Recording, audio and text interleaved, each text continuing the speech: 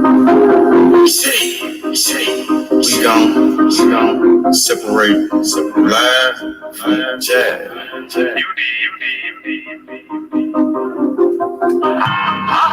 You might understand me.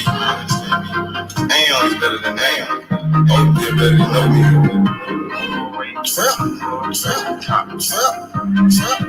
on my motherfucking trap shit. I'm on my motherfucking trap shit. I'm on my trap shit. NBA, I'm the number one in trap. D57, nigga on his ass out quick. Nigga came at me about a fucking bitch. D57, I laid his ass down quick. Blah, boom. Yeah, all that shit. Niggas talking shit. Oh, with all that shit. 20s, 50s, 100 shit, I want it all. First round draft pick, that's how I ball. Big she bad, but I put that hoe on pause. Trap. I'm on my trap shit. I'm on my motherfucking trap shit. NBA baller, I'm the drop pick. D57 lay his ass down quick. Body found in the bag, laying in the ditch. I'm on my trap shit. For 48, bitch. Nigga playing with the G shit. Simo, you know I'm with the shit. I'm ballin', girl, paid him back in 96. Don't give a fuck about what I do, cause it don't make you shit. 93 gang bag, they drop beat. I don't know nothing about shit, I'm on some trap shit. Hold the fuck up. I don't think these niggas believe in you, man. They sleeping on you. Real, man. I thought you the number one draft pick. What's up with it? Nostalgic, my boy. What's good? What's good, man? Bro? What's good, bro? What you think about the breaking news? David Morrell Jr. calls out David Benavidez. David Morrell says he will knock out David Benavidez. Just like Crawford did his brother. Yeah, I seen that. Dang, bro. What you thought about that? Bro, it can happen. I mean, David, he got to get through this fight this weekend. Benavidez, he should win this fight, and then I think they should make that fight. That should be easy work with fucking David Lemieux. Man, he washed up. That dude, he's not even. Yeah, he's a little dude. Yeah. Triple G been knocked him out years ago, my nigga. I'm surprised he even fighting in this dude. I mean, after all the shit that Benavidez be talking, you would think he be fighting some killers. Like, your last fight was against motherfucking Kyron Davis. Who the fuck is that guy? The fight before that, it was Ronald Ellis. Like, Benavidez, all that talking smoke, he calling out Charlo, who fight at 160. His best win is Morrell. David Morrell said he would knock you out. Now, since you so big and bad, like Benavidez act like he is, why he don't keep that same energy with Morrell? That's what I want to know. Because Morrell said he would knock him out the same way Terrence Crawford knocked his brother out. You know what I'm saying? I think those are some fighting words, if you ask me, guys. Yeah, I mean, for proud family, the way I know the Benavidez, they present themselves, right? I talked to the dad. He's out there, representing for his kids. Hey, I love it, right? The dad is he got an issue with Caleb Plant. He got a problem with Charlo. He got a problem with everybody. He got a problem with Canelo. He got a problem with everybody. It sounds like smoke. Yeah, I mean, for all that slick stuff they talked though. Like that's what I'm saying. That's where the personal animus came in. The dad was mad. He was spitting mad about Charlo and Caleb Plant because of stuff they talked about his son. And I understand that. But Morrell right now, he's putting the entire family on notice. He's like, you remember that time you guys were mad?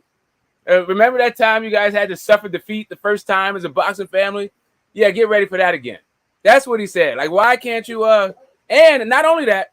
Hey, what did he say that? Did he actually say that? He said knock him out cold. That's what he said is going to be different. Cold. Hey, smoke. Did he actually say that about his family and that? Say again? Did he actually say that about his family? Like that's the L that you're gonna take as a family. Did he actually say that? No, I'm saying when he said I'm gonna do work. I'm gonna do your brother. I'm gonna do you worse than Bud did your brother. I'm gonna knock you out cold. But but the difference, I'm gonna knock him out cold, right? That's what he said. Like, yeah, man. Like for all that vitriol you had for the other dudes, now you need to set your sights on a guy who is active in your division, ready for it. And dude, like if you it was 6 fights too. Yes, if you a guy that's knock a world champion in your weight class, right, Smoke? And on top of that, you guys are on the same network. You're both with the PBC, and you got the same manager, Louis the Cubist Jr. It's an easy fight to make. Same No manager. fucking excuse then. No Yeah, no excuse, excuse. bro. And Managers, not only promotional, that, they're the same age. What the fuck? No excuse. not only that, Morrell is like closer to a championship fight. They're like mandating a fight than fucking David Benavidez is. So he's in your way too for that champ for them belts. You gotta go get that, man. You gotta go get. I think, but you know what it is though? Do you know what it is? I think they're gonna try and milk this, like, you get me, try and build up Morrell, man. You get me? He'll be fighting David Benavidez in the next, like, when he's like 11, 12, maybe 14 and 0. You know what I'm saying? He's ready right now. He's already the WBA. I know that champion. H. I know that H. But does he? Yeah, does he I talked to Morrell. I talked to his manager. I talked to Morrell my damn self, and he told me he wants to knock out David Benavidez. He brought up Benavidez to me. Now, YB, shout out to Young Billy Boxing, who just had a great episode again. I think the best channel on YouTube. Young Billy was just in the gym with Morrell today.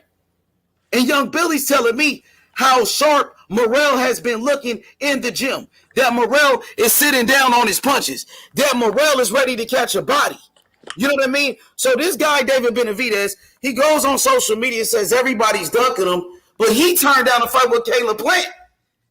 David Benavidez and his promoter asked for $10 million just to negotiate with Demetrius Andrade. Just to negotiate a fucking fight? You want $10 million? But you walking around like you George Foreman, some boogeyman? You walking around like you Sonny Liston? Bro, we don't believe you. You need more people. You understand me? Coco the Don in the building. Coco the Don, what do you think about David Morrell Jr. saying that he will knock out David Benavidez worse than Terrence Crawford did his brother? Hey, yo, what's going on? Can y'all hear me? Yeah. All right, Yes, for sir. sure. Loud and clear, bro. Hey, man, I'll just get right to it. You know, when you got a guy like Morrell calling out Benavidez, I think Benavidez needs to take a good look at it and take him seriously and don't brush it off to the side because, obviously, Morrell's in a great position with that belt. And just like Don Smoke was saying, he's a quicker way to a title shot and a mandatory shot because of that belt. And, Morrell, he's on the fast track. He done got that belt already. And I would take it as disrespect if I were in Benavidez's court, and I wouldn't take it lightly because now you're throwing shade on my name, and I can't walk the streets with people telling me that I'm ducking somebody. And, the name might fit, Duckavidez. Damn, you just called him Duckavidez, so you think he's going to duck David Morrell Jr.? Man, it seems like every time the smoke is in front of him, he'll say that he has some other work to do, and then the work that he has to, sound like an excuse to me. Yeah, and then the work that he has to do is with a fighter that's not at the caliber that the guys are the ones that are calling him out to be. If you get what I'm saying. Absolutely. Like he spent all of this time calling out Charlo, who fights at 160 pounds. But you got the WBA world champion fight in your same weight class. You guys are both with the PBC, and Morrell saying he's going to knock you out, but you don't keep the same energy. But when it was Charlo, because Charlo called you out, that's why you responded like that to Charlo. You called Charlo a bitch. You called Charlo a pussy. But when Morrell called you out, you turn to the pussy. That's what I'm saying. It's like, where's the smoke? It's almost like a smoke. It's smoke and mirrors, right? Smoke. Ain't that what they call it? Smoke? Yep. No, they call it. I think the kids call it clout chase. I think that's what they call it. They call it if you have a name, they're gonna talk shit about you. I think he'd call out motherfucking Spence next. Hey man, Exactly, bro. I feel like Don, I'm fed up with Benavidez and his antics. We know that David Benavidez turned down, bro, a unification fight with Caleb Plant. Turned it down. It's on record. I got the receipts. His own promoter, Samson, said it. His own promoter said it, bro. most You know what's so definitely funny? You know what's so because funny? You know what's so funny? They said that he said that he'll take less money to fight Canelo Alvarez than to fight Bubu Andrade. So it He doesn't asked even for fucking $10 make million sense. to fight Boo Boo. So Benavidez, he's complaining that nobody wants to fight him, but you got David Morrell calling you out. You got Demetrius Andrade that called you out. But then when Andrade called you out, you turned it down. You priced yourself out. You asked for $10 million to fight Andrade, bro. So you don't want to fight anybody. When Caleb Plant, when you was offered a unification fight, when Caleb Plant, y'all was champions at the same time, they turned it down, Coco to Don. His own promoter, Samson, said it, bro. I don't give a fuck what Benavidez said. Benavidez, he got a boss. His boss, his name is Samson. You work for Samson. You getting pimped. man, Samson looking ass nigga pimping you. hey, at the end of the day, when you got a promoter that's willing to hide you, man, that's a dangerous arena to be in because now he's getting older and he hasn't really had a fight that we could all look at as a staple to measure his abilities and his skills. Right now I see Benavidez, kind of like Frankenstein. He comes forward and he flails his arms and he knocks people out or he outworks them. He gets them out of there with an accumulation of punches. But I haven't seen him in there with anybody that'll fire back, like God, really these fire punches back. did a flat-footed Frankenstein. Oh my goodness, bro. No wonder he ain't trying to get up in the ring with David Morrell Jr., man. You know what I'm saying? Because Morrell, he got the skills to pay the bills. Morrell is actually bigger than Benavidez. Benavidez is used to being the bigger guy in the ring. What happens when you fight somebody your size or bigger than you, Coco the Don? What you think? He's bigger than Benavidez? I don't know about that. What he's bigger than? Yes, he is. Morrell damn near 6'3" with a 78-inch reach, 78-inch arm reach. Benavidez got a 74-inch reach. Morrell 6'2", Benavidez a 6 foot, 6.5 feet. Yes, he's bigger than him. Yes. Okay. We got my brother Slide Tendencies in the building. What's good, Slide? What you think about the breaking news? David Morrell Jr. calls out David Benavidez again. What's up, H? Hey guys.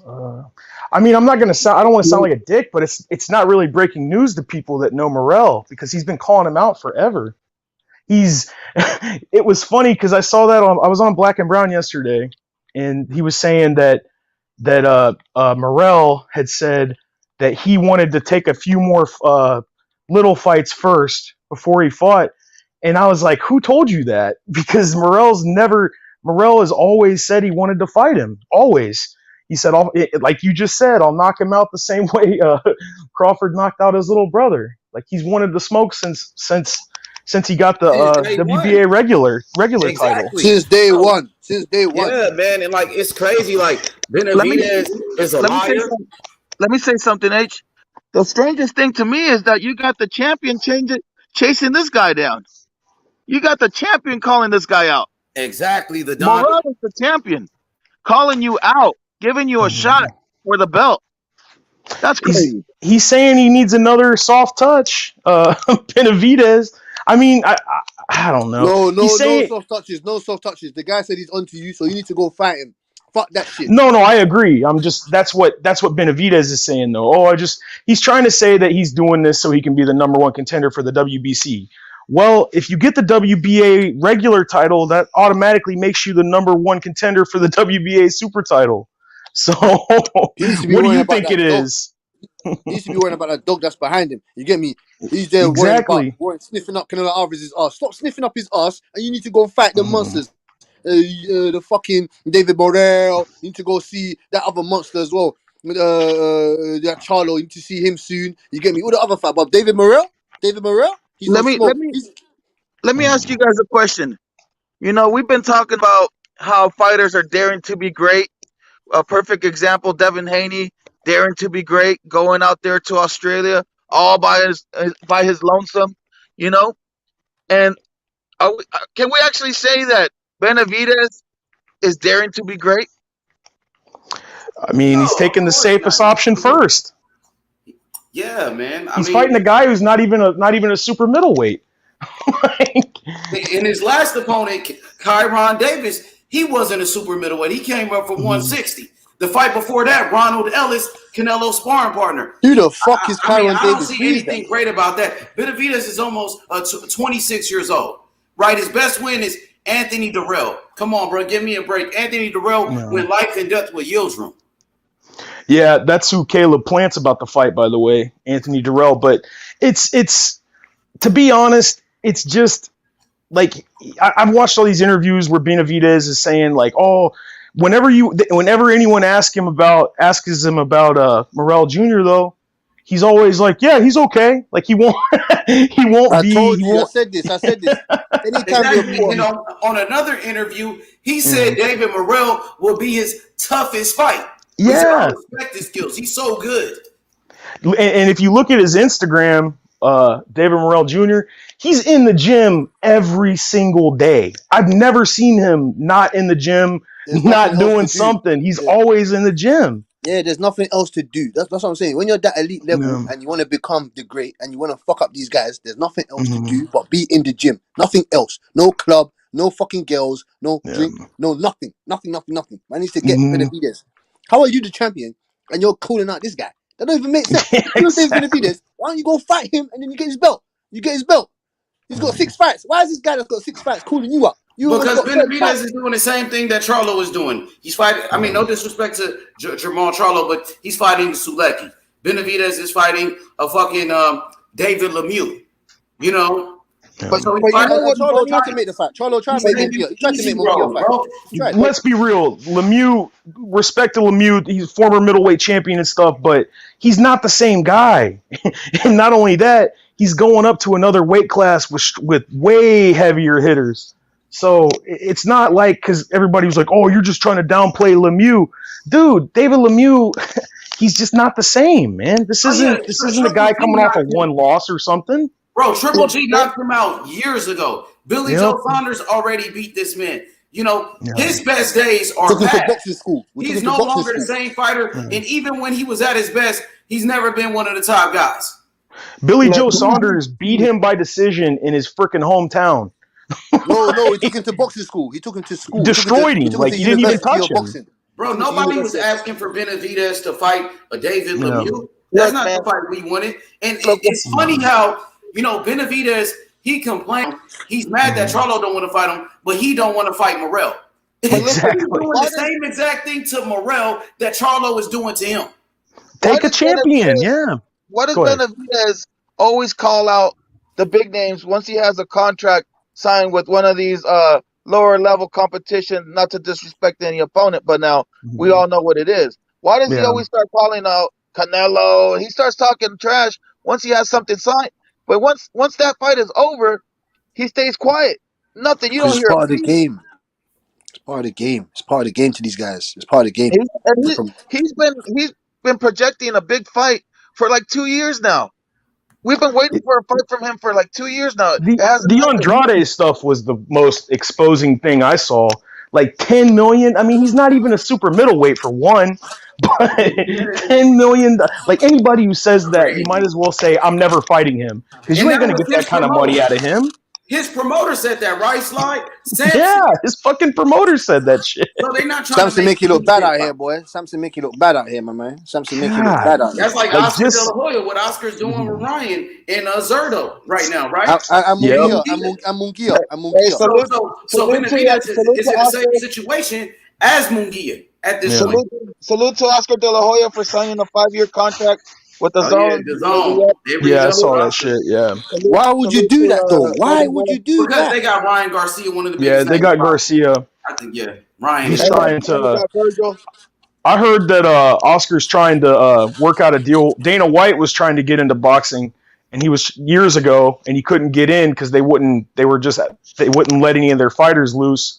But I hear it's like a rumor, but Oscar De La Hoya is trying to work things out with Dana White so they can have a deal together. I mean, Well, I don't know. To MMA do what right though? To do now, what though? They had a really bad because Dana rivalry. I White don't wants to know. have a boxing promotion, like a UFC boxing promotion. I can't lie And Yeah, to you. I I can't lie to know you. that. Dana I know White he's will give always us the wanted to get fucking in fights that we boxing, want. but He'll give I us don't the know. fucking fights that we want. He'll give us the I'm not fights that we gonna. want. I don't know. Mhm. They really had a bad rivalry. They had They a had really bad bad. blood. No, Yeah. absolutely. If you So I don't go know. to YouTube though, type in TMZ Oscar De La Hoya, and he breaks the whole situation down because the dude was trying to get him to make fun of Dana White, and he said, "No, I'm actually trying to mend fences with him right now." And they asked him why, and he just said, "We're trying to work on a promotion," and that Well, was that's the Yeah, end good. of man. You it. know what I'm saying? These men know that they can make money together. Dana Yeah. White knows how to Oscar promote. knows too. Like he's getting to a point where he can't keep Munguia for like he couldn't keep Canelo forever. He can't keep Garcia. Like he's got to know at some point he's going to be losing his. He's not going to be able to have as much control as he is.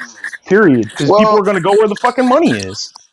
well, I That's think a good I look. think he's just setting himself up to have his company like right now signing another deal with the zone and being able to Yeah. promote his fighters with the zone. I think that's great. And then you Yeah. never know. No matter what you guys want to say about Oscar, he has a great eye for talent, and he always comes up with another fighter. So I wouldn't No, be surprised. I'm not hating on him. I'm just pissed off at him about fucking up the Munguia deal with Charlo. Well, well, that right there, Everybody wanted to see that. well, that would have been a great fight. Hmm. But sometimes the numbers don't add up or whatever happened behind closed doors. But maybe it'll Yeah. happen in the future. But I wouldn't be too down about it. Yeah. Because I think it could still happen, and you never know. Like it could have been right in between, right when he was trying to figure out what he was gonna do with his promotional company. He Yeah. could was in a situation where they would have had to send Munguia over to PBC to fight, and maybe he didn't have the leverage to really have that backing to where he could have more leverage in saying, hey, maybe we could have the fight at the zone or something like that. So he was just Yeah. probably just trying to protect Munguia, and he's really good at negotiations and setting his fighters up in the best possible position. I Even know for a fact that if Charlo, like let's say Charlo beats Selecki, if he beats Selecki and goes to super middleweight, he gets to fight.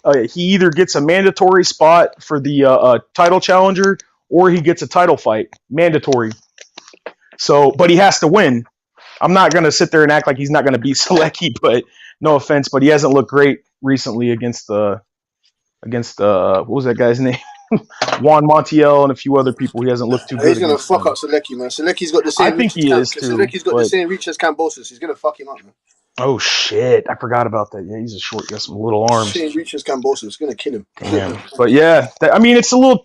We could be talking about like a chess move situation, but I don't know, man. People are just you can't do this forever. You just no, can't. but Like I eventually, you're wouldn't gonna. be Sly. I wouldn't be too down on that fight because I think it could still happen. It's just I think it was just one of those situations where the timing wasn't right, and Oscar needed to have a little bit more leverage for negotiations.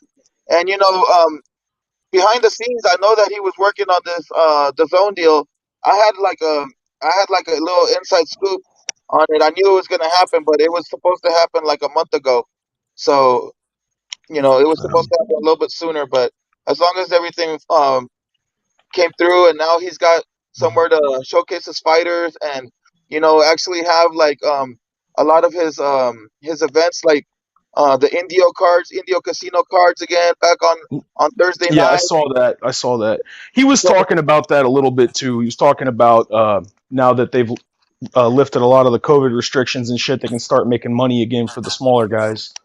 So yeah, so we'll see, you know, though. It's just man. You know how it is when you can't get.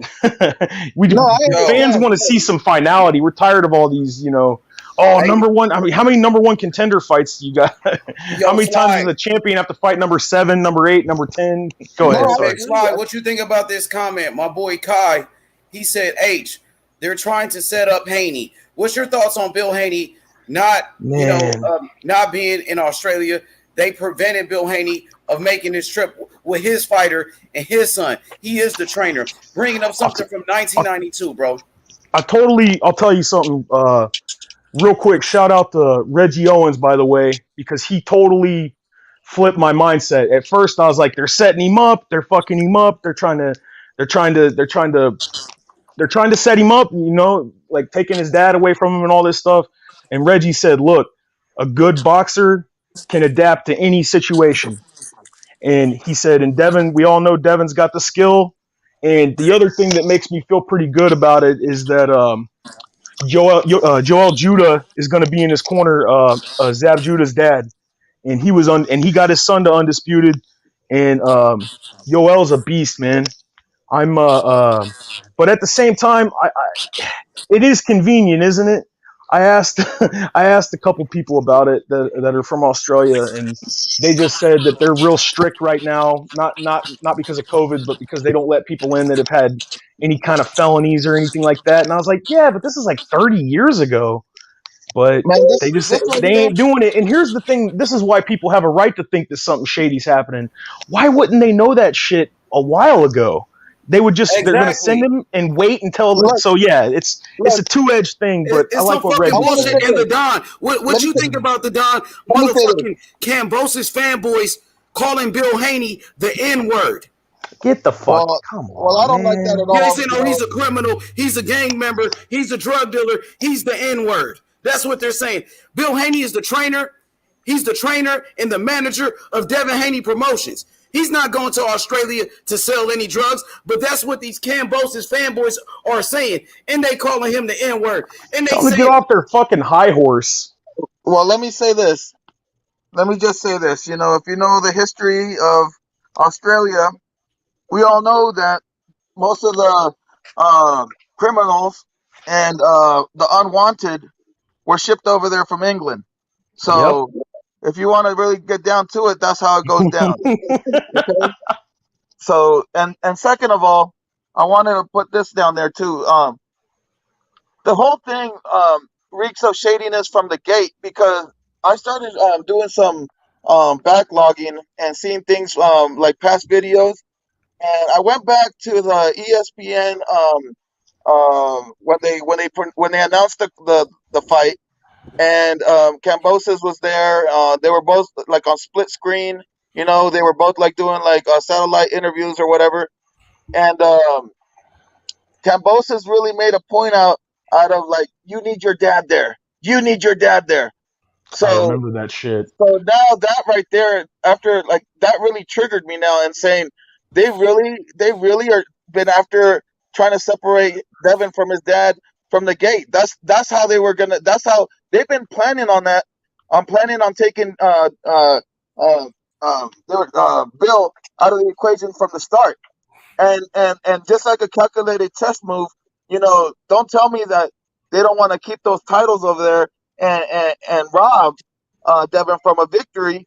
And like the thing is, you can't tell me that they don't have any connections to make things happen. Like Absolutely. especially a high profile event like this.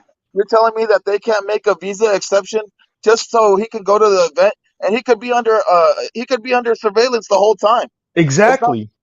so. I think it's an excuse that they made that could have been overseen and Bill could have showed up, but they waited till the last minute to present the no visa, and it's all something just to definitely sabotage the event for Devin and stack the cards against him.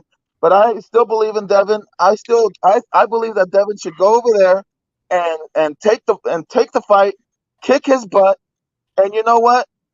Take it on and take it for not only for himself but just for everybody, for the underdog, for the one Yeah. that doesn't have the long shot.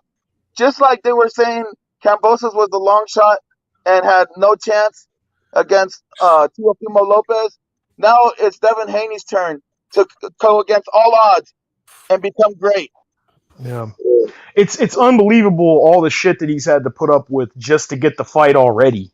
Like signing a rematch clause, both of them in Australia, like taking less money. He's making less money than he did in his last fight when he was with Look, DAZN. Don Sly. Look, Devin Haney has been chasing greatness since the Cambosa, since this Lomachenko.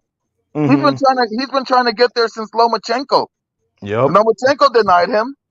Then he set his sights on Teofimo. Teofimo Lopez denied him. Teofimo Lopez knew damn well he didn't want to fight him, and he was just stringing him along until he lost the fight with Cambosis. Then the truth came out, and Teofimo Senior came out with an admission that they were never going to fight him, and they were just going to drop the belts, and then they would make it impossible for Devin to collect all the belts. Yeah. So there's been an orchestrated, like they just don't want Devin to succeed. They don't want him. Cambosis didn't want this fight.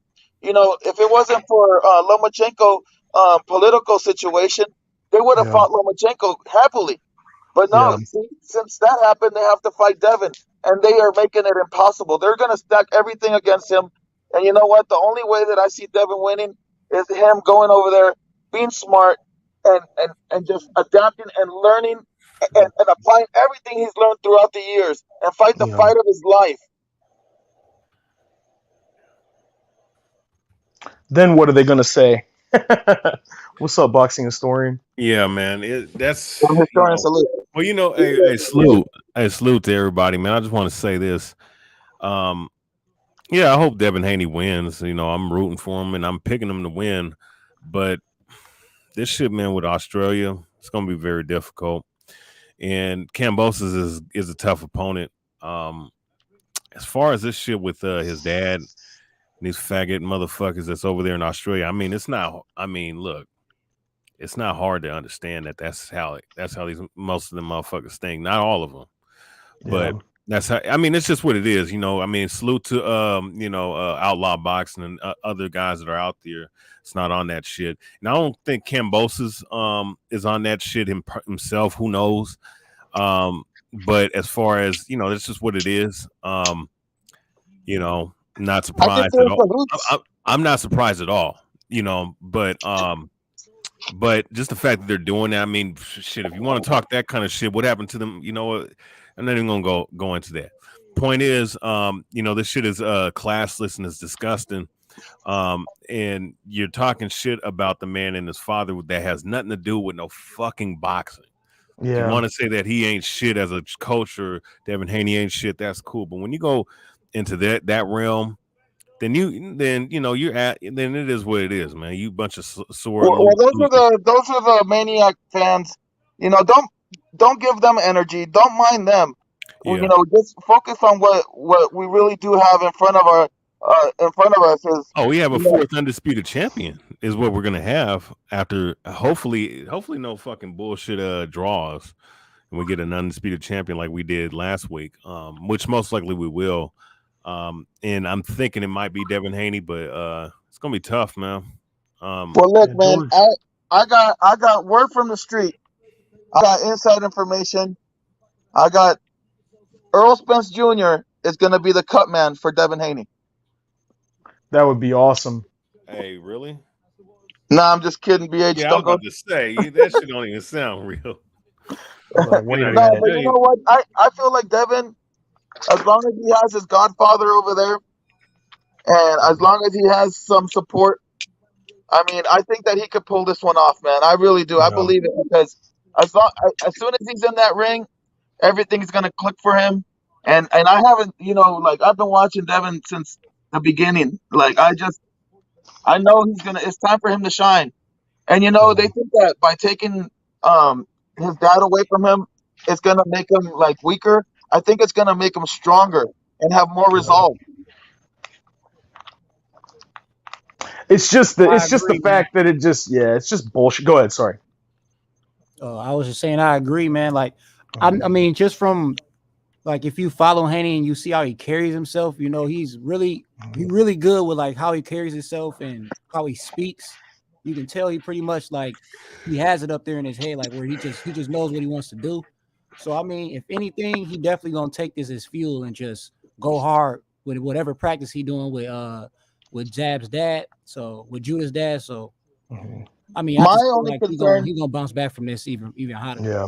My only concern is who's going to be watching those raps, that Cambosa's raps in their corner. I want a magnifying glass on top of those guys. I don't want no funny business coming from them, man, because I'm telling you, by the way it's looking, they're trying to pull a wool over our heads right now. I'm telling you. Yeah, I think. Yeah, you know but what? There you might know, be some that funny type shit of going stuff we on. gotta Yeah. wait till we get closer to the fight to see. So, Well, I mean, my thing is, did his visa? So I didn't look into what actually happened, but was it his visa or They're what? saying that they won't let him in because he had a felony charge. He was in jail in like 1992 for drug dealing, and they don't like allow felons in or some bullshit. But the thing that everybody's saying is, why didn't you know that shit when you announced the fight? You knew he had to come to Australia. Why'd you wait to the fucking like literally the 11th hour to fucking say something about it? To deny his visa. Yeah, he flew all the way there. It's not even no, he didn't. That's not what happened. So just a little background. He's not denied a visa. They haven't processed his application yet, and the fight is getting close. So he just can't fly, right? He can't go there. But your first carrier, they check your visa information there, right? They won't let you board a plane if you don't have a visa. So I don't know if he went to the airport, but he couldn't actually get on a plane to go to Australia in the first place. But the issue is the issue. I feel like it sounds like, talking to people. Well, Rachel came on and said, in her experience in all of these fights, promoters wait to the last minute to file paperwork, and you can't be doing this shit on when you have a team that's already alerted you that there's some irregularities, right, with their history, right? So it just seems like the paperwork didn't get filed on time, and now we're just waiting for a fucking visa. Well, Don't Smoke, I maybe the way that I came off was, I kind of just feel like I might have been misinformed, or maybe I misunderstood the situation, but I was under the impression that he didn't go to the airport. I figured they didn't give him a visa to go, so he couldn't go. That's what I figured. Yeah, he hasn't been approved for his visa yet. They're waiting there. Hopefully it'll get cleared up like in a few days. That's what he was saying, right? And to me, this is just about you may not say the fault is on DeBella, but the responsibility was DeBella's, right? Like, he's supposed to get the paperwork filed on time so that all of these things don't impact the preparation of the fighters, right? But there's several ways that they could have played this. This is the way it's playing out now. I'm hearing, I don't know if anybody can confirm this, but Zab is going to be there as well as Yoel, and they're going to have other people there, like from that squad. And I feel like if that's the case, if he got his godfather and his godfather's father, they've both been in big fights. He prepared them. I feel like, prepared Zab for a Hall of Fame career. Fuck it, let's get it. As long as you got expertise and a corner you're comfortable with, like we can get justice for the Haneys and revenge for the Judas all in the same fucking night. Most definitely. Revenge for the Judas. I didn't even think that's a good one. Yes. Tasha Zoo. It's all coming together for the Tensu fight. Mm-hmm. Yep. Oh man, that's wonderful. And they ain't there yet. That don't mean they won't make it there within like the next week or two. You know what I'm saying? Hey man, with that note, I'm gonna leave you guys because that was a real positive note for me right there. Because right there, I have belief now that with the Zudas over there, hey man, that's good. So what I gotta say is, fuck Cambosis, fuck his record label, his staff, and get him up. Fuck Top Rank. Fuck DeBella. Fuck Cambosis. That was good. Yeah. Fuck Bad Boy as an artist and a label. Fuck DeBella Roll Records. Yeah.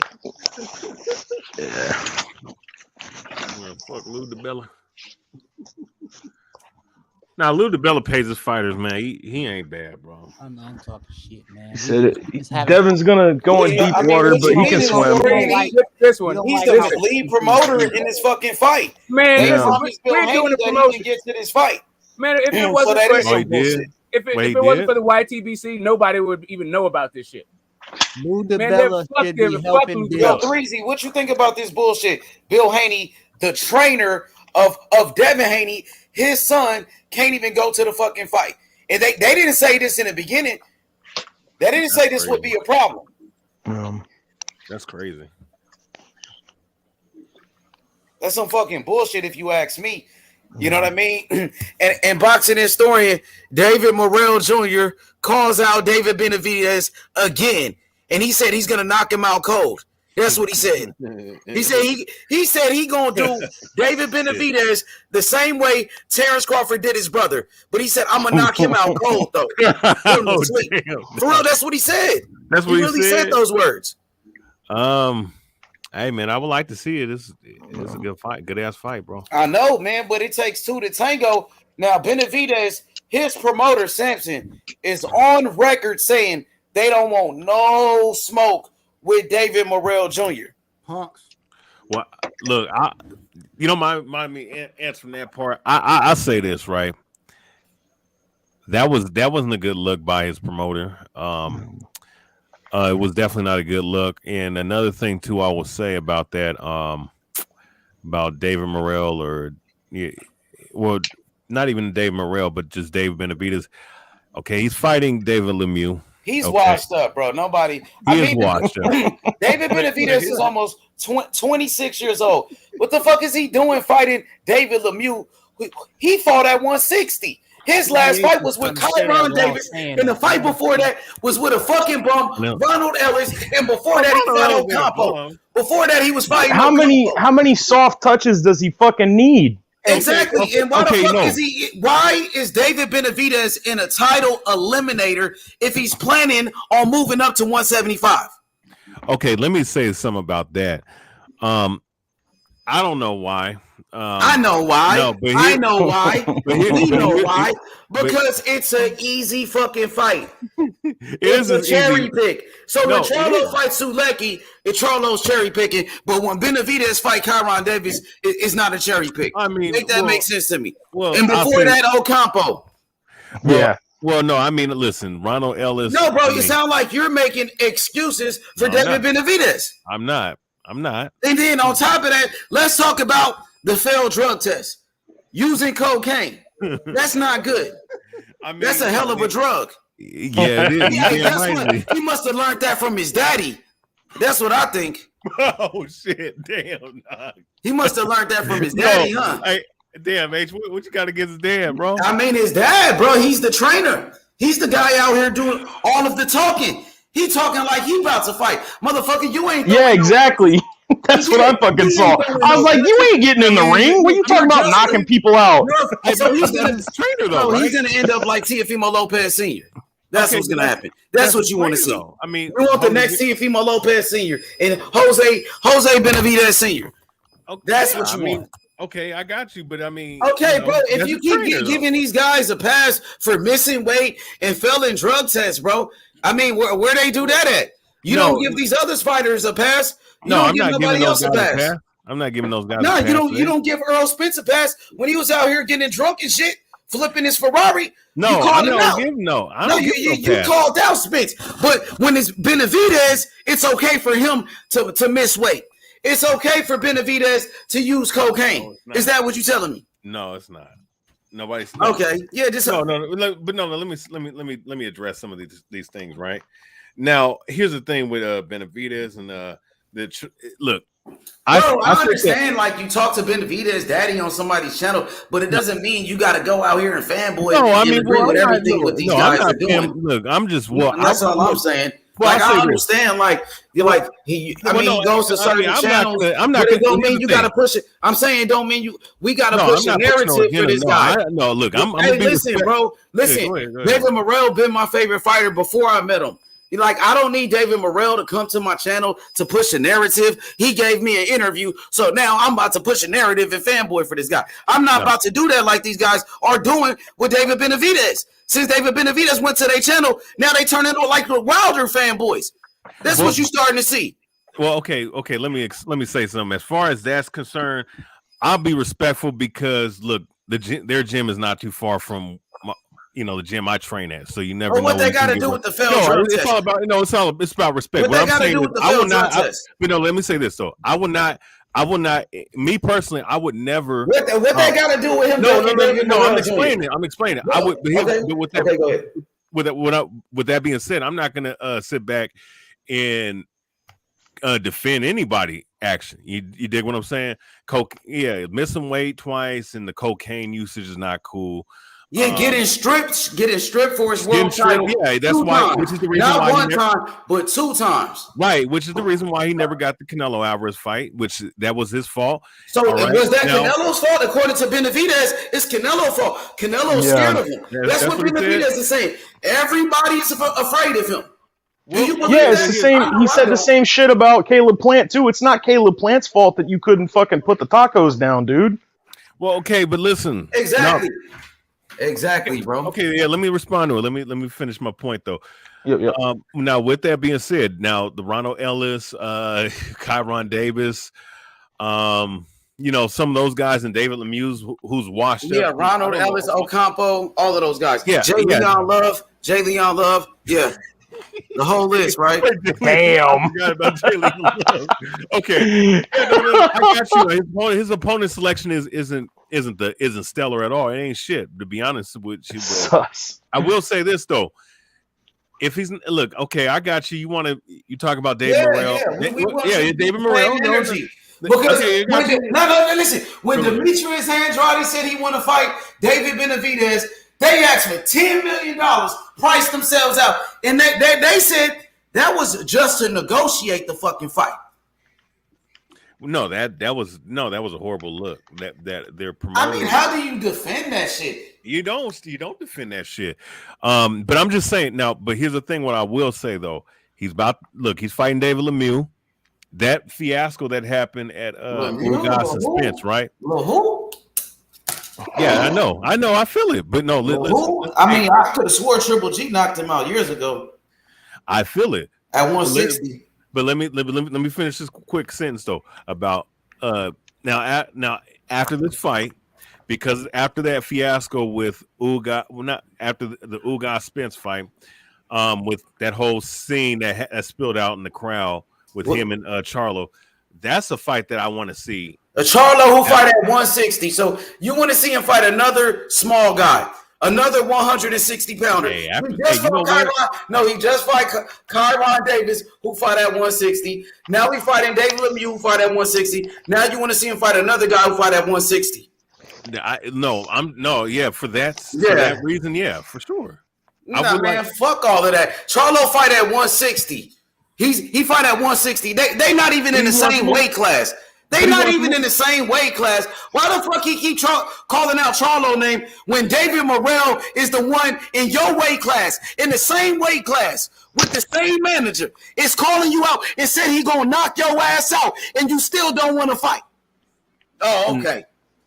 Wait, they had the same manager. Well, I mean, yeah, but here's the thing. With that, I'm just saying. I mean, that bad blood with him and Charlo. They don't want no smoke with Morrell, but he want to fight Charlo, who fight at 160. What about the champion in your weight class? Why the fuck is he fighting David Lemieux in a title eliminator if the champion Canelo is not going to fight you? If it's all about the Canelo fight, then why not fight another guy who's got a belt? That gives you a bigger. I don't know. It just seems you don't. I feel you. I want to see it, but at the end of the day, salute to Prime. But at the end of the day, I want to see that Charlo fight with Benavidez just to resolve that situation. And then after it ain't no situation. What about the situation with Morrell, who's in the same weight class? You keep trying to avoid Morrell. Every time Morrell said he gonna knock his ass out too, bro. So what situation? Because Charlo called them out. Well, Morrell called them out. I feel it. I mean, and they in the same weight class. I want to see him. Stop picking on little guys, people that's smaller than you. Yeah, I mean, Charlo ain't that. Well, he ain't that much. Morrell is in the same weight class, and Morrell is a world champion. You should be fighting for the world title. You know what I'm saying? If you really want Canelo, or is Benavidez and his daddy just clout chasing? You know what I'm saying? That's what it's looking like to me. Because when Caleb Plant wanted to fight in the unification, they both were champions at the same time. Benavidez turned that fight down, and his promoter, Sampson, he admitted that, bro. They turned down a fight with Caleb Plant. Yep. after they called Caleb Plant a pussy and all this other stuff. Caleb Plant was on there like, I got the contract. He turned down a fight with Caleb Plant. He said, "Oh, Caleb Plant, like I never liked him because he ran up on Caleb Plant and his trainer with like 8 people." And then his promoter actually said, "Oh, we didn't want to fight Caleb Plant right there because his daughter died, and we wanted to have mercy on him." Motherfucker, y'all don't care about Caleb Plant and his family. David Benavidez and his dad, they was talking shit about Caleb Plant's dead daughter, bro. Fuck you mean? Wait, no, really? Yes, really. Nah, really? Yes, really. They said like that he uses that to try to get like it was. I heard both of them talk about it, but the thing is that it doesn't sound as bad as what people say it. But the problem is that if that was your daughter, it would piss you off if you heard somebody say it. Like it doesn't. I know that sounds odd, but it's just the way that Benavidez said it, as opposed to. You know, like he didn't say like, "Oh, fuck his daughter." He didn't say nothing like that, but he just said like he said that he uses that to I don't know. He said he like uses it to try to influence the way fights are, something like that. But the way he said it though, like if that was my daughter, man, those are fighting words, man. Keep Caleb Plant's daughter out your mouth. You know what I'm saying? Especially since she passed away. You know what I mean? At least respect. Bad, bro. Yeah, that's what I'm saying. And not only that, Benavidez, he ran up with like 8 dudes on Caleb Plant and his trainer. It was just them two. And respect to Caleb Plant because he slapped the first dude he could see against all them dudes. It's on video. Pull that shit, H. Wait, I don't know. I that's crazy though. I wouldn't. I mean, I didn't think that they would have talk shit about his daughter like that. Like you can look it up on here. It's complicated. Wait. So Caleb Plant's daughter died, and they talk shit about it. I don't know, man. I'll tell you what. Most people probably wouldn't have reacted the way he did, but I'll tell you what, man. Like, if somebody said something like, "Oh, he's just using her to get attention and stuff," that would piss me off, man. Like every time I've seen Caleb Plant talk about his daughter like that on video, he cries and shit because that's his fucking kid. So if somebody said that shit to me, like, we got to fight. We got to fight now.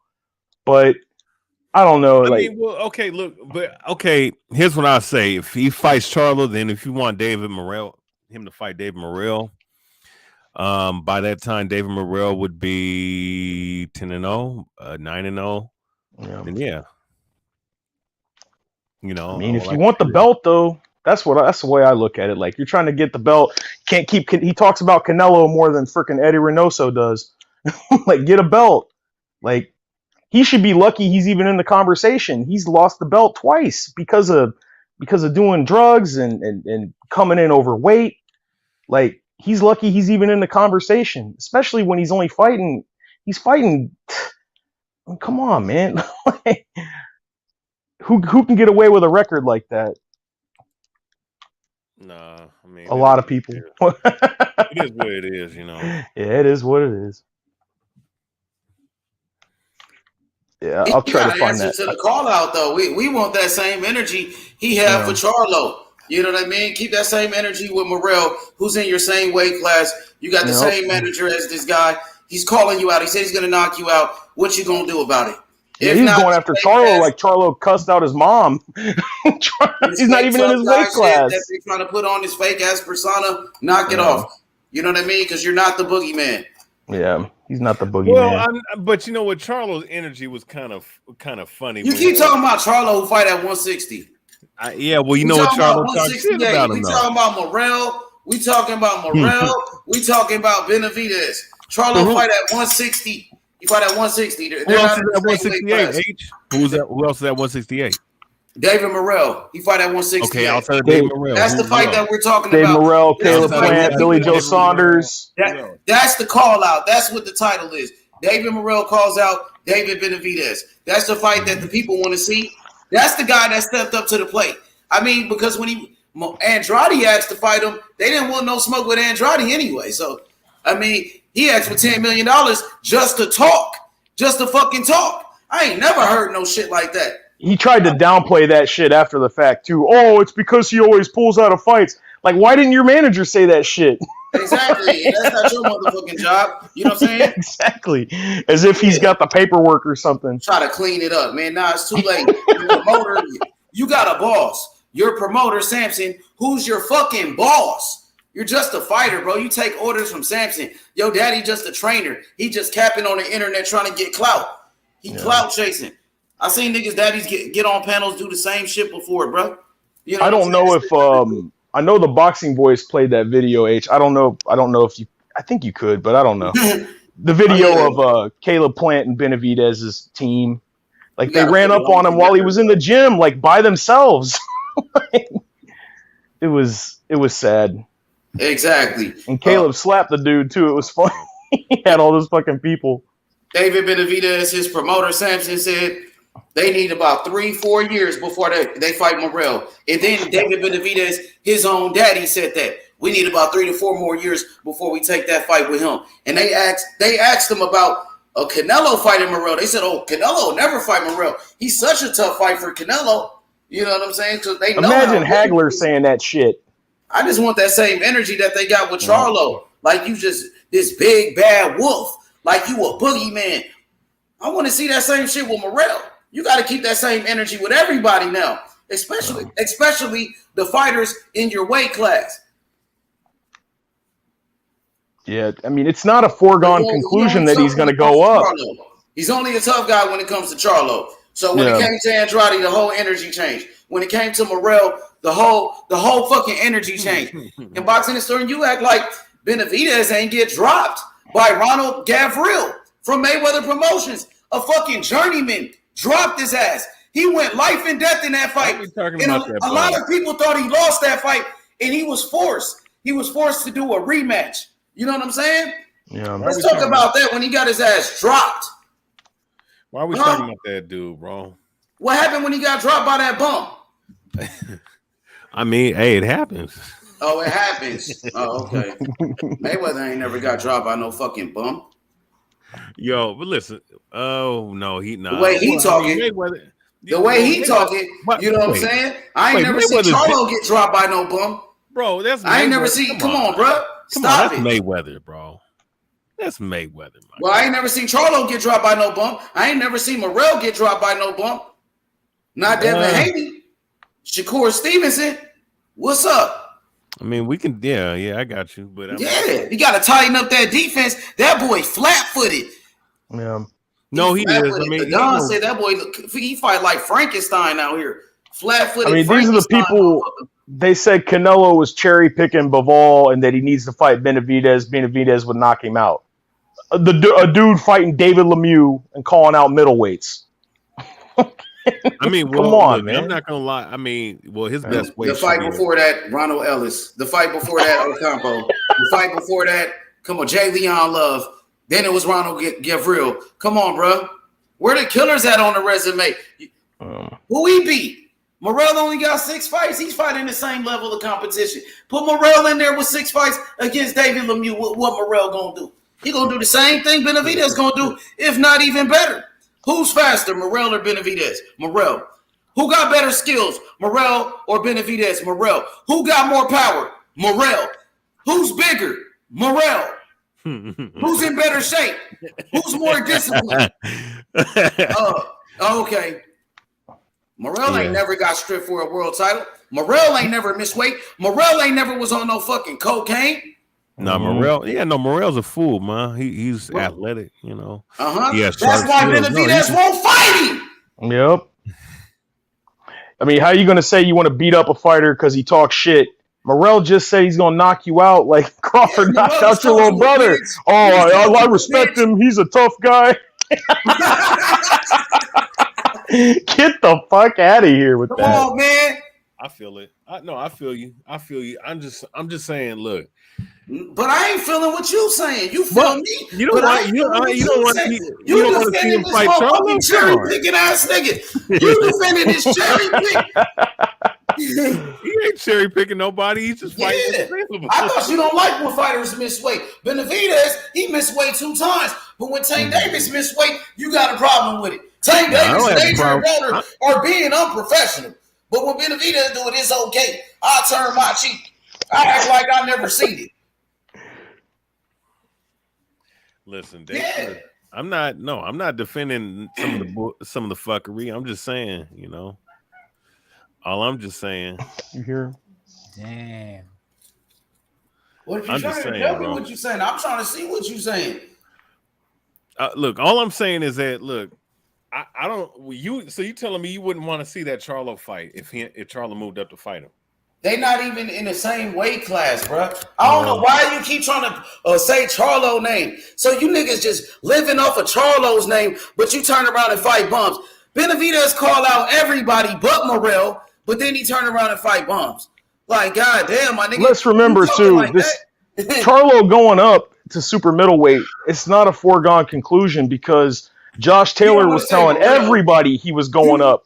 And guess what? You fight Morrell, the champion in his weight class, the guy that's calling him out. But instead, you want to see him fight somebody in a lower weight class. That don't make sense to me. And Josh Taylor, after talking all that shit, I'm moving up to welterweight. Guess what? He's staying at light welterweight, and he's he can't beat Morrell, so he want to fight a little guy.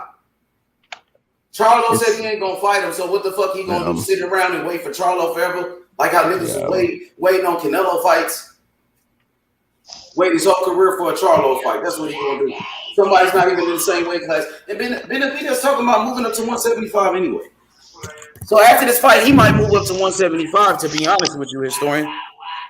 Who? Oh, Benavidez. Well, he should, but he's gonna make weight tomorrow. You think so? That's a good question, bro. We don't know. Well, no, he weighed in. I was looking at Twitter. He weighed in at 167 just today, so. He should come in that same way. Weight drained though. He looked drained like a motherfucker, and his cheeks look sucked in. Well, sometimes, but a lot of times that could just because shit, man. He probably just cut weight. It is sometimes. Some people try to say like, he's too big for the weight class, and he's killing himself to make that weight. He is. He most likely he looked like a guy that walks around 205, man. He looked bigger than that. That nigga, he was already fat. 210, 205, something like that. Yeah, he cuts a lot of weight to make 168, bro. Hey, so what you expect in this fight with your boy, with Lemieux? What you think is gonna happen in this fight? I got Benavidez stopping him. I think he's gonna stop him. I think that Lemieux has a puncher's chance, but Lemieux never had good footwork to begin with. Doesn't have a jab. He doesn't have head movement. All he has is a good punch. I mean, I don't think he has much. I mean, Benavidez is younger. He has faster hands. He has good power, volume. He should stop him within 10 rounds. But it could be an exciting fight because Lemieux might have, a good punch left, and he could look. Benavidez can get rocked. What I'm saying, he has a good chin, but he can't get hurt. So if Benavidez don't get this fight with Canelo, if he don't get a fight with Charlo, if he don't get a fight with Caleb Plant, and if he decides to duck Morrell, what the fuck is he gonna do? If he don't want to fight Andrade, what is he gonna do? Move up to 175? And if he moves up to 175, who you want to see him fight, guys? Joe Smith Jr. Joe Smith Jr. Zurdo. Yeah, Zurdo. That's a good ass fight right there. That Zurdo fight. You think he could beat Zurdo? You know what? Zurdo would actually be. You think he could beat Zurdo or no? Zurdo would be bigger and longer than him in that fight. That's a cold thing. I don't know, man. I mean, I like to see more of Zurdo because if you ask me the other two, I think that Benavidez could put his combinations together a little bit better. Actually, much better. Actually, he would have the speed advantage, but as far as hand speed, his foot speed is not great. But I don't know. I think he could beat Zurdo, but Zurdo has heavy punches, man. He has heavy hands. That's a close fight, man. It's hard to tell. It's a close fight. If it was at 175, I'll lean towards Zurdo because he's acclimated to that weight. I have to see David Benavidez to face someone at 175 first before he jumps. Because he ain't gonna jump up to 175 and face no Zurdo. I think that Joe Smith Jr. would be a great fight.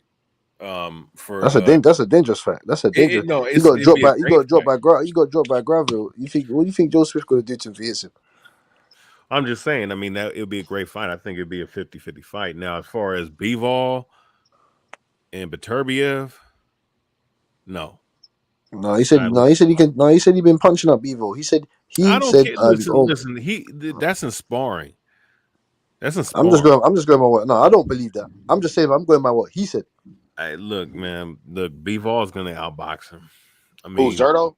Yeah, Zerto will get his ass beat, bro. No, he gonna outbox Benavidez. Oh, Benavidez? Yeah, probably. Yeah, most likely, for surely, yeah. And then Beterbiev hits too fucking hard, and he has a stiff ass jab, bro. Because I think I'm gonna be honest with you, bro. I'm gonna be honest with you. I think that with Benavidez, his ability to his lack of head movement in the day that he fights at 175 is gonna be very telling how good of a chin he has, because those guys hit a little bit harder, and he's not going to have the size advantage, you know. And that's something that we got to take into account. He needs to go fight David Morrell, man, and he needs to go fight Christian Mbili. He's another 168 pounder. You might know about Christian Mbili, that monster. Yo, hey Rich, what's up, man? What you got in this fight? With who? Shit.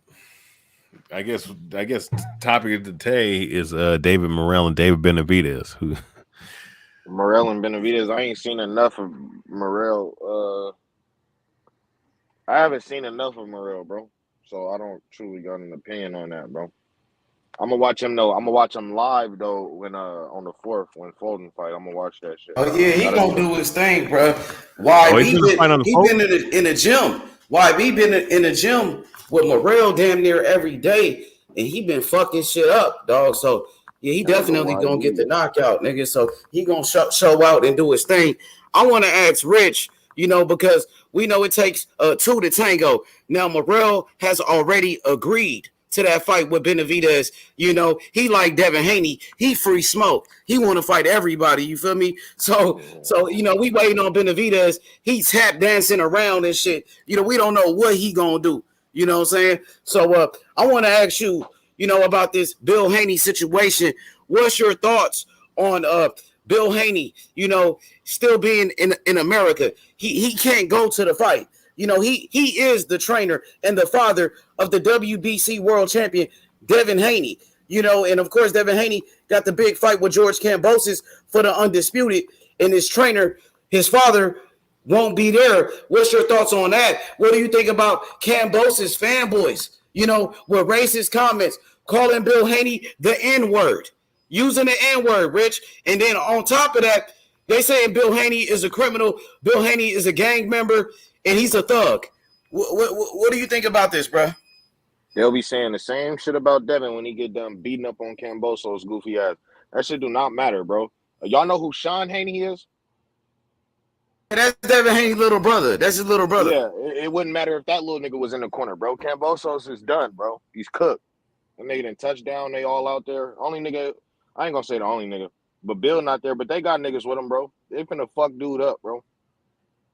All that nigger shit, that shit is, I mean, that shit don't really matter to me. George is finna get his ass beat, bro. That shit don't matter. All that shit sound good. You know what I'm saying? That shit don't matter, bro. Like the Victorian government, they all goofy as hell.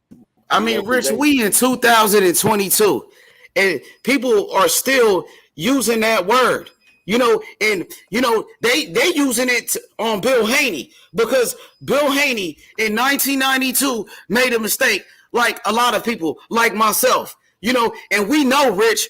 You know, it's hard growing up. You know what I'm saying? In America, you know, especially as a young black man in the 90s, what Bill Haney was going through. You know what I'm saying? So, you know, only God can judge Bill Haney. You know what I'm saying? But now they going into his past, looking at what he did, you know, when he was a young man. I mean, what does that got to do with boxing? Bill Haney is the trainer.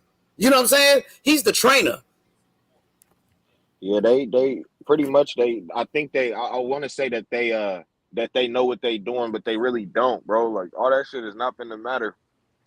The work is done, and yeah, you right. It's 2022, and motherfuckers still goofy and childish, but all that shit really don't matter, bro. They trying to get in their head, and this is gonna make it all better. I didn't know anybody was calling him a nigger though. That's crazy though. But it really don't matter. That shit is a word, bro.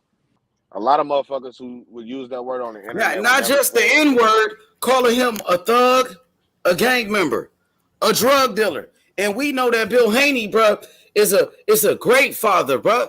Look at his son, Devin Haney, who's one of the best fighters in the world. We know that Bill Haney is a trainer. We know that Bill Haney was a manager for the great rapper Too Short. He was a rapper. You know what I'm saying? He was a manager. Bill Haney is a great leader. Bill Haney is a businessman. So they want to go into his past, bro. They can do that with anybody, bro. You could do that with anybody. You could even do that with fucking Canelo. Look at Canelo, failed a drug test. You could do the same thing with Tyson Fury. You could do the same thing with Conor McGregor. But they want to single out Bill Haney. You know what I mean? Hey, that ain't Australia the place where the British sent all they fucking criminals anyway, bro? Like that shit is goofy to even think about, bro. Whoever's saying that is just a troll. It don't really matter, bro. Like I don't even think them niggas tripping about that shit. They finna beat up on Camboso and bring the belts back, bro.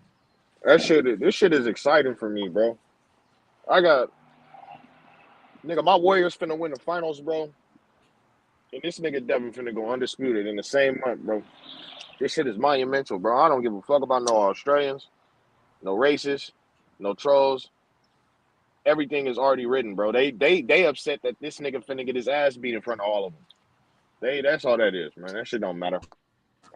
Yeah, let's talk about that. Let's talk about that, Rich. So you said they upset because they know Cambosis about to lose this fight with Devin Haney. They know he gonna lose, so they want to talk about everything else. Is that what you telling me? Because Devin Haney is the better fighter. Devin Haney got better skills. Is that what you saying? I'm saying that if you know that you don't stand a chance, which those Australian fans most definitely know, they're not slow or nothing like that. You know, they know what it is and what it ain't. And they know that Cambosos, his chances are very slim to walk out that ring with those belts on some like official no robbery shit. They already know what it is, bro. So they out there trying to hype they man. They talking their shit, bro. I honestly don't even take that shit personal, bro. I don't think Bill and them taking that shit personal, bro. Them people are scared, bro. To the point where they celebrating what seems to be a disadvantage from the other man, bro. That's not really real. You know what I'm saying? But that shit don't really matter, bro. Like I'm in a great mood, bro. This shit is I can't even be upset about this shit. That nigga, I'm pretty sure Devin and Bill and them, they upset, but they was never not finna go. You know what I'm saying? So it is what it is, bro. Like it's just crazy how Australia and the government, you know, was boosting this up as if this was finna open up their economy type shit. They opening back up the world. This the first big event for real. And the government was thanking these niggas, and now it's that the government not letting them come in, even though they was just praising them and the whole shit for having the event. You know what I'm saying? For being a part of the event that was gonna open back up their country. You know what I'm saying? It's all some wishy-washy shit. That shit don't matter though, bro. It got to be positive, bro. My nigga finna go undisputed.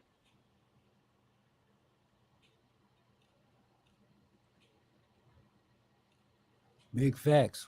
Hey, Rich. So you don't think this will affect the outcome of the fight at all? I do actually. I think this shit is finna make it worse for Cambosos, bro. I think that nigga Devin is finna be upset about this shit, but not like emotionally upset in their ring, but just upset, and this shit is just finna make it a little bit worse, bro. It's been a whole bunch of bullshit. First of all, they've been trying to blackball the nigga. They've been talking crazy. George has been like fake disrespected the nigga, bro. He was already finna get beat up bad, but this changes it for George a lot, man. It's just finna make it a lot worse for him. Yeah. I think they made it personal now. Yeah, most definitely, bro.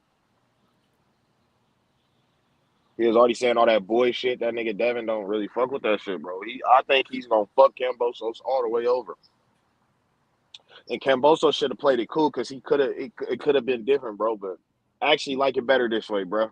This shit finna Hey, be Rich, crazy. you I ain't gonna said lie. Devin didn't like when Kambosos called them a boy. Let's talk about that. That was during that press conference when Kambosos said he's a good kid, and then he was like, "Okay, boy." He said, "Okay, boy." Like Devin Haney didn't like that, and what you thought about that when he called them a boy? You felt like that was disrespectful. What do you think was the intent behind that comment?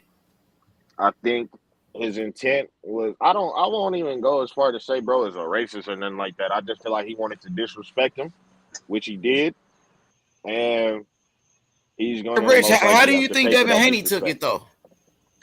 Well, Devin has already said that the nigga he said that he wasn't fucking with that shit. He was like, you know what that mean in the context of, you feel me, when it's a white man talking with a black man. You don't call me boy. You know the historical context behind the shit. Devin took it as that for sure. And yeah, when niggas do that, bro, like I ain't gonna lie, bro. Yeah, nah, he's finna fuck that dude up, bro. And I'm actually very happy about this whole shit, bro.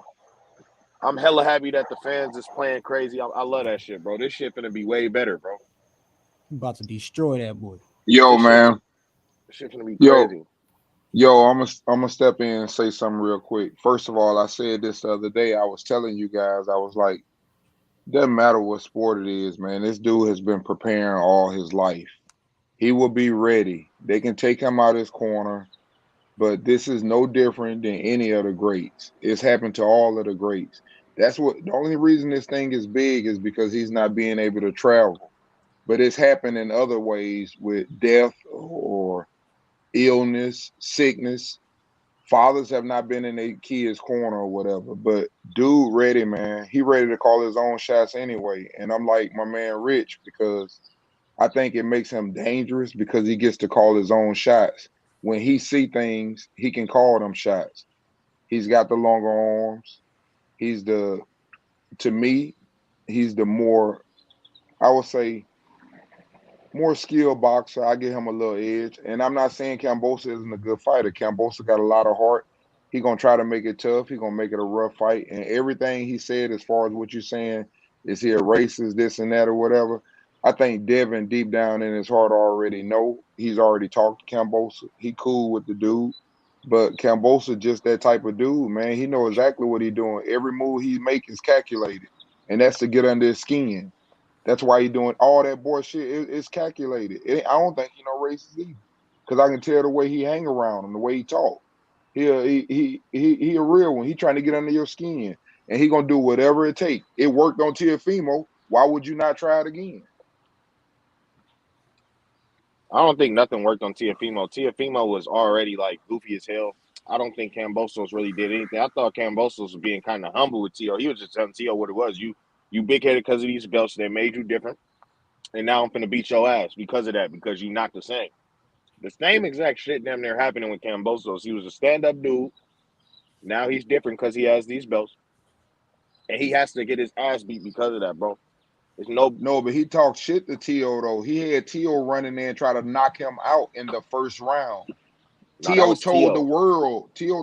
world, I'm gonna knock him out in the first round because he told Teo he wasn't shit. He lucked up, this and that or whatever. He talked all negative about him, and he got him hyped up. That's what he's trying to do to Devin because he know he don't stand a chance if Devin decides to box. That's Oh my no, he personal don't stand opinion a of it. chance if Devin decide to bang, bro. I think Kambosos cannot fight like this man at all, bro. At any range, nigga, at any pace, any of that, bro. Like on the inside, any of that. Devin with the longer arms is gonna piece this nigga up at every facet of this fight, bro. Kambosos not no crazy ass good ass inside fighter at all. And he can't fuck with him on the outside, bro. He finna get his ass beat, bro. This shit not even close. Shout out Kambosos though. Yep. Cause that nigga be talking crazy. I love that shit. The Yeah, it's weigh-in damn near finna be calculated. He know crazy. what he doing. The weigh-in finna be crazy. The presser finna be crazy. Yeah, bro. I think all that shit is gonna go crazy. I mean, I'm rolling with Devin. I think Devin, like I said, is the better boxer, but I do see him running into some issues because I've seen people laying on him, and I don't like the way he handles certain things, but I do know that he can box his ass off, and I know that Cambosa arms ain't long enough to give him no issues. He don't put them bitches together good enough either. We just finna see though. I don't see the problems Cambosos possesses. I don't think he's strong, bro. Maybe if he was strong, bro. He's gonna fuck him up, man. All he's gonna do is give him cut. He's not gonna be there. First of all, Devin Haney, he ain't gonna be there for him to hit him. First of all, for Cambosis, in my opinion, he's gonna roll. He's gonna fucking give him different sort of combinations. He's gonna try and push Devin Haney back. You get me? It's not gonna work. And when it goes on to the later rounds, I think that it's just Devin Haney's gonna control the fight after that.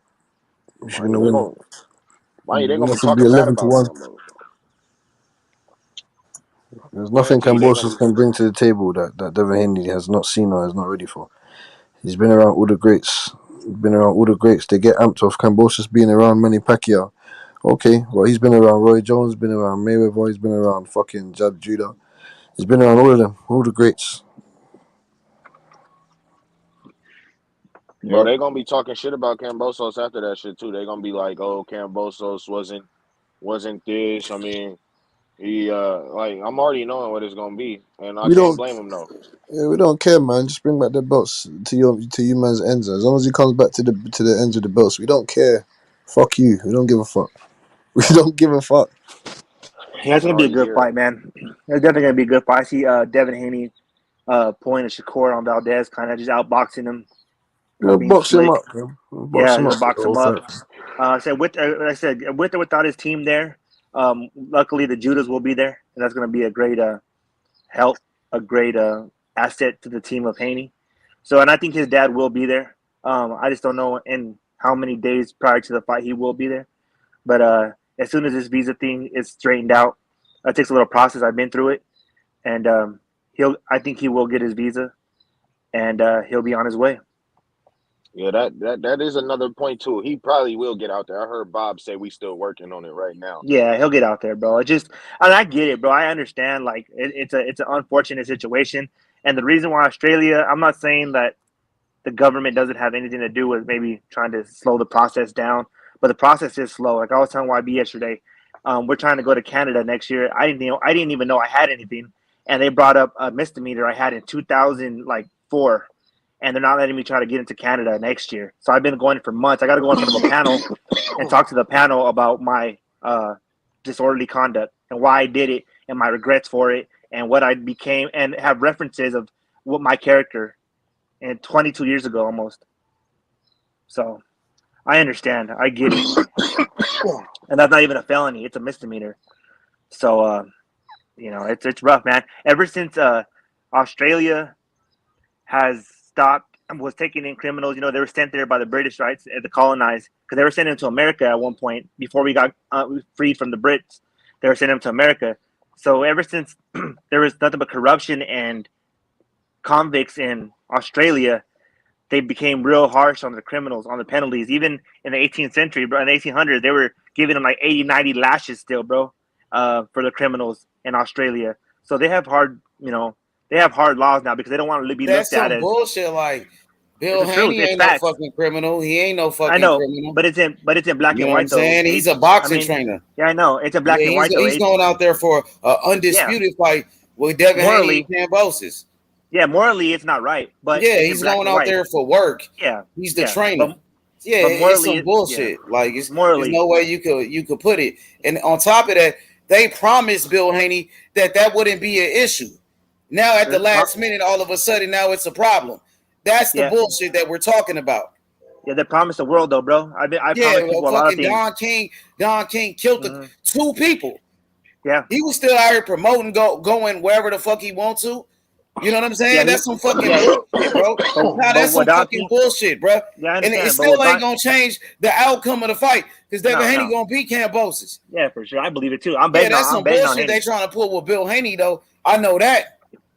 Yeah, but There ain't no way you could law, bro. justify that shit. No, but it's law though, bro. I mean, it's there Man, in black fuck and the white. law. Fuck that. Fuck the law. Nobody I gives a get fuck it. with this Yeah. man-made bullshit. This shit is I man-made know. anyway. Yeah, but it's like if Okay, you carry that shit it's is like if some you carry bullshit. I know, but it's like if you Nah, that shit it's is like, some straight I know, up but it's like bullshit. if And it's we like if you already know they've been locking niggas up for no reason anyway. I went to jail for no fucking reason anyway.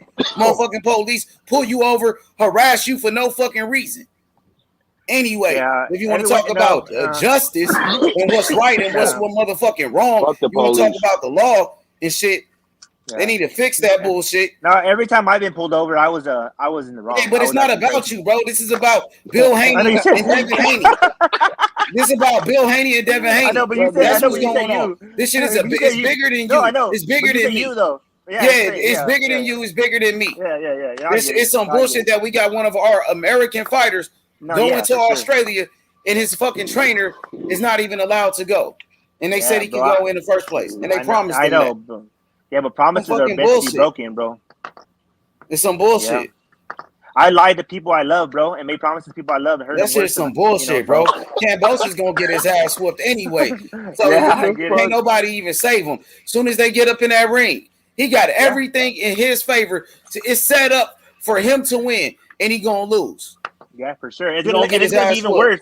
It's gonna be even worse on Kambosos that he loses because now he had everything in his favor. He had, his hometown. He had his own, his personal everything. He had all of it in his corner, and he still gets his ass whooped. It's gonna be bad, bro.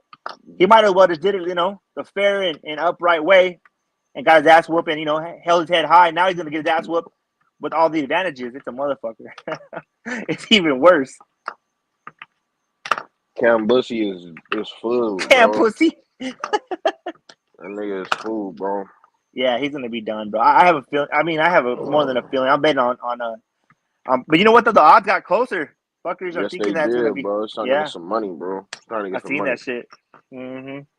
But I never thought yeah. this day would come. Yeah, Haney's gonna go out there and whoop his ass, bro. And I'm a Haney fan. I like Haney, bro. I like Shakur. I like Haney. I think Haney's gonna just outbox him, bro. And it's gonna be the same song and dance like we've been seeing. The boxer's gonna just keep going. Same song and dance, bro. Yep. Simple, bro. Simple. Because what have y'all seen from Kambosos that y'all hadn't seen from JoJo, bro?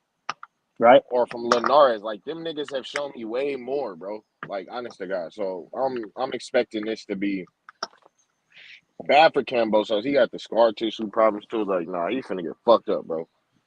Yeah. And Haney's smart, bro. He's too smart to be trying to do what like Tio did. He's too smart, too athletic, too fast, too quick, too everything, bro. There's too many twos. See, and that's the other variable that nobody talk about, bro. That nigga Devin might be stronger than Kambosos too, bro. Yeah. And actually, I would go as far as to say he is stronger than Kambosos, bro. Yeah, that's what I'm saying. He Kambosos has what 10, 11 knockouts. So I don't know. I don't understand. He got 10 knockouts in 20 fights, bro. Yeah, that's what I'm saying. So he's batting 50%. I don't know. Understand what the whole he's a knockout artist thing is. But hey, or the whole Devin shouldn't trade with him. Like, nah, bro. Kambosos shouldn't trade with that nigga, bro. I don't think this is a safe fight for him. It's a reason why he was trying to do everything. He tried to discredit him so hard. He tried his hardest to not have to fight this man. He ain't dumb. Oh, I hear you, man. Yeah. But we here, though. We like 2 weeks away, I think. Tomorrow or 2 days from now, we'd be 2 weeks away. This shit can't come fast enough. No, yeah. I can't wait, bro. I can't wait to be some good fights, man. Good fights on this weekend. Hey, and great it's only 2 weeks away, Devin Haney and Kambosos. Only 2 weeks away. On That's Saturday, 2 crazy, weeks, dog. I already feel that shit now. Like, that shit about to come around, bro. Like, that gonna be a crazy ass fight, bro. I can't believe that shit about to happen for real. Hey, what's your prediction though, my boy? What you think gonna happen in that fight, prime time? Break it down. It sounds like you feel like Kambosos can present make it a tough fight for Devin Haney. That's what it sounded like you were saying a little bit. No, I just said it. I just said Haney's gonna. But I mean, what about fighting in Australia with the hometown? You know, like it's set up for Kambosos to win. This is George Kambosos Promotions. They got George Kambosos fighters on the undercard. This is a George Kambosos show. Yeah, no, it definitely is. But like I said, I've been actually doing some homework on Haney, going back, and I think he's just very smart, bro. I don't think he's gonna be off his square. I think he's gonna take this in heat and be at his tip top and be at his best. But I think it's gonna give him more fuel and energy and gas, bro, to prove everybody wrong that this is the whole Kambosos show, and he's gonna snatch the show and bring those belts home to where they rightfully belong in the great USA, baby. Let's go. Bro, we had so many undisputed fights in the last year, bro. This shit is crazy, bro. Hell yeah. And if Devin Haney beats Kambosos the way Prime Time just said it, Devin Haney gonna become like a superstar boxer, bro, like a future legend in the sport. Like, that's crazy, bro. If because he does that shit, what? They're gonna be crazy. Especially if he knocks him out, that will be crazy too. And you know why? Because you know what, Haney's kind of like, even me. I was never a big Haney fan, and not that I disliked him or liked him. I just kind of didn't really pay much attention to him. But now I've been paying much more attention. I've been watching his fights, and I'm becoming more of a fan. And also because of him, but also because of his dad, bro. His dad's very well spoken. I seen him on I can't remember what channel it was, but he was talking about the situation, and he was talking about it as a grown man, like, hey, it is what it is. You know, I don't want to get off track, and he's a great dude, bro. So. Shout out to Bill Haney. Shout out to Devin Haney, and bring those belts back to the States where they belong.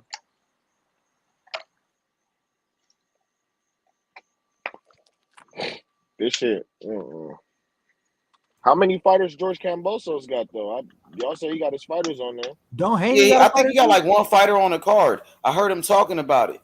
Yeah, so it's like it's all set up for George Kambosos, man. For real. Nigga Devin got Amari on the card too. Yeah, he got one. Yeah, Amari Jones fighting. Haney got one. Yeah, he the main event on that undercard part. On that prelim fight, he the main event on that. Yo, D, you there, D? Yeah, I'm here. Yo, D. So, man, I want you to break down this fight between Devin Haney and Kambosos, and break down like both fighters' skill set. What does Kambosos bring to the table? What makes him a good fighter? And what does Devin Haney do to make it a tough fight for Kambosos? How do you see Devin Haney winning this fight? I think the fight starts off, they both gonna show a little respect at the beginning. Devin's gonna start basically jabbing him, going to him like he ain't never been done before, going to his stomach, going up top with the Mayweather jab to the body, looking at the stomach, punching in the head, playing with him. And I think it'll be so dominant in the first round, and he'll come forward a little bit, but I think he'll get frustrated by probably the third round. And starting somewhere at the end of the second round and the third round, I think Kambosos, what he does good is he's not a bad counter puncher, but he won't be able to counter Devin because of Devin's speed and good use of distance. And I think that's where he'll turn into what he is. And I give him credit. He's a dog, and he's gonna become real, real aggressive. And that's where I give Devin an A-. I give Devin an A- as a boxer because I haven't seen him be able to control people that get at him rugged. I watched Jojo Garcia connect, and I think by the crowd being there, that's what's going to make it an interesting fight when Kambosos goes wild. Whether he's landing or not, it's going to affect the crowd. But I think at the beginning, he boxes him, and then if Devin is able to sustain him when he gets wild, that's when Devin will either stop him or he'll make him respect him, and he'll just take the butt whooping or whatever. They stop it in the corner. That's how I see it.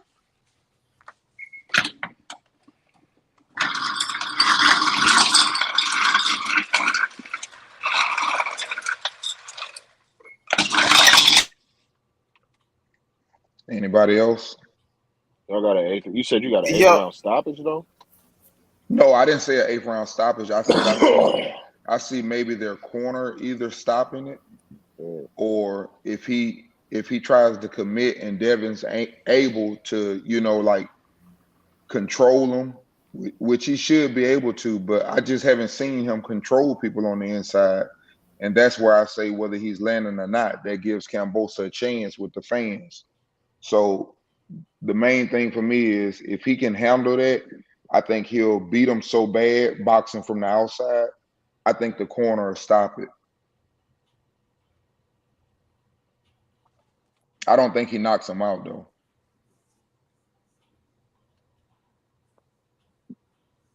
Sometimes it's better to be knocked out though. It might be a worse beating, just a lot of shots. So, what you think about Kambosa's skills? That Kambosa's got fast hands. I Kambosa's think just beat Teofimo Lopez. What you think about what he brings to the table? Kambosa is a crafty fighter, man. Like I said, I don't take nothing away from him. He's one of them guys, kind of like, for me, he's the Castano of his class. He maximizes what he can do. I feel like, for example, he's just a little bit outmatched. I'm not taking nothing from his talents. I think he's a great fighter. I just think there's limits when your arms are only so long, and you're going against a person with a 4-inch, 4-inch arm length advantage, probably a 4-inch height advantage.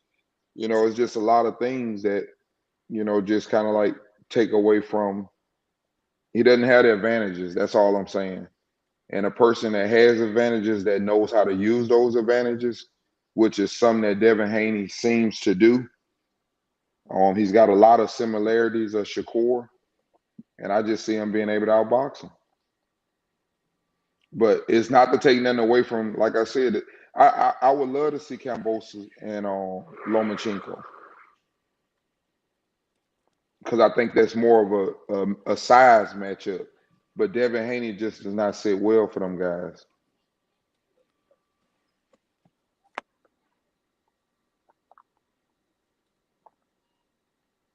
Utter domination, bro. For sure, you got some people picking Kambosos, and I know Devin Haney has the advantages inside that ring, D. But like Kambosos is fighting it in his country. He's fighting it in his backyard, right? Kambosos, some people feel like he got the advantages on the scorecards already. You know what I'm saying? Because of the judges on his side. What do you think about that though? Well, I think that most people will sit up and say, that, well, it doesn't matter. The judge is supposed to do what they're supposed to do, but judges are affected when you're in a hometown crowd. When he throws a flurry, you might throw a 6-punch flurry, one of them might land out of the 6, and the crowd is going crazy, and it affects them. It affects them, and then it makes it harder. Even if you say it doesn't affect them, if you get down to a fight and it's a 7-5 fight and it's for Devin Haney, and you heard these fans hollering all night, for Kambosa and cheering him on, it's kind of hard to give a person that win. That's when you go to the draws or you get robbed, but you have to make it a clear victory. And I think Devin Haney has, like I said, the ability. He's around a lot of people that have been through that type of controversy, whether it was Zab been through a lot. He's been around Floyd daddy, Mayweather. Hell, Floyd had to switch from his uncle to his dad when his uncle got sick, and a whole bunch of things. All of that stuff comes with the territory of being great, and that's what they've been priming that boy to be, man. Well, that young man, let me say that. I don't want you to think I'm tripping on him, but he been primed to be that, man. And they've been talking about Devin for a long time. Devin been around a lot of different trainers. So I think he got a lot of tools, and I think it just allows him to use the tools that he wants to use that night. And I wouldn't even, as a person standing from the outside, and I'm probably sure Bill Haney said that, I wouldn't even want nobody messing with my son. I give you a couple of things to say to him, but he know what he doing because he's been trained the way I want him to be trained. Don't mess him up and have him doing something he don't need to be doing. Because he's okay the way he is. He'll handle business. I think they're confident about that too. So yeah, the crowd does affect it. It does affect it. It's just that I think he'll overshadow the crowd, and I think he takes it 8-4 or 9-3.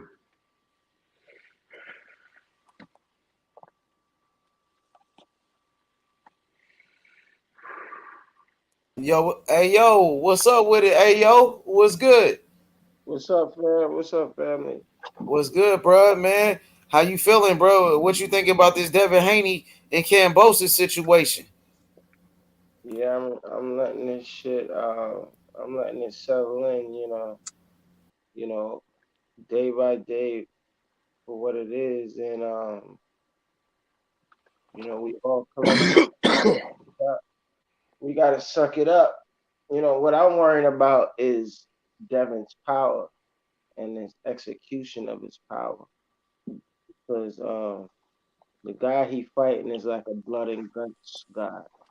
So it's not like, you see what I'm saying? Like, just like how um Truth was saying fucking that um he's a come forward guy.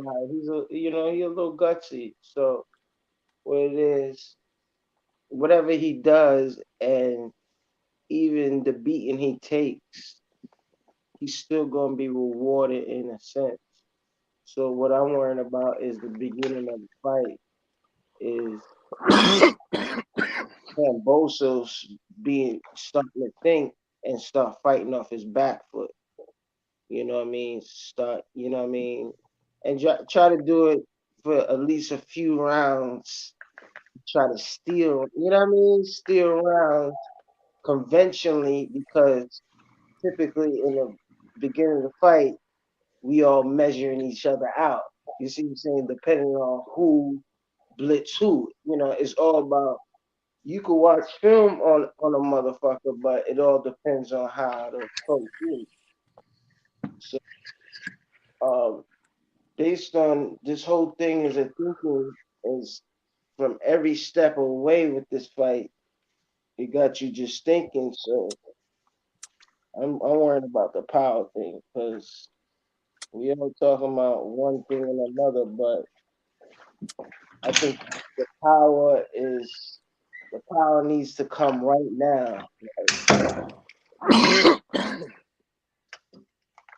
The power needs to come and show up. And I think that nigga Devin Haney this is the fight where the stands along the stand, all them other stands he was doing before,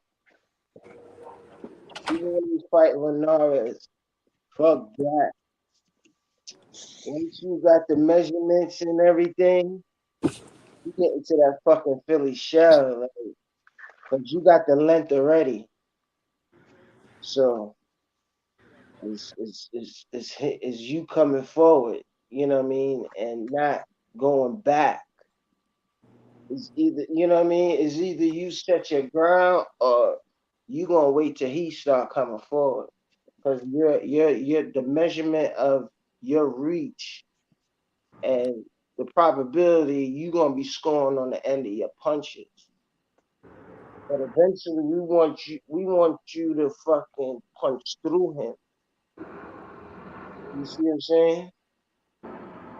And I think his body weight will translate more when he would sit down, if he's in the stands where he's used to, and we know that he got the capability of being that Philly shell and producing something, you know what I mean?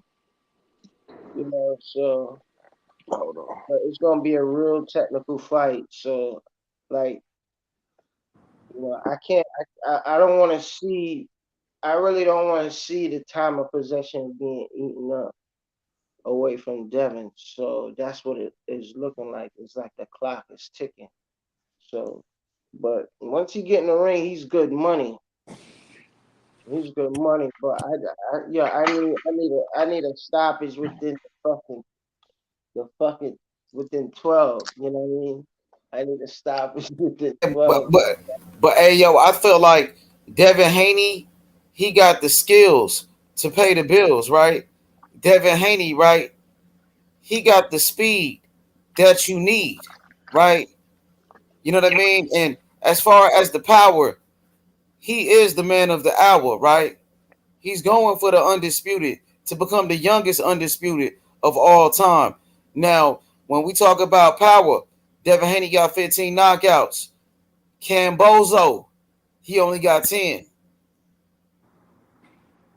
Yeah, they Right. both.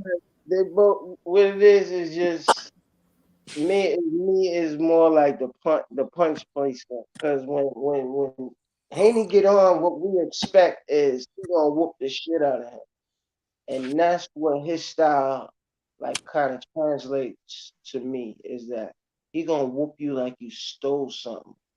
You see what I'm saying? Like, but long as he get a stoppage, you know what I mean, before the 12th round. So you know what I mean. But it's stacked real high on him. You know what I mean. It is real serious. It's not a game, like, but it's intense though. I ain't gonna front. It's boxing.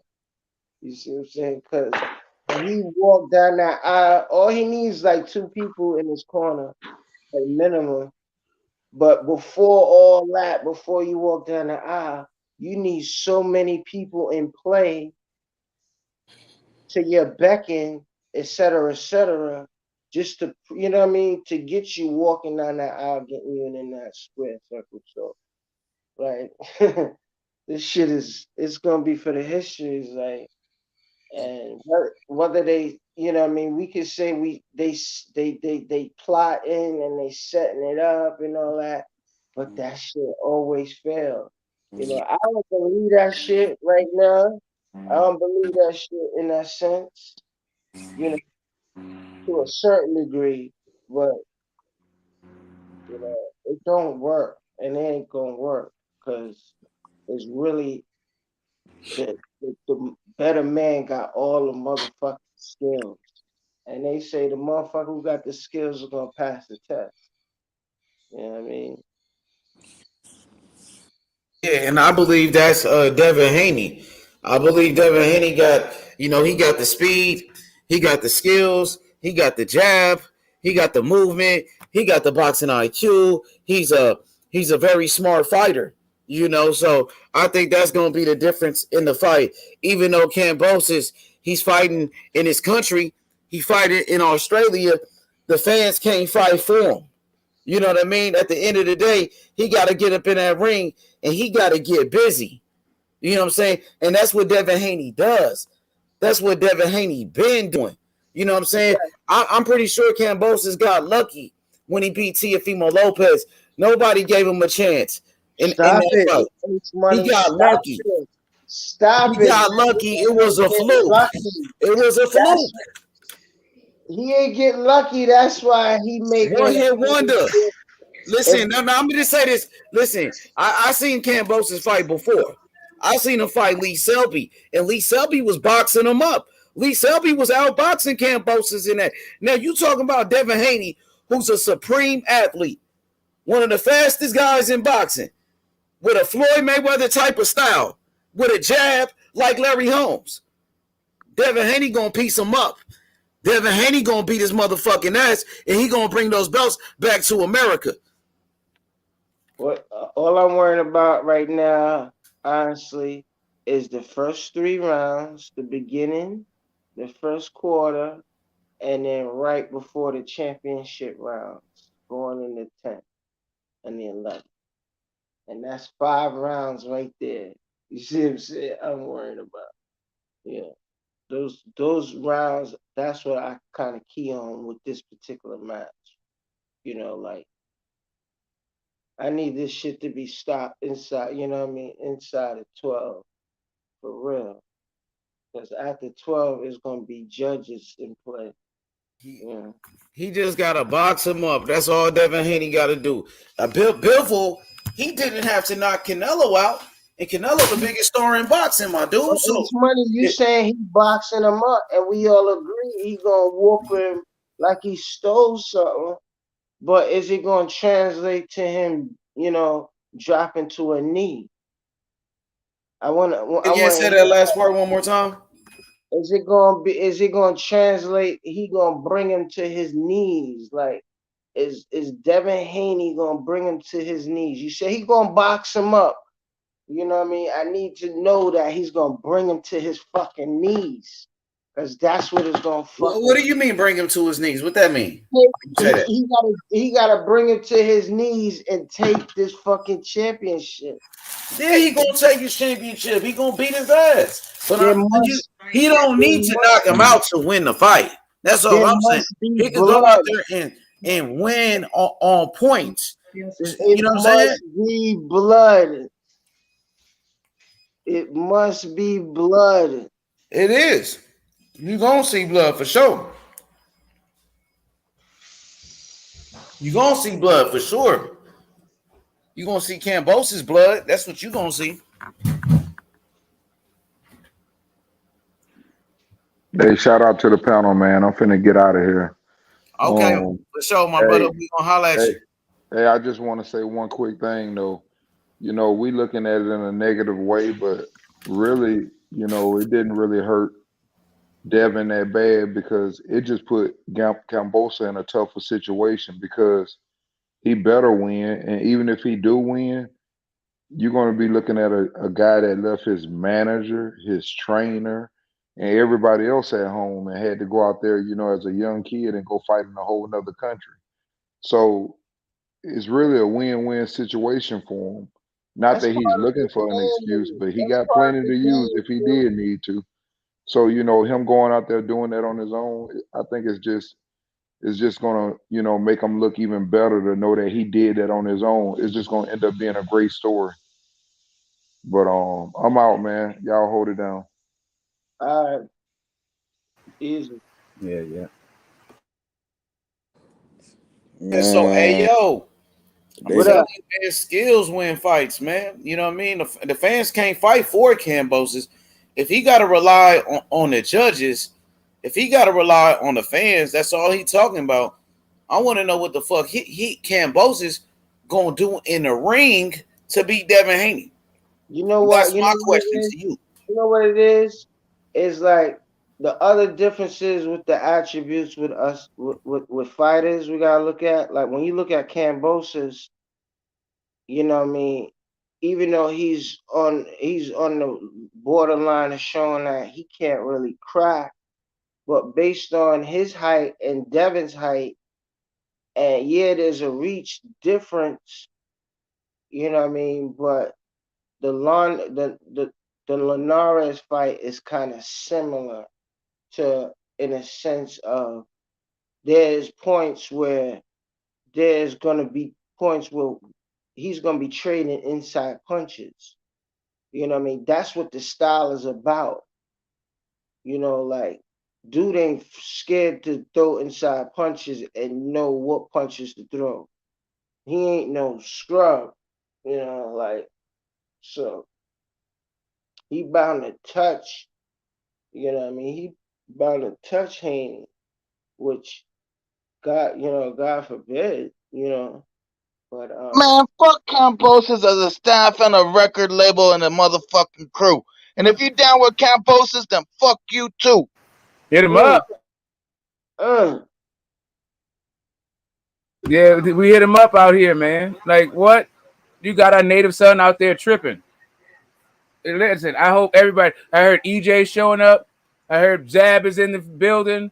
I heard the Juders are bringing their whole camp. I hope what I'm hearing is the fact, because this is just people on panel, so they might be trolling just to make it seem better for Devin Haney. But if that kid is out there by himself, it's some baby back bullshit. But whatever, I would love it if the Juders are there, so we can get revenge and redemption and motherfucking some justice all in the same night. All type of unfinished business, absolutely. But it only goes to show it should be a fantastic night, because if the Judas is behind it, it should put that exclamation point on a stoppage. That's what that's all I could see is a stoppage inside 12. Like, and that's why I could say all this is going to fuel him, no matter what he takes it. If he takes it personal or political, whatever, but it's only going to fuel the fight, and that's why I love. That's why I could always put boxing amongst the best of any sport in this world. So You see what I'm saying? So it's gonna be historic no matter what. Haney. Yeah, go ahead. 80. Just like how they say Aussie, Haiti. Haney.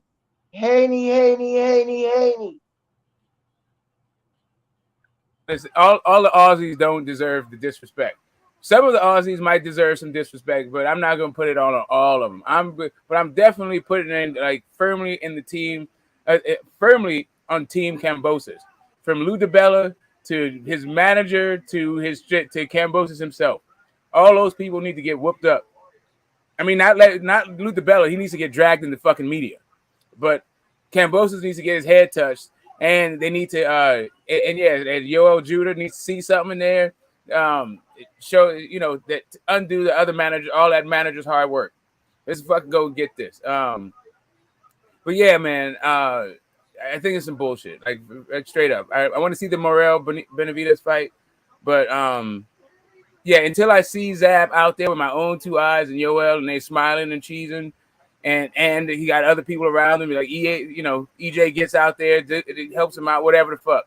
As soon as he gets some familiar faces that are dedicated to that young man's success, then I'm good.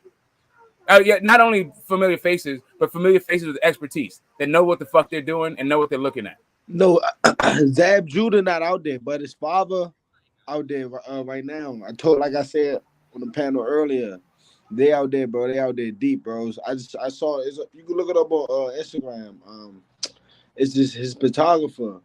They out there, bro. They out there. He good, bro. I know he good. He was Zab Judah dad. The young dude Mari out there, he fighting out there. It's a lot of dudes out there with him. So, bro, he good, man. He gonna get them belts and take him home, bring him home, bro. That's what's up. Bring him home. Facts, Lucci. Haney. Haney.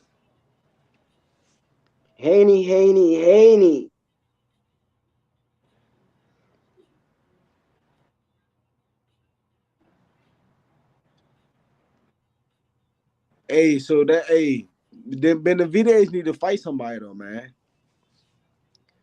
He got a fight already. What's up, people? They ain't no, bro. This ain't no fight, bro. I'm about to bet on this and get this easy money, bro. First round or second round knockout, man. This ain't no fight, bro. He need to fight somebody, man. That's what it is. He need to fight somebody, bro. There's no complaints in that. That's why we gotta, you know what I mean? We can't complain about a fight like that. You see what I'm saying? Like, we can't complain about a fight like what? That's easy money. Benavidez versus yeah, but I don't want to see that shit for real, bro. Nobody want to see that shit. We don't want to see him fight. It's about the action. We talking about grown man shit. You know what I mean? Yeah, you don't want to see it, but you know there's a favoritism going on because somebody got extremely better skills, and the expectation of him losing is slim. Like he gotta be like, like. We know, bro. He talk all that shit, bro. You gotta fight the best dudes is out here, bro. I don't. You know what I'm saying? He. I ain't gonna say he talk a lot of shit, but you talking to a dude that ain't even your fucking weight class, bro. Like, come on, bro. I ain't even gonna start with that shit, bro. So he need to fight it. He ain't fight nobody with a name yet. Who he fought? Tell me who he fought. He ain't fight nobody. Yeah, he asked, bro. Well, he 25 years old, though, right? Yeah, he's still young. He young, bro. Yeah, but so when he get in the ring, with that Cuban dog, Slim, it's over, bro. He gonna take his ass down. I promise you that. He know not to go over that field though. Keep talking about some fucking Chalo. You know, he's high on some people's charts. You know what I mean? Not everybody's charts, but he's high on particular charts. But that's all that is. But you know what I mean? He's 25. He sound just like. Okay, Devin Haney, 23. Devin Haney, 23, and look what he doing, bro. Look what he doing, bro. Devin Haney 23, bro. That don't make no sense. What you saying? He 25. That don't mean nothing, bro.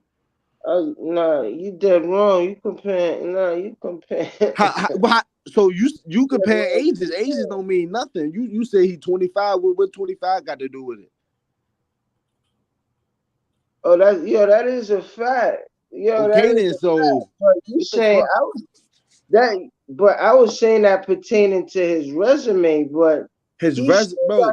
He still got some viable people. I didn't say he ain't fight nobody or he ain't got no people on it. He got my man out of Michigan, the Twins. Damn.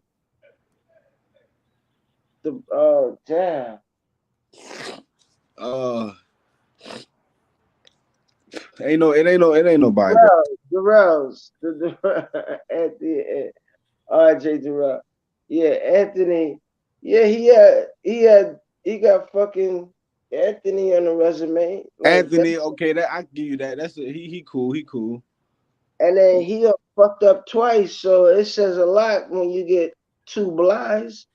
So, yeah, you saying he ain't fight nobody, but I don't see nobody running down to fight him.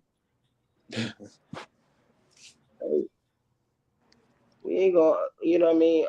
Argument is constructive, but it ain't really constructive to argue about him. Like, you know what I mean? He need to fight somebody in his weight class. That's it. That's a top dog, bro. And who was his weight class? You know what's his weight class? Nah, you know what I mean, Lucci.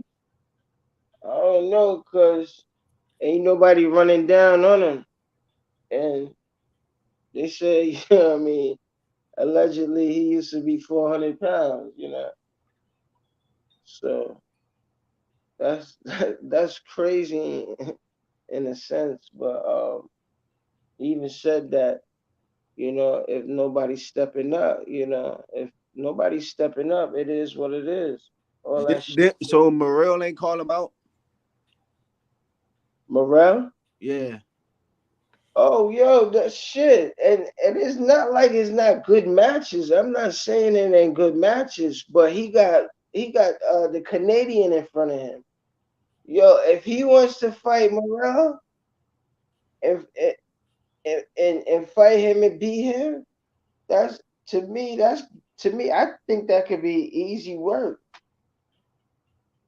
Easy work for Benavidez. That could be easy work, even though he facing a southpaw. And people might disagree, and and I can't say, I can say over 55%. I could be guaranteed, or I could say I'm 100% guaranteed Benavidez. But if the shit was to be agreed and shit start, like, what I mean, we gotta get there. You know what I mean? Like, but you know like as we talking about it, Benavidez is like, oh, that nigga's like, come on now, like he could be an issue in that problem. And if Morrell don't outbox him throughout the whole fight and not get seriously hurt, it's not gonna be a great fight for him for his resume that he didn't outbox Benavidez, because he has that capability. So, like, I'm not taking nothing away from him. But yeah, that's a good fight. So I don't, like, we gotta. Why I say we gotta ease up off of him, because he got a fight lined up. Like, 68. A lot of dudes right now got fight lined up and shit. So like, we just gotta hope, like, yo, he don't underachieve. Hopefully he don't underachieve, and do what the expectation, like Lucy said, that he finished dude that don't belong in there with him. But I don't even believe that, because when you make weight for your weight class, you rehydrate, and you go above your weight class, and depending on, you know what I mean, the street and the rate you're performing at from your last performance, depends on how sanctioning body's gonna rate you, even a weight class you ain't in. Because we all listening and paying attention. We know that you're not fucking, you don't have control of your weight, or something might be going on, so so we got, Benavidez got a lot of fights lined up. Canelo got a lot of fights lined up stylistically. So we already know that we already know who is expected to fight who, but we got Morrell, we got Zordo. Help me out here. Who am I forgetting? Contender. Who am I forgetting? At 68. And two of them are Mexicans. So stylistically, on a regional thing, like he don't even have to leave the country or like or fucking fly something in, to get a fight. So, and he's no pushover. I don't think he's a ducker. We ain't gonna bang on him. He don't act like he want to stray away and he's scared of the big fight. So other than maybe one particular person, you know what I mean? Then every fighter got that one particular person. I'm gonna save him for last. The best for last. Like, but him now, he don't fall in that category on some puss cake shit. Like,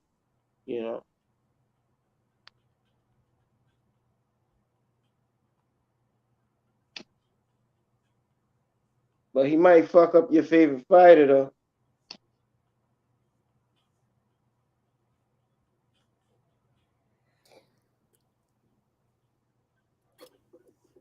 Lucci. Butch, what up? Ain't nobody smoking. Everybody, yo, what up, Rodney Evans?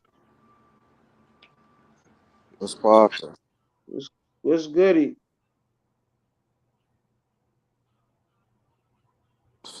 Shit, listening to you cook, man.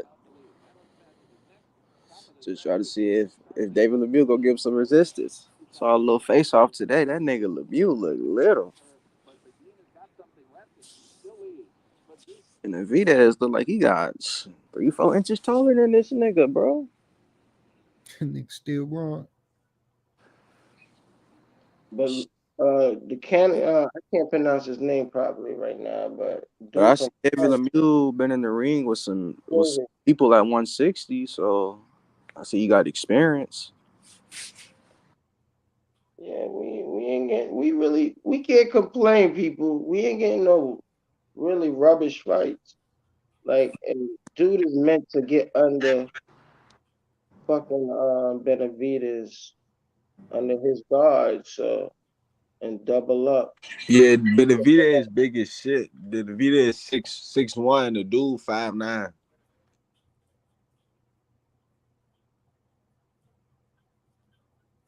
Who y'all think is a bigger puncher between Triple G and fucking Benavidez? Benavidez.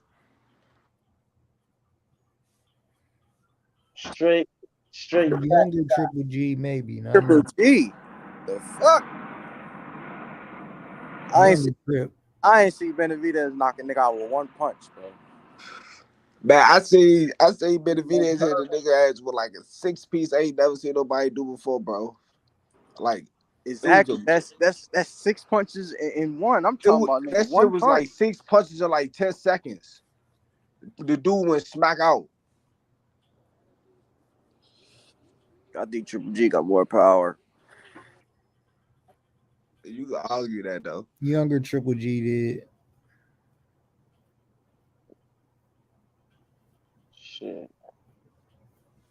Man, Triple G was saying you fucking packing the fuck out of here. That crazy. Triple G got more power, man. Look how many niggas he done sent home packing. They ain't coming back.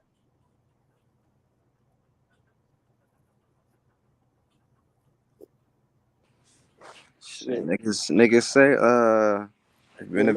if Benavidez win, Caleb Plant win, that's supposed to be the next fight.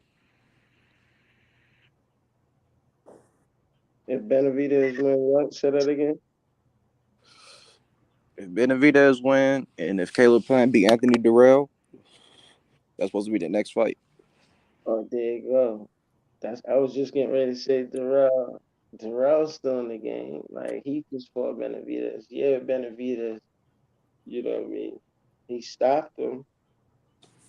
I think technically, it was a technical, but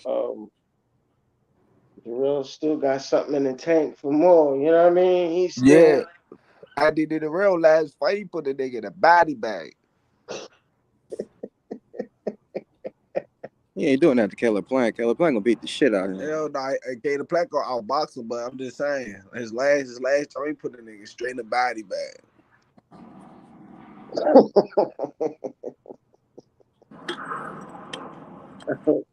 Shit, let Caleb Plant get hit with one of them motherfuckers. Caleb Plant going down.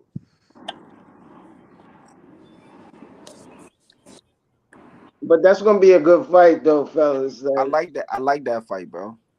Yeah, a real pure boxer versus, you know what I mean?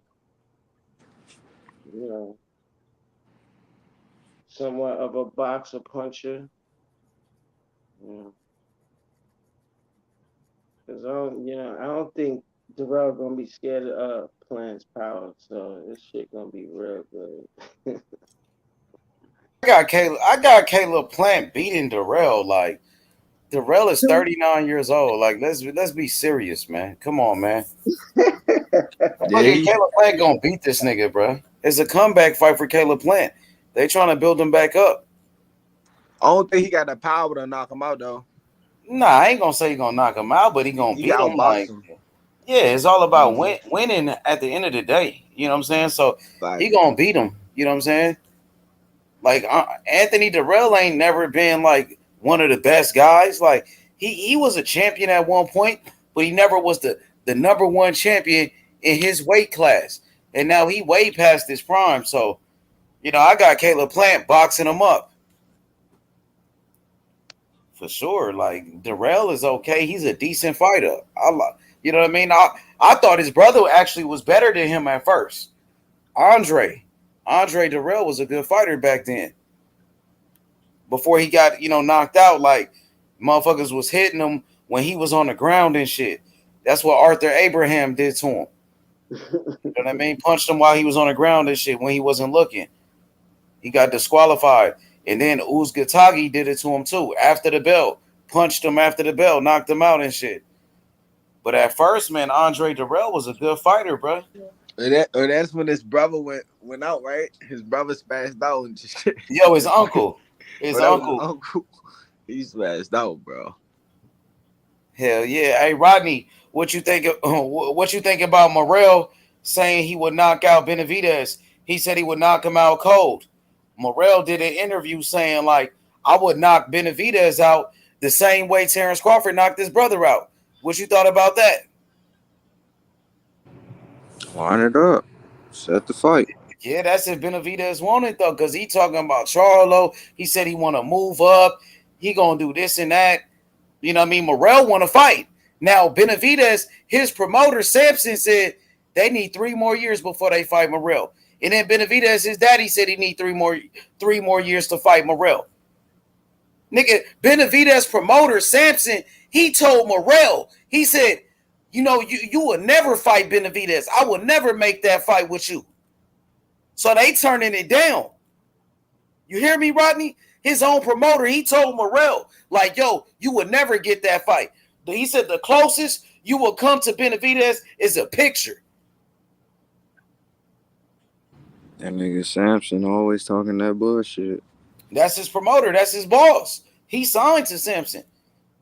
So his boss, his fucking boss, is talking some bullshit. That's no different than Jaime Munguia. He got motherfucking Oscar De La Hoya controlling his career. You got Mayweather doing the same thing with Tank, right?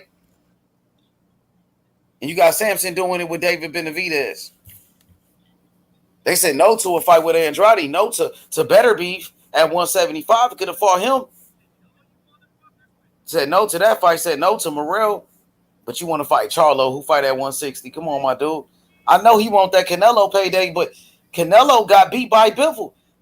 Canelo got Bivol problems. You still waiting on him? You fighting in a WBC title eliminator to become Canelo's mandatory, but Canelo don't even fight at 168 no more, man. So I think Benavidez, he should fight Morrell, to be honest with you. That's the fight that we've been talking about for a long time. I don't like when Benavidez promoter Sampson say, we don't want that smoke with Morrell. We would never make that fight happen. Damn. So your promoter got you looking like a duck. Sampson got him looking like a duck out here. The same thing that happened with Caleb Plant. Benavidez turned down a unification with Caleb Plant when they were both champions at the same time. These are the facts. H-Money. I agree, H-Money. You know what it is? It's the Southpaw situation. The game is swimming with Southpaws like no other. Like, and these fucking promoters is spinning on their head. Other than all these fighters, is so many undefeated fucking fighters, and then that goes along with the protection orders and all that shit. This shit is crazy though. I ain't gonna lie, bro. What's going on, man? What's going on, bro? Bro, Benavidez, bro. Look, let me just say this about Benavidez, right? Benavidez is he's good. He's a good fighter. Very fast hands, very combination. He got to chill him, but I feel like if he gets in there with a boxing man like Bill, I think Bill will go out box his ass, man. Unless Benavidez don't like stop him, unless Benavidez don't got no power, I think Bill is gonna stop his ass, man. But he should beat the shit out of David Lemieux. I don't understand why the fuck is he even fighting David Lemieux. Like, what does this do for his career? Man, David Lemieux is fucking basically a journeyman now, man. David Lemieux was supposed to be like a tune-up. What are you guys serious? David Lemieux? A fucking tune-up? Hey, that's what I'm saying, bro. Like he don't supposed to be in the ring. Bro. David Lemieux was fucking good like 5 to 6 years ago, bro. Fucking old ass David fucking Lemieux, a fucking journeyman. They say that shit, man, he's a fucking journeyman. They say that shit on Showtime. He was a fucking journeyman. Fucking journeyman, bro. Like you can't hype this shit up. Like who's gonna? I mean, we all know Benavidez gonna beat the shit out of this dude, man. We all know this. It's no step up. It should be him versus Caleb Plant. That's the fight that should be happening here. But David Morrell is being ducked. He's being avoided. This man wants all the fights. They don't want to fight him. This shit is another boost, man. He's another fucking boost in this, bro. They don't want to see him at 168. This shit is just sad. The man can't even get a fucking fight, bro. I don't want to fucking be like Rigo when all these guys are fucking avoiding him and nobody wants to fight this guy, because of his skills and his talent level, bro. He beat the shit out of Benavidez, bro. Yeah, brother, boxing talk. So you tell me, if you one fight away, who would you pick? If you ain't make over $5 million yet, who you gonna pick for your next fight? Whether it's Canelo or Morrell, who you gonna pick? You the fucking. Bro, we all, but that's not an answer because Canelo. I thought. Oh, you just said all. I said you. You are the man right now. Bro. Come on, man. That's not even a question. We're picking Canelo because Canelo's the bigger name. He brings more value, but Canelo's not going to fight Benavidez, bro. Come on, he could have been for Benavidez, bro. He could have took. No, hold on. You answer that question. Bro, you don't want me to respond to you because you don't like the answer I'm saying, bro. What I'm saying is right. Canelo could have took the deal with Charlo and Benavidez. I think he could have both beat them guys, but he decided to go with Bivol because he thought Bivol was an easier fucking matchup.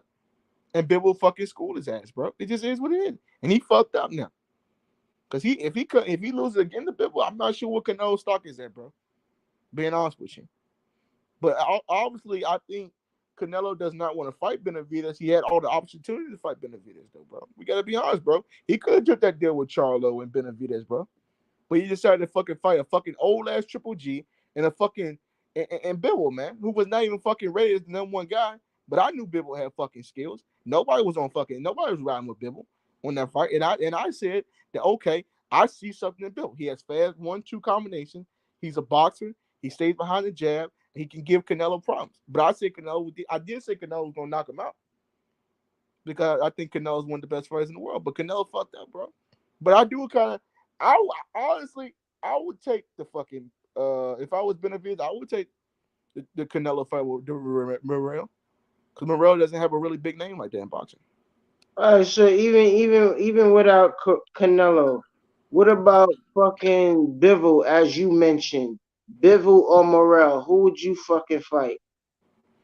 Obviously, if I had the option, obviously, if it's going to make more businesses with Bivol, because Bivol just came up as biggest one of his career against Canelo Alvarez. So it does that makes more business decisions. But even before that, exclude Canelo. You see what I'm saying? Canelo just lit up his purse or whatever the case might be. He's the man now for whatever it's worth at 175 and up. But people still don't consider him the man 175. People consider Benavidez because Benavidez has those 2 belts and he's the unified champion. But I think Bivol is the best 175-pound fighter. But yeah, true. I think Canelo just got exposed, bro. He got exposed. He took the easier fucking contract, and he got fucked over, man. He got fucked, basically. But Karma came back in that motherfucker. Karma bit him in his ass. But yeah, but when it comes to Benavidez, if he don't get Canelo, if Morrell is on the table and his other option is Bivol, you saying he should still go for Bivol other than Morrell, right? Yeah, because Bivol brings more money to the table than Morrell. A lot of people don't know who Morrell is. Morrell fought on Fox. They're trying to build him up. But obviously, Morrell's not a really big star in boxing. He's not really known. But Bivol is known now because he beat Canelo. But still, Bivol's. Oh, bro, now it's not about fighting the best. It's about who got the most followers. So you mean to tell me Morrell? Yeah, he asked me a question. Morrell, who's a world champion, he doesn't deserve a fight because he doesn't have enough followers, and he got a belt. No, So he's a low risk, high reward. Is that what it is? Or he's a high risk? Know that. I mean, we all know that. I'm just saying what. They say the same thing about Devin Haney and Shakur Stevenson, though, right? Say the same thing about Boots Ennis. But we all know he's a champion, though, brother boxing. Yeah, but that's I think Benavidez. He's a fucking champion. He's not taking no fuck. He's not. You know damn well he's not gonna take that Morrell fight. Everybody knows. Who ain't gonna take it? Benavidez. He's not taking after he talked all that shit. He ain't gonna take it. No, He's a fake ass boogeyman. That's what I'm saying, bro. Like, he ain't no fucking Sonny Liston, and he damn sure ain't no George Foreman. Talking about Charlo like he really want to smoke. My nigga, Morrell want him. Morrell want to fight. So let's make the fight happen with Morrell. But he act like he want to fight Charlo. Charlo fight at 160, nigga. Keep that same energy with Morrell, my nigga.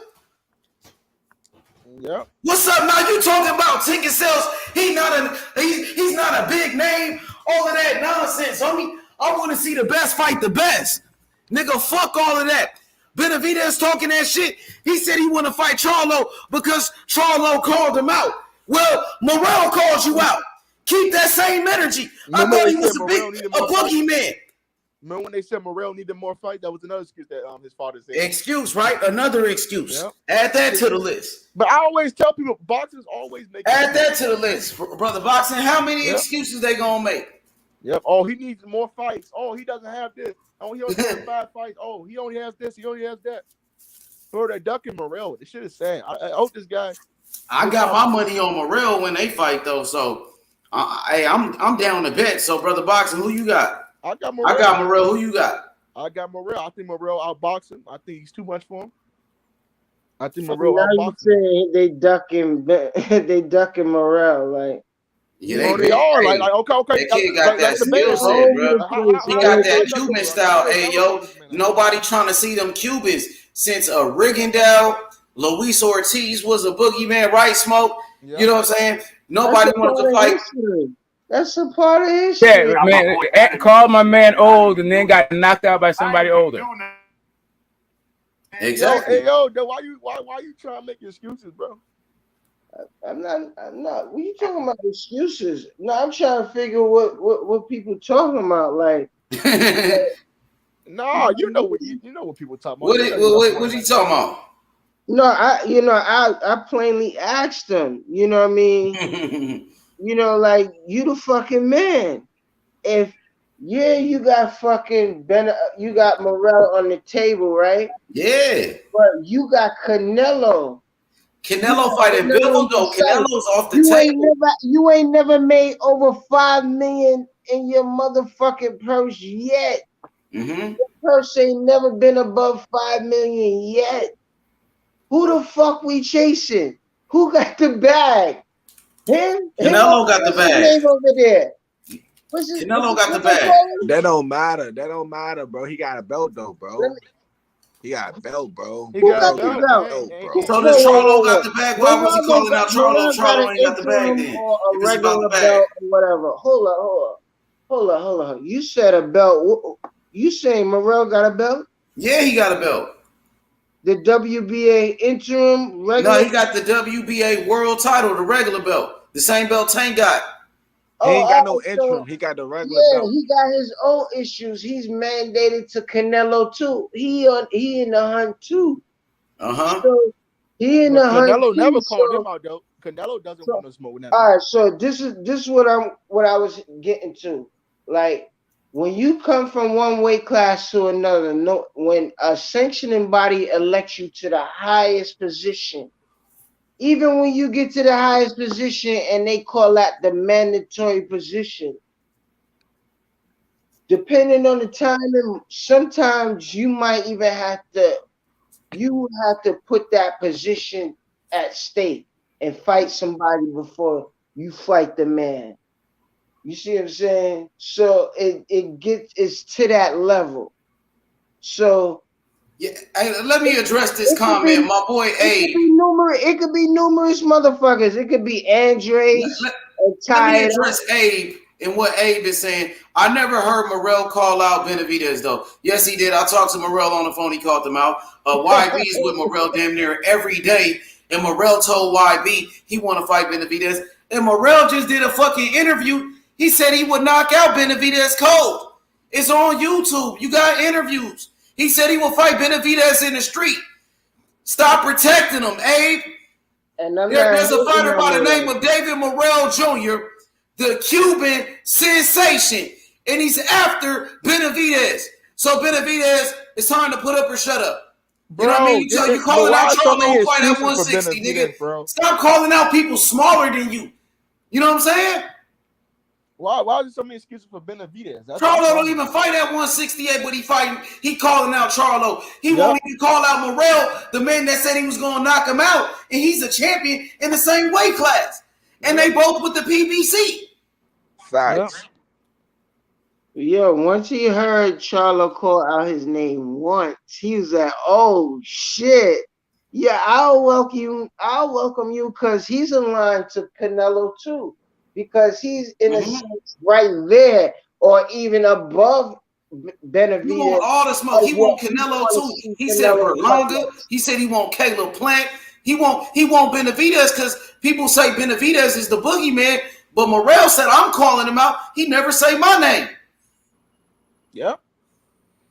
Bro, they should have said, like, why are so many excuses? Like, why did this kid get in the ring and fight? Exactly, bro. Morrell called this man out all the fucking time. And Benavidez won't keep that same energy, but he's still talking about Charlo. And then he turned around and he fight against David Lemieux. A fight that nobody wanted to see. A fucking journeyman, bro. A fucking old-ass journeyman, man. Bro, I mean, it is what it is. Like, the fight, it gotta happen. It gotta happen. Morrell gonna force him to fight. We gonna force him to fight, bro. Yeah. We We gonna force Benavidez to fight Morrell, bro. He got to. Stop wasting your time calling out Charlo, who fight at 160 pounds. Call out Morrell. Fight Morrell, who's a champion in the same weight class as you. Y'all both in the same weight class. Why you looking down at a fucking Charlo who fight at middleweight, nigga? Yep. You gotta fight with Morrell right there. But you don't want to fight Morrell. You won't keep that same energy. Fake ass boogeyman, man. That shit is counterfeit as fuck, bro. You know, I just gotta look at the landscape, and 68 got a bunch of interim champions that look like they'll get any and everybody problems. So, you know, like it is. Hey, bro, and then Benavidez, his promoter, Sampson, he said they need 4 more years before they fight Morrell. Sampson, the promoter of David Benavidez, said they will never fight David Morrell Jr. If that's not a duck, I don't know what is. You know what I'm saying? We will never fight that dude, man. Are you serious? And then when Demetrius Andrade wanted to fight David Benavidez, the man asked for $10 million just to negotiate. Bro, boxing is so fucked up, bro. This shit is just. He's gonna have to fight one of these southpaws. He's gonna eventually gonna have flat-footed. They don't want him to fight no boxers, somebody that can move, because he's so flat-footed. They're trying to keep him away from that type of style. That slick boxer style. That's his fucking kryptonite. Bro, like literally, that's like, oh, like, you know. So everybody got a problem with Charlo fighting Sulecki, but they okay with Benavidez fighting Lemieux. Make that make sense for me, bro. It's called a double standard, man. It's a double standard, bro. Explain that to me, bro, because I don't understand. It's the double standard, bro. It always happens, you know. Like when you know. Yeah, so I'm not gonna try to make about that, bro. If I get into it, you know, nigga gonna get, bro. So who Morrell is? He's under whose promotion? Bro, David Morrell is with Samson, right? Oh, that's his handler. Is he with Samson H Money? Because like all the Cubans are with Samson. Yo, anybody in check? Y'all please tell me what Morrell is with.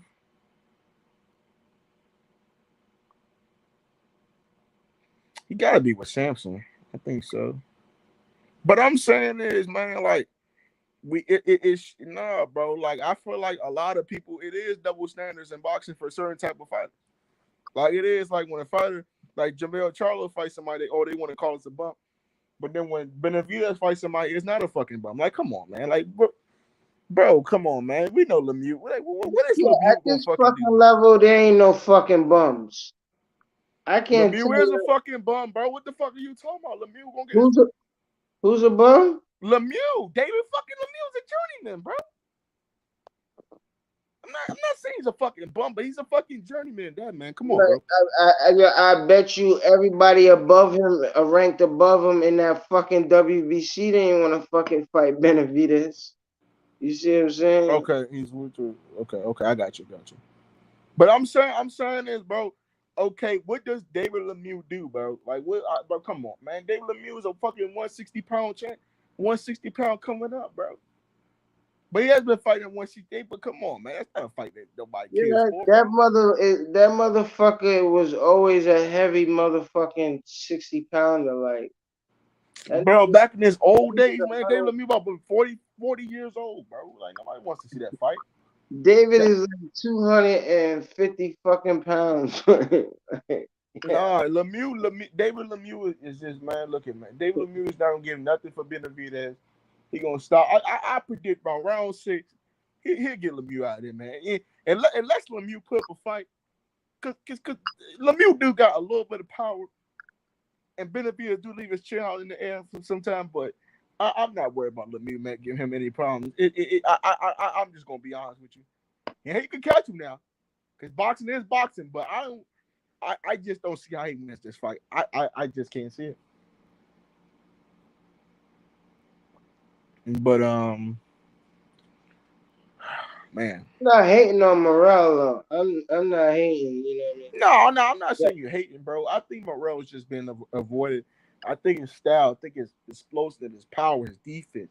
the Cuban signs, the footwork, the jab. I mean, he has everything to be a great fighter. And a lot of these guys do not want to fight him. They're making excuses that And he only got 5 fights, bro. yeah. Bro, Morrell going to That's a Morrell straight gets like 10 fights Olympics. in. Like he gonna be better than Lomachenko, Guaranteed. bro. That nigga got way more skills than Lomachenko, man. And then when a guy has a record in the single digits in wins and he's an interim champion, regular champion, you know he's got an outstanding fucking Olympian. So Yep. a silver, at least a gold. They say Canelo will be fighting Pitbull again. Nah, man, look at man. I like Canelo should be fighting no Pitbull again, man. I don't care to see that fight. I really don't. I know the Canelo fanboys, they care so much about this fight. I don't see how Canelo beats him unless Canelo like makes him go to 168. I don't see how Canelo beats Pitbull, man. We saw in the first fight. My bad, bro. Go ahead. My bad. Yeah, I don't see how Canelo beats Pitbull at 175. I just don't see. I don't think his power is the same, bro. But man, people would make an excuse to him. Oh, he had to go to 175 to do. I'm like, bro, he been fought at 175. He fought fucking Kovalev. I thought Kovalev was the man at 175 when he fought. But I forgot Kovalev almost got fucking knocked the fuck out against Shark. Come on, man. And Canelo can't take that fight, bro. Like, I mean, he could, but he shouldn't, bro. He ain't gonna win, bro. No, like, he's not gonna win. Just like the Floyd fight, he ain't fight Floyd again. Just forget about it, bro. Just go ahead. I think I like Canelo as a. I am a Canelo. I like Canelo as a fighter. I do. I think he has a lot of fights, but I just think he's overrated, man. I think we gotta start. I think when he gets in the ring with a boxer, bro, he's not the same fighter, man. Bro, let's just be honest. If Canelo, I think he will beat the shot out of Benavidez because Benavidez is going to stand right there. If you move around the ring, if you give footwork and angles, bro, man, you can outbox Canelo. It's been proven, man. It's been fucking proven. I mean, but Bivol ain't really wasn't really moving like that. He wasn't moving around. Yeah, and that surprised me. That surprised me a lot. Yeah, bro. Like, so he just a straight up. He just can't do nothing, bro. It's nothing he could do to beat him, bro. Canelo was trying to bait him into a fight. He was trying like, come on. He was getting. Remember, he tried to like tackle. Remember how he picked that nigga up and did almost that John Cena fucking FU slam right there in that round. And remember, he got upset, bro. He picked people up, bro. And that's how I knew he lost that motherfucking fight, man.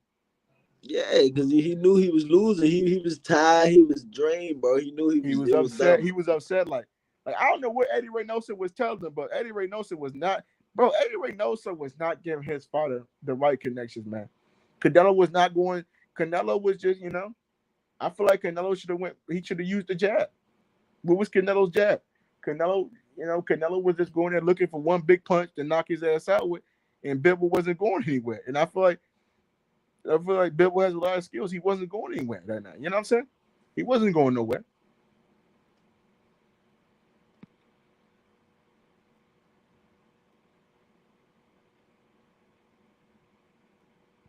Yeah, what y'all think about Lara's fight? Who's Lara fighting? Lara fighting the motherfucker who we talking about ain't shit. That's fighting Benavidez. He's fighting decent puncher too. I forgot his name. I'm talking about imaginary fighters versus imaginary fighters. Fuck. Man. Bivol is a boxer, bro. What are you talking about? Bivol's not a boxer. He for sure is a boxer, not a fucking power puncher. He for sure is a boxer. I'm not sure what you talking about, bro. But he is sure is a boxer. He is not a power puncher at all. And I feel like if Canelo, I think Canelo would have did way more better with Benavidez, bro. And that's just my opinion. I know people are not gonna agree with me, but I think he would have did way better with Benavidez than Bivol. But obviously. Yeah, Sullivan. That's his fucking name. Sullivan. Sullivan?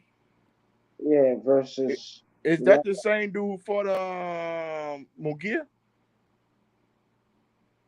Yeah. If I'm not mistaken, yeah, the Alamo don't. Okay, he from Mugia. Man, celebrate shit. Got Celebrate shot shit, bro. he Oh, gonna that's not the guy, bro. Come on. That nigga celebrate still around, bro. That nigga celebrate, bro. That nigga still around, man. Come on. Y'all niggas, man. Laura, look, for me, I think Laura ain't should just nobody retire. running down on Lauren either. He's damn near.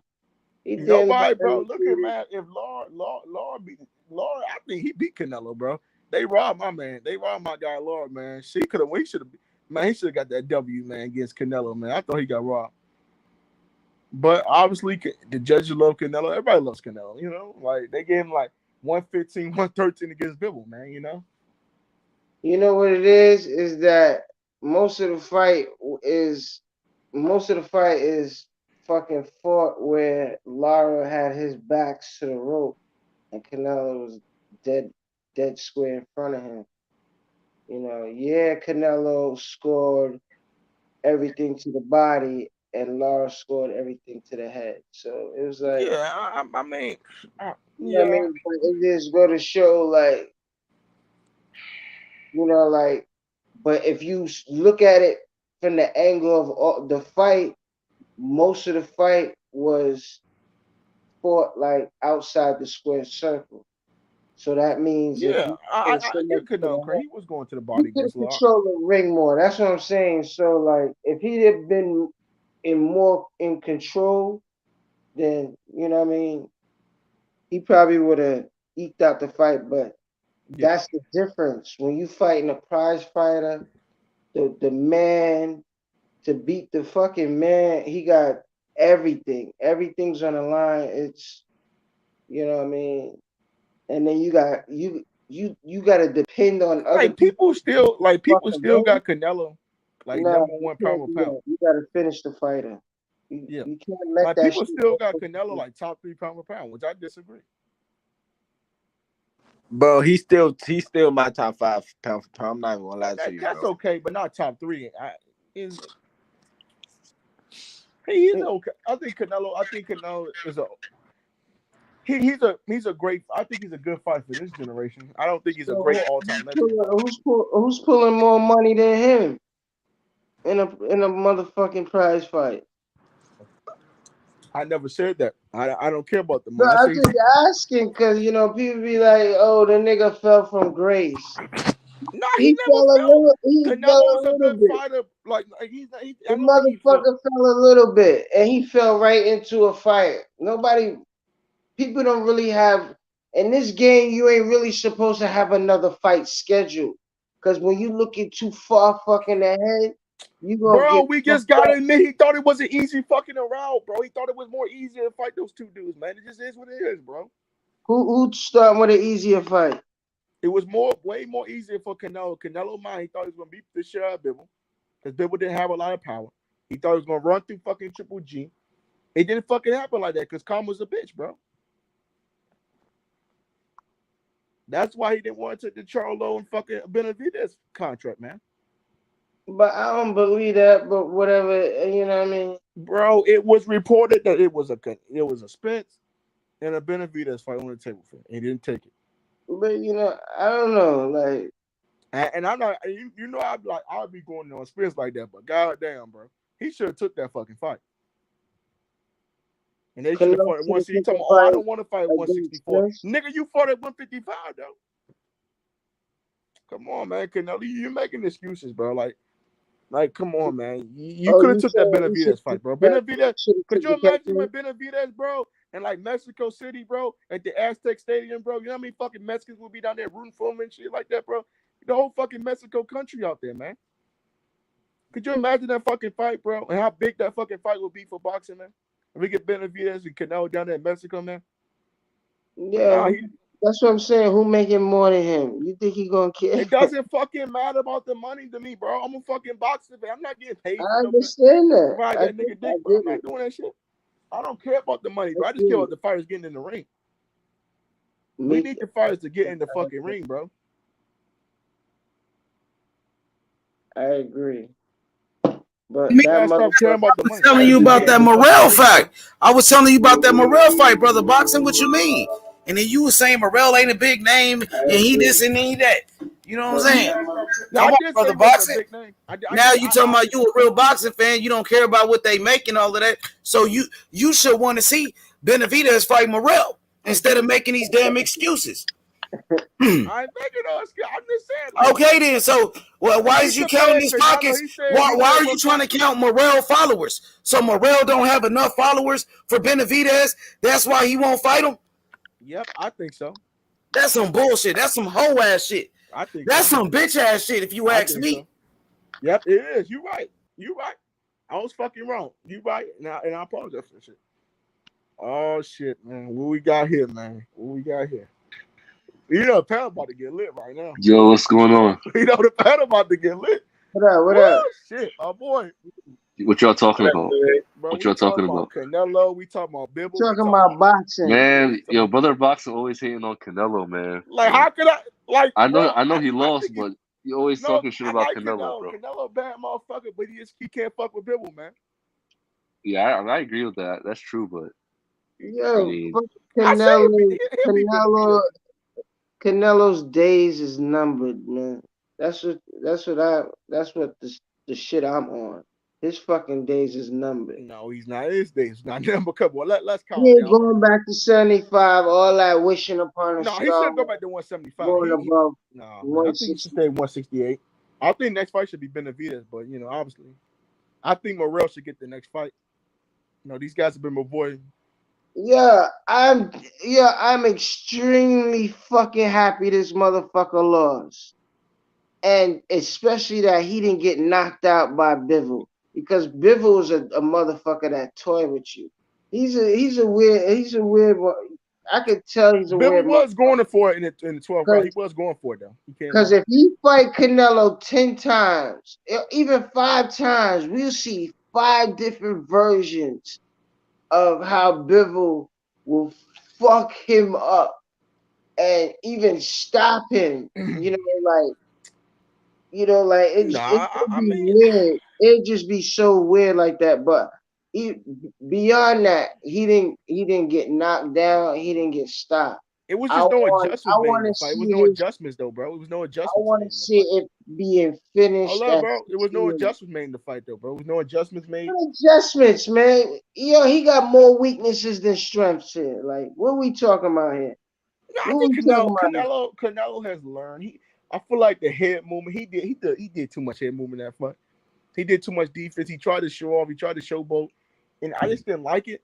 I feel like Canelo just needs to. I don't know. Go back to old Canelo. You know, bro. Canelo, he gassed, bro. He just gassed. Come on now. Yo, but he wasn't trying to get caught, bro. He wasn't trying to throw a lot, bro. He wasn't trying to get caught while he was throwing. He's not the brightest fighter. Would you think he was trying to be more of a counter puncher? You never?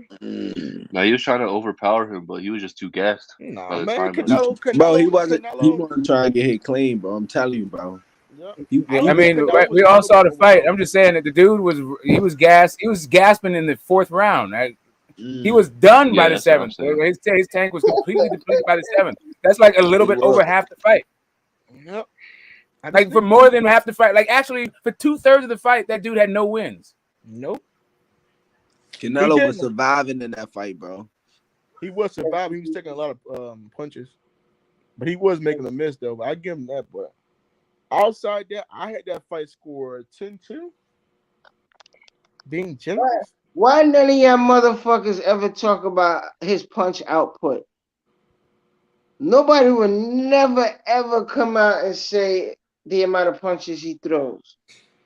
To show that he went Canelo? to the body. He went to Canelo, exactly. Break it down for us. How many punches did he throw?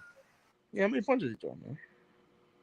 Shit, it ain't enough for him to fight a fucking Bivol. I just said he ain't throwing a lot of punches, bro. No, he's not. But what he put too much into every punch. This man was into every single punch. Great. He threw a lot of velocity to his punches. He threw a lot of power. He was telegraphing his punches. Yeah, even Bivol said it. He said he puts his power into every single punch. He does. He got a nasty left hook, man. Yeah, but I mean, I didn't think Canelo was. Why the motherfucker got no? That's what he's doing. How come he's gassed by the 3rd round? Then, like, if that's what this dude's doing, I think Canelo just has a bad gas tank, man. Look how many rounds he be losing. Come on, people. Yeah, bro. I mean, shit. I thought. He loses rounds. So Bro, yeah, every he fighter gonna has go at lost round. I'm shots. not He sure what you're puts saying, bro. motherfuckers Like, out.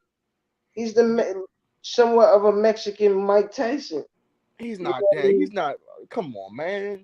I said Nah, come on, somewhat. bro. That I'm shit man, come on. sound that's Don't say vague nothing as like that, hell. bro. Bro, Chill, come on, man. chill. Don't say nothing like that. Man, he's not even in the same athleticism as Mike Tyson. He doesn't have the same athleticism as Mike Tyson, bro. Bro, he doesn't have the sideline movement like fucking Mike Tyson, man. It's not even the same fighter, bro. Yeah. All right. It is what it is. But Canelo has his own style. Canelo has good upper body movement. He doesn't have faster feet. Got some of the slowest feet I ever saw in boxing. But, he has good upper body movement. He has a great counter punch. He's a great counter puncher. He's a good fighter. Shit. Y'all think Benavidez will beat Canelo? Nah, man. Some fantasy fights, man. We could do with Canelo. I think I like to do some fantasy fights with Canelo. Listen, anybody who I feel like anybody who can take his shot can beat Canelo the way he just showed up. My fight I always wanted to see a fantasy fight smoke was John the Beast Mugabe versus Canelo, bro. Because that would be a war right there, man. I think Mugabe will get Canelo, though, man. At what weight? At what weight? 160.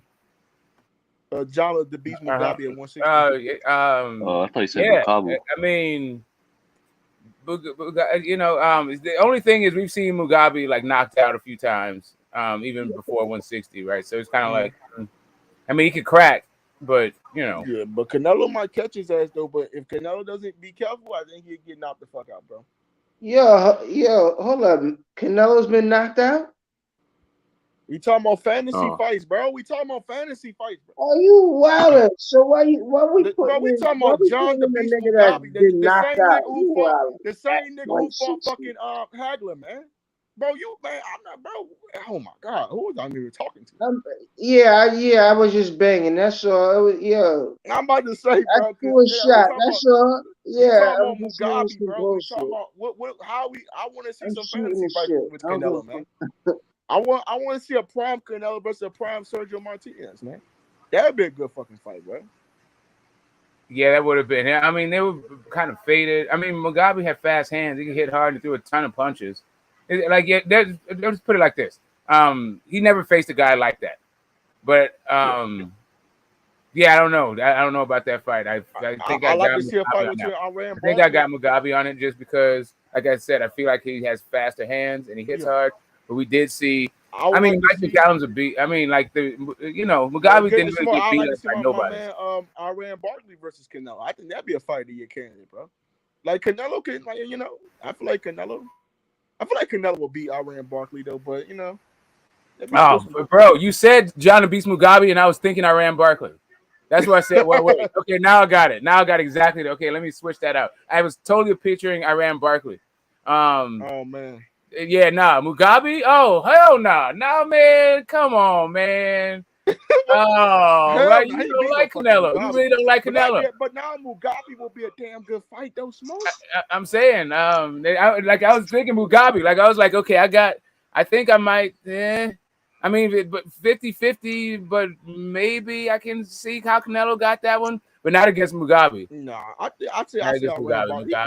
Beat that ass. He probably beat Iran Barkley though, bro. But Iran Barkley catch him with something. I don't know, man. Shit. You can catch it with something hot. It's not like I was picturing. That's what I was saying. I was picturing like fast hands and fast feet. I was picturing Iran Barkley when you said Mugabe.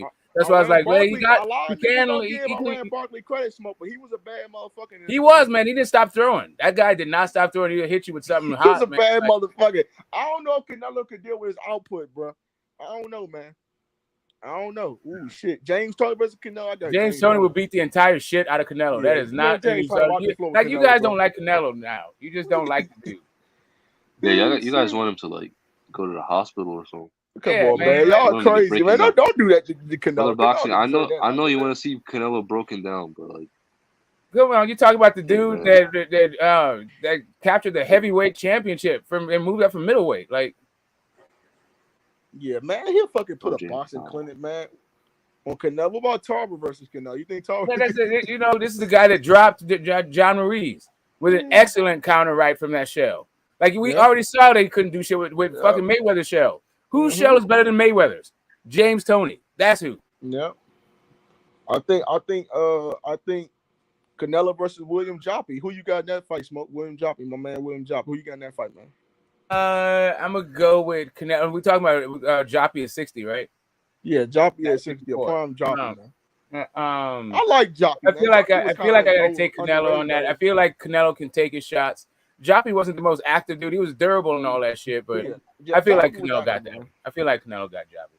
So who's your favorite middleweight, Smoke, man? Who's your favorite middleweight? Well, you think what you wait? Hold up before we move on. I'll tell you. Hey yo, you got Canelo over Joppy, or you got Joppy over Canelo? Who you got, Ayo? But Joppy would damn give him a good fight. William Joppy is underrated. Don't get me wrong. That's what I'm trying to tell niggas. I mean, he's nice. Underrated as fuck, bro. He's underrated. But who you got? Okay, that's what I thought. That's what I can see. I got Canelo on that. I just want to make sure. I want to make sure. Yo, get the smoke. Just like my man John David Jackson, he's underrated also as a fighter, man. But people don't really want to give him credit. He wasn't getting no Canelo, no smoke. Get the fuck what, out. Bro? William Joppy? you must have seen William Joppy, bro. William Joppy was a bad motherfucker, man. I like Winky, but he's just a little bit like. He was a bad motherfucker at 60, man. Winky, the only thing I didn't really like Winky came like from 185. He was a big ass dude. It came down, but he was whooping ass, and he had that tight guard. I think I got who got beaten. Canelo. You know who's the most underrated middleweight ever lived? Smoke. His frame is built like. Hold up, yo. You know who most underrated middleweight ever lived? Michael fucking Nunn. Michael Nunn. Michael second to none. The thing about Michael Nunn was he wasn't really trying to knock you out. And that was in like everybody was screaming for blood and gut. That's when Larry Merchant was at his fucking peaks of power, and he would tear your fucking opponents apart, your performance apart. You're like, yes, we know that you got the knockout, you got the stoppage, but it seems like you just stung your guy to death. Why do you think your power is gonna ever show up in one of these fights? Like dumb shit like that. He just got a stoppage. Yeah. Anyway, yeah, they wanted blood and guts. They wanted guys to go to war, and Michael Nunn was not trying to do all that shit. He was just trying to win. He had fast hands, fast feet. He's a good boxer. I think, man, don't do Canelo like that versus Roy, man. Roy would send Canelo to the hospital, man. There would be no Goosens without Michael Nunn. They was their first guy. Their entire franchise was based on his success. Who's some of the greatest middleweights, Smoke, that you ever saw? Oh man, I've been friends for so long. Carlos Monzon. Carlos Monzon is nice. He was like exciting. That now see, that's what I'm saying. They wanted all blood and guts like that shit. That dude didn't give a fuck. He was not trying to box anything. He was trying to knock you the fuck. It was all war with Monzon, right? Yeah. I mean, if you're into that, man, I've always been a hit and don't get hit guy. Carlos Monzon versus Canelo, who wins? I got Monzon. I think Monzon. I got Monzon. Yeah. But that Canelo he'll stay there in a pocket. He'll fight you, man. I don't think Monzon will knock his ass out. But I think it'll go to a decision. I don't think he would. He don't want nothing like a Monzon. They don't really exist. They don't really make them like that anymore. Him and Durant, like the way they just were like shot out of can. Like the first, like the closest thing we had to that was Ramirez against Maurice Hooker. Right? Mm-hmm. That one particular fight where my man just came out, he wouldn't be denied and all that shit. But even Monzon was even more fierce than that. Like, yeah,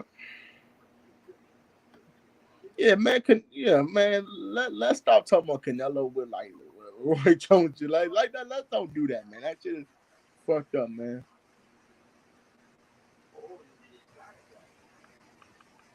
Yeah, I'm still Canelo versus Trevor Bryant, baby. That's what I'm saying. That's what I'm saying. Like, you want to tell me about the greatest middleweights? I know 3 middleweights that captured the heavyweight title: Roy Jones, with your boy James Toney, and Bob Fitzsimmons. Right there, you go. Like, you want to go up there and talk about that shit? Like, take your ass up there and beat Trevor Bryant. And look here, Smoke. You know why? Also, with my rant when I was talking about earlier, where I'm glad that he took his L. He took his L with Bivol because he can't have that imaginary schedule now. You know, with the two Joe Schmoes. I mean, really two Joe Schmoes. Now, when people wanna, our motherfucking fan base wanna throw out, bum and trash. This is kind of the road he was going on.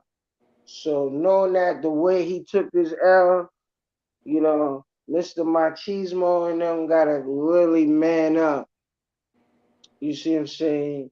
And face the peak of his competition right now at 68. So all that, even fucking John Ryder, you see what I'm saying? You know what I mean? The WBA gonna have to hold on that because the undisputed champion decided to go to 175 and lose to the WBA champ, the super champion. So them niggas better sit down with this John Ryder character right now, and he better win his fucking turn right now. Cause after, hopefully, even maybe Canelo might get past Triple G. You know what I mean? You know what they say about that old man strength. So and Mr. Triple G, he been begging to come to 68 for a long time. He been at 60 for too fucking long. So I think that's gonna be an interesting fight. But both of them fucking fools gonna have to fucking man up. You see what I'm saying? 68 is where it is right now. So, it ain't no more ducking and fucking hiding. Like, welterweight division, lightweight division, super lightweight division. Like, come on now. 68, we have to see a reigning champion. And it should continue for a while. It should continue for a while. So I don't know if, I don't got a good memory with people I don't even know about, but you know what I'm talking about, Smoke? The two guys they said, they had lined up for Canelo on the back end that we didn't know about, the zone and all. If he was successfully to complete his mission and shit, which, Yeah, it was it was Triple G and then like Buatsi or it was a bunch. It was some 175 dudes, and I think John Ryder was in there. So It was a bunch of matchroom dudes. Some credit right now. Who or Matt Trump, his own guys. Matchroom Zone, like what's his record like right now? What's who like Macabu? What can we say that he's a bum because if he's an undefeated fighter he ain't a bum, right? I mean, if you can be undefeated and still be a bum, like Tom Schwartz, like yeah, you can get some bummy guy. I mean, yeah. Definitely, I feel like you have an undefeated record. You had 20 fights against 20 guys with losing records, like dudes with who are 14 and 30, and 4 and 17, and all that shit.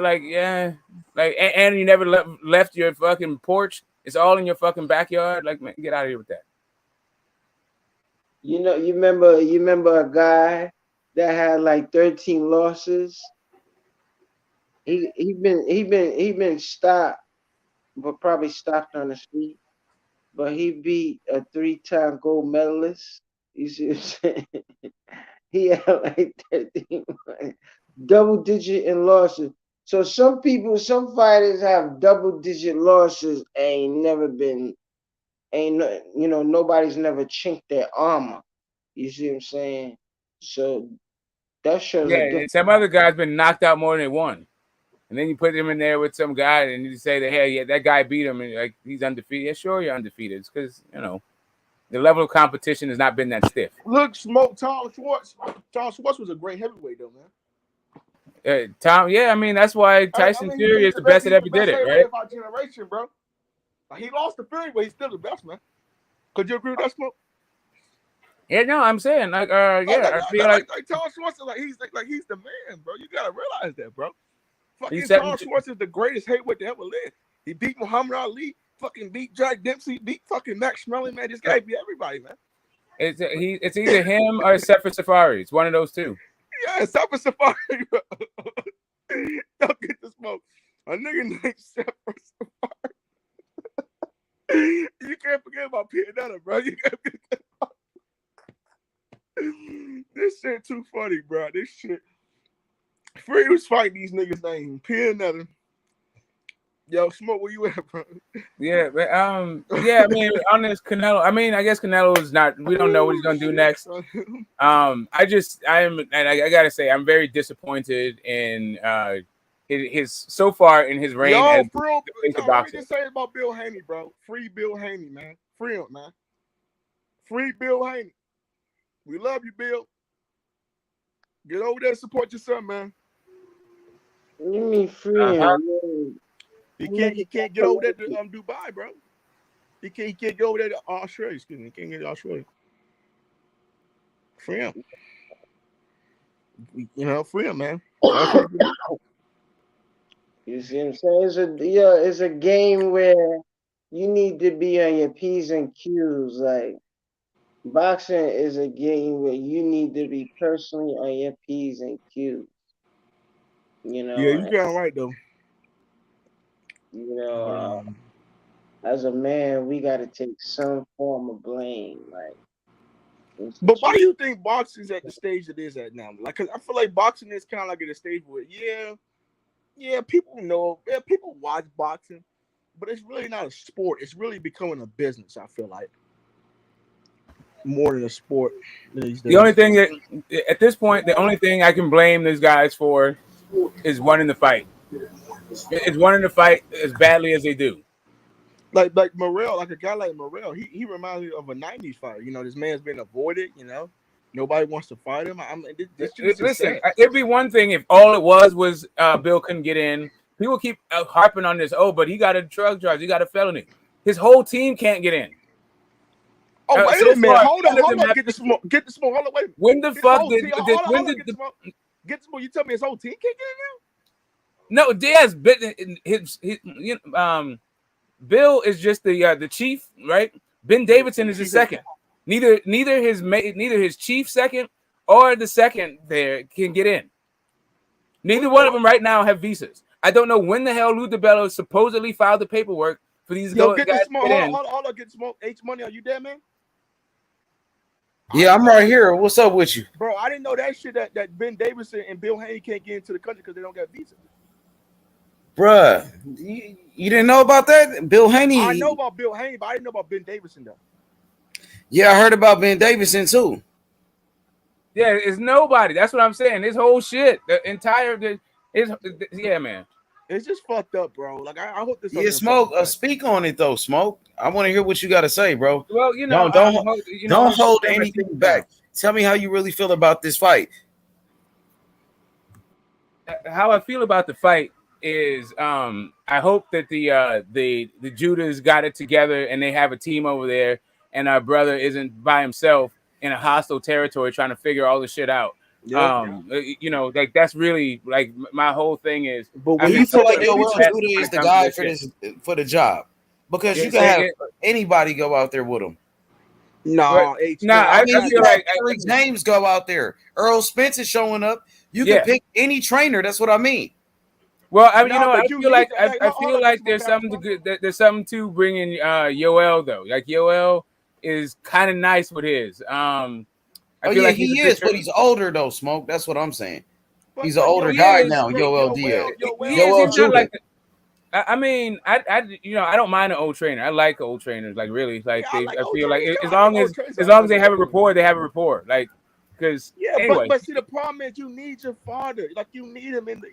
He's used to having his father in the corner. It's like they fucking him over. He understands this shit, bro. Yeah, I mean, I get all that, right? Like Uncle Rod was always in the corner and all that stuff. You like you want your guy, but I don't think he wants him in the corner because he's his father. I think he wants him in the corner. I think he wants him in Australia because he's his manager. I think he wants him in the corner because he's a common voice. But he's always had other guys be like in the corner with him, right? So I'm not really but necessarily you mad at gotta the. realize. Hold on, Gizmo. You gotta realize though. Ben Davis is the strategist of the team, right? Say again. He's the strategist. He comes up with the game plans, right? Nah, I mean Bill Haney comes in with the game plan, bro. Yeah, and they already worked on that part. The game plan is set. The strategy is set. Ben Davis has worked his corner before, and they were going to use him to work this corner again. But Yoel Judah also worked the corner. As long as the dude's up to the travel, right? As long as Yoel's health, right? As long as his age doesn't affect his performance, I'm good. Like because the knowledge is there, right? I'm good, and bro. the expertise I is just want there. Bill Haney to celebrate with his son, man. That's Yeah, fucked but up, what bro.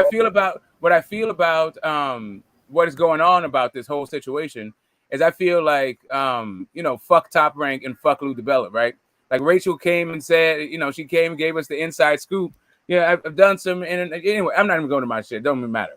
She talked about her own experience with promoters and international events, and these fucking promoters wait until the last minute to approve fucking paperwork. The deadline's on Friday. They wait till the deadline's on Monday, and they wait till Friday to fucking file your paperwork. So if there's any discrepancy, and you need to be flying on Tuesday.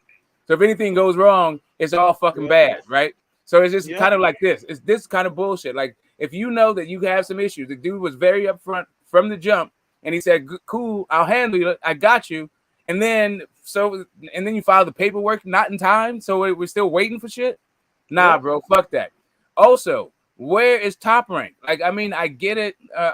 We assume that. Well, we don't need to assume. The best strategy would have been to go and raise a fucking stink at Top Rank, right? And talk about and put some pressure on this whole situation, and maybe even hold your fighter back. I don't know what they did short of holding their fighter back. I don't know what they talked about at Top Rank if they went that route, but fuck Top Rank for leaving their fighters out to dry. I don't know, like just because you're on a 3-fight contract, does that mean you don't want to extend it? You're like, fuck Devin Haney. Now I got his name on there. I'm gonna like sacrifice him for the glory. But this is my issue though. Like, hold up, let me finish the shit.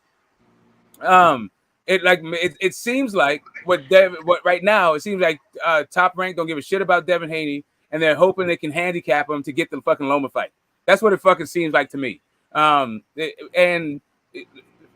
me, I'm just like I'm thoroughly fucking disgusted with the promotion of this with this fight in general and this situation in particular.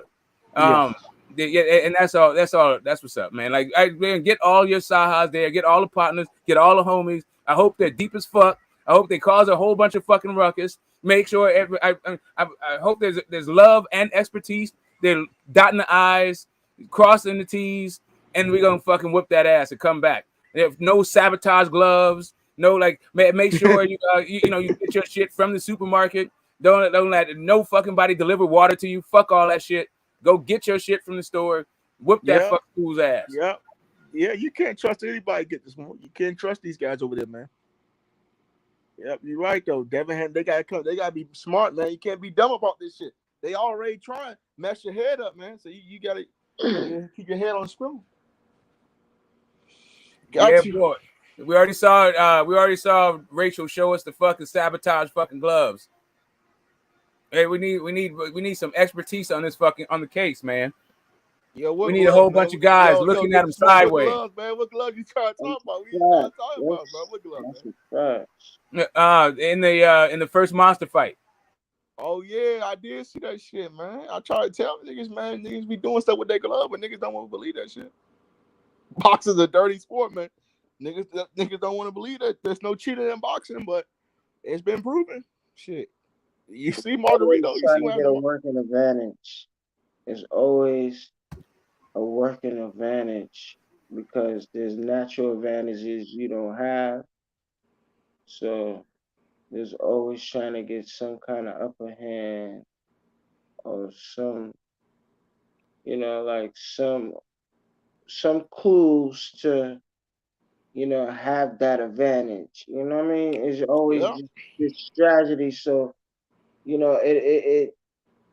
it goes to show it's scheming. So if it's scheming, it all adds up that to me, bro. If I'm Devin Haney, if I'm getting my water on my own, I'm bringing my own water over there. I'm bringing my own food over there. I'm not eating nothing over there, nothing, man.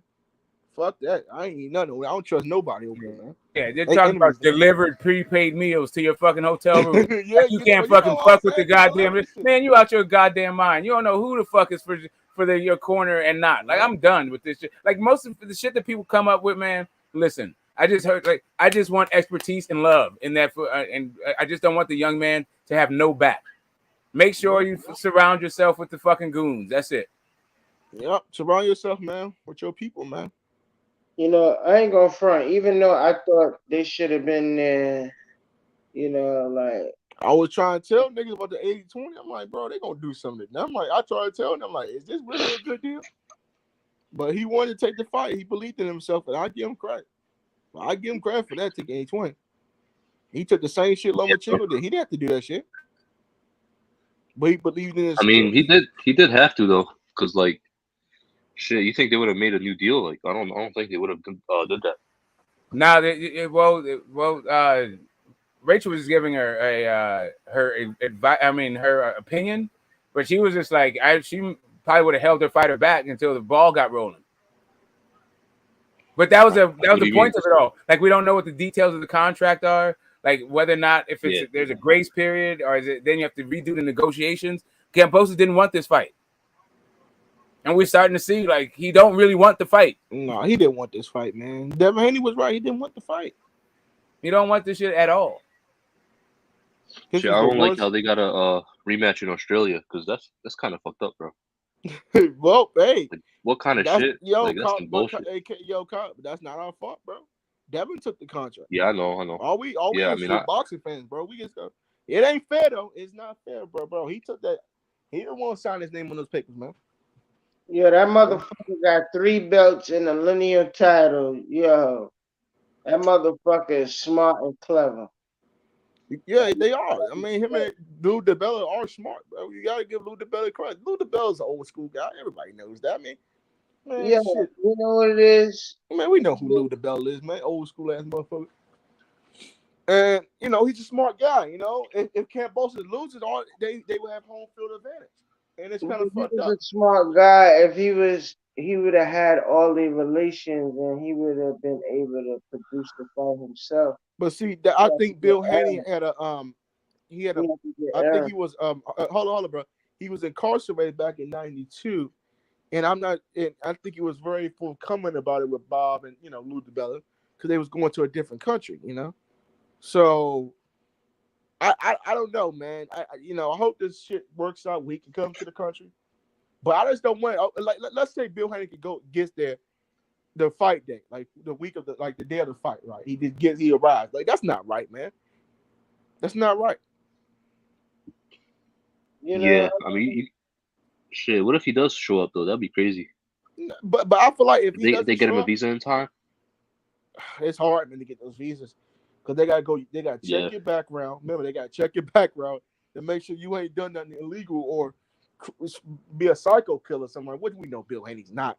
We know he's really not like that, but but I just feel like, I mean, where's the date? It's on March. It's May. What day it is, man? It's Thursday, right? It's the 20th. It's the 20th. Yeah, it's about to be Friday. Mm-hmm. It's Friday, right? So we got 2 weeks. 2 weeks. That. Yep. And no, man, if it doesn't get done by next week, then Bill Haney can call it quits. He's not going to get over there, man, in time. If it doesn't get done by next week, bro, I don't see how the way he can get over there, bro. I mean, Bob Arab said they're working on it, man. I hope they expedite it or something, It's going to I don't see why not. They got to do a background check. Yeah. That's going to take a long time because that's a different country. But I think Bill Haney doesn't have a visa. That's kind of like crazy. I think he does, right? He gotta have a visa. I don't know. I don't know none of those details, but I mean, I just all I know is, bro, like, being honest with you, bro. Yeah. He deserves his father to be in his corner, man. Just real shit. Like, he deserves his pause. Yeah, dog. It's the biggest fight of his life. I remember when Teofimo Lopez and they were celebrating the ring, man. All that hard work they fucking did, bro. Like, I want the same thing for Devin with Teo got, bro. When his pops is down to his knees and start crying and shit like that when he won. I'm like, I want Bill Haney to do that, bro. Bill Haney need that, bro. fucking Bill Yeah, Haney. He but deserves that, man. you gotta know it's gotta be a lesson learned that you know that if any one of y'all ever left the country to go to a country you never been to, have you guys ever done that? Yeah, No, I've never left the I United have. States of America yet. I was Yeah, planning to but go to the if UK. I was you planning to go you to the leave your UK, homeland and go to another homeland, but I don't have my passport. I don't have a U.S. passport, so I gotta go get mine. beyond the passport, they want you to produce a visa. They need to know you're visa credible. Yeah. So See, it's even all though kind of things, right? Like, even though you a criminal, even though you may been a criminal or whatever the case might be, Yeah, Bill Haney. I love Bill, but he was incarcerated. He wasn't. No, he went to that jail, went to don't prison. He matter wasn't. though. That don't matter though. I, All he I, I need bro, to I'm saying, do. hold up. I'm saying it doesn't matter. I said it, but it does matter over there in their country, though. It does matter, but It it, even it, matters over here. Like Yeah, it does. It matters. it matters what country you're going to, which passport you have, and then your history, right? So if you check, like, I'm not a convicted felon, so I'm checking the not convicted felon box. But even then, depending on the country, the visa may take some time to get cleared. But there's Yeah. some countries, just because I have an American passport, they're not even tripping. They don't Yo, care. get the Like, smoke. I don't even need a visa. Yo, get the smoke. How long you think it's going to take? Because it's like about 2 more weeks until we got this fight. Should it take a week? How long should the process get done? I mean, he was saying that he was hoping it would be done in a couple of days, but I feel like that's wishful thinking. I don't know where they are in the process. It seemed like they were just waiting for the visa to come still, and it hadn't came, and now it's getting kind of up against how much time you have to acclimate yourself, because he already should have been there. Oh my! They're getting acclimated, right? Jesus, man. Whoo, man. I don't know if he's gonna make it, bro. Because like 2 weeks, this shit flies by fast, bro. We already on Friday, man. And whoo, man, I just hope he gets to the fight, bro. I just want him to celebrate with his son, man. Because like, oh man, like, bro, your father is everything. Your father was in your life. He's everything to you. You know what I'm saying? Devin Haney is everything to his father, man. You know what I'm saying? Him and his father got that great relationship. Yeah, he said he got some fighters over there that in his corner. They got people over there. I just want to make, just as long as everywhere it's flooded. Like, now, I want there to be like 15 people checking the wraps.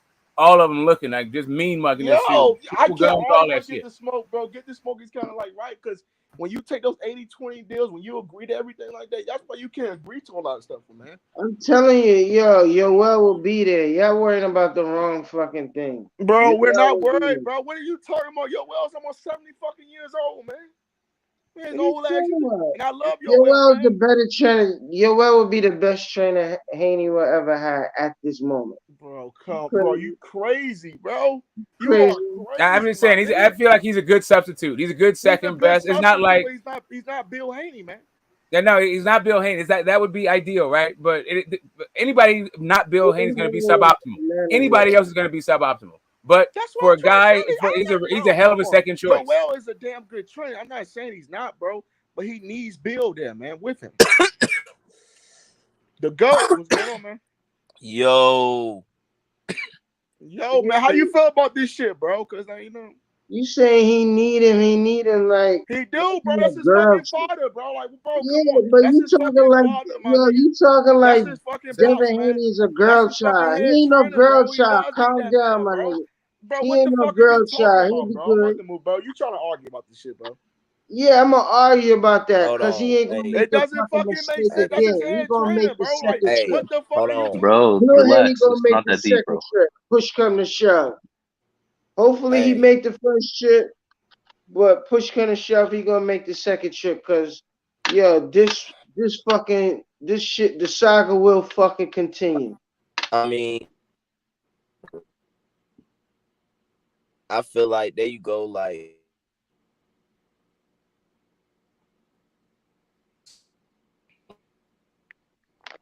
Go ahead, Yo, I bro. think you're breaking up, bro. You kind of breaking up because you Yeah, sound. I can't hear anything. Yo, you sound like you under 18. That's why you breaking up.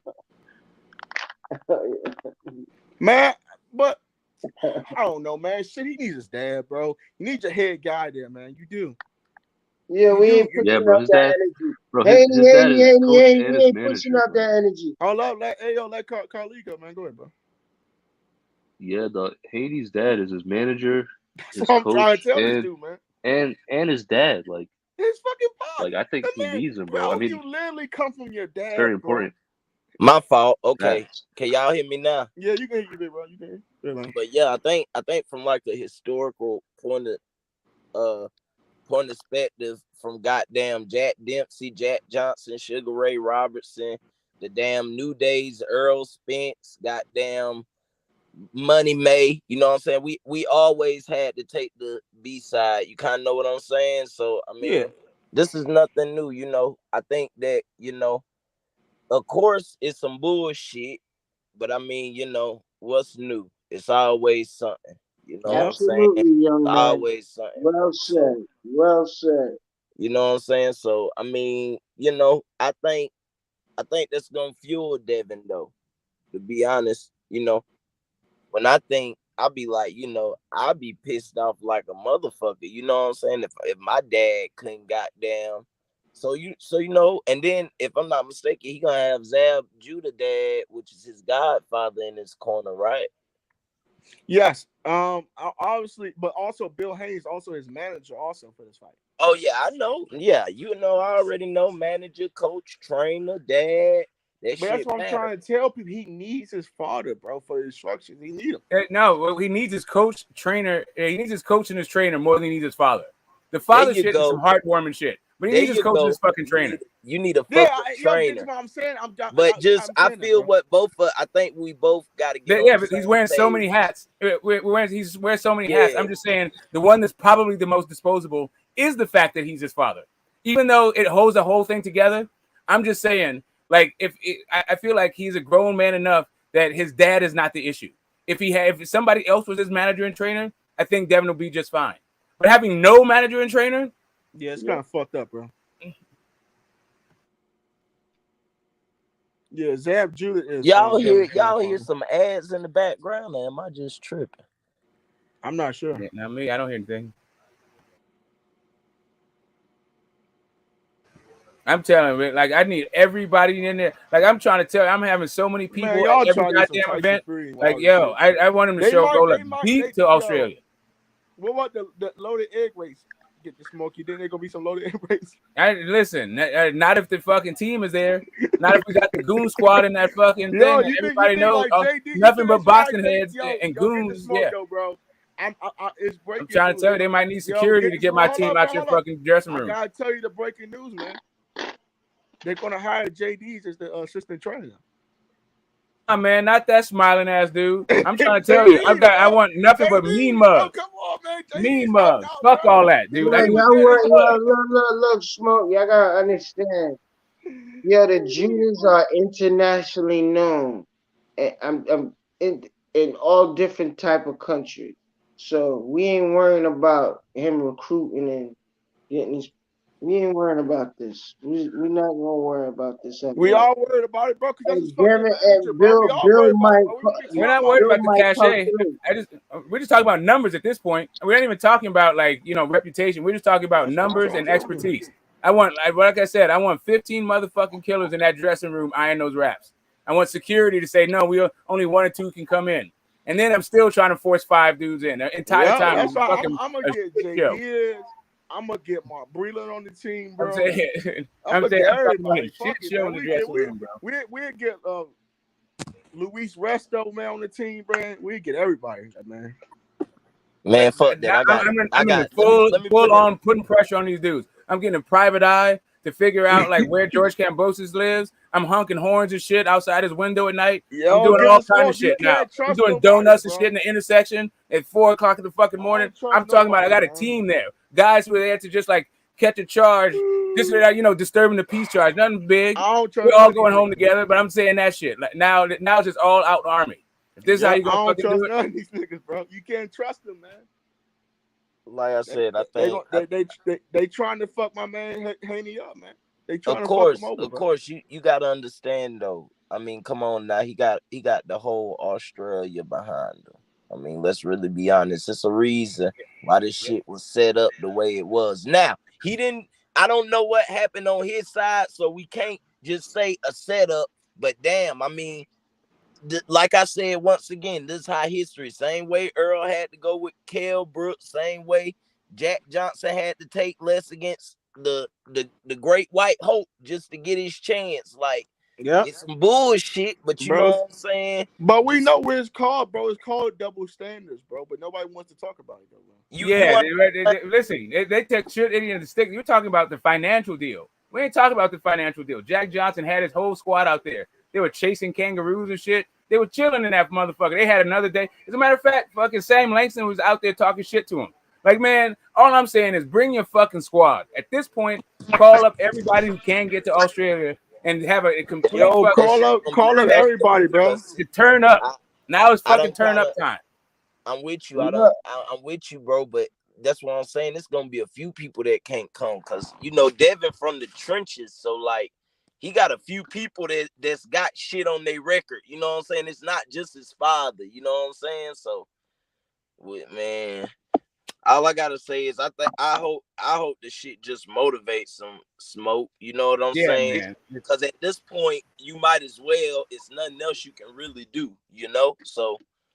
But listen, like, they must have meth heads in Australia. They got meth heads out there. Hire a fucking pack of meth heads to fuck up that lobby. Like, just be like howling at the fucking moon the night of the fucking fight. Like, pick his fucking pockets. Where's your wallet? Like, I'm talking about whatever you can do to disrupt that motherfucker's rhythm. Do that shit. Figure out your fucking thing. Oh, that's just me. That's all I'm saying. Like, now I'm all the way fucking hyped with this shit. Like, for real. Like, if this the fucking like want to play in, let's do this shit. What'd you say? Which one? That God Body News. This one? Judas should send Devin the tape when he rocked Mayweather snot box and say, do this. I think that's tough right there, though. But I thought Mickey Bay couldn't get there, man. Down. Now you're saying Mickey Bay's going? I thought they moved Mickey Bay's fight. They said they like it was put. I thought first they said it was canceled, but then I think it got moved to like Africa or something. Bro, that joint was in Africa, and then they said it was in Dubai. So and like I don't know what's going on. Yeah, it was supposed to be this. Yo, Mickey Bay ain't better than Zab Judah's father as a trainer. So I like the idea Zab father is in the mother. Bro, he needs a second. That's only one guy. He needs a second. Hold on, and the thing is, hold on. What's up, guys? Sorry, I jump in wild anyway. Consider Mickey Bay a second because, in all actuality, we're gonna have to put him as a second because we need a knockout here. Yeah, Mickey Bay is an excellent boxer for what it's worth, but we need a killer instinct where we need a knockout here. We need a finishing move. We need some Crawford-esque kind of shit, like some dynamic shit. He pulled it out of his hip, like it came from his waist, and boom, like some incredible shit. But go ahead, Playboy. No, I was gonna say, man, I know Mickey Bay fight, like I said, it got canceled in Dubai for the same reason Floyd Mayweather's did. Hopefully, I hadn't heard that he was flying over there, but if he is, that's a great thing. Like Smoke said, you definitely need a second in the corner. And although, Yoel, he's trained Dev for a while anyways, you know what I'm saying? They've had multiple trainers come in and work with him. If you go back and look, when he was in the amateurs, Yoel was working with him and shit like that. But you also want to have somebody like a Mickey Bay there who's been working with him recently that provides another level of comfortability for him, you know what I'm saying, in the ring, and another set of eyes as to what adjustments could be made. So I'm all for it. If Mickey Bay can get over there, bro, I'm all for that. And whether it's him as the main and Yoel is second, Yoel is the main and Mickey Bay is second, I don't really care. I want all those eyes on the fight and giving their opinions as far as what adjustments can be made. And what's dope about that, he would definitely be there because he's in that region. And knowing that he's in that region, he's in that region. He won't need no visa to get to Australia. No, he So don't need a most visa. likely he's gonna be in this corner. But everybody else might get dubbed. In But Curry. I'm pretty sure he still need a visa though to get there. Cause he in Dubai. Nah. From where? If he's in Dubai? Yeah, I'm pretty sure he needs a visa to get into Australia.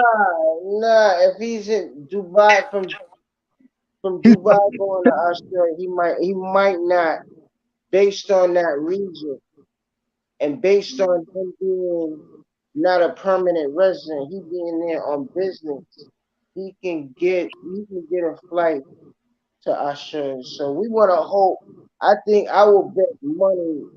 Most likely he'll be in the corner based on him not being here in the country.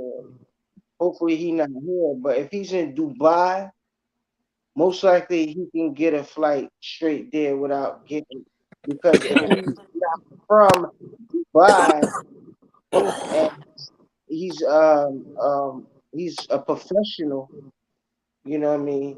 but the thing is you need a visa. You know what I'm saying? A flight is one thing. A visa is Yeah, you gotta have a visa. If yeah. that It's was the something. case, then damn Devin Haney dad would already be there. Yeah, so he got a visa Yep. coming from where his country's from. No, but you need to. Nah, you don't You need one for Dubai, bro. need I a. You don't need. think you need a visa for Dubai, Dubai. he got a I'm visa. talking about Australia. My fault. I thought we were talking about Australia. No, but fellas, Yeah, if he's in Australia, you do need a Dubai, visa. right? No, but Dubai is not his home No, country. He has a no, but visa. you don't need a no. But listen, you don't need a visa to go to Dubai. right. Okay. You need a visa to go into Australia. So even if you're in Dubai, if you're an American citizen, you still need a visa. You know what I'm saying? Or I think that you can get a certain type of grant permit or whatever outside of a visa, but you still need that type of paperwork, regardless if you're in Dubai or not, being an American citizen to get into Australia. So, but exactly. But I'll still put it that Bay will be in the corner before, Bill. So, Shit, maybe, bro. Maybe he was planning to go there more the anyway. better. So Haney. yeah, What's up? shit. Haney. I know Devin. I know Devin Haney had all these coaches though. I Well, think he should be good then. what the Hey, thing is, I'm sorry, right side. Hey, yo, you right about that. Haney. Let's go, Devin Haney. USA. It's Haney time. Let's go. Go ahead, right side. Get him right. no, I was just gonna say, man, the great one of the great things about Bill, as far as being the trainer, manager, coach, uh, um, the head of the promotional brand, all that kind of stuff.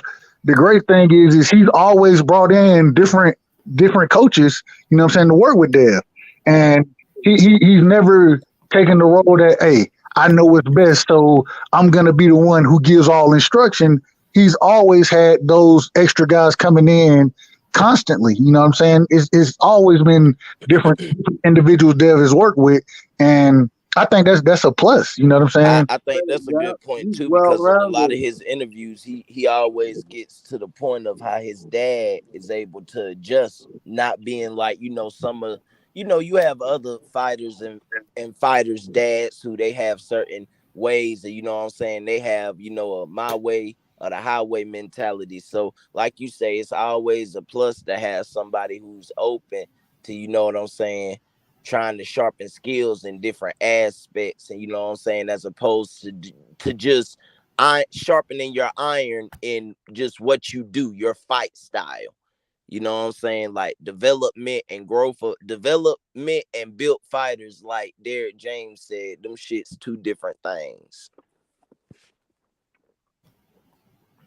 See, George Kambosos, he gonna get his ass whooped. Let me go ahead and say that now, because I feel like motherfuckers trying to tread through this shit because he beat fucking Tio. Tio didn't come with no fucking game plan.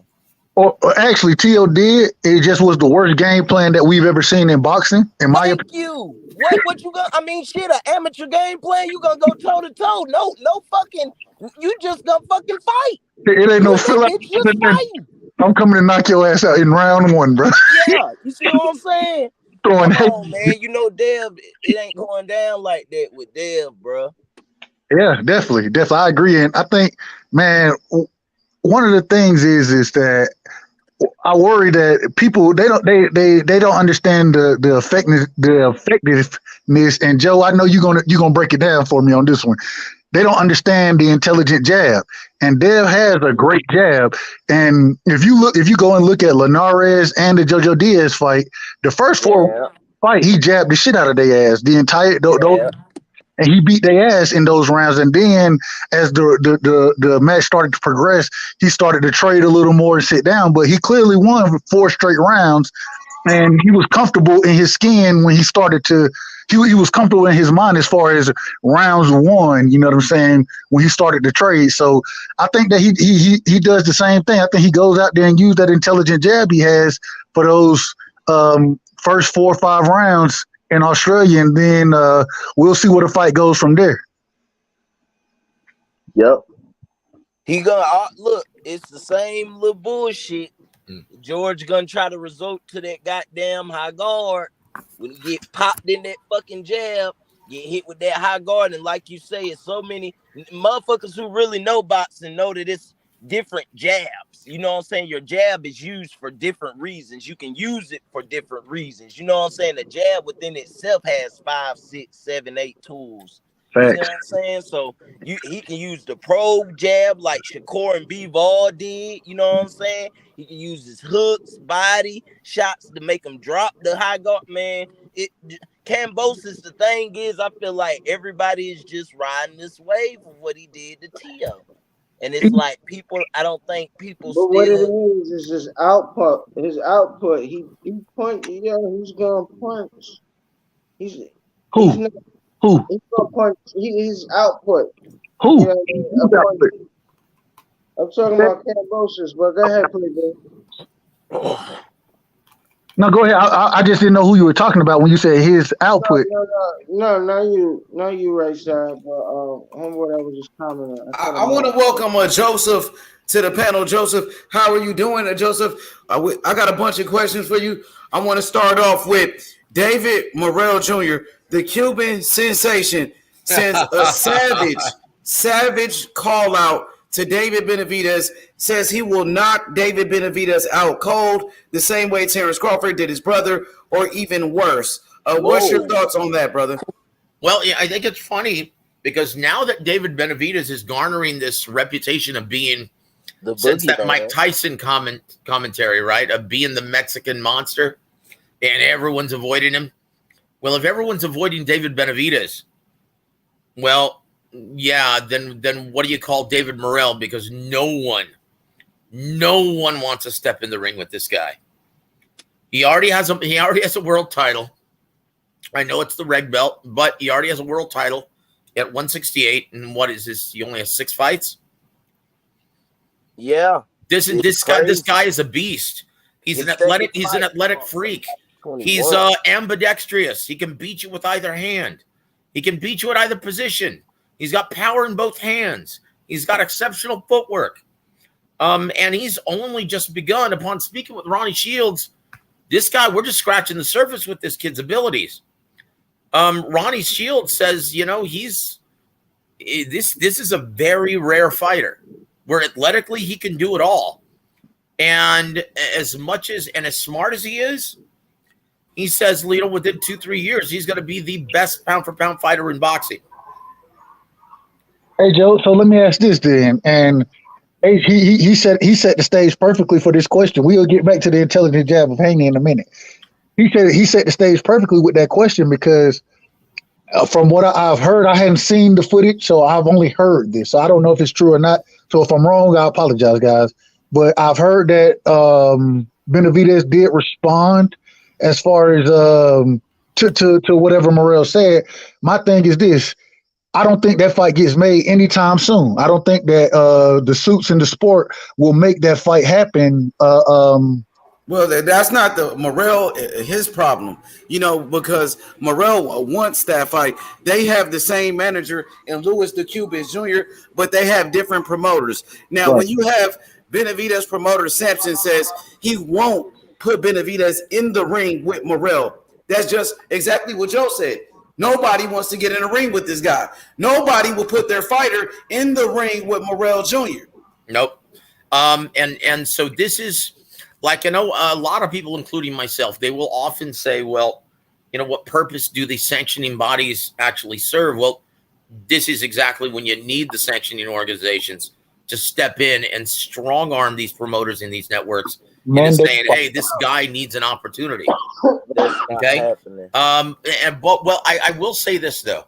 Look, as long as David Morrell has an advisor or a promoter with TV dates, he's going to be fine. Okay. It's only a matter of time before this guy gets to the point of popularity or notoriety to where you can't turn him down any longer. You can't avoid this guy any longer. It's kind of the point we're starting to see this with Boots Ennis, and Boots is just with Cameron Duncan. But Steven Espinosa really likes him. So that's the key. If Steven Espinosa and Showtime Sports really likes David Morrell, because keep in mind, up until this point, he's been competing on Fox exclusively. So if he fights on Showtime and Steven Espinosa and Showtime Sports, they really like him, Chris de Blasio, all those guys, yeah, it's going to be impossible to avoid him in another year. And that's going to be the case with Boots Ennis. He's becoming a real attraction on Showtime, right? And so that's the key, guys. But, I really like the discussion about Devin Haney as well as George Kambosos. Guys, to be honest with you, I think the best thing that happened if Haney were to fight George Kambosos, I think the best thing that happened to him was the Teofimo Lopez fight, because we all discovered and were quite surprised that this is a very smart guy. He seems to be a jack of all trades and a master of none, but he is very smart, and he's very his work ethic, his determination, his mental toughness is very impressive. He's always in the gym. He's a gym rat. And we saw him. One of the things that was so effective against Teofimo Lopez is he didn't take the lead. And that's what Teofimo Lopez, anticipated. He thought for sure, watching the Mickey Bay fight, watching the Lee Selby fight, watching the great majority of his fights, he was the aggressor. He's the guy who got off first, and that's what Teofimo Lopez was expecting. Well, his team being very intelligent and him being very crafty and able to adapt, right? He didn't do that. He waited for the counterpuncher, forcing him to take the lead, something he's not accustomed or fond of doing, Teofimo Lopez. He's a counterpuncher by trade, right? This is a guy who thrives off of his opponent's aggressiveness and makes him pay for it, looking for those opportunities to counter effectively. Well, Kambosos didn't give him that opportunity, forcing him to take the lead. He was the A side. And sometimes when you're the A side, that can really hurt you, like it did in Nonito Donaire versus Guillermo Rigondeaux. Rigondeaux. Yeah, when he's a counterpuncher by trade, and unfortunately Guillermo Rigondeaux was just waiting for him, not taking the lead, so the crowd started booing. So what does that do? It puts a lot more pressure on the A side to force the action, to force the fight, to make the fight happen. And so Nonito Donaire uncomfortably took the lead, and he just kept walking into shots.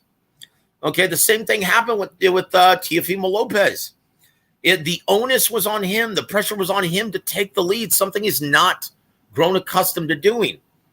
And so we all saw and discovered the versatility of George Kambosos Jr. This is a very crafty guy, but he doesn't do any one thing exceptionally well. He's got great work ethic, great conditioning, always in shape, very smart guy, mentally tough, has a mindset of a winner. And I think that's his biggest asset. But guys, when you look at talent, Devin Haney is just on another level.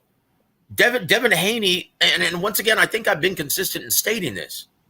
He should win this fight with the left hand and his footwork alone. He's got one of the best. He's got one of the best intelligent jabs, and one of the things that makes his jab so intelligent, he will mix in different speeds, different levels of There power. you go. He'll Preach, boy. Well, Preach. yeah. I mean, look, he'll actually use it in different directions, and he'll incorporate feints in it. It's going to freeze you, right? It freezes his opponents, and he's able to control range. And every time they try to collapse the pocket, he'll stuff the jab in their chest, stomach, and head, and he'll turn them. Hey, side note, Joseph. Side note. Tell me what you exactly just said. Tell me that's not what Boots did that first round, that first and second round. Just oh gosh, you know what? That fucking jab was insane last week. Well, yeah, I mean, you know, and unfortunately, we didn't get to see nothing. Well, here, Cusio Clayton's a very good fighter, and he's a tough guy, and he's very awkward. Unfortunately, he got caught. What people don't realize about Boots Ennis is not only is he super skilled, he's got serious power in both hands. Mm-hmm. And if you get caught, it's lights out, guys. I mean, just ask Tomas Delorme. Thanks. Now, once again, Tomas Delorme has passed his prime, and he's been stopped before, but no one has ever done that to Tomas Delorme, putting him on his ass and out for good in the first round. And with a straight hand. And this is under the tutelage of new trainer Ismail Salas. Okay, once again, guys, Boots is special. If you're just looking at the eye test, right? He's special. He's special. He's got it all. In fact, he looks virtually perfect. He looks so good, you wonder, okay, there's got to be something wrong with him, right? Mm-hmm. Because I just don't see it up to this point. Okay, that's what I'm saying. Hold on, hold on. He got something to say. Go ahead, speak a piece. Hold on. Oh, go ahead, Joe. Go ahead. Oh, no, I was just going to say, look, in terms of natural talent, guys, and that's what I'm saying, you look at the talent level. You look at the skill set. You look at the footwork. You look at the short, crisp, compact punches. Okay, all of that points to advantage Devin Haney. Just like all of that points to advantage Boots Ennis, regardless of who you stick him in the ring with. Just like in Rolly Romero versus Tank Davis. Guys, there's a reason why Tank Davis is a 14-1 betting favorite. That's crazy. No, that's right on the money. That's about right. Bro. Look, because Rolly Romero's a bigger guy, big puncher, but that's just about where it ends. He can't fight, guys. He can't fight. He can't fight, guys. He doesn't have the skill set, the natural athleticism, the natural talent, the deep amateur background, the intelligent jab, the crafty footwork. He's got none of that. He's going to get carved, guys, on the 28th like a Thanksgiving turkey. It's not even going to be competitive, and it's criminal that this is actually on pay-per-view. But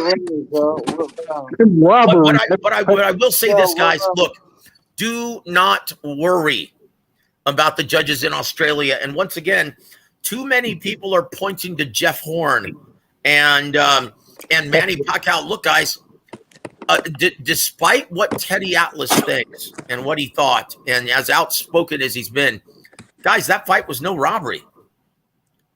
I mean, it's a fight that could have easily gone either way, but it was no robbery. I scored at 8-4 Pacquiao. I scored at 8-4 Pacquiao. I scored at 7-5 Horn, just like Tim Bradley did. I'm not mad. Joe, what you talking about? How Devin Haney can just win off of footwork? That's what I'm saying. Look, guys. They said. I disagree. He needs more than that, and his power has not produced that.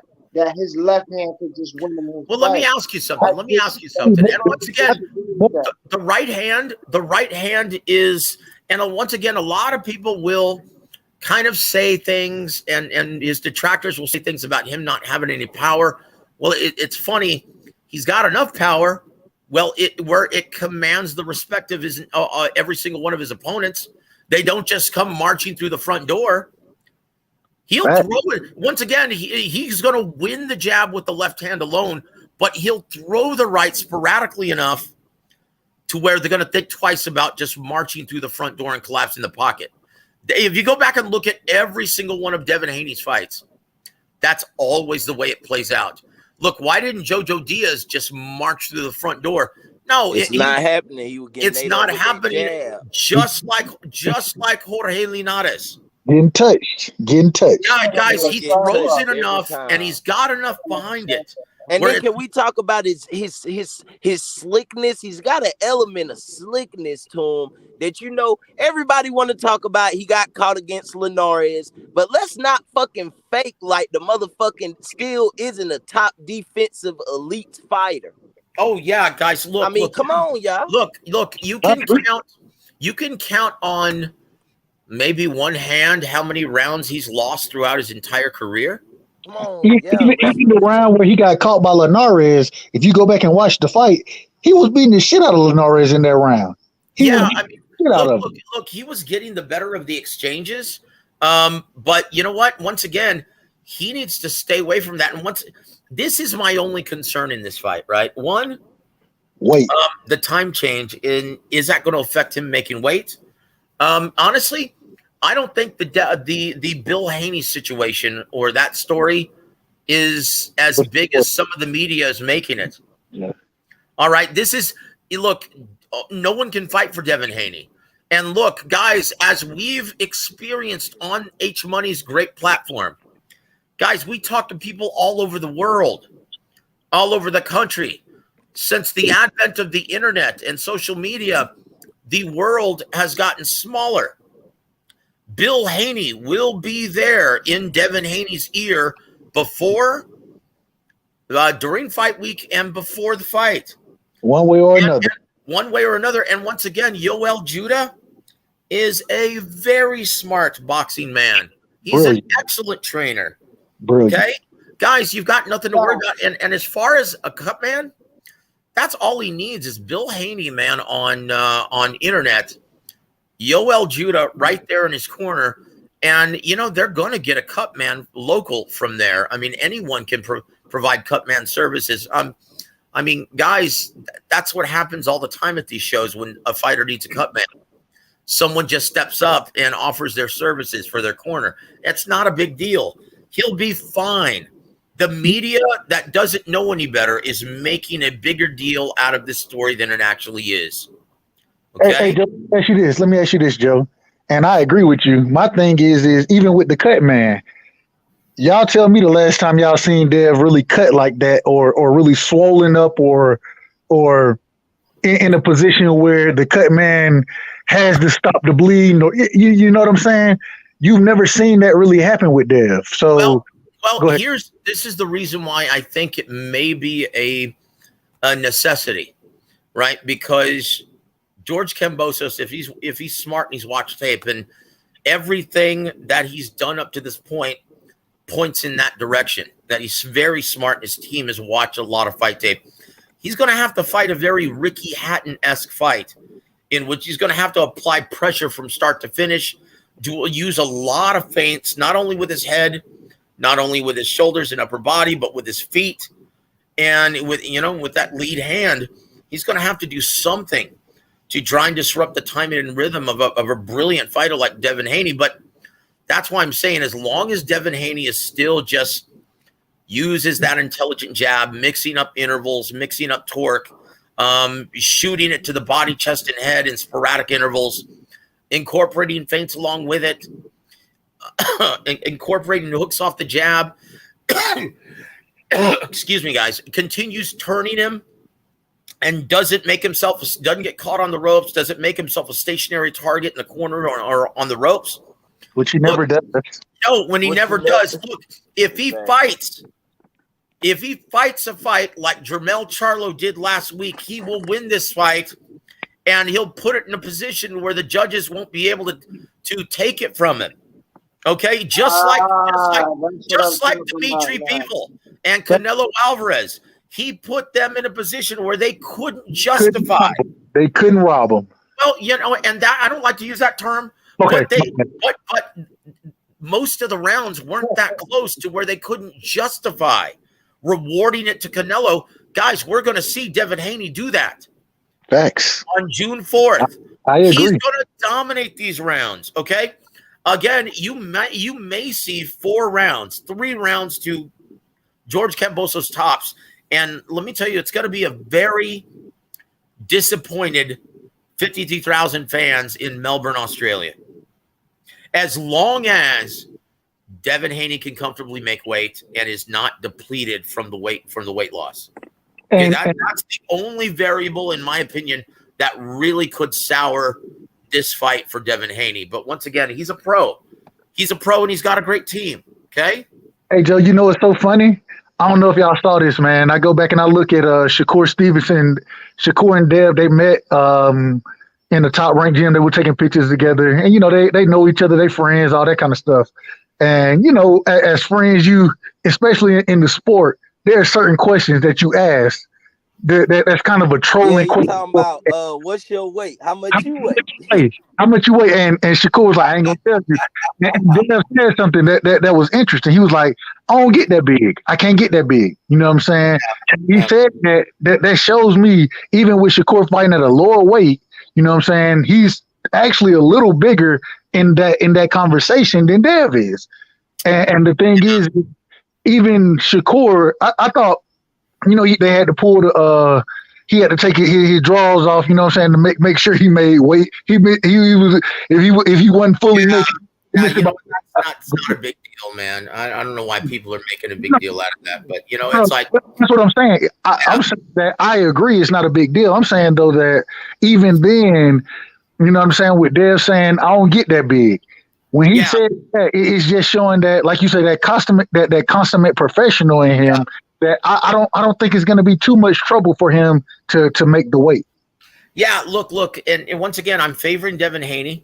The only thing that worries me is, gosh, I really wish they hadn't just left for Australia. I mean, guys, there's 2 weeks until this fight now. You know, it's like, let your body get acclimated to the time change. Honestly, he should have flown down there right after Ramadan, in my opinion. But once again, he's got a great team behind him. They know what they're doing. They're pros. Obviously, they've been looking forward to this opportunity since he turned pro. This is it. This is the big one. And if he looks impressive against George Kambosos in front of 53,000 fans, and it's going to be on ESPN stateside, this is going to be his coming out party to a much larger mainstream and casual demographic. This is it. This is it. And so they know exactly what's at stake here, guys. They know what's on the line. So is it going to be easy to make weight? No. Fight week is going to be misery for Devin Haney. And Joe, you're absolutely right about that. I mean, what better way to introduce Devin Haney to the world in a big fight like this against George Kambosos for the undisputed lightweight championship? It's a great way to introduce him to the public on ESPN with his first fight. You know, but I will say this though, H. I will say this though, brother. You cannot underestimate George Kambosos Jr. though. And once again, he's a good fighter. Like, he's a good fighter, but I know what I'm working with Devin Haney. Devin Haney is a fighter I've been watching for years. Yep. He's my favorite fighter, and I feel like Devin Haney got the skills to pay the bills. And I feel like you know, and I can't imagine anyone underestimating George Kambosos after the Teofimo Lopez victory upset. I mean, we know Tio was wagering. You of course, and you told me that from the beginning. Yep. I did, man. And you know, once again, Devin's situation is not nearly as crucial as Teofimo Lopez and as bad as Teofimo Lopez's situation was. But it still is a variable that could affect the outcome of the fight. In my opinion, though, Devin Haney has never missed weight. Devin Haney has never missed weight before. But one thing that I do have to consider, in his last two fights, they've merely had a weigh-in ceremony, right? They weighed in before. Yeah, I agree. They weighed in before at 8:30 or 9 in the morning. Yeah, right. He's agree. Not going to be given that same luxury. And he had like 6 hours. That's the only thing that I'm worried about here. And to be honest with you, because I know Devin Haney and his team, they're very smart, and there's no way that they would look past George Kambosos. I'm sure they've been watching a lot Exactly. of his tape. Like, I mean, with a fighter like Devin Haney, Joe, I have nothing to worry about. This guy is the ultimate professional. He takes his craft very serious. He's a hard worker and he's dedicated, and that's what separates him from the rest of the fighters. Yep. And so, guys, and once again, if you're just looking at and trust your eyes, guys, you know what you see in the ring. All of you guys on here are very smart. You know what you're looking at. So trust your eyes. And just by the eye test, you can clearly see, although George Kambosos, he really proved his mettle in that last fight. He's a jack of all trades and a master of none. He doesn't do any one thing exceptionally well, while Devin Haney is one of the best defensive fighters in boxing, has one of the best jabs in boxing. I mean, in my opinion, aside from Bivol and Shakur Stevenson, he probably has the best jab in boxing. Well, outside of Errol Spence as well. Those four guys, they easily win their fights and put their opponents in a position of panic and to where they really have to adapt and Just change off their the jab. plan just off the jab and their ability to control range. Kambosos is boy, he's up against it. Like I said, in order to be effective in this fight, Kambosos is going to have to implement an almost Ricky Hatton-esque performance as he showed against Kostya, right? To where he just made it a mauling, just ugly, uncomfortable fight. That's his only chance to win. And he don't want to do that. Because from mid to long range, he getting his ass whooped. It's going to get picked apart, man. That's the thing. That's George Kambosos' his only chance to win. I'm sorry, guys. Your thoughts on everything? Let me ask a question real quick. So I agree with that, Joe. My question is this: for the Teofimo fight, I understand, Teo was y'all would say he's weight drained. There you go. Talk that talk. Be honest. It ain't no weight drain. He came in there. He thought that it was sweet. Now let's really be honest. He came in there and he underestimated the opponent. Let me get there. So I've heard weight drain. I know he had medical issues, those type of things. My thing is this: it still ended up being a split decision. And my problem is that if Teo came in with a decent game plan as far as boxing, counterpunching, jabbing, using the tools in his toolbox versus going out looking for the knockout, which we all know when you go looking for a knockout, what happens? You're going to get your ass knocked out. Yeah, you make stupid mistakes. Yeah. And so my thing is in that first round, it was the worst game plan I've ever seen in boxing. And he got clipped and got put down in that round. You know what I'm saying?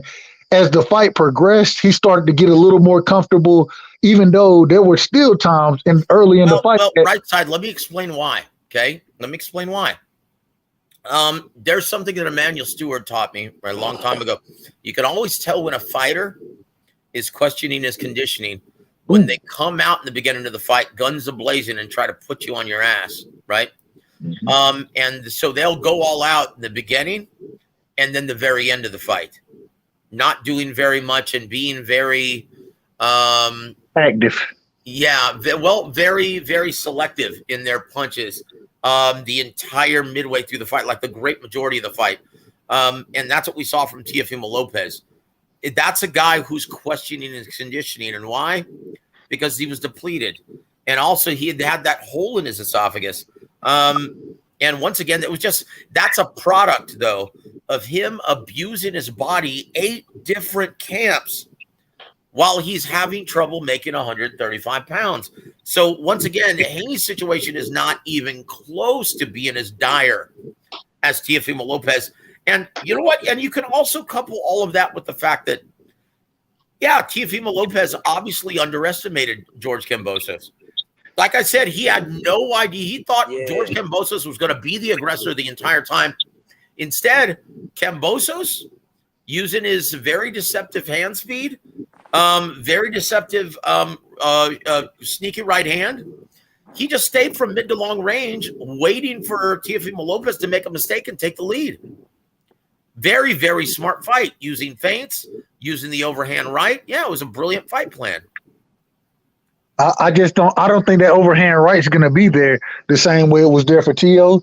and that overhand. Oh, Devin's jab is night and day. It's like head and shoulders above Teofimo Lopez's jab. He's a longer fighter. He's a more rangy fighter than Tio is. So yeah, he fights much better from mid to long range than Teofimo Lopez. And once again, he doesn't wait for you to take the lead.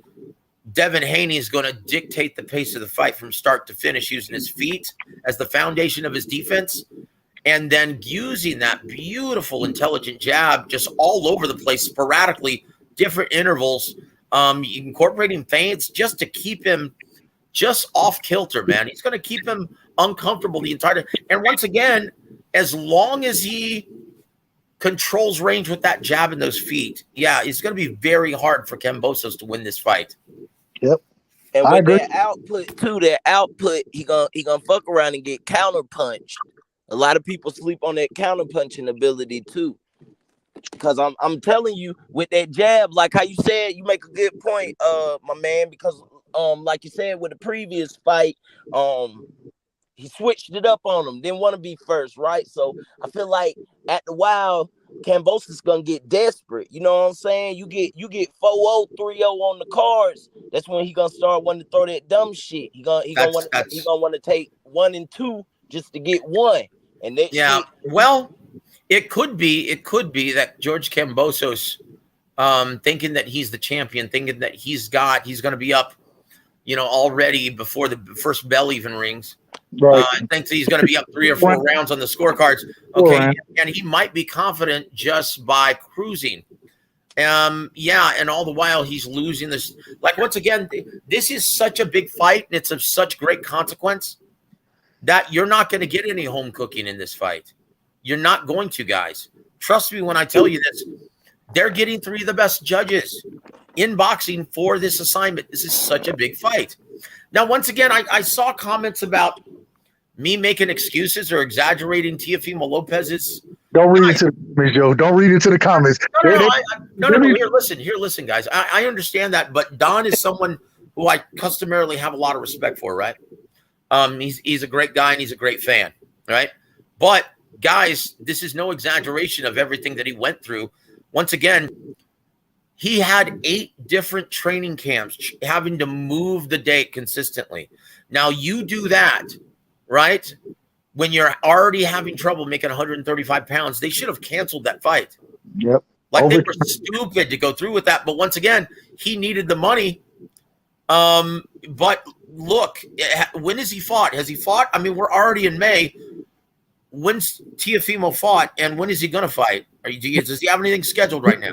Yeah, he's supposed to fight August. I believe August 20th. I believe it's the 20th. I believe that's when he has a fight, or that's his date supposedly for a fight, August 20th. Okay, but nothing's been announced thus far. And look, so we're talking about him going the entire 8 months without doing anything, guys. His body had to recover from all of that. That's serious. I mean, we're not exaggerating on any of that. Right. And there's a reason, and I knew it was a dire situation. Which is why I kind of tried to brace all of you guys that this was not going to be an easy fight for Teofimo Lopez. I mean, he was a huge 15-1 betting favorite, and I'm like, guys, this is not going to be easy.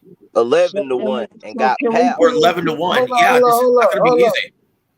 Can we play some violins as we talk about Tio and all of no, we ain't gonna play no violins for Tio, man. Look, listen. Tio is resting and worrying about his next fight and getting ready.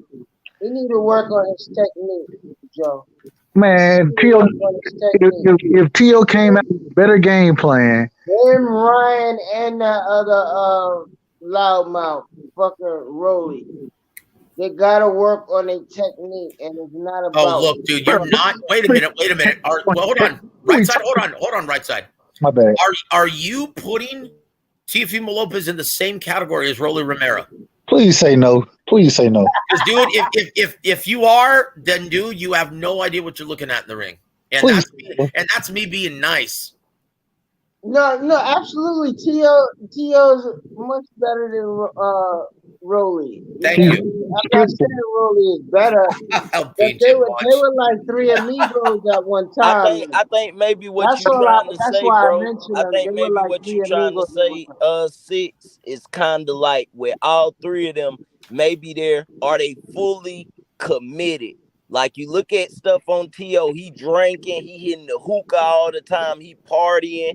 You look at Ryan, you know, he had the anxiety issues, the emotional issues. You look at Rolly just talk a bunch of shit.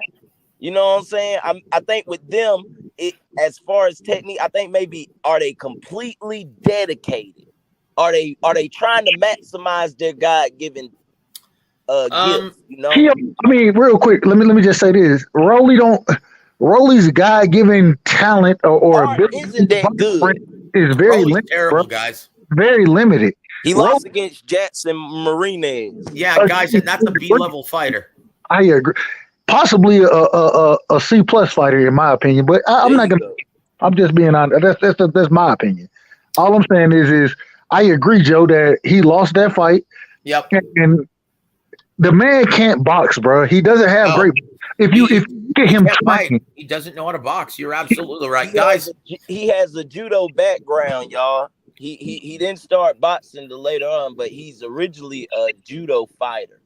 judo and boxing are totally different. There you go. Thank you. You can grab and you got different submission holds. Okay, so here's my question, right side to you, brother. Here's my question. Why on earth is this on pay-per-view, and why on earth is he fighting arguably the best lightweight fighter in the world? Why is he taking on one of the elite at 35 when this guy's ranked number 20 on the world rankings, on the transatlantic, right? So I'm gonna give you my answer, Joe, but I'm just giving you my answer. No, go ahead, brother. I want to get your honest assessment. I want to give an answer too. The more the merrier, all of you guys. Yep. So my thing is I know the first fight, I thought it should have never been scheduled. I think that was Floyd trying to keep shit in house. You know what I'm saying? It fell through. I believe it's the WBA, WBO. One of them mandated this fight. I'm not sure how you get mandated for a fight when, like you said, you're not the number one contender. But okay, whatever. And so because it was mandated, I believe, and it's the WBA. It's the WBA.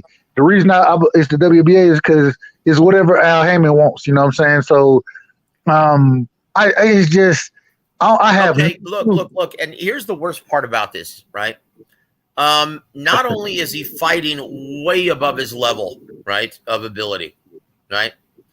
But why on earth is Showtime as well as Mayweather Promotions expecting the fans to reach deep into their pocketbook during a recession and pay for this shit? Bro, gas is. I'm in Georgia, bro. Gas is $4.50. Whoa! Why we banging? You're banging on a nice card. Other than this fight, and this fight is like somewhat of a heavyweight fight. You could be satisfied if the fight ends in 4 rounds. But if it goes 12 rounds, hold on. Hey, say that again, bro. If the Rolly fight goes 12 rounds, we're gonna be scratching our heads questioning Tank, because Tank don't really do no wrong inside the ring. But we'll be satisfied if the fight ends in 4. But the undercard is very good. We got a 54 fight. We got Lara at 160.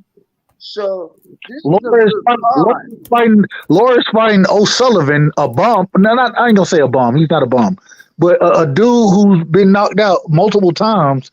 Well, like I expect Laura. Who's running down on Laura? You see what I'm saying? But you know that's we gotta just. Is one fight at a time. I like Alejandro Ramos. I think he's a very good fighter. That's going to be a great fight against Luke Santamaria. That's a great fight. Absolutely. That's all action. Arizona Lutta versus Spike O'Sullivan. Come on, that's a mismatch. That's a mismatch. Lutta's going to whoop his ass. That maybe. I mean, he's a tough man, you know. But come on, this is a guy that David Lemieux knocked out in what 40 seconds? Yeah, in the first Come round. on, guys. Erisland Delato's gonna carve this guy up like a jack-o'-lantern. Facts. And then I'm sorry, Tank Davis versus Rolly Romero. Brother, look, guys. I told everyone on H Money's channel before this fight happened that I said, look, don't expect Isaac Cruz to be knocked out in 3 or 4 rounds. Guys, this is going to be a much more difficult fight than everyone anticipates. Isaac Cruz is a very good fighter, much better than everyone realizes. And I think it was just a matter of people not watching him enough. Okay, and I predicted that. It turned out to be very problematic for Tank Davis. Now I'm predicting this one, right? After everything that I've seen, and once again, I trust my eyes. I know they don't deceive me. Guys, I'm sorry, man. Tank Davis is head and shoulders above this guy. People are looking at the height difference, the 3-inch height difference, the 4-inch reach advantage. Guys, that's not going to be a factor in this fight because Rolly can't fight. He can't fight, bro. Like he can't fight, guys. His footwork is atrocious. You know the game. Every fighter gets caught. Every titleist gets caught into these trap fight. That's all it is. Because after this fight, he would not have any mediocre fight. No. See, Isaac Cruz would be considered a trap fight because he's really tough and he's a future champion. Rolly, this is a waste of everyone's time. This is another Oscar De La Hoya versus Ricardo Mayorga, a complete difference in class and level. A complete mismatch. I mean, I'm sorry. I know amateur fighters that would whoop Rolly Romero's ass right now. Yep. I mean, hey, man, how does Keyshawn Davis? How does he perform? He will whoop the shit out of Rolly. He would spank him ugly, brother. Listen. I can name at 35 right now, bro. I can name probably 6 fighters who aren't champions who will beat the shit out of Rolly, bro. What we're talking about is on paper already, of course, but it's still got to be. No. I'm looking at. It's still got to be proven. I'm looking at what I see of what I've already seen in the ring. We're not looking at Rolly. I've already seen in the ring what his skill set is or his lack of it. He's a fucking terrible fighter, guys. Absolutely. And he's still learning on the job. The only thing you can do is punch. And once again, he's so immature. He's so immature at this stage of his career that he tips off every single time he punches. He sounds like Serena Williams on the tennis court. That's Goku. Dude, I'm sorry. He's a terrible fighter, dude. Now, once again, I will never use the bum moniker. I don't think that's right, as hard as these guys work. But I will say this. He is not even close to Tank Davis. If this goes past 5 rounds, I'll be shocked. That's the key. That's the key answer and question. But you answered the question already. You said if the fight don't end within 5, something is wrong. I'll be shocked. So he's not going to be awkward enough to last 5 rounds. You said no. Look. Tank has seen with that deep amateur pedigree. He's seen it all. Okay, awkward, unorthodox, textbook, good jab. Southpaw. He's seen it all, man, with that deep amateur pedigree, right? But that's the beauty of boxing. You don't have to be in the Olympics or even have an amateur pedigree to actually, fill in the rankings, right? Okay, well, let me ask you something. How many fighters outside of Canelo are in the top 10 pound for pound that didn't have a deep amateur pedigree? But look, I mean, I rest my case. Rolly's 1 punch away from running up in that vague pound for pound list. Because no, brother, you're severely. You'd be ranked like fucking 15. Can I answer? I just want to say one thing there. This is the problem. Okay, if you want to give Rolly, and I'm not disagreeing, Rolly he does have power. The problem is the delivery system. Set it up. You've got to set it up. Yep. If you can't deliver the power, bro, it means absolutely nothing. Yep. And if you go watch Rolly, bro, go look at his foot. Whenever Very crafty, like very deceptively crafty defensive ability. Right? Man. This is a complete fighter, guys. Tank is an elite level talent. Okay? If you don't think he can defeat a guy much taller or rangier than him, okay, go look at the Barrios fight. It's only 3 inches. He ain't even that much taller than him. Exactly. He's not the Goliath. He's not Andre the Giant. Guys, he's going to make light work of this kid. This kid is going to, it's going to be a complete mismatch. Just like when we saw the first round of Oscar De La Hoya versus Ricardo Mayorga. You remember what Emmanuel Stewart said, the late great Emmanuel Stewart said? He said, as soon as the fight started, within the first 30 seconds, he said, I mean, look at this. This is a complete mismatch. He looks like an amateur fighter. In fact, I've got amateur fighters that could beat this kid. That's the real reason why he chose this opponent. It's no bad blood or anything. He chose him because he's an amateur fighter. He's not on his level. This is going to be an easy assignment. Emmanuel ruined the fight for everyone who had no idea who Ricardo Mayorga was. And boy, he told it like it was. And guys, I'm sorry, but I see the same exact thing happening in this pay-per-view here. Tank is going to whoop the living shit out of Rolly Romero, and he's going to show him that there's levels to this game. Hey, Joe, don't be sorry for being honest, bro. Don't be sorry for being honest. Thank you. I appreciate you saying that, my friend. Everything you just said is, I mean, even with the jab, bro, just go watch Rolly workout and look at him using his jab. The man steps every time he throws a jab. Yeah. You can't do that in the elite at the elite level of boxing, bro. Once again, man, he choreographs everything, guys. Everything. You can literally hear his stomps when he punches.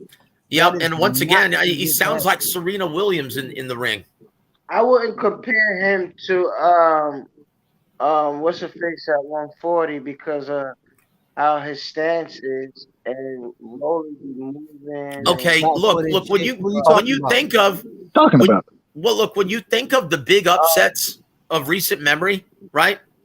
What are the biggest, most shocking upsets in recent memory? You could say Roy Jones Tarver, okay, but look, at least Tarver had a deep amateur pedigree. He was a former Olympian, and a very slick, crafty defensive fighter, a guy that was very hard to hit cleanly.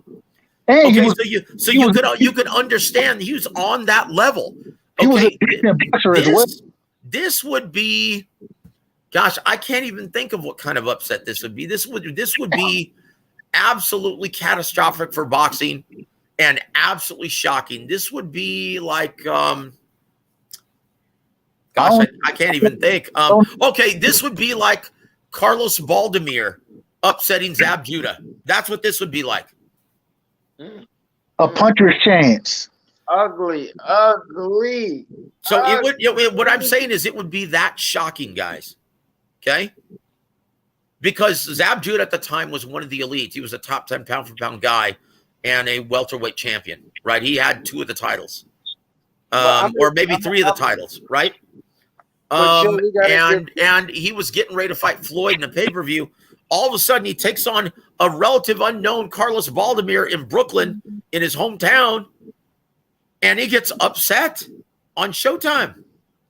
That's what this would be like if Tank loses. It's going to be, maybe even worse than Baldemir, but it's going to be about just like that, about that shocking. Baldemir beating Zab Judah. It'll be worse because in all actuality, that Baldemir had good technique. You're right. At least he knew how to fight effectively on the inside. You're right. Yeah, he keyed on his timing and really fucked Zab up. Honestly, I can't even think of what it'd be like because Rolly is that bad. Man, have y'all seen this man train, bro? Have y'all seen him train? Rolly Romero. Shadow boxing is terrible, right side. Okay, guys, once again, pads don't hit back. Heavy bag doesn't hit back. Guys, just look at his previous performances. He doesn't know how to fight. This man is horrible, bro. His footwork is atrocious. Who is the best person he fought? Who is like his best fight? Honestly, the former Olympian from France, the guy who couldn't punch. Yigit. Yep, that's right, Yigit. Or Yigit, whatever his name was. Hey, listen. My thing is this. Hey, Butch, how you doing, brother? Funny motherfucker though. Cass, my brother Cass He's is. a funny motherfucker though. On this stage, you better have a How you mouth. doing, Cash? What's up, brother? Cass, On Good this to see you, my level, friend. on this stage, you better have a fucking mouthpiece. What? Say that again. Ayo, say that one more time. You said you gotta have a mouthpiece. Yeah. I fuck with Rolly when it comes to his mouthpiece. He be Right. talking shit.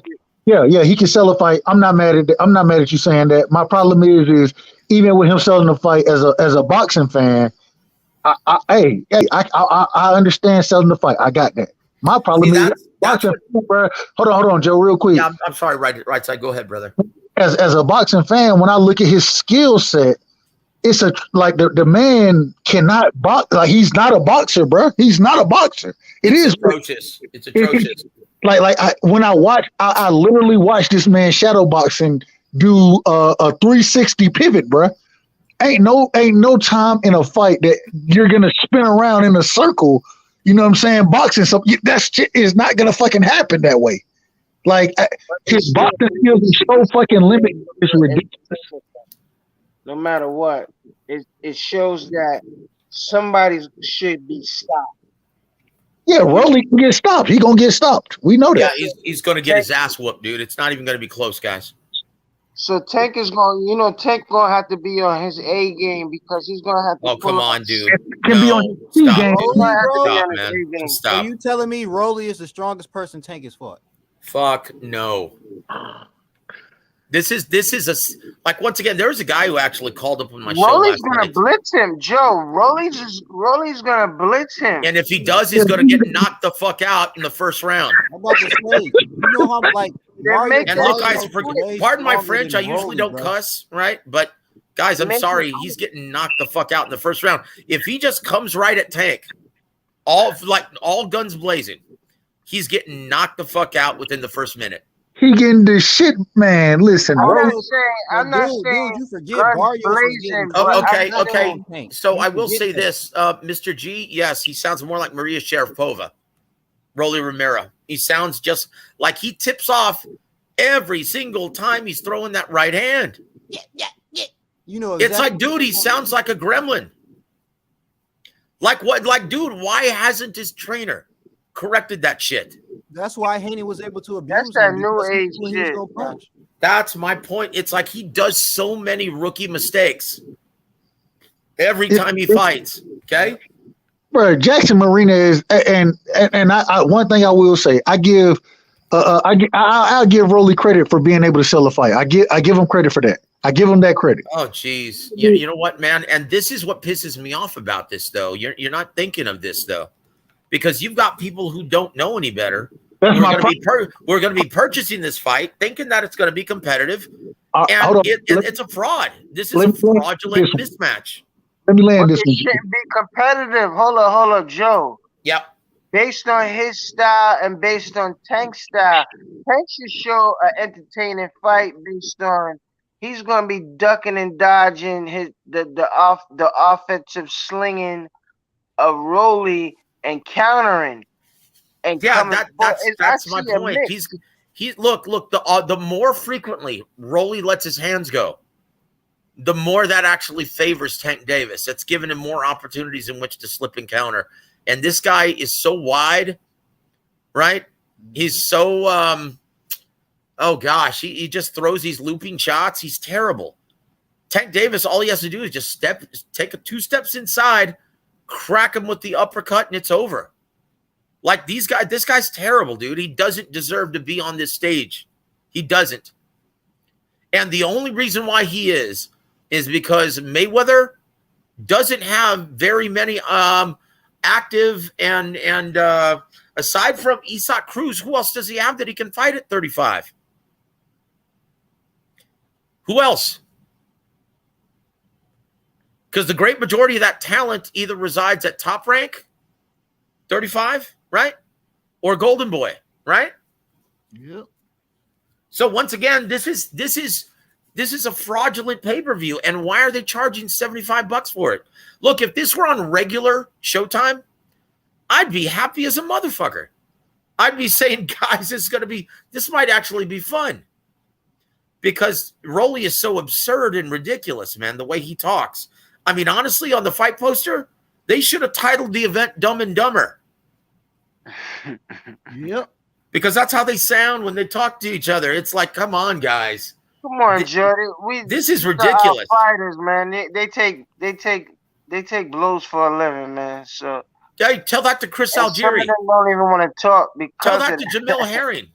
Okay, guys, these guys, you know, a lot of these fighters are very smart and they're very well spoken. I don't know what you're talking about. Like, look at Tim Bradley. Look at Andre Ward. Like, dude, don't paint the picture that every fighter is as punchy as Rolly Romero. That's not the case. But I still think it's gonna be it's still a fight to be interesting because he's not a technical guy, so you know it's a puncher's fight. It's like which round, because you know it's gonna be stopped within inside. It's gonna be inside of 12. If it makes it to 12, because we know Rolly is rough. If anything, he likes getting close and clinging. Okay, I will say this. But hold up, Joe. But yes, if we watch his one-dimensional shadow training or whatever, it looks like he's gonna be trying to throw off 2 to 3 and darting off as if he was a pesky mosquito and all that nonsense. But it's still interesting though, because the last fight, you know what I mean? You need these kind of club fighters, you know. Not on pay-per-view for $75. That's my point. Look, you're absolutely right. Io, if this were on regular Showtime, right? And you look at Showtime's last several events, they've been amazing. Okay, not this one this Saturday. Okay, although I am looking forward to it. I am looking forward to seeing how David Benavidez looks after this time away from the ring, as well as the Cuban. What's his name? Gomez. Yes. Oh my gosh, that guy's a future star, man. Gomez, and this is the thing: the fight that they set up for Gomez this weekend. Oh, he finna stop, buddy. Anyways, the fight is. Oh, dude, Jorge Cotto's gonna get his ass whooped, dude. Dude, did you watch the press conference today? No, I didn't see the press. Oh my gosh, dude, Jorge Cote. Yeah, he feels slighted. He's like, why are they sticking me in the ring with this guy who's only 5-0? This is insulting. I'm like, brother, if you don't know who Yoelvis Gomez is, boy, you're in for a world of hurt, man. He goes, this is insult. I'm Jorge Cota. I've had 35 professional fights, and they're sticking me in. I can't believe the commission approved me to fight a guy who's only 5-0. This is insulting to me. Bro, get it. Stop. And Yoelvis Gomez is like, oh, really? It's insulting. Okay, brother. Well, don't be insulted when I knock you out. Bro, Gomez is finna knock this man out, in my opinion. Yeah. Look, Cota's an experienced, tough guy who's unorthodox, but Gomez is going to whoop his shit within 3 rounds. And I was giving it 4. I was going to say 4. My only thing is that Gomez, he is an experienced fighter, you know what I'm saying, a savvy veteran. I think he may be able to make it, but what does he like to do? He like to fucking fight. Either he gonna knock you out or you gonna knock his ass out. That's what's gonna happen in the fight. And in this fight, bro, if you go watch Gomez, the only problem I have with Gomez is they say he's 24, and I think he's 34. But outside of that piece of it, man. Look, I will say this: Cota's an unorthodox guy. He's crafty and he's a tough guy, and he's got heavy hands. But dude, this guy is going to shred him like tissue paper. Bro, this shit finna be. Dude, Yoelvis Gomez is that good, guys. He's the future of 54 and 60. He's a monster. There's a reason why he's had five 5 fights, and all 5 have been by knockout. And there's a reason why they're pushing up him up the ladder this quickly, just like David Morrell Jr. And the knockouts that Gomez have, if y'all go watch them fight, they either happen. They already happened in the first fucking round. Yeah, brutal, brutal guys. Yeah, this dude is a beast, bro. Like he is a beast, bro. And yeah, he's a monster, guys. I'm looking for him to be. I want to see him pressed, and I want to see, because once again, great fighters, when you press them, when they come up against great levels of competition, we see the goods really come out of them. This ain't the fight that we gonna see that in. Yeah, look, it's easy, bro. Right side, it's funny. Yeah, all of his knockouts. In fact, his last fight was against the upset-minded and Clay Collard, right? Mm-hmm. Cassius Clay Collard, who had several upsets on his resume, the former MMA guy, right? Hey, he sent his ass back to MMA too. Oh, yeah, he sure did, man. He knocked his ass out in the first round. Look, all of his knockouts have been in the first round except for David Rangel. And that was a third round knockout. Man, this dude can fight, bro. Like, yeah, this guy's the total package. In fact, a lot like Boots Ennis, a lot like David Morrell Jr. It's like he looks so good, you wonder what's wrong with him, right? What's wrong with him is that he ain't 20. He ain't 24. He's 34. That's the only thing wrong with him, bro. That's the only thing wrong. Well, he fights like he's 34. He fights like he's got it all together. He fights like he's already in his prime. This guy's a specimen. He's gonna freak everyone out at 54. Everyone's talking about, after Charlo actually vacates the titles and moves up, we're gonna see Tim Tszyu, we're gonna see Sebastian Fundora, we're gonna see Errol Spence Jr., Terrence Crawford, and no one is talking about Yoelvis Gomez dominating this division for the next several years. They putting, in my opinion, this fight right here is it's a showcase fight. You know what I'm saying? Especially with I hate to say this, right side. Both of these fights are showcase fights. Facts. Guys, wait. Okay, so once again, right side, answer me this, please. Yes, sir. How the hell did this fight get ordered by the WBC for the interim title? Your guess is better than mine. Look. Somebody, your guess is way better than mine. Well, no. I know it's a rhetorical question for me, and I'll tell you exactly how this happened.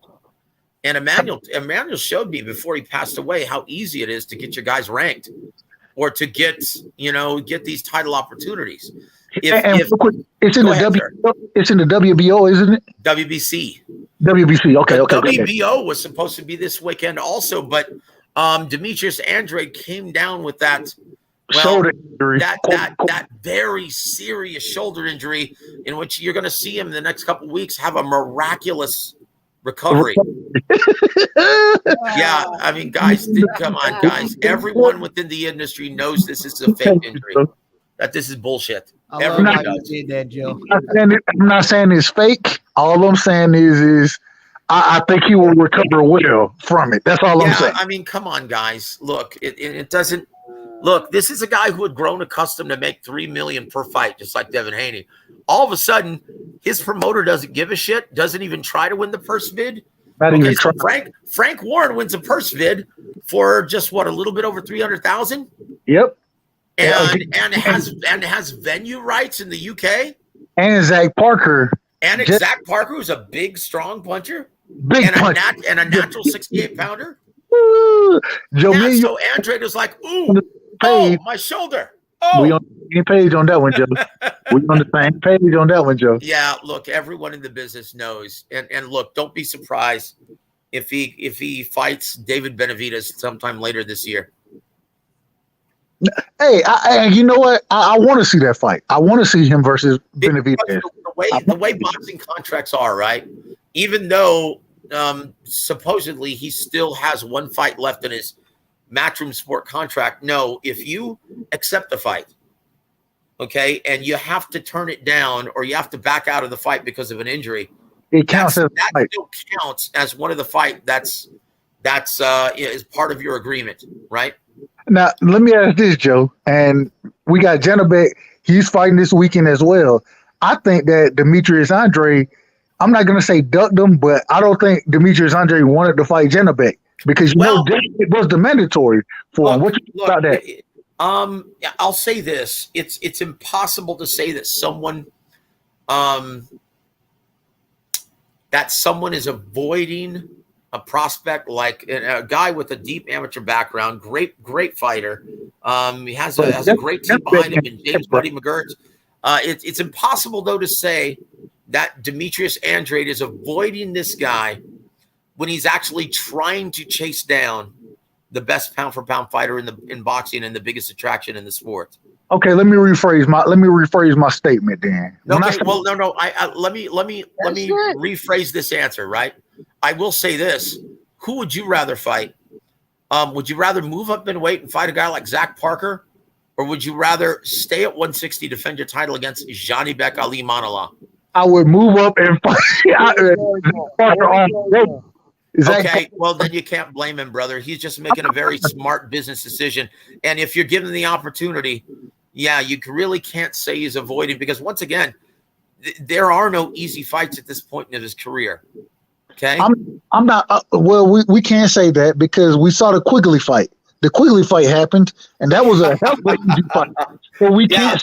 Well, it's because Matchroom Sport, they don't have anyone for him to fight at 160. Okay, Agreed. And they obviously couldn't make the Gennady Golovkin fight happen. Why not? Because once again, you've got both Gennady Golovkin at this stage of his career, as well as Demetrius Andrade. They're both products of being overpaid. Yeah, and they looking for that big payday. Okay, so look, if Demetrius Andrade's making $3 million to fight a guy like Quigley, how much do you think he's going to expect to fight Gennady Golovkin? Facts. And I'm sorry, there's not enough money for that fight. It's like you're talking about a $20 million purse for that fight. Shit. I'm not disagreeing. I can't disagree with none of this shit. But like, I agree. And it's crazy because the more, you know what I'm saying, one thing 2022, one thing 2022 has done for me is giving me a better insight in as far as the boxing, the politicians go. You feel me? I call them politicians.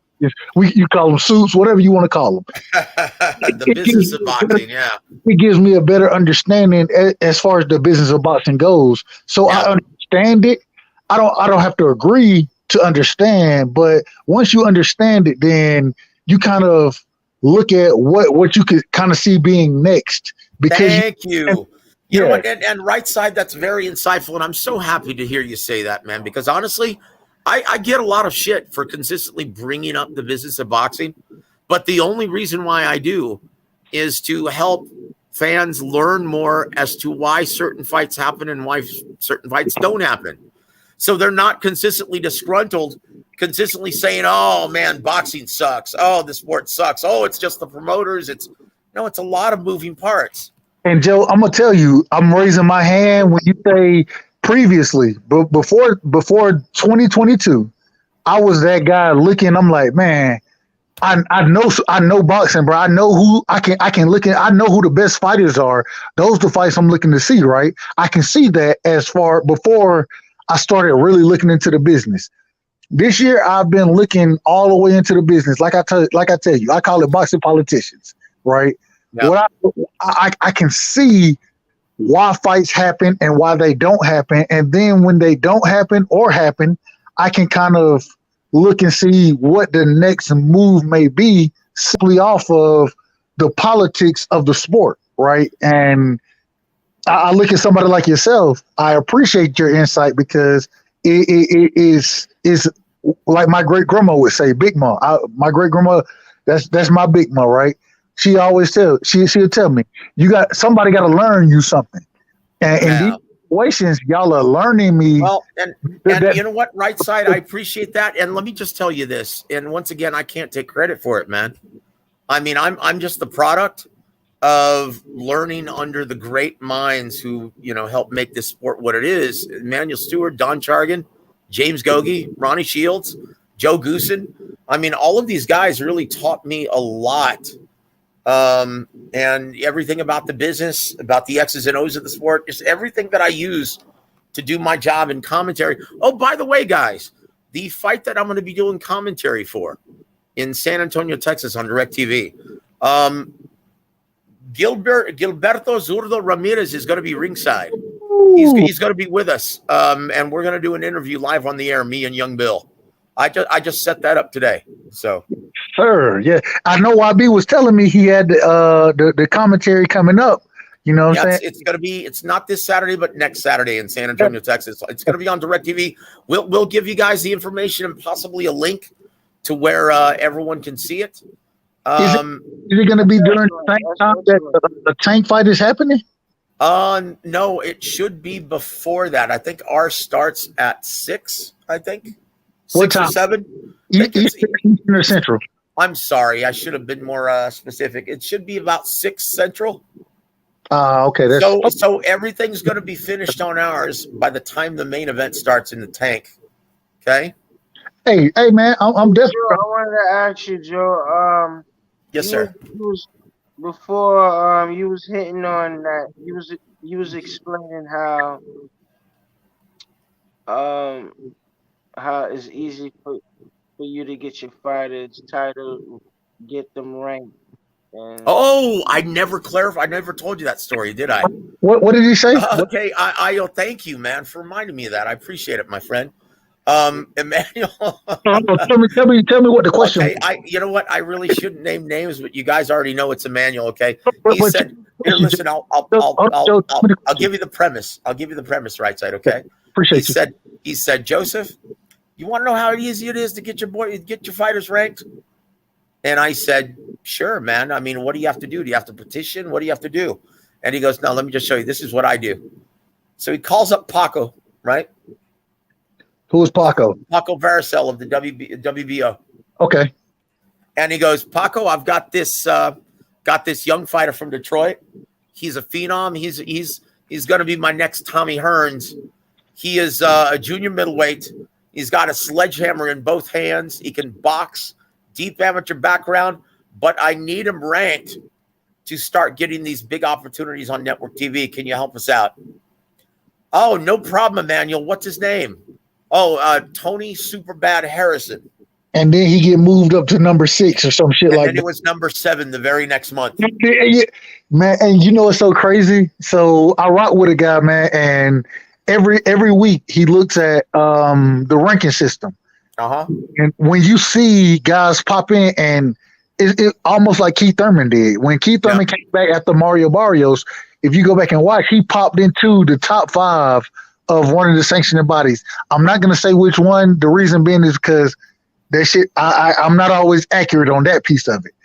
But when I'm watching it, I saw him pop in, and next thing you know, a fight was mandated for him and Mario Barrios, and they called it, when it was first mandated, they called it an eliminator, right? Yep. They called it an eliminator, and then it seemed like when they got questioned on it, they kind of changed it from it being an eliminator to an interim for an interim, if that makes sense. And I was sitting like, God, what? Hold on, wait a minute. Like, what just happened? But I saw it happen. You feel me? Like, yeah, but that's how easy it is, and I guarantee you, that's all David Lemieux had to do to get this assignment and get this mandate from the WBC to fight for the interim WBC title. Okay, I'm sure it was just Oscar Goldie Fishnets calling up Mauricio and saying, hey, can we get our guy? Can we have him fight for the interim title? Because Canelo's not going to be defending or fighting any of his mandatories this year. I guarantee you that nugget or that seed was put in the head of Mauricio Suleiman by Oscar De La Hoya or Eric Gomez. Guaranteed.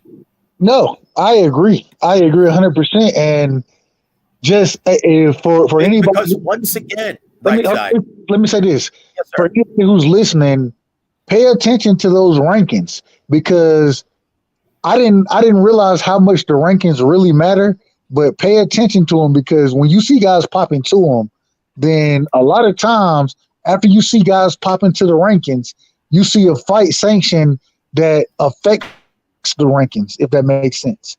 Pay attention to that. Go ahead, Jeff. Because David Lemieux, He's fought 5 times in the last 5 years. Right? He's fought Spike O'Sullivan, Maxim Bursak, Francis Ngannou, David Segarra, and it's like, really, how did he work his way into getting this interim title shot? Exactly, and once again, it's just a phone call from Eric Gomez or Oscar De La Hoya. That's it. And my problem is when I was looking at this, my question was, I'm sitting here like the last fight I really remember, and I'm not saying I try my best to watch as many fights as possible, but I ain't gonna catch all of them. My problem is that the last fight I really remembered from David Lemieux was when he got his ass outboxed by Billy Joe Saunders. Oh my gosh, he made Billy Joe Saunders look like Floyd that night, didn't he? But then when I went on I'm looking, I'm like, damn, okay, he had 5 fights. I didn't see none of those 5 fights, bro. No. I didn't, none of them. And all of a sudden, he's at the top of 2 or 3 different sanctioning bodies, bro. Like he's in the top 5. And go ahead.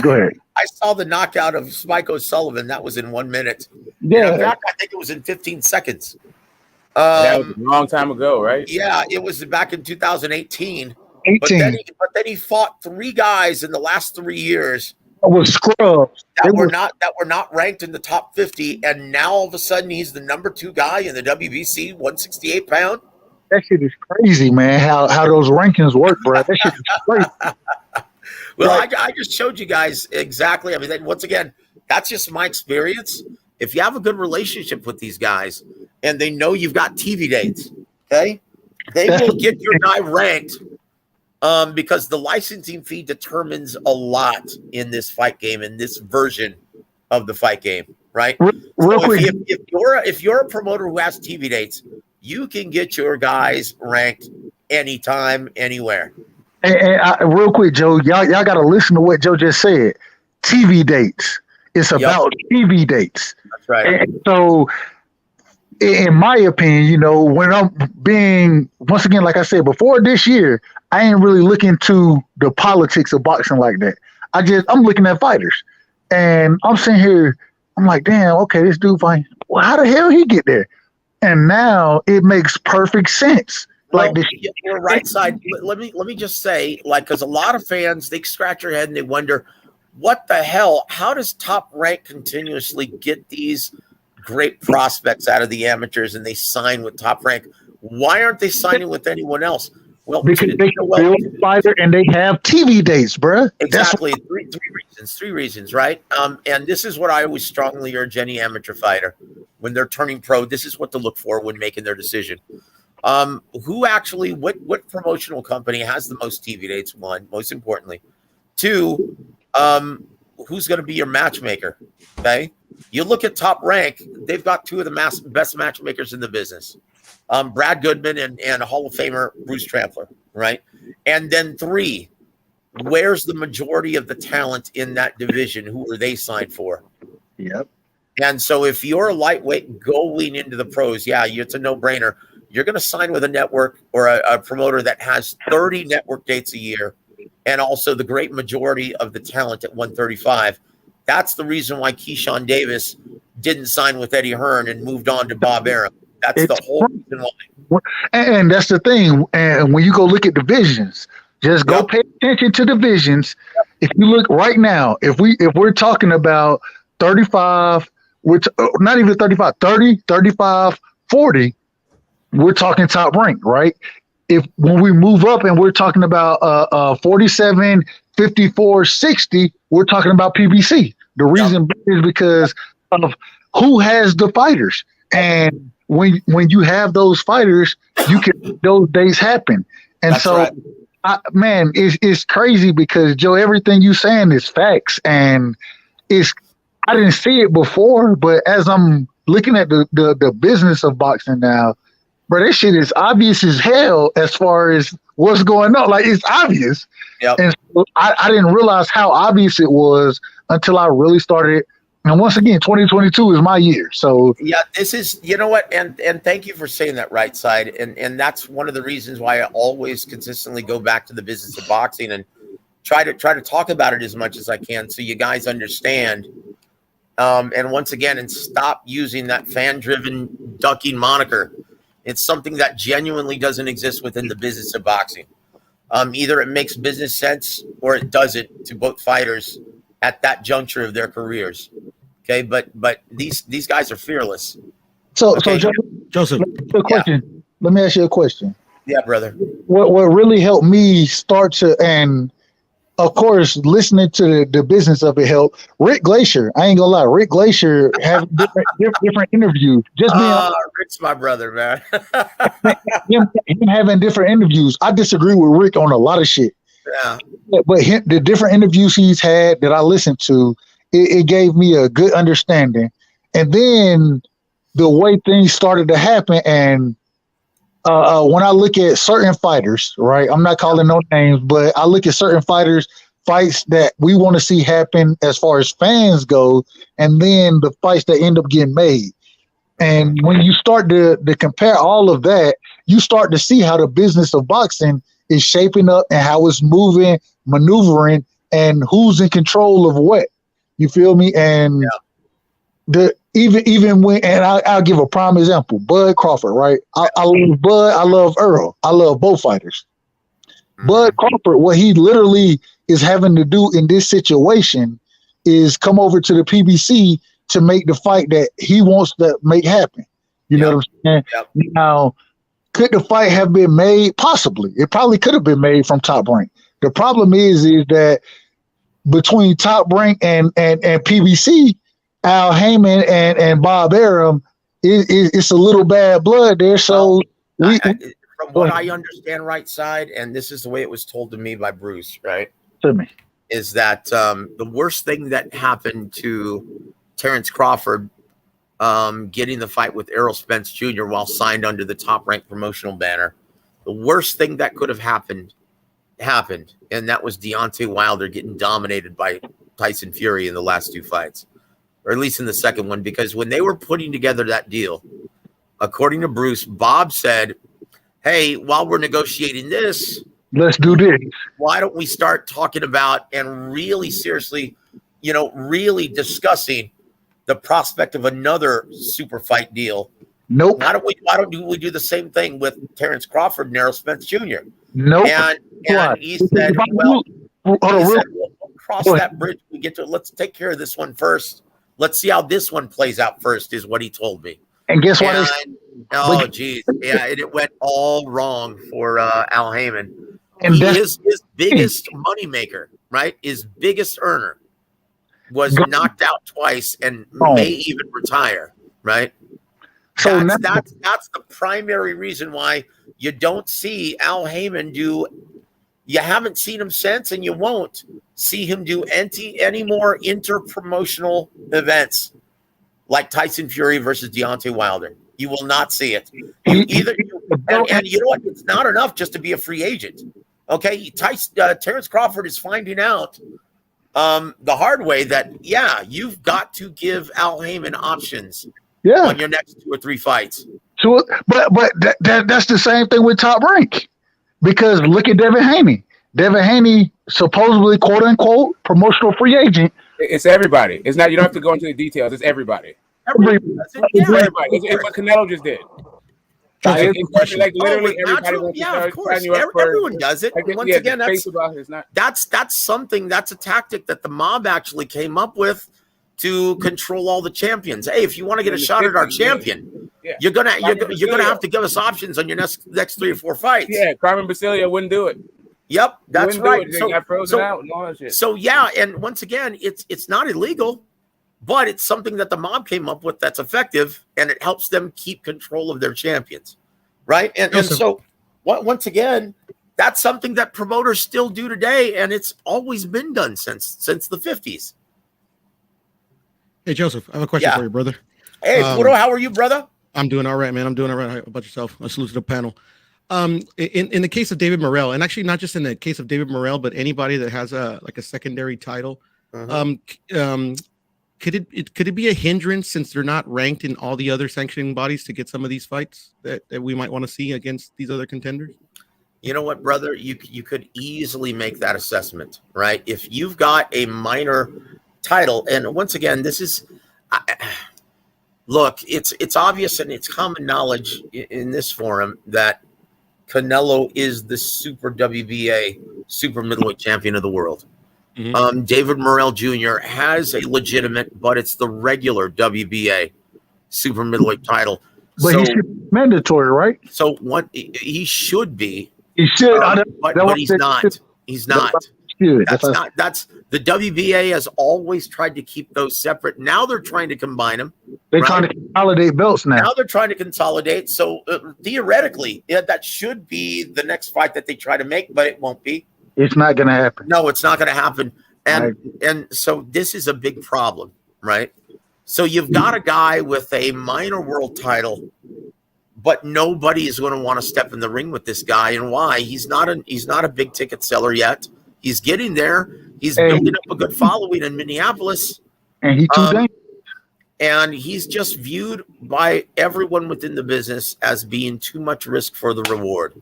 Risk reward. And see, that's the problem. Once again, ducking is a fan-driven concept. Fighters, these guys are fearless. They would step in the ring with Godzilla if it meant making life-changing money or a big opportunity. But to managers, advisors, and promoters, oh boy, you better believe it. Risk versus reward is a very real thing within the business. And let me tell you, sanctioning fees for that title. I'm sorry, what? Does David have to pay sanctioning fees for that title? 3%, brother. 3% of his purse. Absolutely. Yep. And that's the other thing. I have a question on the go ahead.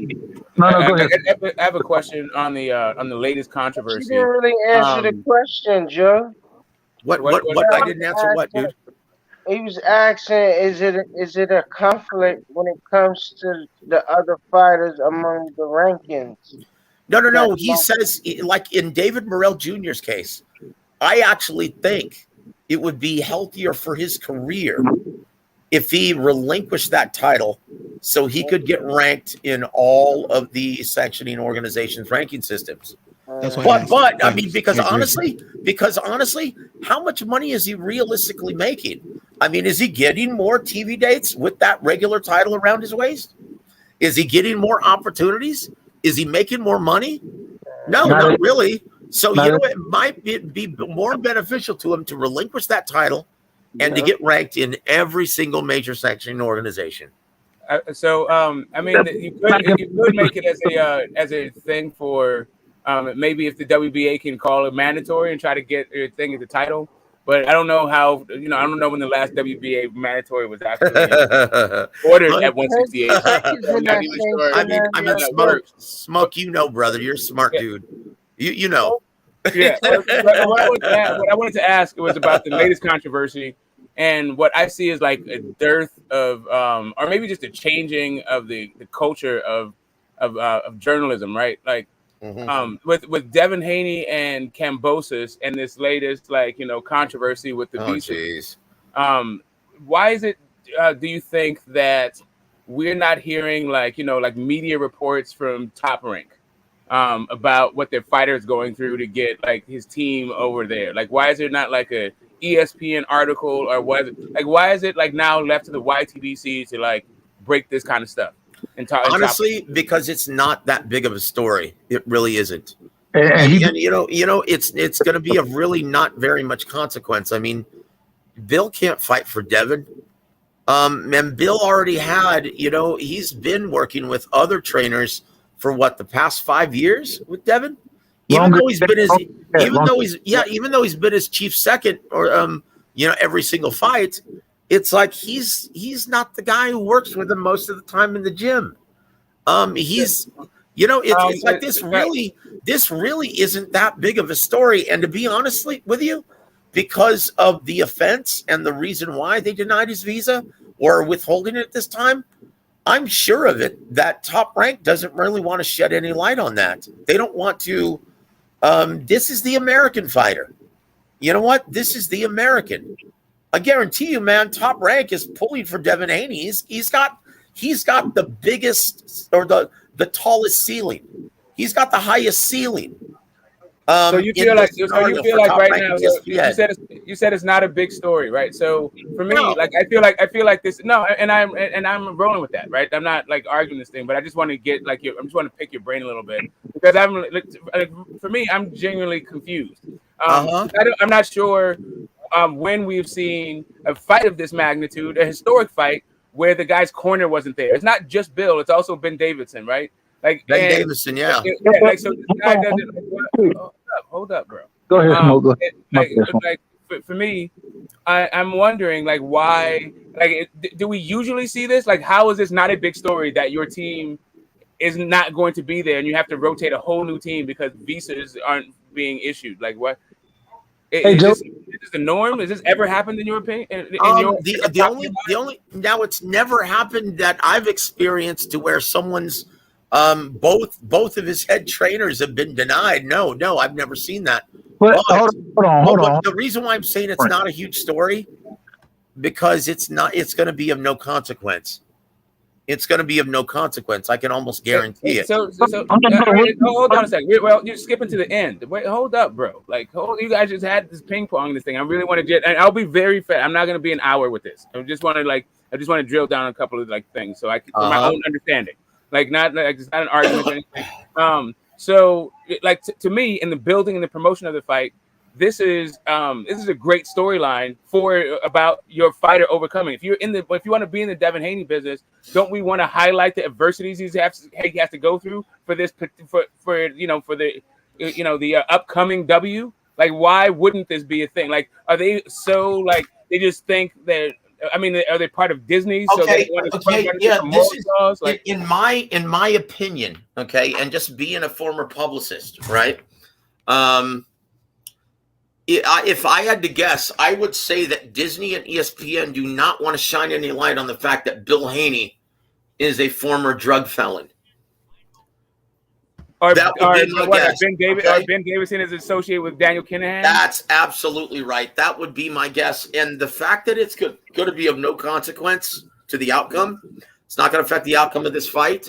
And once again, Yoel Judah is someone who Devin has worked with for a long time, and he's very comfortable with him. This is of no consequence. This is no different than Emmanuel Stewart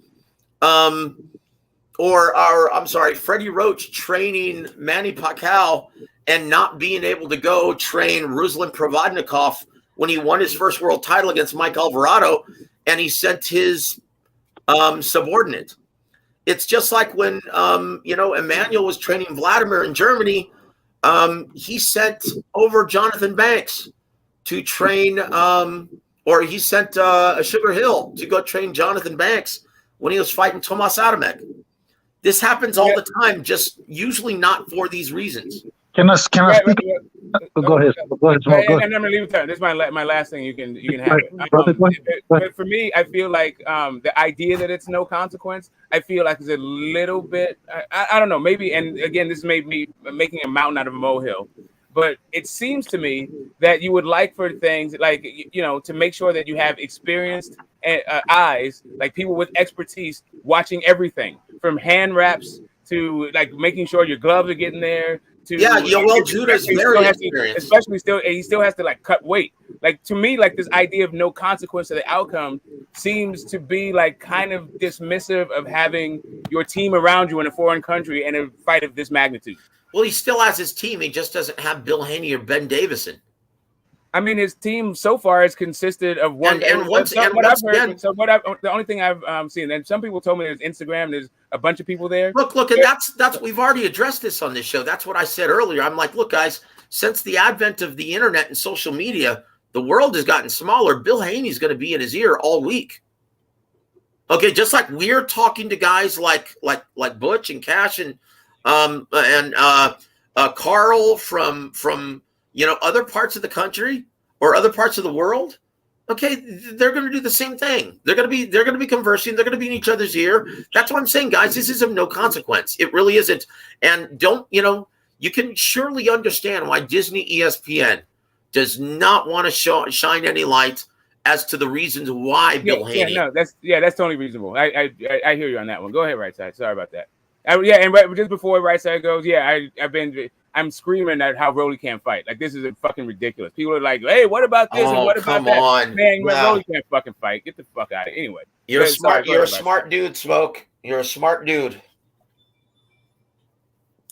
Because no, he did. I can't even believe that some people, like someone called into my show last night, and he was arguing with me about. And once again, I let him have his time, and he was trying to insist to me that this is a great fight, and Rolly's got a real chance, and he's got one punch knockout, baby. And I'm like, look, if you can't deliver the package, power doesn't matter.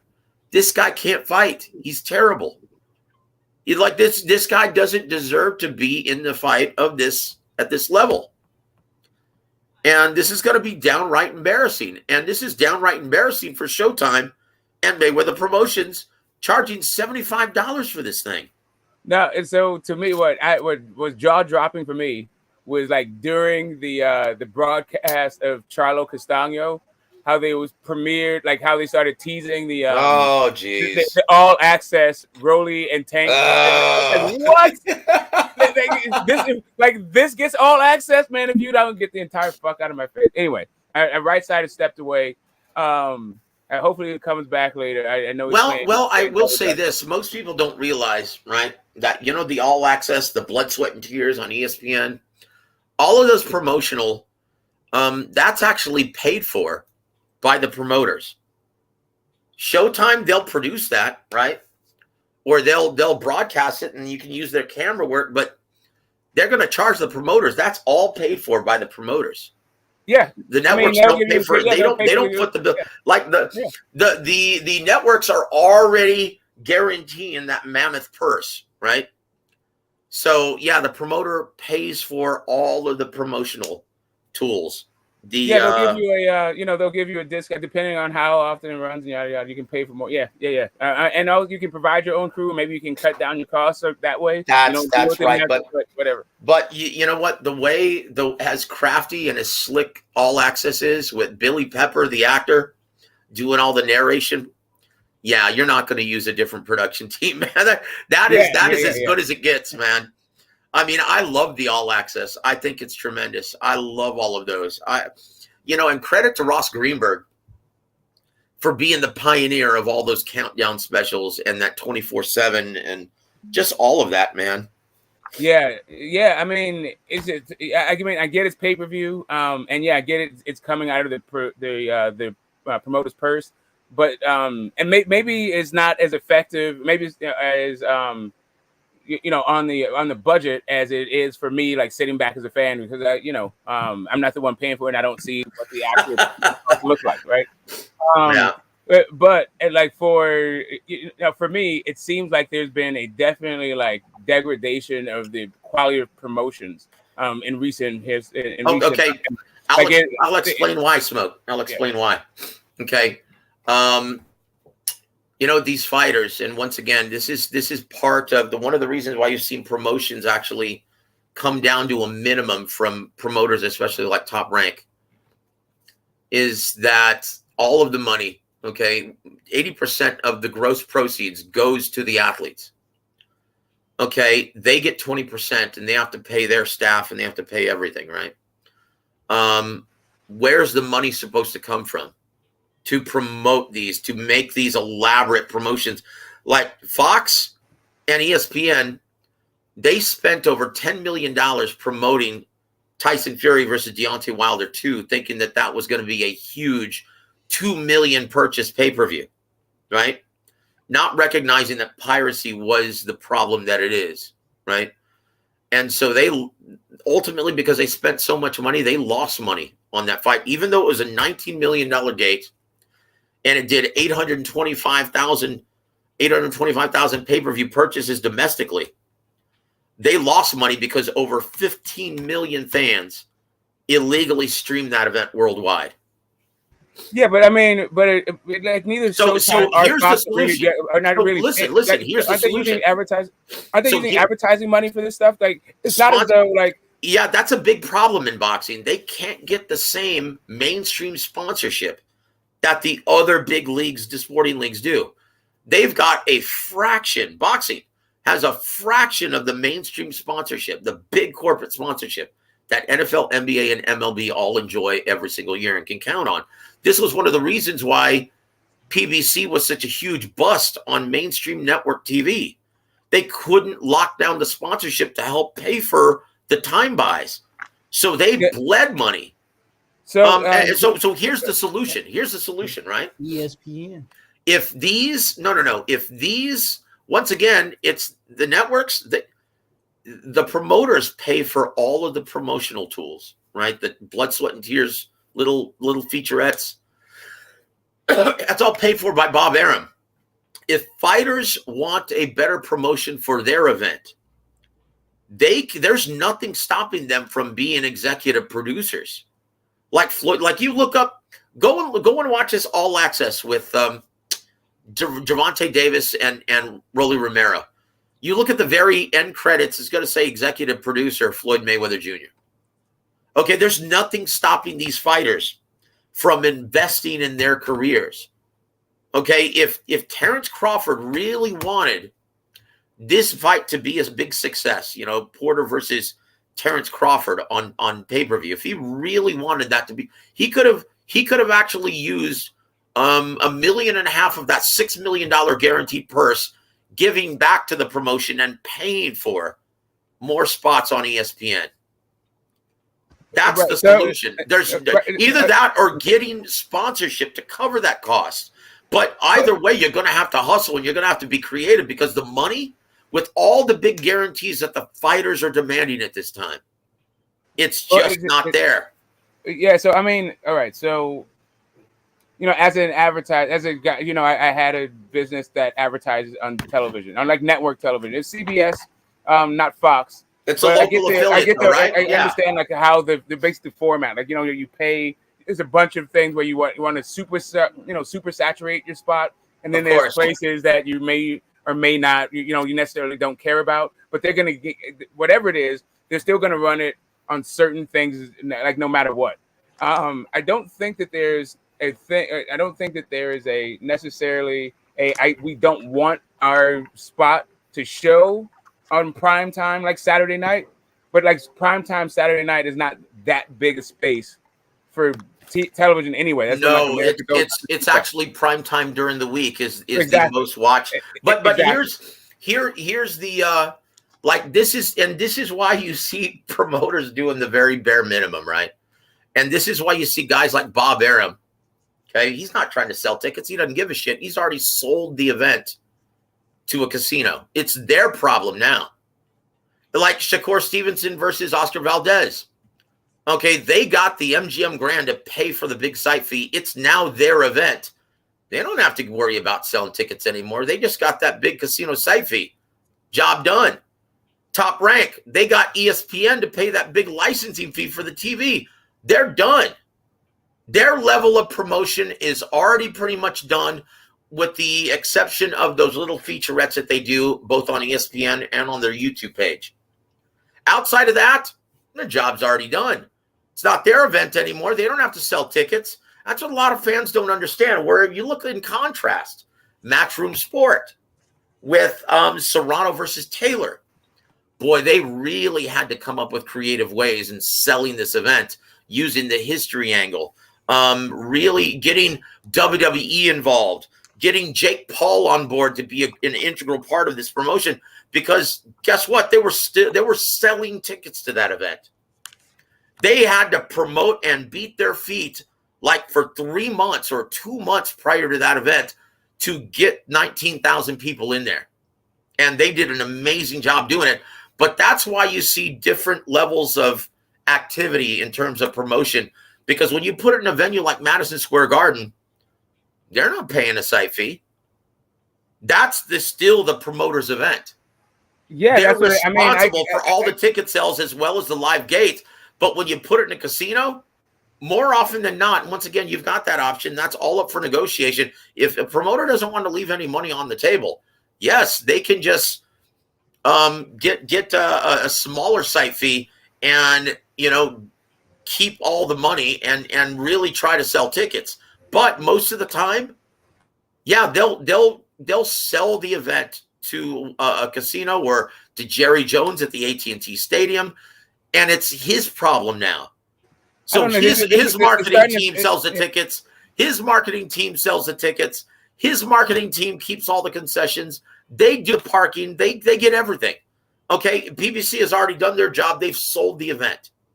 It seems penny wise and pound foolish. Like, if you're trying to like re-up on your contracts for because all these promotional companies are like relying on network deals. How many championship fights versus how many fights you're gonna have televised. And if you're not promoting your events, I don't know how people are supposed to like consume your product. You just leave it out there, have it floating, and hope somebody's flipping through channels. That's it doesn't make any sense to me. You hit the nail on the head. That's the big difference between boxing when we were first growing up and experienced the majesty of the sport on Wide World of Sports. I'm old, man, right? So yeah, when man. I can tell, man. And so that's a huge difference. You had guys like Don King, you had guys like Bob Arum back in the day still putting these big events in mainstream venues, right? You didn't have them tucked away and just worried about getting a big site fee from a sterile casino that mainstream USA, that Joe Cracker or Joe Sixpack couldn't attend, couldn't just drive down to the big arena. And, it's like when you put these events away in these sterile casinos, yeah, it takes them away from mainstream America. This is why I'm such a huge stalwart, and this is why I love working with local and regional promotions, because this is where you make diehard fans at this level. This is where you make new fans. I absolutely love it. It's the grassroots campaign of the sport, because the big promoters just aren't doing it any longer. Yeah, I don't get it. Like it's like at first, like it hit me with the Canelo Bivol fight, how dangerous Bivol was in relation to the promotion around him. It was fucking odd to me. It was almost like the bookie set up this fight and they didn't want you to know how good Bivol was, kind of stuff. But maybe it's just an idea about like the way promotion has changed so much. But listen, you get to it with any marketing firm, like advertising, marketing, advertising, marketing, promotion has always been like kind of a loss leader for the product, right? Like you invest so much and you expect like some percentage return on what you put out. And I don't know, like I said, I'm not looking at the numbers. I'm just looking at the finished product. Well, look, and this is smoke. This is why I really can't stand when fans will blame all of boxing's woes and quandaries at this time on the promoters exclusively when it's everyone involved. Because this is a symbiont industry where everyone depends on each other. Like, dude, just like the other day, we got a call from PBC asking us if we had an opponent or a potential opponent for one of their fighters. Okay, we all depend on each other in this industry, and we all work together. This is why Emmanuel taught me a long time ago. In this business, we all know each other. Never burn bridges, because you're going to have to work with them again sooner or later, because it's a symbiont industry. Like this. So once again, if the fighters were more reasonable with their pre-fight guarantees, that would make everything a lot more flexible in terms of promotion. Well, there's nothing wrong with investing yourself. Take more money on the back end if it's a pay-per-view. It's like Canelo, getting that $53 million guarantee. That's really tiny. It's like, God dang, dude. It's like, look at the reason why Fox is now out of the game. Too many pay-per-views. So a bunch of this stuff I feel like is just the nature of like television and like the television production, where it is like everything's off, even film is off. Like streaming, right? Like you're trying to find the eyes, right? Like most eyes, they're across all these different platforms, and so you have to come with whatever. You have to come with a marketing strategy. Well, do you remember different fucking ways? Yeah. Do you remember, Smoke? Do you remember? And I'll tell you what fighters and promoters need to start doing. And once again, this is a symbiont effort, right? So what they need to start doing is what they used to do back in the old days. Because if you remember, not every fight was on TV. Okay, so what fighters did, like Chavez, like Tony, like Buddy McGirt, like all of those badasses in the 80s, they would have 2 or 3 fights on TV and 2 or 3 fights throughout the year off TV, non-title fights, non-title defenses, right? And so they would be promoting their own career and making these appearances all over the country, all over North America, while staying sharp and staying active, albeit taking money and just depending on the live gate. But it still was good enough. 1, you were still making money. 2, you were staying sharp, right? And so that's what has to happen. Like PBC, they need to start staging events because they don't have enough TV dates for all 250 fighters in their massive roster, right?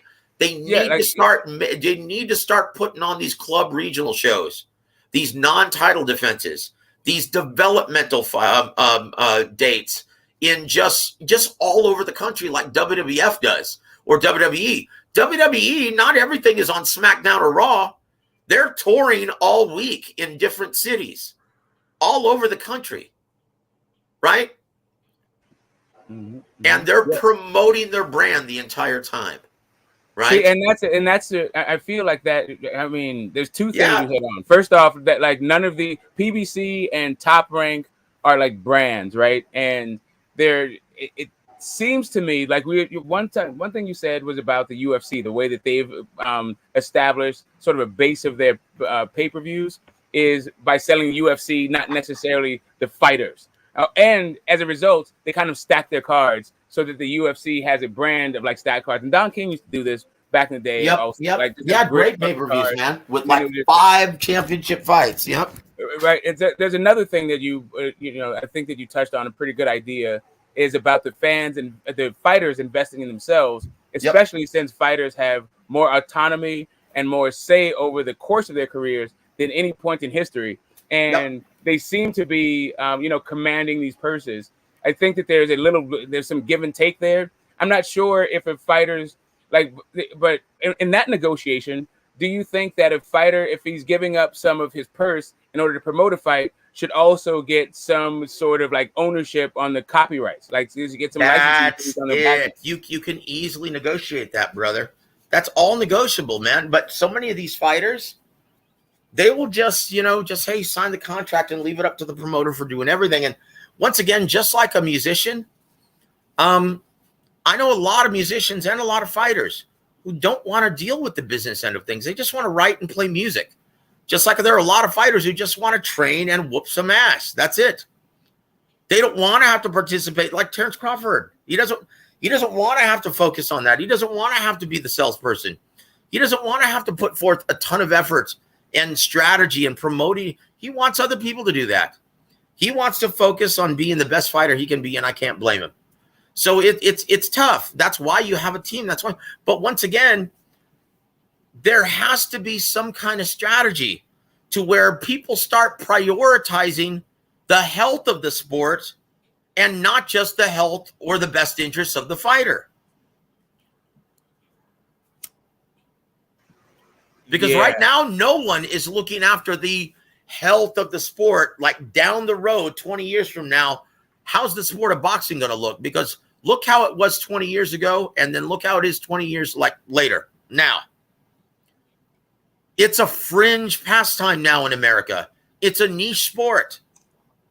Like, go out and talk to your next door neighbor next time they're watering the grass. Ask them about Aleem Anala versus Danny Digman coming up on ESPN. Ask them who wins.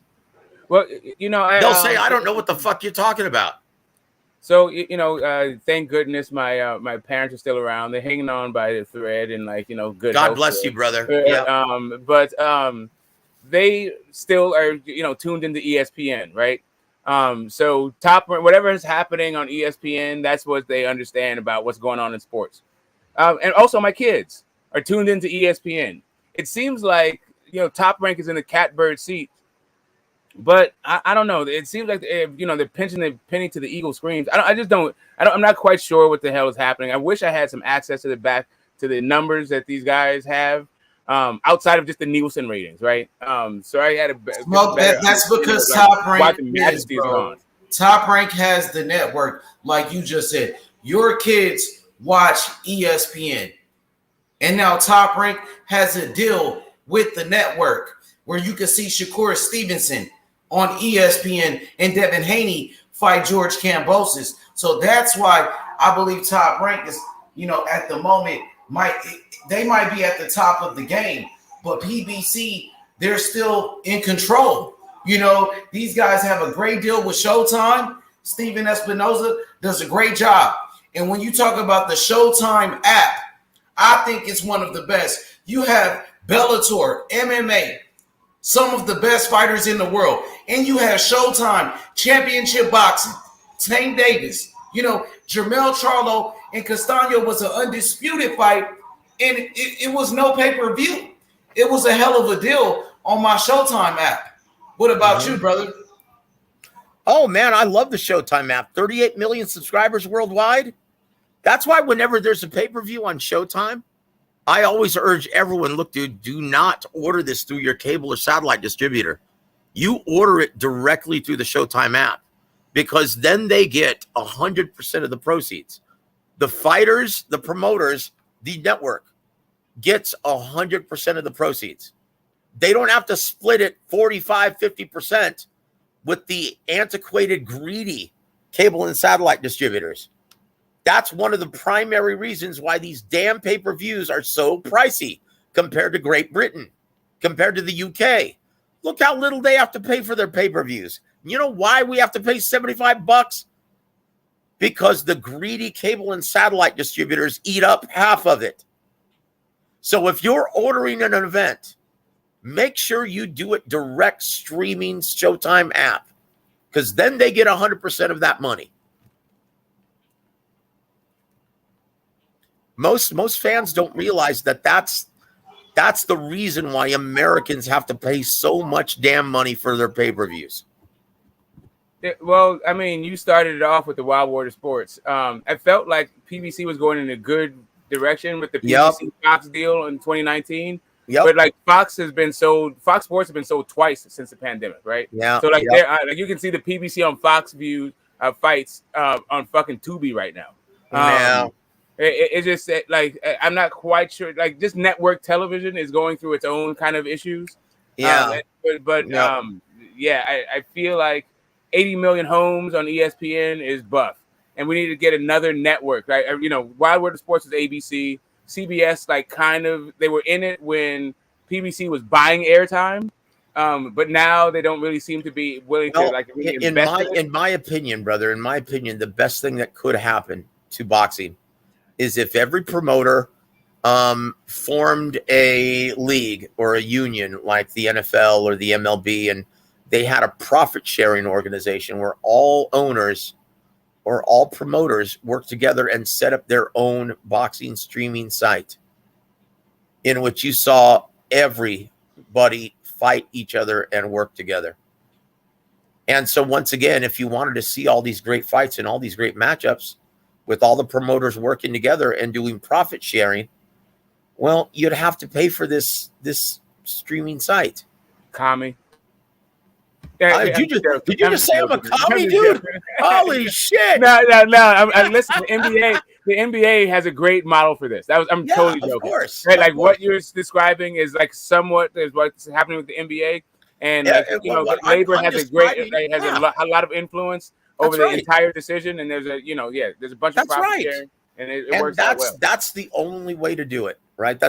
If promoters were smart and truly concerned with the health of the sport, they would actually do that and start working together. Instead, though, it's the wild, wild west, and it's become so fractured. So now you basically have farm systems set up on each platform. Showtime has their own farm system set up where they're trying to cultivate stars on Showtime, right? BBC. And then on ESPN, Top Rank, they're basically trying to cultivate their own brand of stars on the ESPN platform, like a farm system. And then the same with DAZN, with Golden Boy and Match'em Sport. And all the while, none of these guys are really working together. And the sanctioning organizations are so weak, they're not going to be able to successfully mandate all these fights and tell people, hey, you've got to ignore your exclusive contract with your platform and your network, and you've got to make this fight happen. They'll say, fuck you. So that's the biggest problem in boxing right now, other than piracy, is it's way too fractured, and none of these promoters, none of these networks are forcing. Like in the past, when there was HBO, right? You had a guy like Ross Greenberg, Showtime Ken Hirschman, Lou DiBella in the 90s when he was the executive for HBO. Because HBO is such a popular platform for boxing, it was a mainstream recognized platform for boxing, he could actually hold these promoters accountable and say, hey, you know what? You're going to have to give us, Bob, I know you can't stand Don King, but you're going to have to work with him because we want this year on pay-per-view, Oscar De La Hoya versus Felix Trinidad. And if you don't give it to us, we'll go find somewhere else to nurture your young fighters, because we're not going to give you any dates for those guys unless you give us what we want here. Okay? None of these networks are doing this. They're not holding any of these promoters accountable. None of these guys. That's what's missing. So when people like to say, oh, it's just the promoters, no, it's everyone involved. There's so many things wrong with the sport right now, the business of it. One, the real bosses of boxing, the fans, they're not paying for this shit anymore. They're not financially supporting the sport any longer. And I'm not talking about everybody. I'm talking about the great majority, though, over 90%. Okay? Promoters, they're merely interested in farm systems. Okay? Networks, you don't have an executive holding these guys accountable, forcing them to work together to make the best fights a reality. You don't have Joseph, what do you think about this comment by Fat Apples? I want to know, does he have the beat?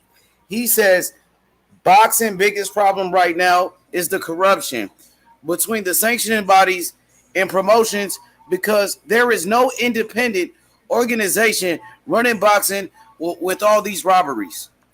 You know what, brother? As far as all these robberies, I don't know what you're talking about, because to be honest with you, I think boxing and the sanctioning organizations, as well as the state athletic commissions, finally have a handle on these things, where you see like predominantly about 5 or 6 judges getting all of the big assignments. Like you always see Tim Cheatham, David Sutherland, Steve Weisfeld, Dave Moretti, Max DeLuca. You see all the same guys getting all of the big assignments because they're the most consistent and they're the most, competent. So very seldom do you see actually like things that are way off any longer. Like you really don't see that on a consistent basis. Fans are walking away from the sport. Dude, that happened a long time ago. Honestly, there are more fights, like more great fights made this year than you could say the past half decade. Look at how many great fights there are this year on this calendar. Right? Yeah, that to me that says that this seems to be market driven. That all of a sudden, all of these great fights are happening. Guys are pulling out. Like seems to be like sort of from a macro issue, in my opinion, that people are actually fleeing network television for like apps and streaming services. I'm not sure. That's it. That's a big problem, because once again, aside from just charging the customer for flat fee, promoters and networks have not figured out yet how to monetize all of this. Because once again, for the first AJ Ruiz, Steven 4722 has the beat. Again, how do you monetize? You like what's going to solve this? Just like music, you've got to figure out a way how to monetize all these guys illegally streaming. Like start selling those numbers to advertisers.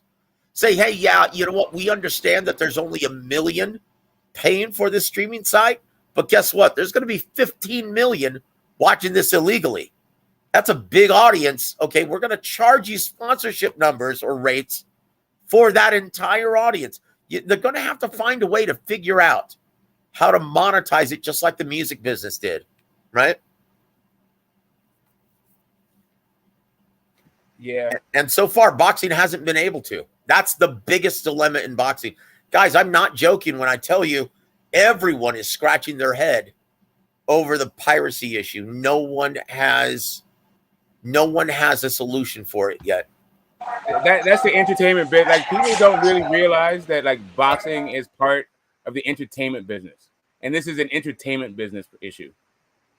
Like, boxing is so far down the rung of the, like, you know, how much money is generated within this particular kind of industry, within this subcategory, entertainment biz. But yeah, the you know, the way that people have now started consuming the content, I feel like that's just a universal problem for every single like kind of broadcaster, and we're feeling the pinch. And I mean, guys, I feel like whose job it is to figure out how to grow the sport are feeling the pinch. But as fight fans, we're getting fights that we always wanted to see. So also one of the reasons why also Smoke is because promoters finally figured out that, hey, since we're not really working together, we're going to have to monopolize specific divisions in boxing. So we're going to have to gobble up the majority of the talent, sign the majority of the talent, so we can start staging some of these great fights on our network exclusively. Okay, and so now you're seeing a different strategy from promoters where they're refusing. Like, remember, Terrence Crawford had Matchroom Sport had the opportunity to sign Terrence Crawford and work with him, and they're like, no, one, it's going to cost us a lot of money, and two, excuse me, we can't get him the big fights because we don't have any other opponents in our stable. Okay, so once again, now PBC has a very solid monopoly at 47 and 54. So even all of their older talent at 47, they're going to be competing at 54 also, right? And so you see the same thing with 30, 35, 40 from Top Rank, right? So that's why you're seeing a lot of great fights happen. That's why you're seeing more undisputed and more unification bouts happen this year, because promoters are finally adjusting and saying, okay, well, we need to monopolize some of these divisions. I'll tell you one division that is really becoming irrelevant and really hurting right now because it's so fractured is the middleweight division. When is the last time you've seen a truly significant fight at 160? 2018. Yep. Canelo Golovkin. That's it. Because everyone has a piece of the crown there. Thank you, Joey. Joey, I'm so happy you mentioned 160 pounds, because we know the middleweight division in the history of boxing has been one of the best. Yep. Now, been one of the most important. Yep. It's the oldest. It's literally the oldest division. Yep. Absolutely. And like you said, these guys are not fighting each other. I want to put a lot of pressure on Gennady Golovkin. He needs to fight Jermall Charlo. Yep. Well, Charlo called him out on this past Saturday. I'll tell you guys. Triple G. Well, I'll tell you guys, according to Ronnie Shields, yeah, this is Jermall's final fight at 160. He's moving up because he's not getting, because he's getting older and he's in his fighting prime, and he's not getting the big fights that he needs. Triple G, bro. That's why I mentioned. Yeah, Triple unfortunately, G. That would be a good fight, a unification. Well, here's why. Unfortunately, Eddie Hearn and Al Heyman can't stand each other. They have a terrible, like, if you notice, they haven't worked together in probably half a decade. I mean, I know PBC and DAZN. These guys have done business in the past. We know that Gamboa is a PBC fighter who fought Devin Haney on DAZN. And even Andy Ruiz, a PBC fighter, fought Anthony Joshua on DAZN. That's right. And you know what? It hasn't been very much activity since. They can't stand each other. But from what I understand, there is a heavyweight fight currently being negotiated by PBC or with Al Heyman and Eddie Hearn, and that's Derek Chisora and Adam Kaunowski. Yeah, but Triple G, bro, what the fuck is he doing? Like, come on, bro. He's waiting on a Canelo fight. Canelo just got beat by Bivol. Yeah. I want to see the middleweights fight each other, the champions. Demetrius Andrade's out with an injury. Triple G and Jamal Charlo. That's a great fight in the unification. You know, I will say this. H, and it's a damn shame because Triple G used to have a lot of fans, and he's really left a bad taste in his mouth. After the 2 Canelo fights, you know, I hate to say this, he's turned into a fucking diva. He fired Abel Sanchez rather than when he signed that huge contract to DAZN. He wanted Abel Sanchez to take less money, and Abel said, well, wait a minute. You know how much time I sacrificed away from my family when I was working with you when you weren't making money? So Triple G fired Abel Sanchez because they didn't want to take a pay cut. He fired his management team, the Herman brothers, because they didn't want to take a significant pay cut. And now he's using Jonathan Banks. And maybe his brothers are managing him now. But you've seen now a history of diva decisions made by Triple G ever since that final Canelo fight. And none of them have been healthy for his career. He's become an afterthought, brother. So Charlo will move up to 168. Yep. Is that correct? It's done. Yep. So it's not because of weight, though, Joe. No, he can't find any fights. No, he can still make 60 comfortably, man. It's just he's not getting the big fights that he needs. So what's the fight that he wants? Is it Caleb Plant? Is it Canelo? Oh, you know what? It's all of the above. From what Ronnie said, he said, look, just as you saw Jermell clean out 154 and become undisputed, we know that we can do that at 168. And so we want it all. We want Benavidez. We want Caleb Plant. We want Canelo Alvarez. We want it all. Okay, that sounds good to me. You know, so Benavidez, I mean, he's fighting Saturday. I know he's struggling to make 168, and he got David Morrell problems. You know, David Morrell Jr. is on his ass. So Benavidez, he's going to have to fight one of Ronnie Shields' fighters. Either it's a Jamal Charlo or it's the Cuban sensation, David Morrell Jr. You know, I think Morrell Jr. would definitely beat his ass. Well, here's the reason why David Benavidez has to do everything he can. I mean, he might want to start working with Snack or somebody to help stay at 168 for a couple more years, because who the hell is he going to fight at 75? You've got Joe Smith Jr. and Artur Beterbiev working with Top Rank. You've got Dimitri Bivol working with Matchroom Sport. You've got Gilberto Zurdo Ramirez working with Golden Boy. Who the hell's in PBC? Well, he's not fighting at 175? None of the top guys. He's not fighting none of the top guys at 168 either. Well, so because it's not like he's fighting any killers at 168. Yeah. I could see him moving up to 175 and taking some easy fights, maybe with a Marcus Brown or even a possible fight with Jean Pascal. Oh gosh, man, Jean Pascal. He hasn't fought in 2.5 years, 3 years. Where's Badu Jack? And he's 30. Jack is like cruiser, and he's with Pro Bellum now. Yeah, he's with Pro Bellum. Yep. Wait, you said is Badu? You said Badu Jack is no longer at PBC? Yeah, he's with Pro Bellum. Okay. The Pro Bellum fighters fight on any network. So. Well, I will say this, guys. I'm hoping with the expansion of Pro Bellum a little bit, later this year and next. What I'm hoping is that Young Bill and I can finally land that lead correspondent and commentary gig with that new network. Man, that would be big. Yeah. Well, that would be huge, bro. If you, I'm praying for it, bro. I hope you guys get it, bro, because that would be huge. If you guys get on, that's a big platform with Pro Bellum and Richard Schaefer, bro. Yeah. That's huge, yeah. Bro. So that's what the plan is. That's what we're going to be working towards. Yeah.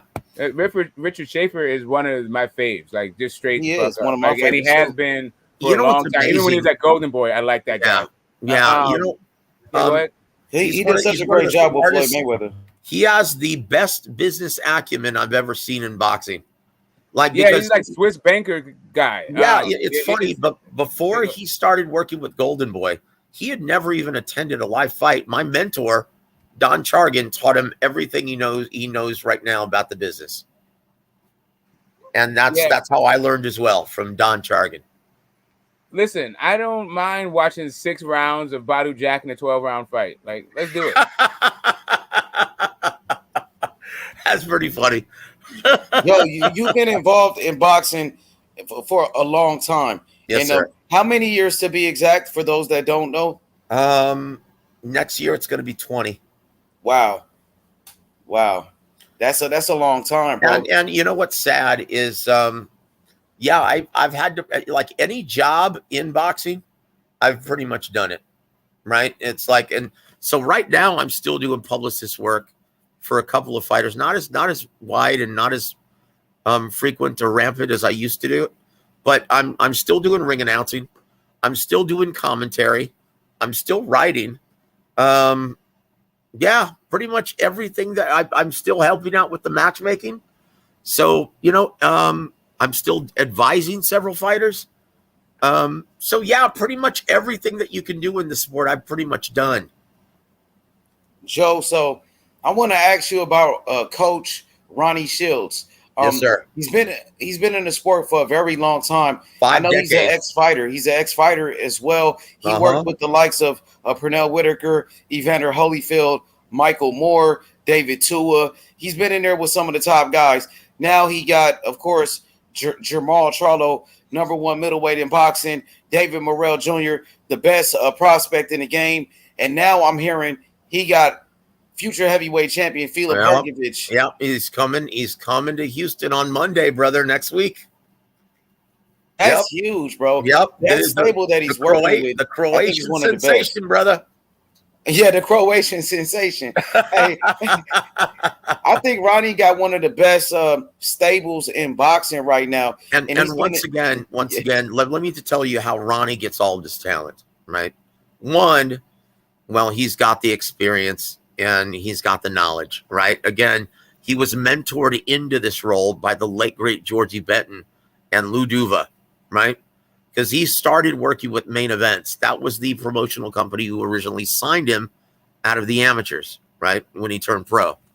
And so when he decided to retire from boxing, he started to become an understudy of the late, great Georgie Benton, one of the smartest teachers in the history of the sport, right? Great defensive-minded fighter, just a great mind for boxing strategy, right? And he taught Ronnie an awful lot, as well as Emmanuel Stewart. He, when he was an amateur, he first met Emmanuel Stewart and Emmanuel Stewart noticed him because Ronnie Shields beat Tommy Hearns twice in the amateurs. And so Emmanuel, that's how they got to know each other, and he became a mentor to Ronnie as well. So fast forward now, all of this time, that's why he gets the big assignments. And two, Ronnie is one of the nicest guys and one of the most affable guys that you will ever meet in this business. And everyone likes Ronnie in the business. No one ever has a bad word to say about him. And so all of the promoters and managers love working with Ronnie. That's how he gets all of this talent.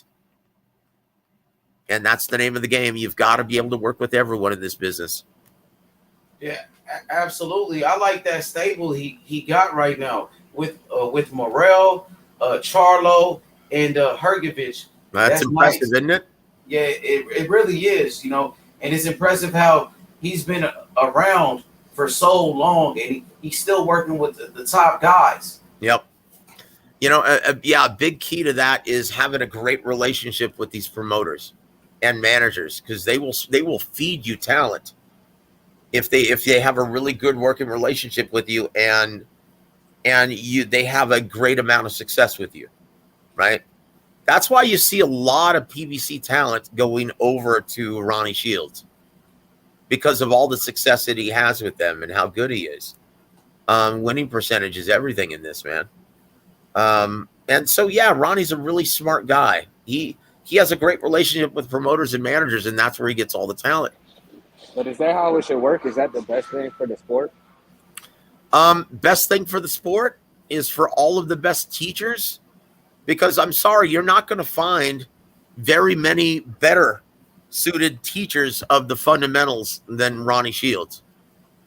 Like, he is one of the best teachers of the game. So for Ronnie to get as much talent as possible for the health of the sport, hell yes, man.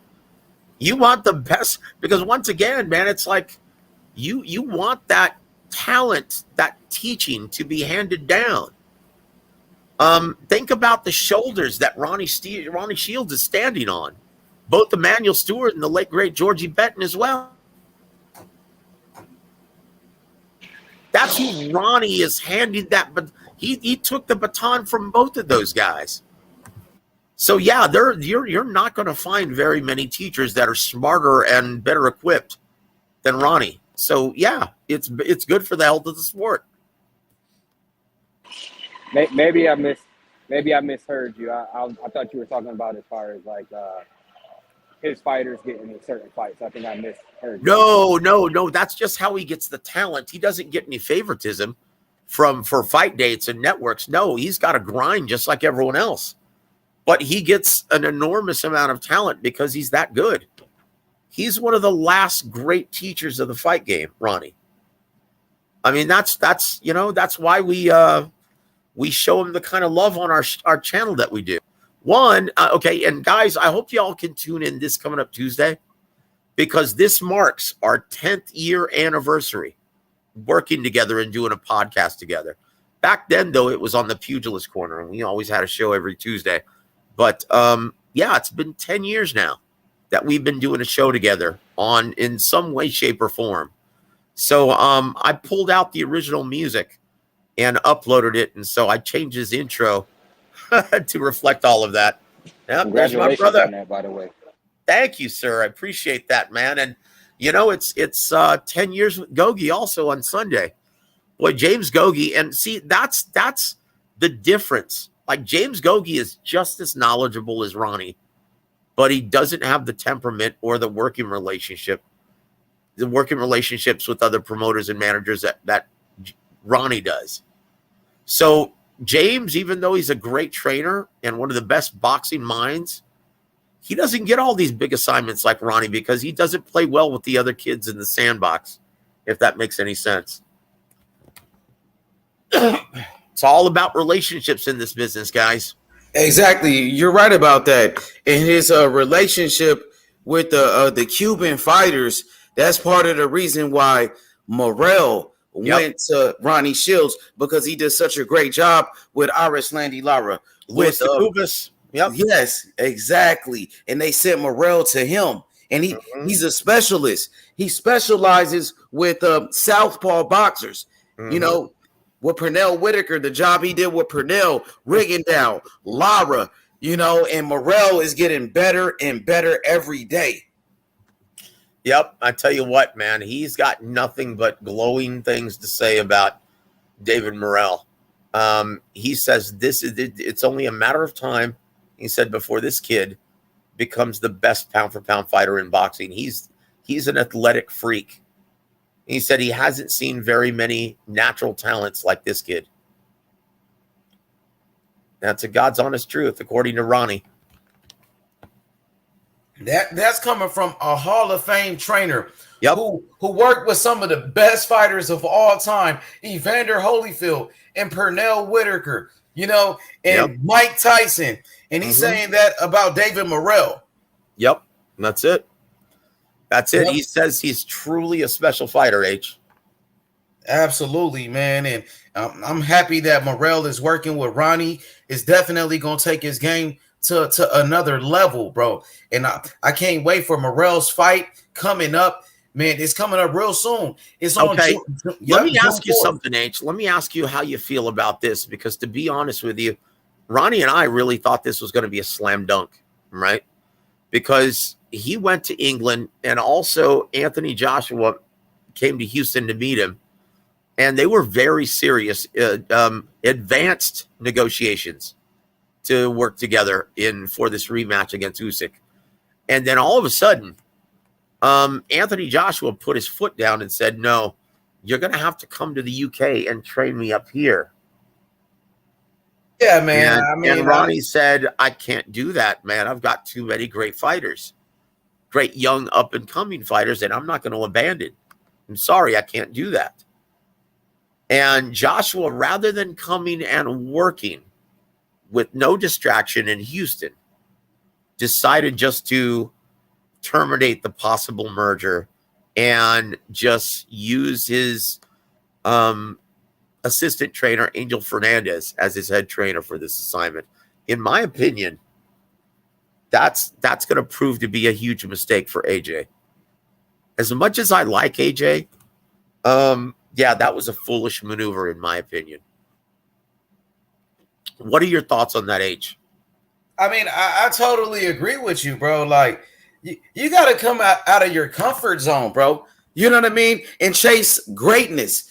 If you want to work with Coach Ronnie Shields, Hall of Fame trainer, come to America.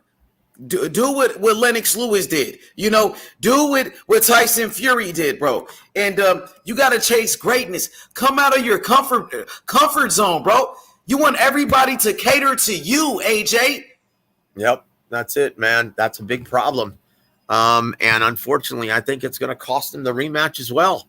Because think about this, as long as there been time between the first fight and the rematch, they could have been working on adding so many new wrinkles to his fight game, working on this strategy.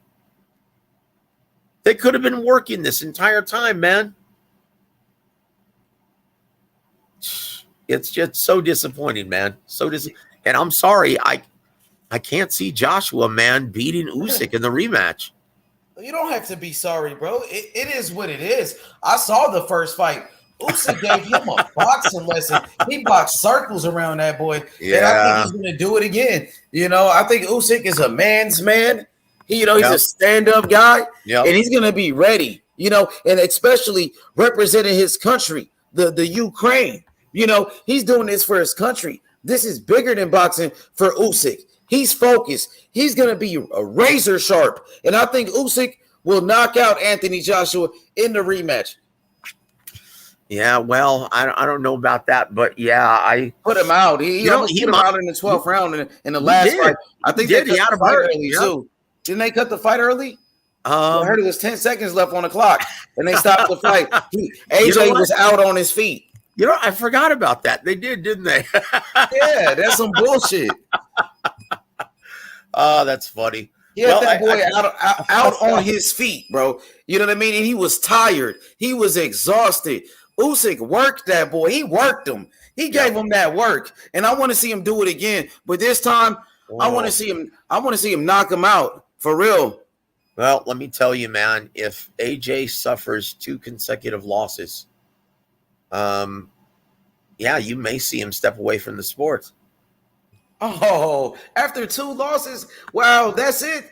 2 losses in a row. That's it. He gonna give it up, bro. He's still a big name. He's still selling a lot of tickets, make a lot of money. He sure is, but you know, who does he fight after that? I mean, I know he's got his pick of the litter because he's the draw, right? He's a special attraction, and the way UK fans are, they don't abandon any of their favorite fighters.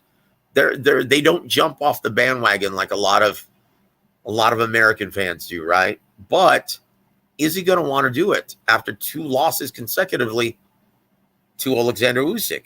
Is he going to still have that hunger to do it? And what if he gets knocked out? Some guys, yeah, that's what I'm saying. Some guys, like Anthony Joshua, like Deontay Wilder, just takes a couple of losses and it sours them from the sport because it's mental. It's a mental game. And some guys are so confident, almost to the point of being delusional, where they can't handle experiencing a loss. Yeah, guys like George Foreman, right? When George Foreman, when he lost to Ali, he made all type of excuses. And then when he lost to Jimmy Young, he actually retired for boxing for good for like 10 years. And then he finally came back. He couldn't deal. He couldn't handle taking a loss. Especially it's those power puncher guys, like those guys with those egos, those Sonny Liston type of guys. I'm a boogeyman. Everybody's afraid of me. And once those guys lose, most of those guys are never the same. No, they can't handle it mentally. Right. Man. So here's the difference, though. Like George Foreman learned to box in the Bay. so he can come back and figure it out. Deontay Wilder was only fighting to make sure his daughter was okay. His daughter's okay. His daughter's gonna be okay. Like, he's good. Like what your motivation is going into the sport, I feel like will shine through your entire career, and also your training will show up when it needs to. Yeah. Well, you know what? Yeah, man. And you could argue also that Deontay Wilder, after those last 2 fights against Tyson Fury, is he still, it's a legitimate question. Is he still the same? Is he still 100%? I know this is good for him taking all of this time off away from the sport. At his age, though, will he ever be the same mentally and physically? That's a great question, man. There's only one way to find out, and that's if he fights again. But like you said, this long layoff like that, I don't know if he'll come back, bro. Well, think about this though. Is he going to want to? And once again, I actually predicted that he would retire, and here's why. The primary reason is financial, because after making a combined $45 million guaranteed in his last 2 fights, how much money would be available for him if he came back? I know he wouldn't want to fight for anything less than $10 million, but is that realistic? And who would he have to fight to justify a big $10 million purse? He'd have to fight someone substantial. And is he willing to do that for less money? Because this is the primary reason why Tyson Fury's retiring. Because, dude, once you get used to making that much money, $25 to $30 million guaranteed consecutively, are you going to be willing to fight someone for lesser money?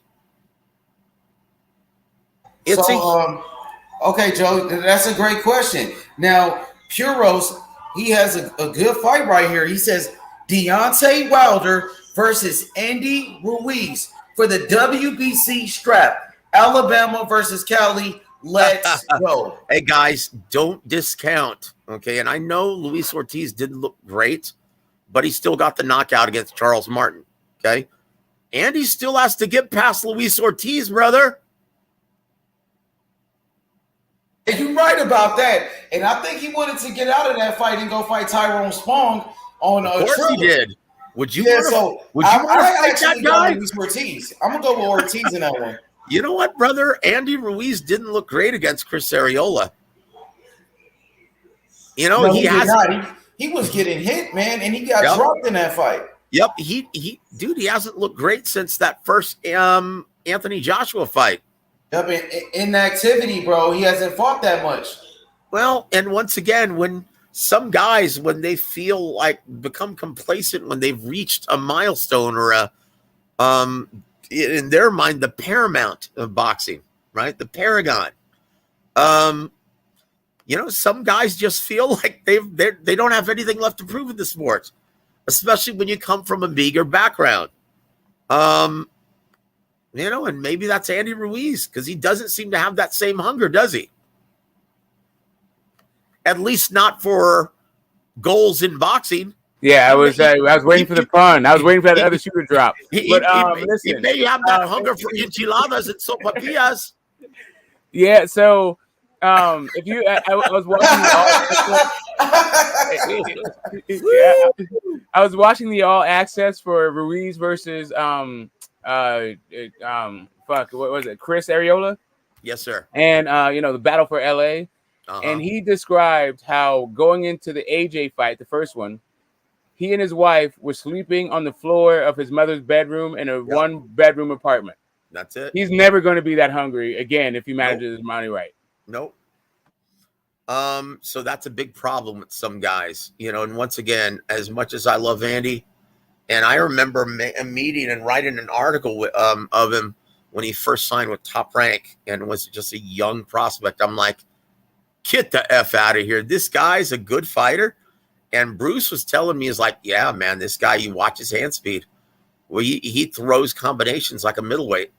You got to watch this guy. He's a great fighter. He's a great young fighter. And so I see him shadow boxing. And I'm like, you've got to be kidding me. This guy's ferocious. And then I see him sparring against Chris Arreola. And boy, he's giving Chris Arreola the business. And this was when Chris Arreola was one of the best heavyweights in boxing. And Andy Ruiz was just a prospect. And yeah. And just something happened along the way, man. He just got complacent when he started making some serious money. 2 big paydays consecutively, especially that one in the Middle East where he was guaranteed, what, $12 million? Yeah, that'll make you a little complacent and lazy, man. Dude, before he signed with PBC, he was talking about going into construction. How much money do you think he would have made in construction for the rest of his life? Oh gosh, 400,000? Yeah, that's a pipe dream. 200,000? More realistic. Maybe, maybe, right? Yeah. See, see, it's funny. Bob Arum, they were like, you know what? We just can't get him the fights that this guy deserves. He's just viewed by most as more risk than reward. I mean, for crying out loud, a lot of people believe he should have gotten the decision over Joseph Parker. Like the fights he deserves. And you know what? Fortunately for Andy Ruiz, Eddie Hearn is active on Twitter. Sending Eddie Hearn a tweet, a direct message on Twitter. That is if that isn't the craziest thing I've ever heard. What's up, EJ? How you doing, brother? What's up? What's up to the panel? How's everyone doing? Yo, what's up, EJ? What's good, bro? EJ. Not much. Looking forward to this weekend. Want to see some boxing going on. You know what, man? I have to tell you, the only guy I'm looking forward to seeing this weekend. Well, I'm looking forward to seeing how Janabek fares against Danny Digman. But honestly, I'm really looking forward to seeing Yoelvis Gomez really shut the mouth of this arrogant PRICK man named Jorge Cota, who says he feels insulted that they're sticking him in the ring with a guy who's only 5-0. Well, he's got a big surprise coming to him on Saturday night, brother. Goes Jorge Cota, well, he gonna get his ass whooped. But that's really, those are the only fights I'm really looking forward to. Oh, wait a minute. Isn't Buatsi fighting Richards? Yes. Yeah, that's on Saturday too? That's on Saturday as well. Yes, sir. That's crazy, bro. So that's a good fight as well. Yeah, I'm looking forward to that fight. But I have to tell you, I'm not looking forward to Fan Long Meng versus Jean Pascal. Dude, there is no reason why Jean Pascal needs to be fighting any longer at age 39. I mean, didn't he win his last 2 fights? He's coming off a big win against Marcus Brown, and he beat Badu Jack. Okay, how long ago was that, brother? But that was his last fight, though. That's what I'm saying. Yeah, that was 2.5 years ago. Yeah, but he hasn't lost, though, and I think he was holding the belt, but he got stripped for that belt, and he failed a drug test. Yeah, he's failed like 4 or 5 drug tests. So, like, I think he's the new drug test king outside of Big Baby. Yeah, Big Baby. Yep. Big Baby. Dude, that guy's a trip. I can't believe that there are any promoters still willing to work with him, man. No, when is he coming back? Forget all that. Free Big Baby. When's he coming back? I want to see him fight, bro, because I want to see him get beat. Man, I just saw Dylan White come back, and we needed an investigative reporter to fucking reveal this thing. I'm not even trying to hear that shit. When is Big Baby coming back? I have no idea. That's entirely up to whoever wants to give him a TV date, because he's still working with Dimitri Salita. Yo, Joey, can we do a fact or a cap, a little something like that real quick? Fact or cap? Dimitri Bivol is in your top 5 pound for pound. Fact or cap? Cap.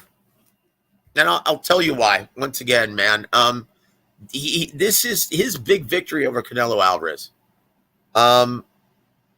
Really didn't tell us anything that we didn't already know, or at least I didn't already know going into this, that he's an excellent fighter at 175. and he was going to be the beneficiary of a terrible style matchup against a smaller fighter. Now, if he beats the winner of Joe Smith Jr. and Arthur Beterbiev, then yes, he enters my top 5 immediately. There you go. But That's until then, he hasn't who would budged. be above him? Give me your top 5 pound for pound. My top 5 pound for pound? Okay, my top 5 pound for pound is still, let's see, in no specific order, and I don't know who number 1, 2, 3, 4, 5 is, but it's these 5 guys, okay? Terrence Crawford, Canelo Alvarez, Errol Spence Jr., Arthur Beterbiev, and Naoya Inoue. So you got Inoue over Bivol, even though Bivol beat the number 1 pound for pound Canelo Alvarez, and he beat light heavyweight champion Joe Smith Jr., and he beat John Pascal. Well, keep in mind, the Pascal victory was an excellent one. Joe Smith, he caught him while he was still learning on the job. Okay, but he still beat him. Yeah, he did defeat him, but once again, he was still learning. Keep in mind, Joe Smith Jr. didn't have a deep amateur pedigree. Admittedly, he's still green in a lot of areas and still learning on the job. So I mean, that's still an impressive victory, though. But who has better wins, Bivol or Inoue? Oh gosh, man, Inoue's so fucking good, dude. Well, I didn't ask that. I just asked who has better wins. Who got the better win, Bivol or Inoue? Who has the better win? Canelo was number 1 pound for pound. Understood, but once again, it's he's the beneficiary of a terrible style matchup for Canelo. And also fighting a smaller guy. No. I will say this. Okay, let me finish. That has nothing to do with him, though, Joe. Exactly. That has nothing to do with him. That's why I wasn't. Look. I guess you're asking the wrong guy, because I'm not the one who was surprised that Bivol beat him so soundly. In fact, I told you guys it was going to happen. Yeah, you did. You picked him. EJ picked him. I think Shelton Moore picked him. So this is nothing. So my point is, this is nothing new to me. I knew he was going to be the beneficiary. You know how good he was. Yeah, I already knew how good he was. So, but here's what you have to look at, guys. Go look at Inoue and his domination up to this point of some excellent fighters. Like, he just wiped through that entire World Series. Like, and even beat up Nonito Donaire. It was a fight of the year and a great fight. That was a good win over Nonito, but Nonito wasn't number 1 pound for pound, the king of boxing, the face of boxing, like Canelo Alvarez. When Teofimo Lopez, when he beat Vasily Lomachenko, the number 1 pound for pound, he was on the top 5 pound for pound. So Bivol, I feel like Bivol beat Canelo, who was dominating. He was number 1 consensus, and Bivol just beat him soundly. And then you got to take into consideration his win against Joe Smith Jr. is a big win. His win against John Pascal. So I think Bivol got the better names on his resume. I will say this, but you know what? And once again, this is why I really don't like pound for pound lists very much, because depending on the criteria you're using, they're all going to be different, right? Yes, sir. And it's impossible to prove. I will say this, though. Dimitri Bivol, had he knocked out Canelo Alvarez, had he looked more impressive against Craig Richards and Umar Salamov, then yes, maybe I would have him higher up on my pound for pound list. But right now, he's not in my top 5. He did dominate Canelo and gave him a boxing lesson. He damn near won every round. It was almost a shutout. Yeah, I knew he would. But I will say this. In my opinion, this guy deserves to be higher, and he's on my pound for pound list, top 5. Someone who is on no other journalist pound per pound list, and I can't understand it, and that's Arthur Beterbiev. 17 wins, 0 losses, all wins by way of knockout. Yeah, he a beast. and even though he's a unified champion and has been for a while, nobody wants to fight this guy. In fact, Joe DeGuardia, Joe Smith Jr.'s promoter, right, from New York, he wanted to make Danny Jacobs versus Joe Smith instead, but ESPN said, nope, we just lost Terrence Crawford. You guys have to make this unification fight. We have to start working towards replacing Terrence Crawford in our stable of talent, because, yeah, we don't know how much longer Tyson Fury is going to be with us as well. So that's the reason why they actually had to force his promoter to make this fight. He didn't want any part of Arthur Beterbiev. Yo, Joe, speaking of Tyson Fury, do you think he will fight again? Like, I seen the video of Tyson Fury drunk. He was drunk, and he was like, bro, he was fat. He was really fat. Brother, let me tell you what I know, okay? His last 2 camps weren't very good, okay? Well, hold on. Can you hear me okay right now? Yeah, we're hearing you good. Okay, very good. Thanks, guys. His last 2 camps weren't very good. He has so many other options right now that aren't boxing related and that don't require having a grueling 8-week camp. Okay. There are several motion picture, the way I understand it, there are several motion picture studios that are interested in paying him monies to be in their next movie, paying him big money to be in their next movie. Also, WWE is interested in actually working with him again for a lot of money. And then also, he can just pull a Floyd Mayweather, not have to train, and still beat the brakes off Francis Ngannou next year. What about Usyk? He doesn't have to fight, guys. The undisputed heavyweight championship with Alexander Usyk. Well, unfortunately, we talked about this earlier. When you start making the kind of money that Tyson Fury has made in his last 3 efforts, boy, you don't really care about that anymore. That really doesn't make any difference to you. Is it because he had every belt in the heavyweight division or every belt, major belt in boxing? He had those belts that Usyk got right now. He already had those belts. Yep, he's had every accolade there is to have in the heavyweight division, right? He's the ring lineal champion. He's the WBC champion. When he beat Vladimir, he became the Super WBA, the WBO, the IBO, and the IBF. Unified. So yes, he's had every single title there is to have. He's retiring as the lineal champion, right? He's got really, and he's retiring as the biggest earner in boxing at this time. He's got nothing left to prove to anyone, and to most people, he's the best heavyweight of his generation. And so, he doesn't really have that drive or that motivation to do it. And if you hang around this sport when you're not motivated or don't have that hunger any longer, it can become a very painful endeavor. So, he really doesn't care. So Joe, two things. You just said that Tyson Fury retired as the highest earner in boxing. Is that correct? Correct. Right now? Yes. Well, no, outside of Canelo. My apologies. Okay. Sorry about that. Outside of Canelo, because when you look at his last 2 fights, outside of Canelo, yes, he's earned the most. He actually earned more than Anthony Joshua in his last 2 fights.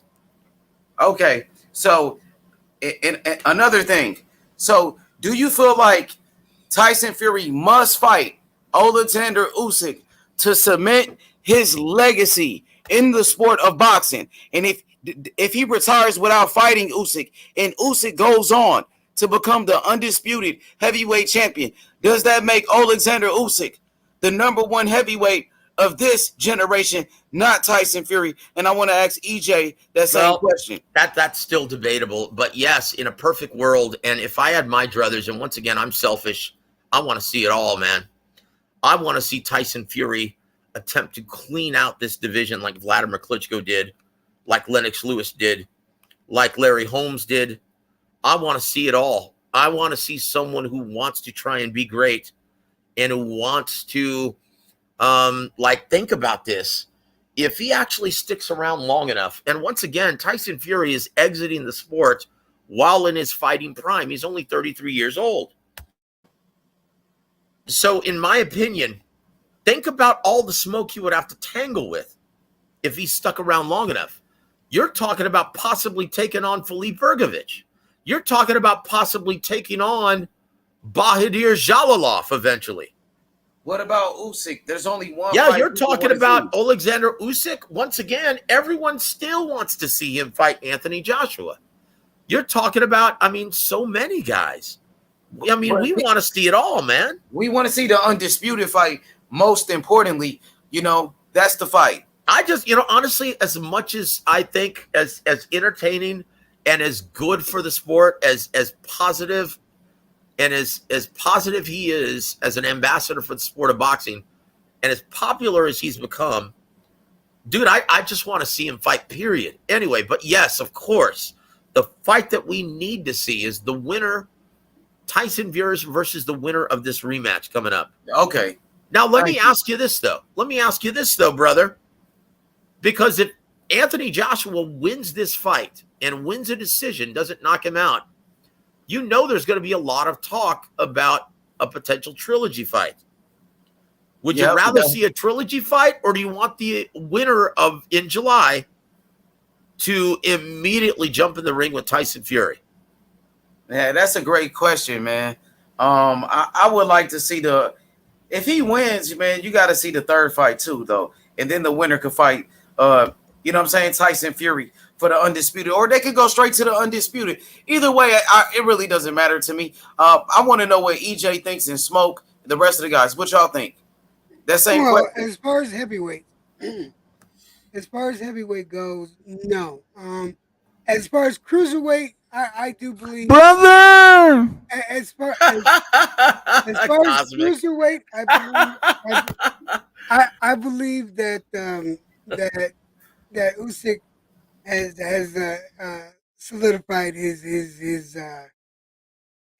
legacy in cruiserweight. Now, as far as heavyweight, he has a lot more work to do to be able to get or deserve the accolades that a Fury or an AJ has done. That both those two individuals have put more work into that weight class than Usyk has. So you gotta remember, Usyk. How many fights has Usyk had in heavyweight now? He's only had 2. So only 3 fights. Oh, no, 3. I'm sorry, I forgot about Chisora. My apologies. So he has a lot more work to do to be able to get put up. You know what? You see that guy on the screen right there? No, he's a he bad might be dude. the baddest man on the planet. He's a bad dude, man. He's a bad dude, but you know what? Once again, though, man, if a guy's already beating the elite of the division, does it really matter if he tangles and beats number 9 or number 10? Well, my thing, my big thing, don't get me wrong. I'm not taking. I like Usyk a lot.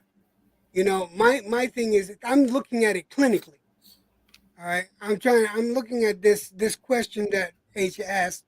I'm looking at this question clinically, and I'm just trying to answer it as honestly as possible. I can't put emotion or opinion. EJ, and I'm going to pose this question to you, my friend, and I'm going to raise this because a lot of people were talking about when Terence Crawford, when he was trying to hunt down a fight with Anthony Joshua, or I mean not Anthony, Errol Spence Jr. Mm-hmm. A lot of his detractors were saying, hey, you know what? You need to fight Sean Porter first, right? And I'm like, if he beats Sean Porter, does that prove anything? No, people are still going to be asking for the Errol Spence Jr. fight. So my question once again is, if he beats Anthony Joshua and then beats Tyson Fury, do you really need to see him fight anyone else at heavyweight? No, but if he does that, then he secured himself, most definitely. But he's done one half of it already, brother. Yeah, but in the standings, as it stands right now, no, I don't think so. He's a great boxer. God damn, he's a great boxer. Yeah, and no doubt about it. But all right, in the heavyweight division, 3 fights. That's it. I love that saying. He's a great. He is a great boxer. I mean, I'm going by his. Co-opting Shakespeare is not gonna gloss over the fact that you've been fighting the Pianettas and the Tom Schwarzers and the Sefer Safiris and all that shit. Whatever, man. It's cool to try to fucking get in Billy Shakespeare, but let's be honest. I'm actually not even be honest. I actually would like to get an opinion. Do you think that if he never boxed another round, he gets into the Hall of Fame? Talking about Tyson Fury? Yes, sir. Absolutely. And do I think also, even though he lost 2 of the 3 fights, you could argue all 3 to Tyson Fury, do I think Deontay Wilder gets in the Hall of Fame? Absolutely. Well, I mean, I'll tell you why. I'll tell you why. Yeah, for Tyson Fury, not for Wilder. No. Yeah, this is Tyson Fury. I'll tell you, even just being a part of that trilogy, even Deontay Wilder makes the Hall of Fame. That last fight was so historic and so significant, and it didn't seem like it wasn't. It's almost like everyone was resentful that we were having to see a third fight, because in everyone's mind it was a foregone conclusion, and then it actually played out, and holy shit, thank God it did. What an amazing treat that was. And guys, there are mainstream and casual fans that were regurgitating after that fight, saying that was one of the greatest heavyweight fights that they've ever seen in their lives. And do you realize how positive that is for the sport and how long that's going to live on in the minds of a lot of mainstream and casual fans, a lot of sports observers? That is a really significant affair. It's almost like Gaddy Ward, but in the heavyweight division. Two behemoths beating on each other and knocking each other down, but getting up to try and win that brass ring. It truly was something, it was awe-inspiring. It was truly significant, and it was truly an incredible thing to watch. All right, so just to break this down even further, right? So we have Hall of Fame fights, and then we have Hall of Fame fighters. Like Arturo Gatti got into the Hall of Fame. Mickey Ward did not, but they did have Hall of Fame fights, and that are like, you know, that we always reference. Of course, yeah. Right. So like just putting it to, let's put it to Wilder for one side, because we're only talking about Tyson Fury in this particular subject. Very good. Like, how do you, in your mind, how do you say it, you know, are you saying because they had a trilogy, that's the Hall of Fame worthy? Or the third No. I'm saying that there's a reason why Ring Magazine designated the winner of that second fight to be worthy of their lineal distinction. Guys, and this is one thing that I don't understand why fans don't make this of greater importance, is the significance of winning and being deemed worthy to compete for that lineal distinction. Well, I mean, I feel like the lineal distinction is a twofold thing. Like, there's the actual lineal distinction, and then there's Ring Magazine, who's co-opted the term, right? So there's that thing that confuses the shit out of everybody. No, but think about this. When you think about, and that's kind of, that receives a lot of unfair criticism, in my opinion. Of course, it's impossible. Okay, if someone retires and doesn't get beat, it's impossible for it to directly and literally hand down that lineal distinction. But look, it's a neutral panel of what, 30 experts, 30 journalists, 30 guys that are very, very intelligent, and I know most of them, that actually have to vote on this. It's not just Mauricio Suleiman doing a favor for Oscar De La Hoya. I mean, these are guys that have to vote on this, and once again, they had the opportunity to vote on whether or not Errol Spence Jr. versus Yordenis Ugas was worthy of that ring distinction, even though there was a unification bout for 3 of the titles at welterweight. And they said, you know what? Because Terrence Crawford is either number 1 or 2 and is going to still be number 1 or 2, regardless of what happens, we cannot put the ring lineal distinction at welterweight up for grabs in this affair. And they were justified in doing that. And once again, in my opinion, that ring championship is the most important distinction in any division. When you have that, you are the man, because you've got to at least fight the either number 1 or the number 2 guy in the division. Yeah, it's the most coveted. Like, I don't think any other sanctioning. So hold on a second. I don't think any other trinket in any other sanctioned organization is even a close second. All right. So I mean, I while I do understand that particular thing, and I just want to make just a clarifying question before I make my point. You're saying that there's 30 panelists that decide who is number 1 and number 2 at ring? They decide the entire top 10 and whether or not a matchup is worthy of the ring distinction. Yes. Okay, great. We had this whole thing about brands, right? Yep. And like all of this is like to a large extent a branding issue. I mean, not even a branding issue, but a branding exercise. And that's what I was saying about the thing about the lineal versus the ring. Like that idea about lineal, like the ring is now trying to co-opt a different brand that's older than the Ring magazine, even in its current, like even the original Ring magazine, not even the Ring in its current iteration, right? And this is no disrespect to the 30 panelists. It's all good. I'm sure that they have extensive boxing knowledge. That's not necessarily what I'm talking about. It's the idea that that the Ring magazine can like occupy these spaces that have existed longer than they've existed, right? That's part of that. That's part of what the issue is. But my real question is, do you think that Ring magazine champions are better? What is it? There's a better case, a more reasonable case for Ring champions to make the Hall of Fame. It depends. There's a lot of factors that you have to consider when thinking about whether or not someone is worthy of entering Canastota in the International Boxing Hall of Fame. I mean, what are you considering? Because when you think about it, Boom Boom Mancini's in the Hall of Fame. Rocky Balboa, Sylvester Stallone is in the Hall of Fame. Rightly so. Like, wait a minute, hold up. Sylvester Stallone is not in the Hall of Fame. Yes, Rocky he is. Rocky Balboa is in the Hall of Fame. Rocky's in the Hall of Fame. Rambo is not in the Hall of Fame. The guy who married to the mob, that guy's not in the Hall of Fame. Stallone is in the Hall of Fame. No, Rocky is in the Hall of Fame. Oh, I'm sorry. A fictional character's in the Hall of Fame. Correct. You're right. Man, well, hold up a second. We still quote Rocky to this day.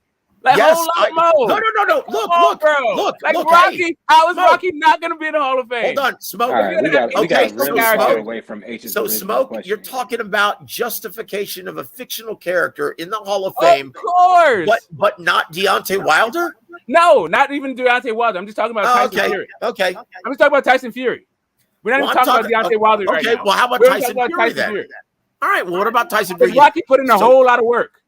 Like, listen, we wouldn't even have Vinny Pazienza if it wasn't for the Rocky movies. You've got to be kidding me. No, that he literally came to boxing from watching Rocky.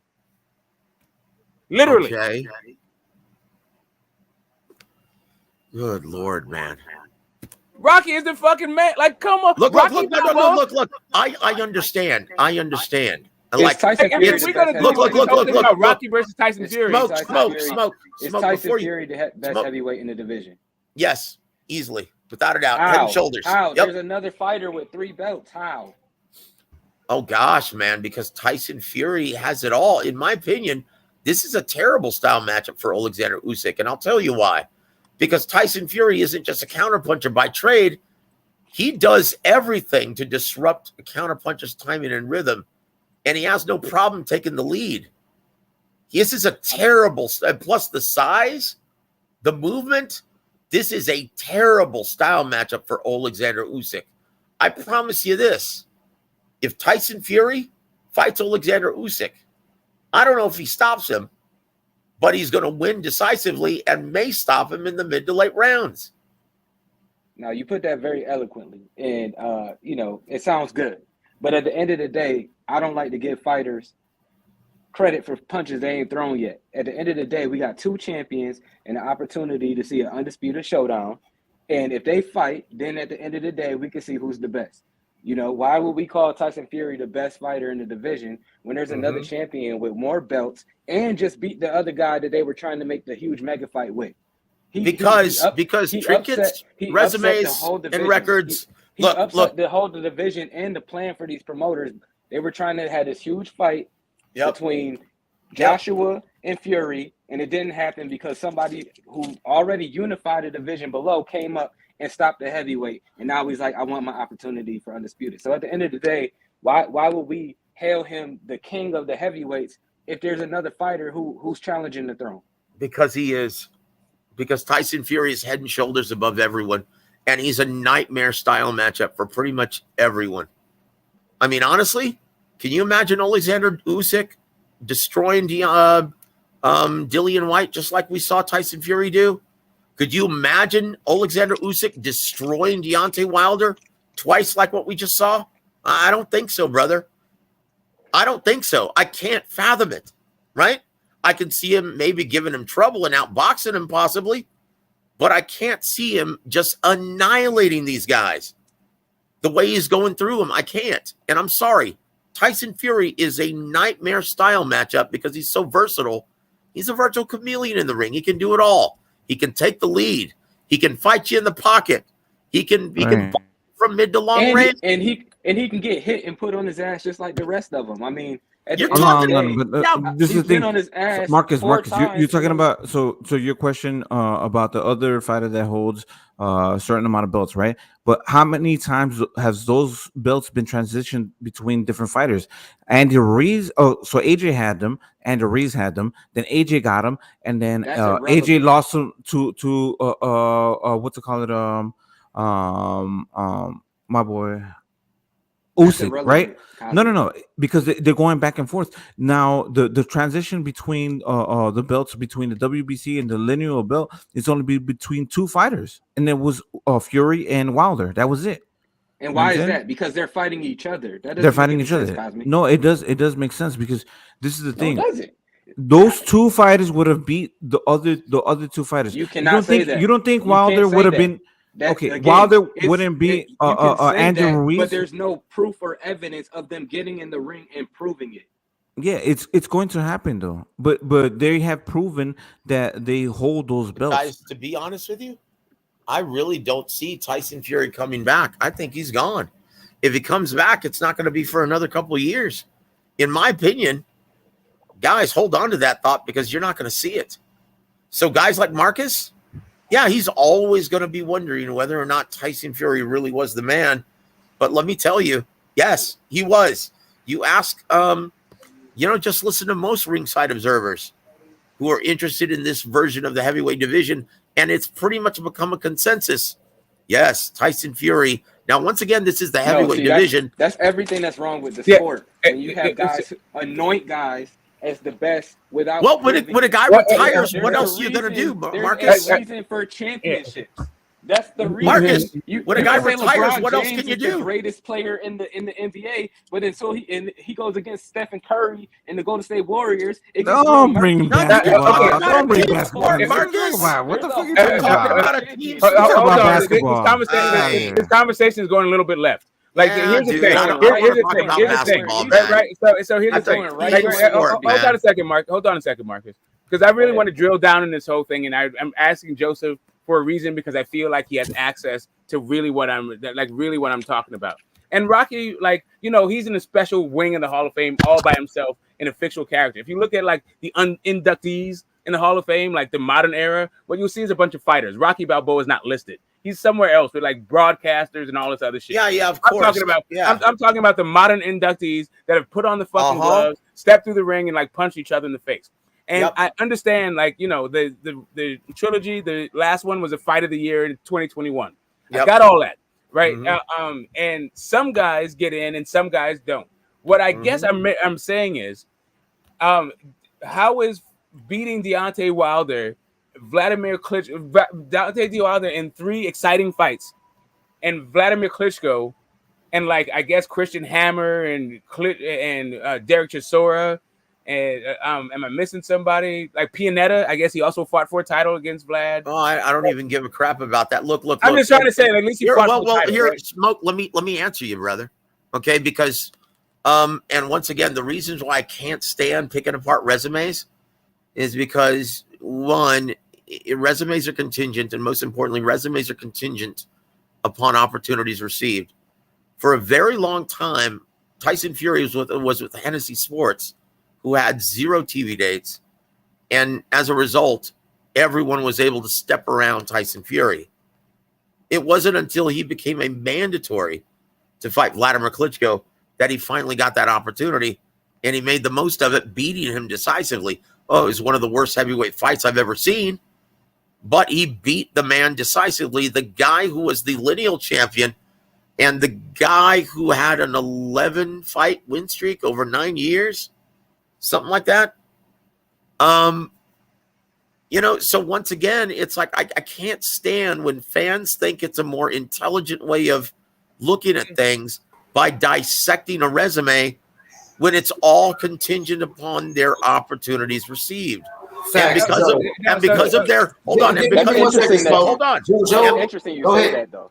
Let Joe finish. Go ahead, Joe. And because of their promotional ties, you're going to see some fighters, and because they're more, I guess, beatable, you're going to see guys like Sean Porter, a guy who gets beat up at the elite level, but is considered an elite level participant.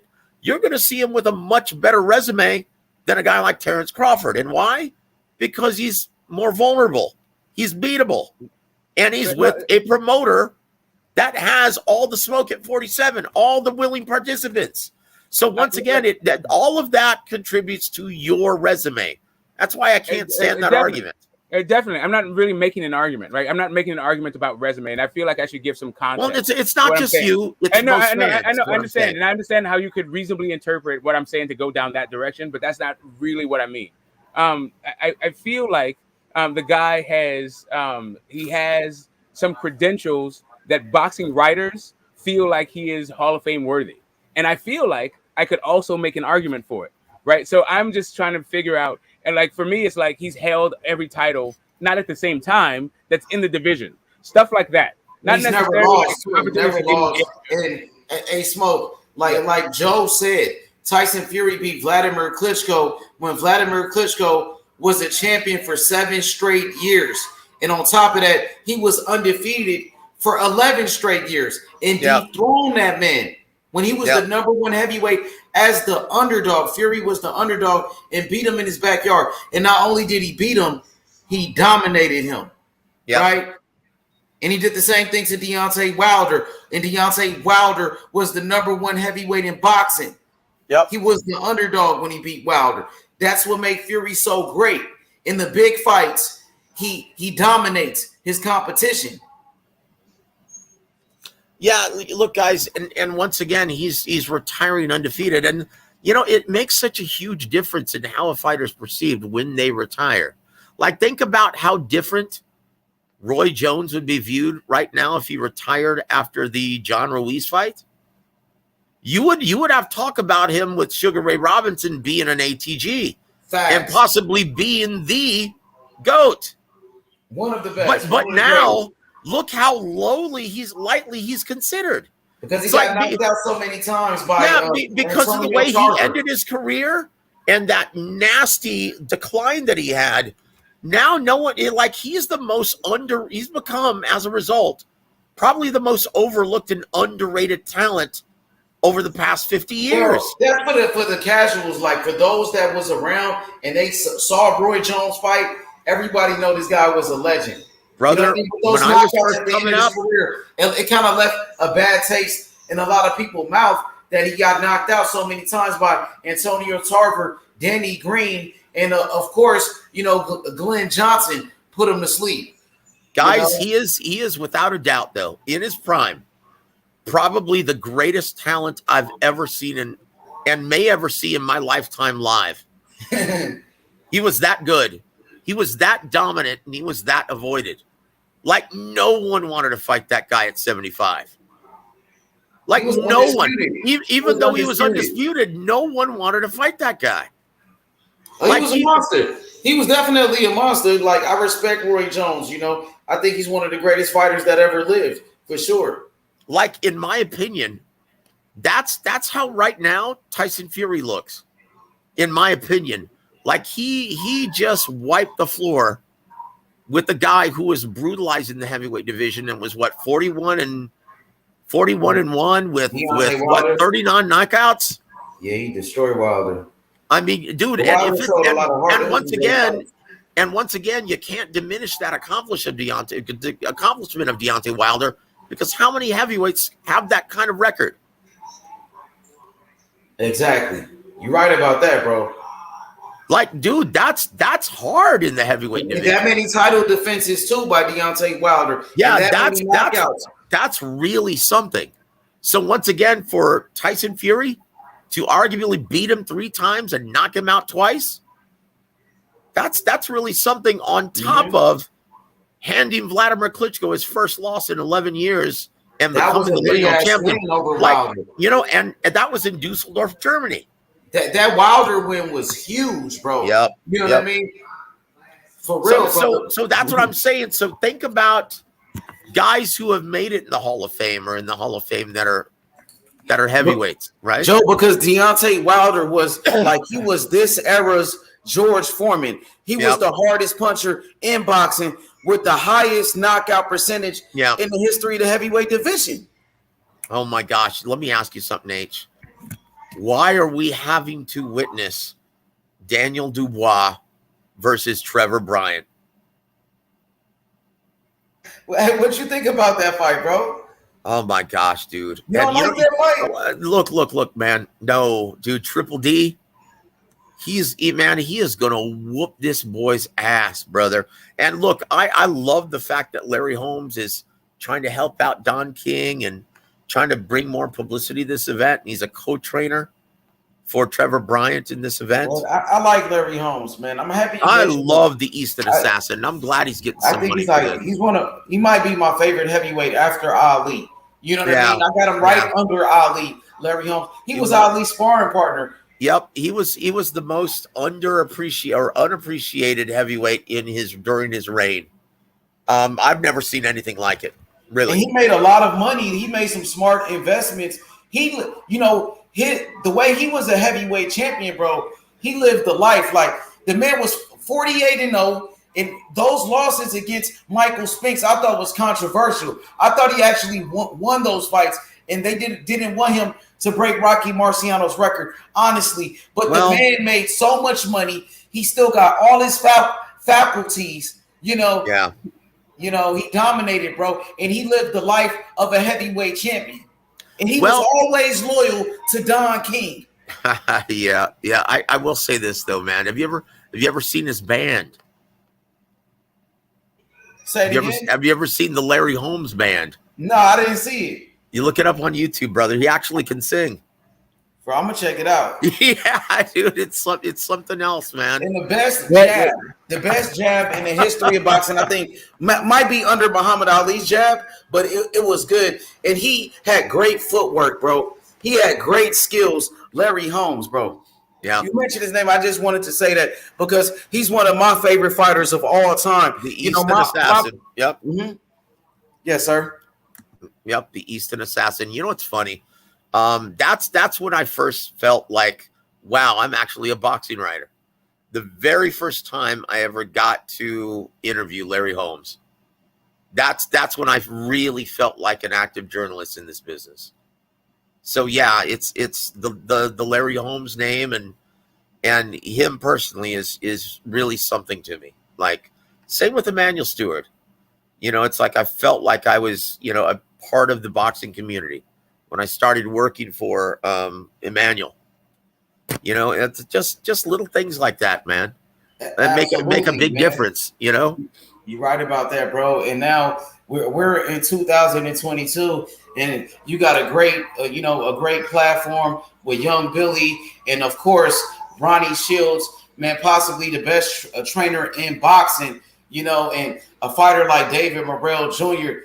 to be a part of that, to have Young Billy inside the gym with David Morrell, to be able to get footage of Morrell, who's actually my favorite fighter, and for Young Billy to watch him spar up close and to build a relationship with Morrell, you know, it means a lot. And for you to support him, you know, I appreciate you, man. Thank you, man. I appreciate everything that you do. You do as well, my friend. But yeah, man. Once again, fans have their own personal tastes and preferences, and they like whoever they like. And you know, you guys can, you know, we can all debate and discuss all of this for hours, as we have been, and that's part of the fun. But I just hope people don't take it too seriously and start getting upset and stuff like that.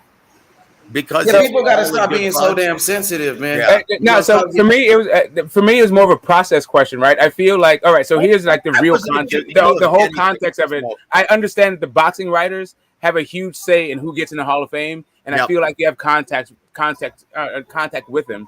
So I was just trying to like sort of pick your brain about like what you've heard and what they've been saying about his entry and why. About Tyson Fury? Yes, sir. Oh, you're not going to get that discussion among journalists until he gets nominated and gets on the ballot, and then we'll see once again if Usyk loses, and you look at how dominant Tyson Fury has been, especially in his big championship opportunities. Yeah, it's going to be hard to disagree with nominating him or putting him in the Hall of Fame or voting for him on the ballot. But it all depends. Once again, are we going to see another dominant heavyweight fighter like this? Okay, we speaking of the next great heavyweight champion, we got a great question from my brother Bang.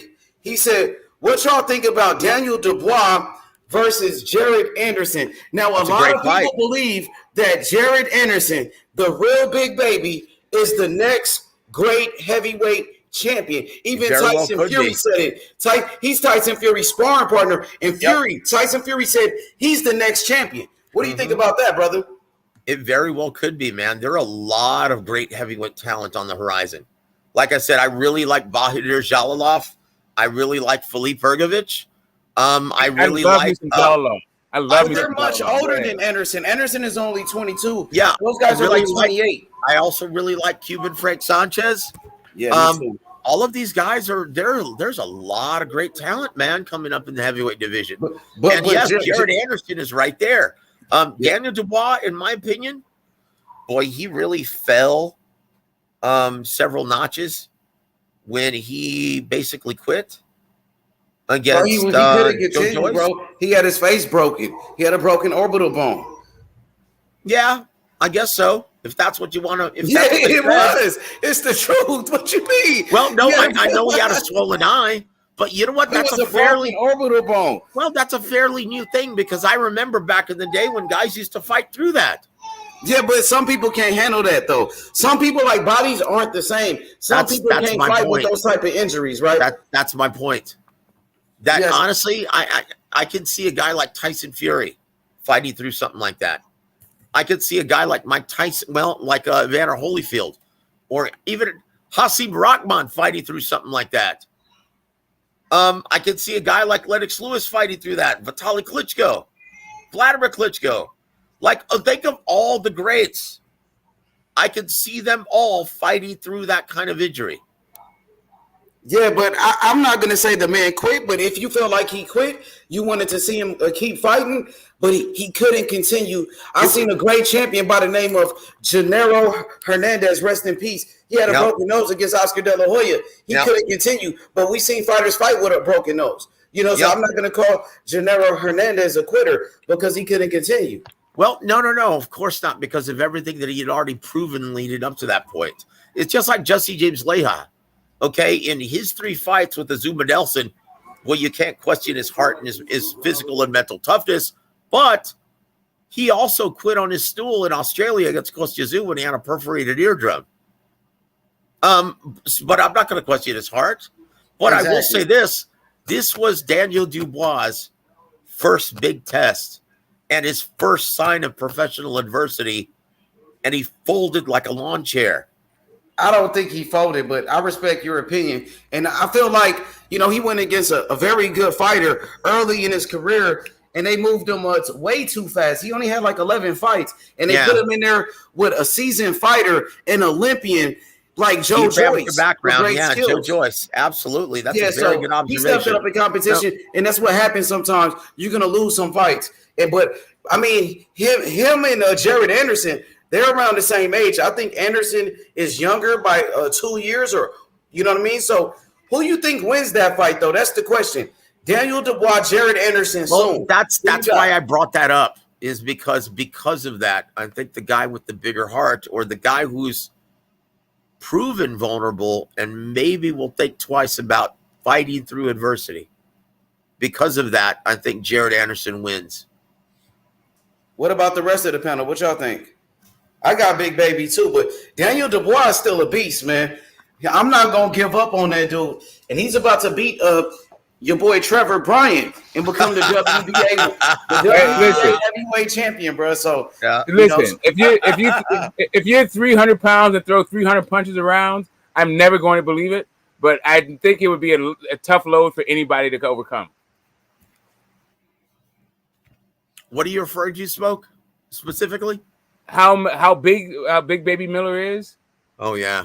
And how many punches he throws? We're talking about Big Baby Jared Anderson. Oh, Anderson. He said Big Baby Miller. Sorry, Baby Anderson. Big Baby Jared Anderson. Big Baby Anderson. I said the last part. Okay, so Big Baby Anderson versus Philip Hergovich. I think. No. Versus Joe Joyce. No, not Joe Joyce. Versus Daniel Dubois. Daniel Dubois. My apologies. Versus Daniel Dubois. Jared Anderson, Daniel Dubois. That's a hell of a fight, man. Like, it is. I feel like that's a 50-50 fight. You got like experience versus sort of talent in that regard.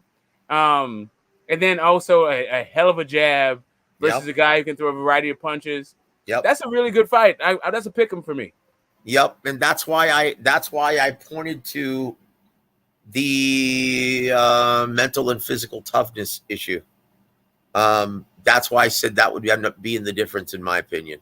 That's why I gave the edge to Jared Anderson, because, boy, that's a great matchup, dude. Like Jared, like they say what you want about Joe Joyce. That dude comes. I mean, he's a very high level test. Very high level test. Like the highest level test that Big Baby has come across so far. I got to see him overcome that. I can't just pick him to overcome it.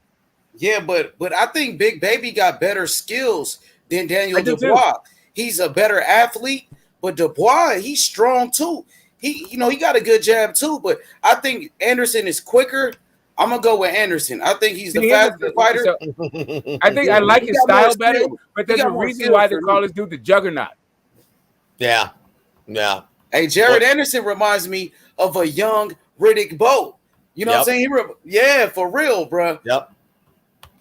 I tell you what, guys. Before I leave, do you feel like participating in Ronnie Shields' Fact or Fiction? You guys want to play that game right now? Yeah, absolutely. Let's do it. Okay, here it comes, brother. Here it comes, dude. Are you ready? Let's see. Here it is. Let me pull it up. It's in my archive. Number 1, Fact or Fiction. Jermall Charlo would defeat both Terrence Crawford and Errol Spence Jr. at 154 pounds. Fact or fiction? One at a time, guys. Can I go first? Are you saying Maul at 160 or are you talking about Mel at 154? No, I'm sorry. Jermell Charlo. Okay, there we go. Would defeat both Terrence Crawford and Errol Spence Jr. at 154 pounds. Fact or fiction? I feel like that's a fiction. I don't even think Mel thinks he can beat Spence at 154. H? I would say fiction, man. Like, I like Jermell Charlo. He's a hell of a fighter. I think he's a beast.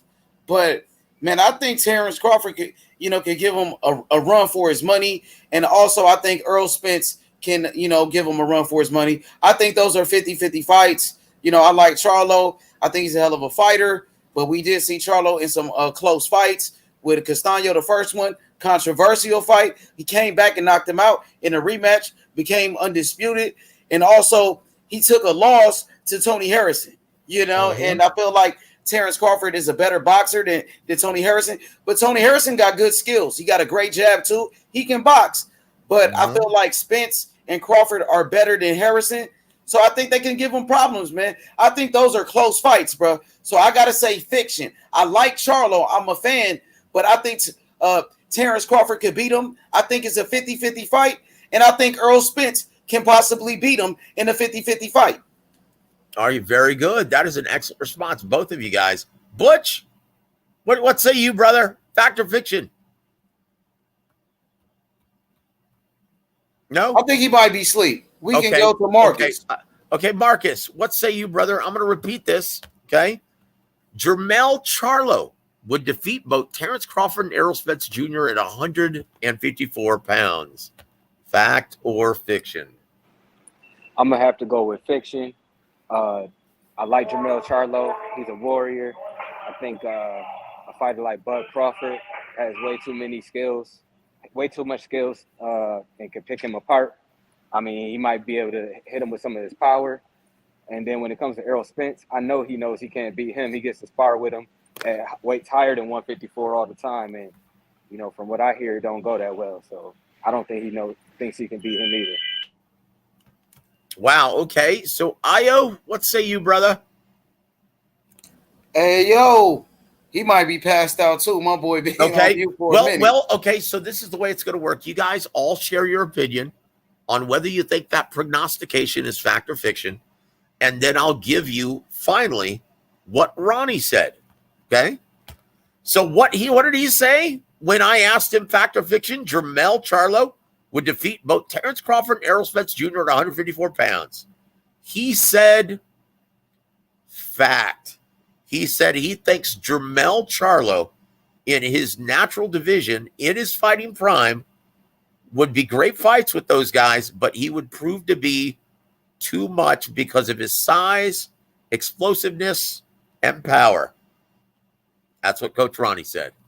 Oh, yeah, I respect Coach Ronnie, so man. He says that's a fact. Charlo is a beast, man. But Charlo's been getting better and better. You know, I love the improvements by Charlo. How he was able to that Joanne, make his adjustments, man. I think that Joanne Guzman has been instrumental, at least getting over the Castano hump. Indeed. So number 2, guys, are you ready? Yes, sir. Okay, number 2, fact or fiction. Brian Castano will never win another world title or ever possess the same level of durability he showed before his 2 wars with Mel Charlo. Fact or fiction? Man, I like Castano. He's a hell of a fighter, man, but he did take some punishment in those fights with Charlo. Charlo stopped him, devastating knockout. You know, he couldn't continue. Man, I do think those Charlo fights took a lot out of Castano, but I cannot, count him out. He's a hell of a fighter. He's a great champion. I still think he's one of the best, so I'm going to say shit. I'm going to say fiction. I'm going to say fiction, man. I still think he can compete at a high level. Very good. So we really what have say to you, brother? We really have to take both of those things as a whole question because it's a little bit contradictory. You can break it up into parts and know okay, cool. So I think it's a fact that he can be champion again. I think it's a fiction to think that that someone wasn't taken out of him in those wars. And not just the wars, but also the getting paid for those wars. Yep. Indeed. So, Marcus, what say you, my friend? And I'll read it again, okay? Brian Castano will never win another world title or ever possess the same level of durability he showed before his 2 wars with Mel Charlo. Fact or fiction? Fact. Derek James, when his fighters beat you and they stop you, it's the ruin you style, and nobody's ever the same. So I'm going to go with he never wins another title. Okay, so what did Coach Ronnie say? He said it was fact. And he said, look, when you hit that rock so many times and it finally cracks, it's never the same. And he said, I may be wrong, but in that 10th round of the second fight, I saw that rock crack.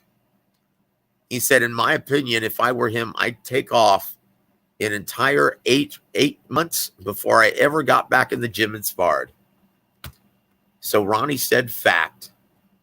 I just don't want to throw him under the bus, man. Like, Charlo is a special fighter. Just because, Charlo was able to do him like that, it doesn't mean somebody else could deal with that type of pressure. Well, look, that's what I'm saying. Like, but I know that knockout took a lot out of him too. Well, I will say this. I think in lesser fighters, against a lesser fighter, he could gain a title, right? Because if Charlo moves up, I think he take Tony Harrison, man. I got Castano over Tony Harrison. I will say this, guys. Once again, Ronnie is also looking at Brian Castano's fight style. In the immortal words of the late, great Eddie Futch, when you fight like a guy like Brian Castano, right, you're going to have a short, glorious career. And there it is. So stop one time. Oh, okay, go ahead. Number 3, are you guys ready? Yes, sir. Okay. David Benavidez will surprisingly get buzzed and have trouble against David Lemieux this Saturday on Showtime. Fact or fiction? I'm gonna say, go ahead, Smoke. Go first. Wow. Well, now we need to talk about what buzzed is. Like how are we describing buzzed? Like, are you hurt or you just got hit with a good shot? And you take a minute to go back to your game plan. Is that what buzzed is? Because I think he might get hit with a good shot, and it takes him a second to get back to his game plan. If that's what we're talking about, buzz. Like, so I'm asking you, Joseph, like, how do you describe buzz? Well, seeing that he's a wide odds favorite, and most people think he's going to sweep this guy with relatively no difficulty at all, then it can be whatever you make it out to be. However you want to define that definition, that word. All right, so buzzed. All right, so we're going to leave buzzed open. I'm going to define buzzed as you get hit with a shot, and it takes you like, a couple of seconds to regroup. And I feel like David Lemieux has that in him for that definition of buzzed. Well, let's go a bit further. Let's say buzzed like, hey, you're walking on stilts for at least 2 seconds. Wow. Oh, wow. That's hard. Man, that is such a low bar. I'm going to have to go with fact on that. I mean, is it fact? I don't know, man. Wow. We got to do either fact or fiction, huh? Well, he's got that power, brother. Well, okay, cool. I'm going to go with fact. I'm going to go with fact. I'm going to go with fact with that one. Here are the rules, right? And this is the rules that I always define before I actually start the program. Forgive me for not doing it, but it is almost 4 my time. So here are the rules. Not only do you have to say whether or not this prediction is going to come true or not come true, but you also have to clarify why you feel that way. Oh, okay, cool. I think that it is a fact that he may get buzzed with that definition of he may, like, hurt for a couple of seconds, not quite sure. Like, what does Queer Street look like? I'm not quite, that's a little bit. Well, that's Zab Judah right there, brother. Yeah, like, okay, no, Queer Street, Zab Judah, I think of Costa Zoo. Yeah, I gotta go to the worst example. Yep.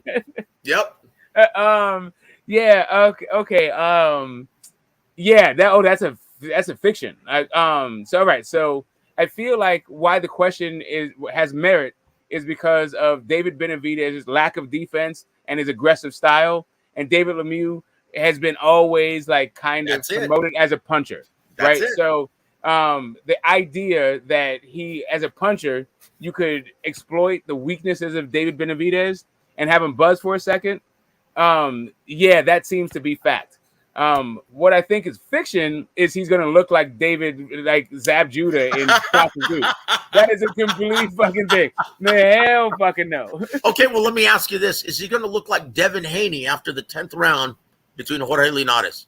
No, there will be no grappling. He's going to come forward, throwing a ton of punches, squared up, arm punches, all that shit. Okay, very good, very good. H, what say you, brother? And I'm going to repeat the question. Okay, or the prediction, rather, fact or fiction. David Benavidez will surprisingly get buzzed and have trouble against David Lemieux this Saturday on Showtime. Fact or fiction? Man, it's tough, man, because Benavidez, he doesn't have good defense, and he does get hit a lot. And we know David Lemieux is a big puncher. That's one thing he does have is some power. So Benavidez get hit a lot. We've seen him get dropped before by Ronald Gavril from Mayweather Promotions, who's a journeyman. So, man, anything is possible in boxing. I mean, I wouldn't be surprised, to be honest with you, man. So, but I think Benavidez is young, he's big, he's strong, and Lemieux is coming up from 160. He's the small guy. He's smaller, so I feel like Benavidez should handle him. He should handle him easy, but you never know what can happen. I don't know, man. So I'm gonna just say, shit, man, because he does get hit. I'm gonna say fiction, man. I don't believe in Lemieux right now. I'm gonna say fiction. Very good, Marcus. What say you, brother?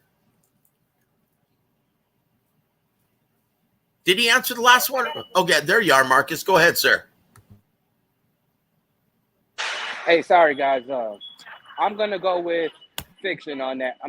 I'm gonna go fiction on that one. I feel like Benavidez is gonna come in there and handle business. He got a lot riding on this fight. He needs a big shot, and he needs to make another statement. And there it is. Coach Ronnie says David Benavidez will surprisingly get buzzed and have trouble against David Lemieux this Saturday on Showtime. Fact or fiction? Ronnie's answer was fiction. He says David Lemieux is a shot fighter and couldn't crack an egg at this stage of his career. That's according to Ronnie Shields. Okay, he does got some pop though. So yeah, he's got some crack in his shot, and yes, the power's the last thing to go. But in his mind, he says, "Look, he's got no legs underneath him, and without those legs underneath you, you cannot throw anything of consequence." I mean, look at poor Yuri Orcus Gamboa with no legs underneath him against Pitbull Isaac Cruz. His gloves were just bouncing off the man. You've got to have that support underneath you to actually throw that kind of with that kind of leverage. And he said, "Yeah, he's a shot fighter. He's got no legs underneath him. He won't be able to hurt Benavidez." Okay, yeah. I mean, I think Benavidez should take care of business. You know, well, once again, that's just Ronnie guessing that he's just guessing that he thinks he's shot at this stage of his career. He may not be. He may be a very well-preserved fighter. He's only fought 5 times in the last 5 years, right? Yeah, I have to say, fact on that, bro. I think he will get hurt. Benavidez, he has leaky defense. And the Jamel one, too. I was here for the Jamel one. Yeah, I got Jamel beating both Spence and Crawford. He's strong, he's big, and it's a stamina, bro. It's a stamina. That's the difference. He can throw power shots all night, and he still has power late around round 10, round 11. So it'll be really tough for a smaller guy to outbox a guy like Jamel who throws a lot of power shots that can throw them all night. As far as Spence goes, yeah, I think Jamel beats Spence too. Crawford, I mean, he has the skills, but he's just, man, he wouldn't, too small at 154. Spence has the size, but Excellent, brother. Excellent, man. No, I think Jamel gets him. So very good, very good. Thank you for joining the game, Beacha. Appreciate it, brother. So next one, are you guys ready for number 4? Are you guys ready for number 4? Yeah, we ready. All right, here we go. Yeah. Fact or fiction? Yeah. And excited for it. Looking forward to it. Here we go. Thank you, brother. Here we go. Jaron Boots Ennis defeats anyone at 147 pounds who isn't named Spence or Crawford. Fact or fiction? I'm gonna go first. Yeah, I will say facts. You know, I think this kid is special. I think Jaron Boots Ennis is the next Sugar Ray Leonard. This guy got speed. He got power. He's dedicated to the sport of boxing. I think he's the next great champion. And I got Boots Ennis, man, beating all of those guys from Keith Thurman, Virgil Ortiz, Stanley Jonas, Danny Garcia. He beats all of those guys. Easy work. Conor Ben, line them up. Boots Ennis knocks them all out, bro. Wow, that's amazing. Smoke, what say you, my friend? Wow. Geez, like off the top of my head, he's got some tough fights in front of him, but I am going to lean toward, like, if this is an absolute thing, I'm going to go with fact, although I totally don't. All right, so the reason why I think it's fact is because he seems to be the best of the up and comings, and the old guards. I feel like we have the style to give him a bunch of trouble. Haven't looked good recently and haven't fought very often. So yeah, so I'm gonna go with fact, just because I only have 2 choices. What was the question? Because my phone went out. No, it's all right. I'll read it again, my friend. Number 4, fact or fiction? Jaron Boots Ennis defeats anyone at 147 pounds who isn't named Spence or Crawford. Fact or fiction?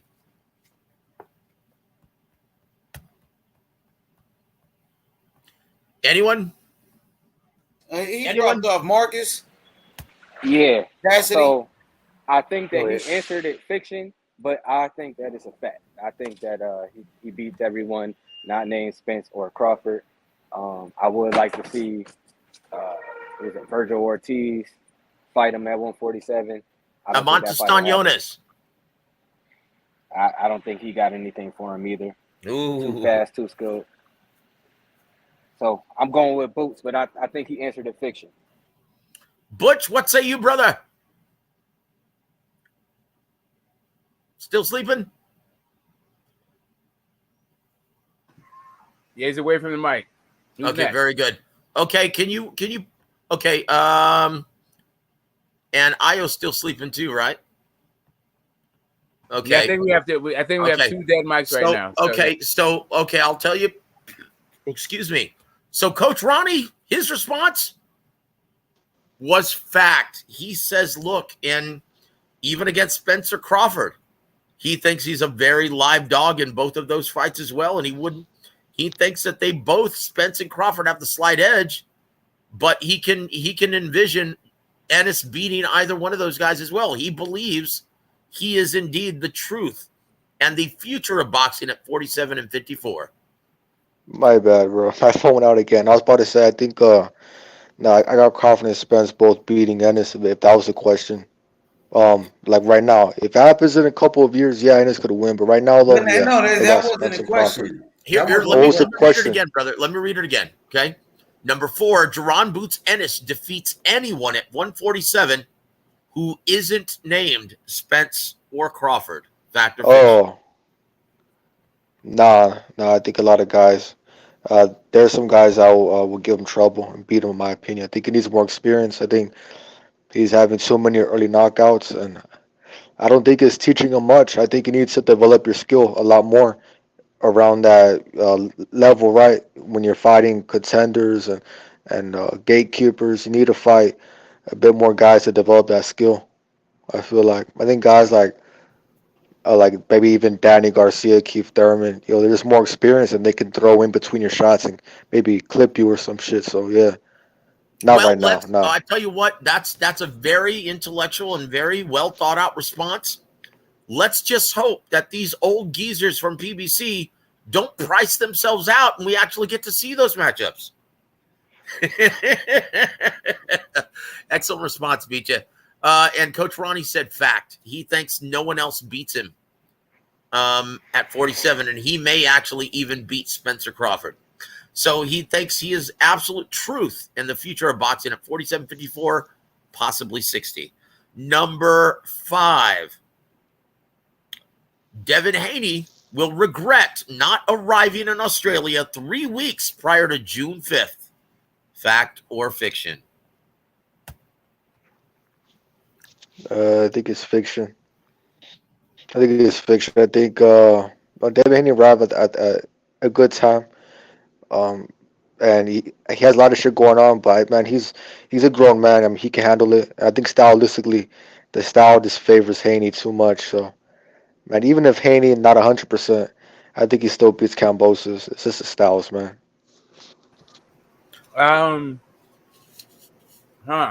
That's a tough one because it relies on a specific fighter's acclimation process. I traveled the world a lot when I was that age, and it still took me about 3 weeks to get acclimated. I would get sick when I got there, figure out the food and all that stuff. But fighters are a little bit different. They live in a capsule. Oh, wow. Will he regret the shortening, the lack of time for acclimation? Yep. Fuck. I would go with fiction. Very good. Very good. Is H still in the building?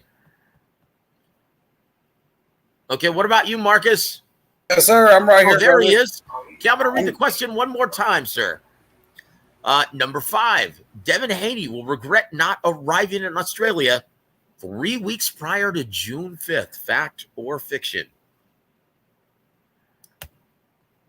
Fiction, man. I think Devin Haney is a special fighter, and at the end of the day, Devin Haney will dominate George Kambosos. It don't matter, when Devin Haney, pulled up in Australia.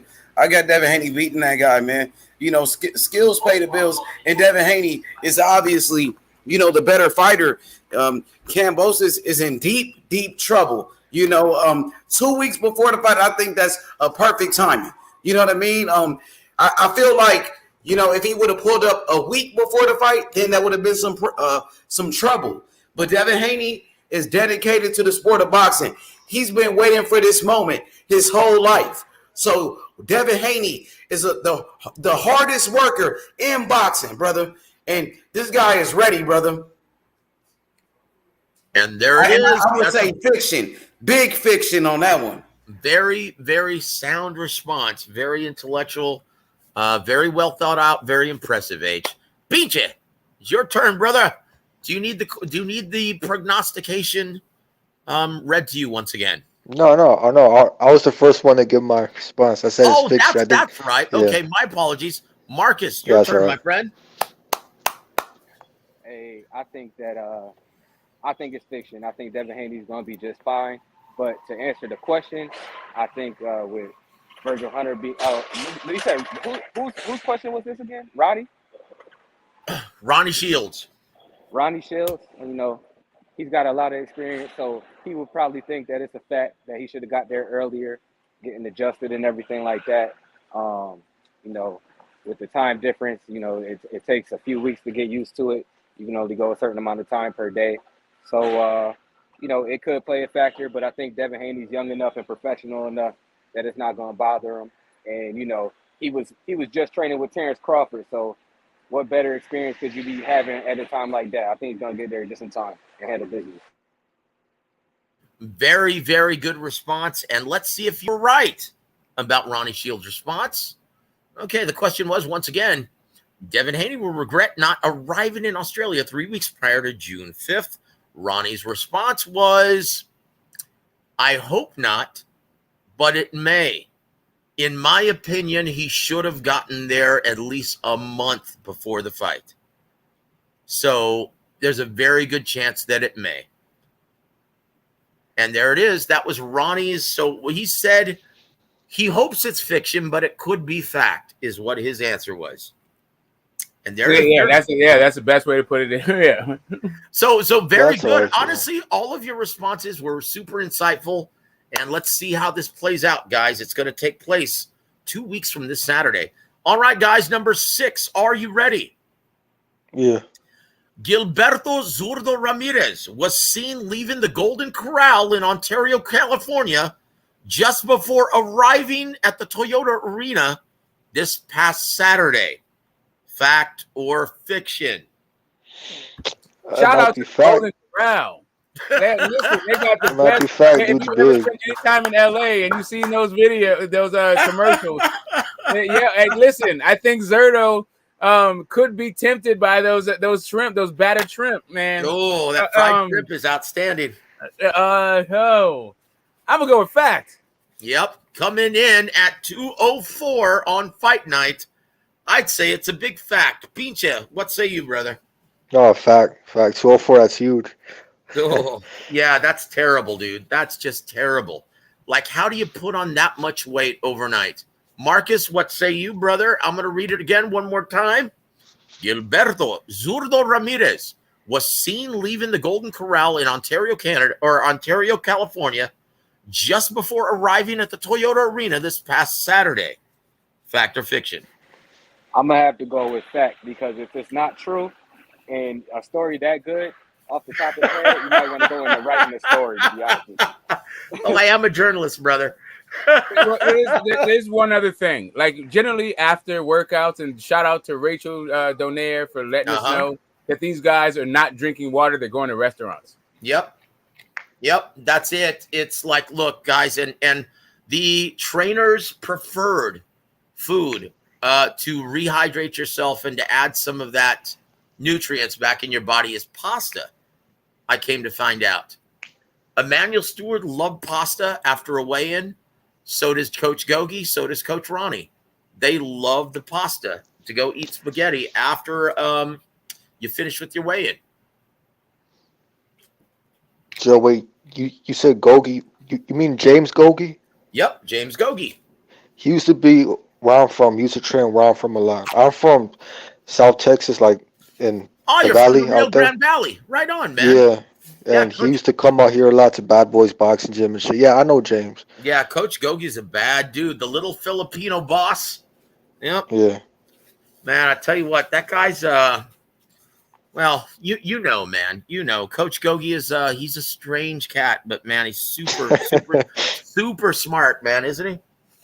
Yeah, nah, yeah, but he's funny though. He's funny. I love Coach Gogi. Honestly, he's one of my best friends in this business. So yeah. Super knowledgeable. He's just a bit off kilter though. Yeah. But yeah, I love Coach. Next one, okay, number 7, guys. Fact or fiction, Jermell Charlo will attempt to stay at 154 pounds as long as he can because there are much better matchups at junior middleweight. Fact or fiction?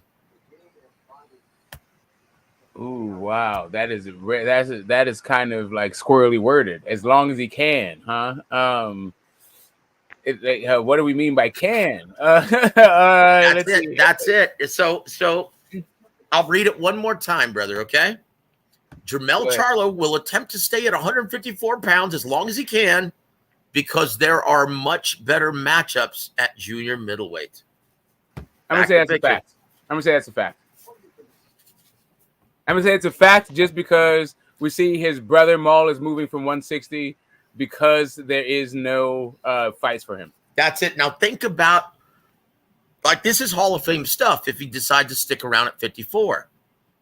I mean, come on, Terrence Crawford, Errol Spence, Sebastian Fundora, Tim Zhu. I mean, gosh, there's so much talent either moving up or existing, already in existence at 154 pounds. Like, if he decides to stick around, man, and shows that kind of discipline and dedication, that's really something. I've always had a lot of respect, and I don't understand why most fans want you to move up or down or whatever. In my opinion, it's much more of an accomplishment if you stick around like a period of, between 8 and 10 years and just clean out an entire division. In my opinion, having that kind of discipline and choosing to make that kind of weight still when you get older, in my opinion, is much more impressive. That's just my opinion. No, yeah, no, I would say, in my opinion, I think Jermell, I think he's gonna stay. Before I was kind of like, I don't know, because Jermell's a guy. I mean, his brother's saying he's gonna move up, and he needs to take his spot. But I think what Smoke said made sense. That there ain't no fights at middleweight for Jermell. I mean, Jermell has all Fundura and with the Australian what's his name, Katsu or some shit. And he has that guy, and then plus he has Crawford Spence might come up and fight him. So I think those fights, more money, bigger fights, and yeah, I think he'll stay at 154 for about another 2 years probably. Okay. H, what do you think, sir? Okay, well, I'm going to go ahead, because it's getting late and it's already after 4 my time. I'm going to go ahead and tell you what Ronnie's answer was. And this is how I found out that for sure he's moving up. This was his last fight at 154 pounds. Ronnie said, nope. Both Charlo brothers are moving up immediately. This was his last fight at 154. He's going to be competing at 160. And his man, Jermall, is going to be competing at 168 after the Selesky fight. So that was a big fiction, even though there are more lucrative matchups, bigger money fights for him if he stays at 54. So that's it. I think okay. It's good. Well, go ahead. I had a question for you. What belt does Triple G hold? He holds 2 of them now. He holds the Super WBA as well as the IBF. So my only question is, I think Jermell's moving up for sure, but you already confirmed that. But, I keep hearing people say, Jermell has no fight. Why can't Jermell move up with that Super WBA and challenge Triple G? Who's going to stage the fight? I mean, can it go to purse bid? Doesn't he have the rights for it? You know what? If it gets ordered by the WBA, then yes, it'll go to purse bid. But once again, man, it's really difficult. You might see Triple G and K2 promotions actually step down because of their exclusive deal with DAZN. Right? Yo, speaking on that, This is a huge problem within the business of boxing, guys. yo, Joe, speaking on that, because I know you're like an insider, so I mean, you know your stuff. Like, what's your opinion on? Because they're saying Canelo is going to choose next opponent next week, so either go be Bivol rematch or Triple G. Now look, once again, no one's gonna be able to tell these guys what to do. If I were advising Team Canelo, and this is what I think they're gonna decide, they're gonna choose to fight Gennady Golovkin.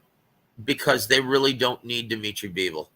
One, I don't think he can make the weight any longer. He can't slim down to 68 to meet Canelo's demands.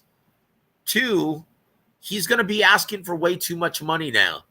He thinks because he's the champion, because he has a big victory over Canelo, that he's going to be calling the shots and he's going to be able to get a bigger cut. That's not the case. He's still not a big ticket seller. So in my opinion, even if Canelo wanted the rematch with Dimitri Bivol, his demands would be too excessive, and they're not going to give in to that. They're not going to give him that. So in my opinion, because of that, Gennady Golovkin is going to get the assignment on September 18th. So there it is. Yeah. At 168? At 168 pounds, yes, sir.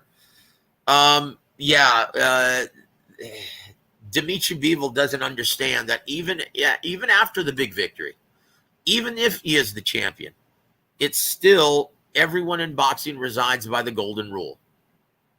He who has the gold makes the rules. That's it. That's the way it's always been. That's the way it's always going to be. Once again, I mean, I get that, but that doesn't really explain why Charlo is moving up. What is happening? No. He asked me about. No, I mean, I got that. I got that. I'm just saying, like, he who has to go make the rules seems like would be an argument for Charlo staying there. I understand that you're talking about something different when you evoke that particular axiom, but I'm just saying, like, why the hell? Like you saying, who has to go makes the rules. Yep. Why is Charlo moving up? Oh, because if you want the Canelo fight, you have to fight at 168. This is the reason why Golovkin would be moving up to 168. I'm sorry, bro. I mean Mel. Oh, like, Mel. He has all the thing at Mel. He has all the power at 154. Why is he moving to a division where nobody's fighting each other? And the reason why his brother's moving up is because he can't get fights there. Exactly. I don't know, but according to Coach Ronnie, you just saw his last fight at junior middleweight. He's going to relinquish all the titles and give all of these title opportunities to all of these hungry young lions. Creating these huge opportunities, man, and these great matchups. I think it's a great thing what he's doing, but honestly, I'd rather see him, man, be a part of all of these great matchups. I'd love to see him against Seabass Fundora. I would love to see him against Tim Tszyu. I would love to see him against Terrence Crawford. Shit. I'd love to see him against Virgil Ortiz eventually. I'd love to see him against Boots Ennis. Wouldn't you? Yeah, Xander Zayas in a couple of years. Xander Zayas in 2 years. Yes. Well, I mean, I would like to see him against really Tim Tszyu and Fundora, and then move up, because then I feel like Golovkin there'll be more belts available at 160, and then you can like maybe mix it up with guys. Yeah, I mean, I guess bottom line is we all agree that we'd like to see him stick around a little longer because the matchups are just too good. But, oh well, man. He's gone, though. He's going to be a middleweight in his next fight. So, and Jamal is going to be a super middleweight after his final defense against Magic Selesky on the 18th. So, this one already came to fruition. Number 8 was Ryan Garcia versus Isaac Cruz will not be made later this year. And that obviously was canceled. that order or that mandate was canceled by the WBC. It was just announced yesterday, right? Yeah. It didn't matter if it was mandated or not. They weren't going to fight. Of course. And Right. we all knew that. And so number 9, Cuban exile Yoelvis Gomez will win a major world title at 154 and 160 pounds by this time next year. Fact or fiction? I'm going to recuse myself because I don't really know who that is off the top of my head. I may have seen the fight, but he's going to be fighting in the co-main event this Saturday on Showtime, taking on Jorge Cota. He's 5-0 with 5 knockouts. He knocked out the upset king, former MMA fighter. What's his name? Cassius Clay Collard. Oh yeah, that guy. All right, right. Collard, That's the ESPN guy. Yep. I get you. This time next year at 154. Yep. I'm gonna go fiction. Well, Think wow, it's there's too 8 guys. Wait a minute, hold up. There's 8 slots. Who can fill those slots? Ooh, that's a hard one. I think it's a big fact, in my opinion, because I mean that's a hard one. dude, here, listen for a second. Yeah. If he's 5-0 with 5 knockouts, and they're already sticking him in against 30-4 Jorge Cota, yeah, I think he's on the fast track where he'll be competing for his first world title. After 7 or 8 fights. Yep. Oh, you said competing by this time next year? Okay. Okay. No. The question is when a major. Yeah, world that's title. what I was saying. I was Okay. talking about whether he'd be a champion, not whether or not he would compete for a championship. Okay. Well, what say you, my friend?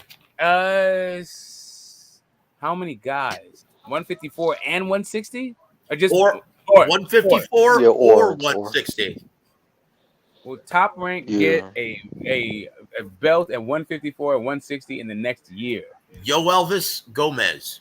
Well, from the guy that beat the guy. I mean, that was a rough and ugly fight. He whooped his ass. I tell you what, we'll have a better idea after this Saturday night. Yeah, I mean, I remember that fight vaguely. That was a bubble fight. That right? was on Christmas, wasn't it? Christmas Day? Yeah, something around there. It was just nobody, and that guy, the MMA guy, had come off of an upset victory. And then everybody thought that he could have a chance against this dude and got his ass whooped. Mm-hmm. I mean, I remember the fight, like kind of vaguely. Fuck, a champion? I didn't see champion in the next fucking year or two, though, when I saw it. But then I didn't think of 8 slots, all the belts being vacant. Damn, that's a tough one. Right.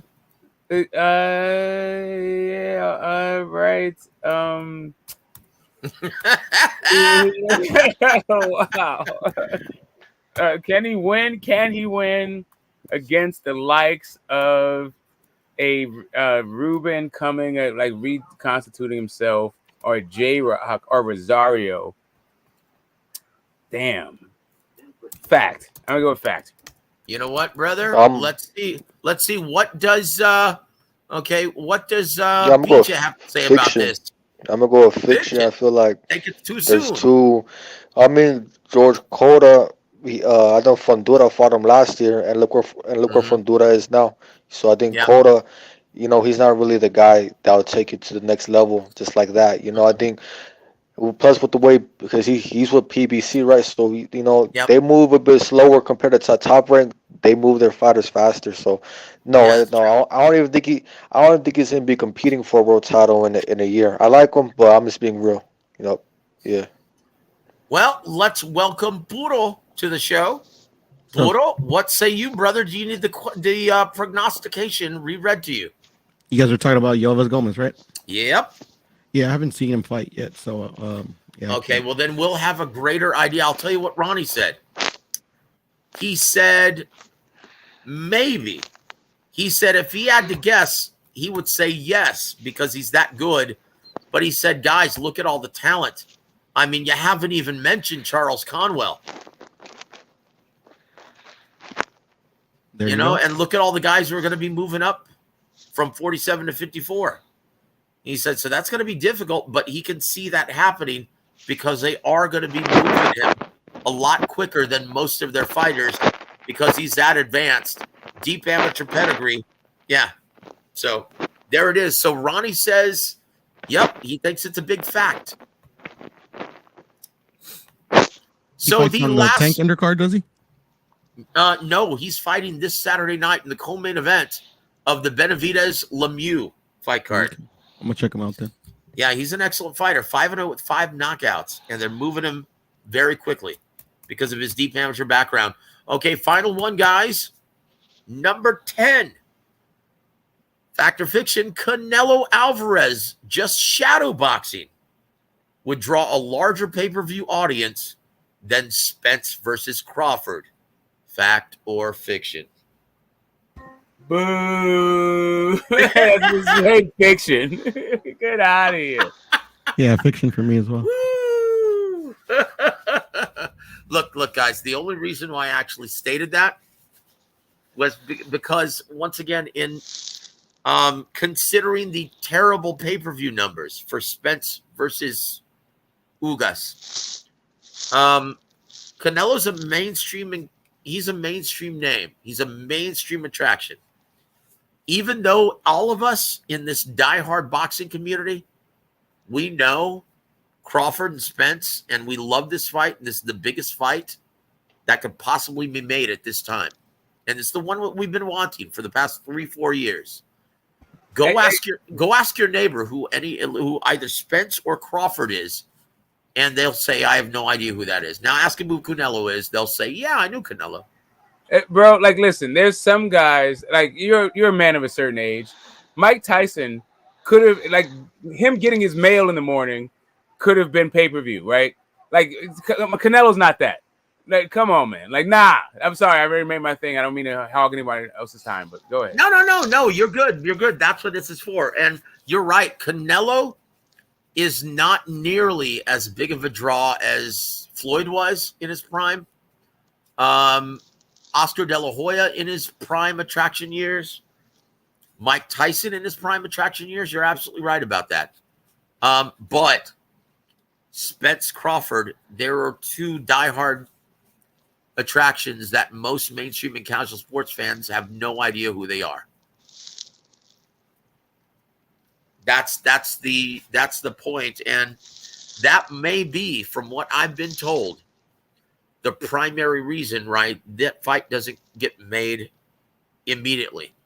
Next, that's the only thing standing in the way is after the disappointing pay-per-view numbers from Spence Ugas, it's going to be hard to justify the big $20 million guaranteed purse that Spence and Crawford would be requesting from Showtime.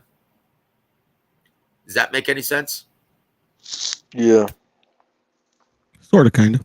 That's the reason why I brought that up. And that's the reason why I made that question. Anyway, Ronnie started laughing, and he said, that's a big fiction. He goes, man, that's the biggest fight you can make. And I said, to us?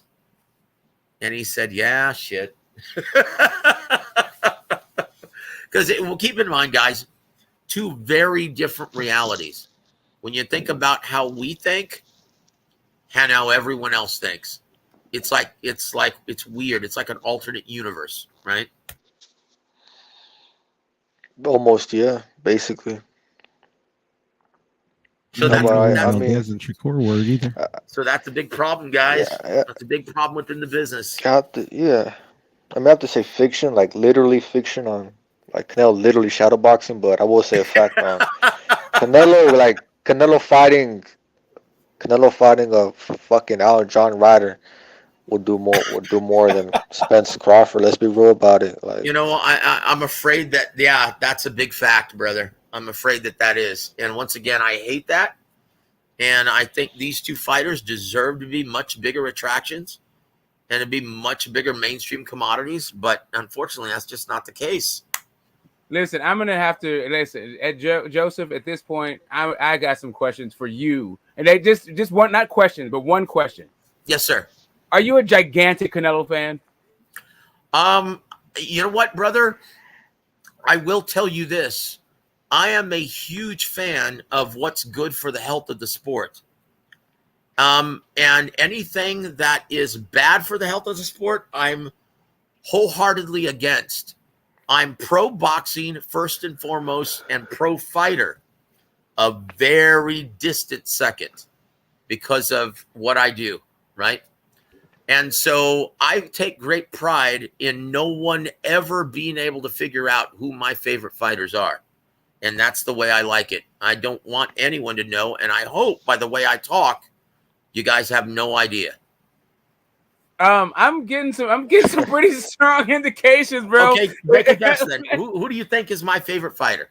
I'm not even asking. I don't care like what ranking he is amongst fighters. I'm just wondering. Okay, not even about your favorite. Truth be known. Yeah. I respect him as a fighter, but I think he's a prima donna bitch. Honestly, I don't really care for Canelo. He's a control freak and a prima donna. I've been in a similar I've been in a camp with him because we had a fighter that he was sparring with to help him prepare for his upcoming opponent. And yeah, he's a little prima donna, man. And I can't stand that about fighters. So to answer your question, no, he's not on my favorites list. There we go. Excellent. I was getting suspicious, man. Sorry, I didn't mean to take anybody. So you actually thought I was a huge Canelo fan? Well, I mean, listen, I'm not once again. I don't want to take away from your game. You already said it's 4 o'clock. No. Once again, let me just tell you, I take great pride in being completely objective and no one ever being able to tell who I favor and who I don't favor. That's cool. Well, you definitely faked me out with that one. Go ahead. But look, guys, the truth simply is what it is. It's the truth. There's no denying that Canelo is the biggest draw in North America. That's it. You can't argue with that one. And that's, you don't have to like him to recognize the truth.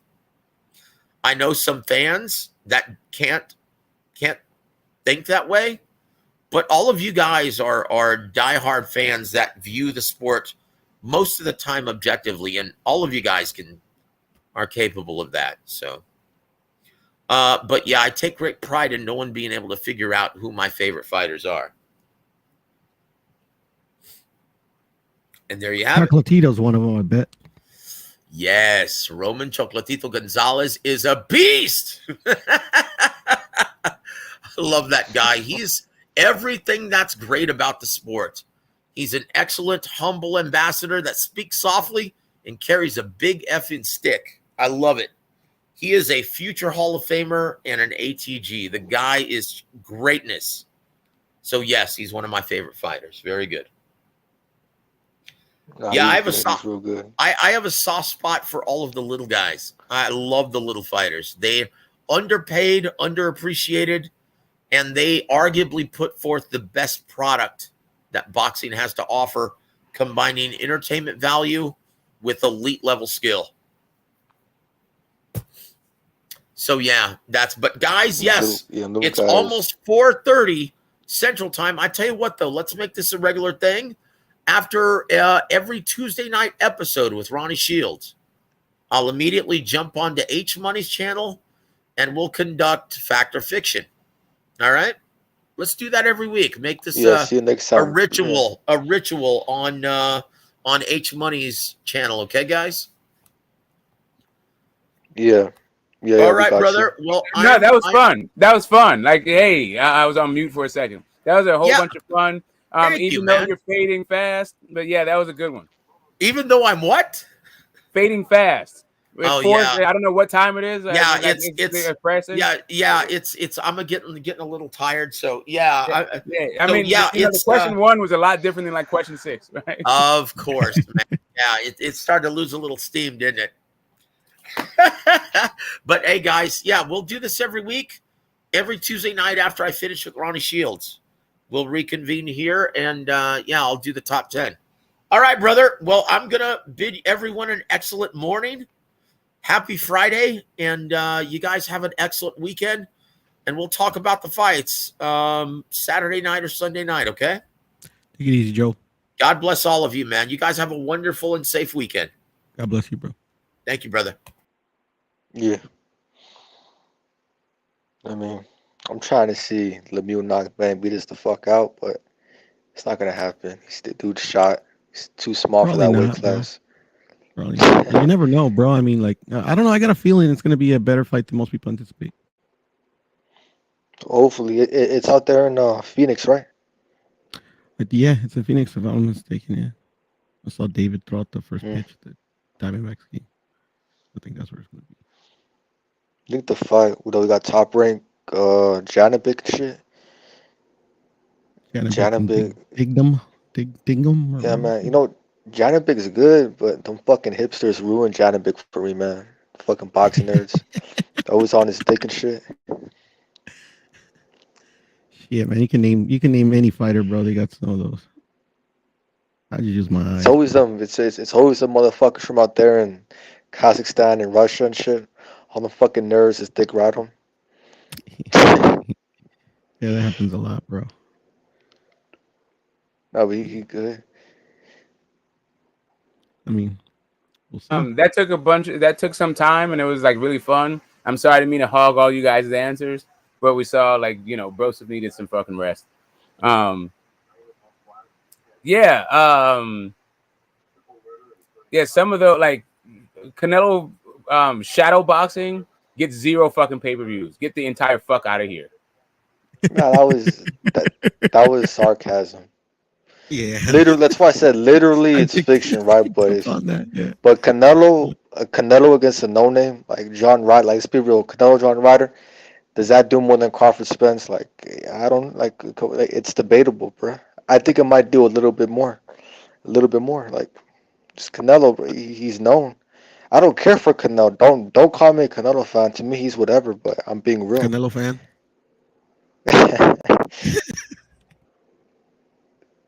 No, but I mean, it's not like beyond the realm of possibility, man. You should have seen this fucking Chavez shadow boxing back in the day, bro. Those fucking gyms were like fucking jam packed.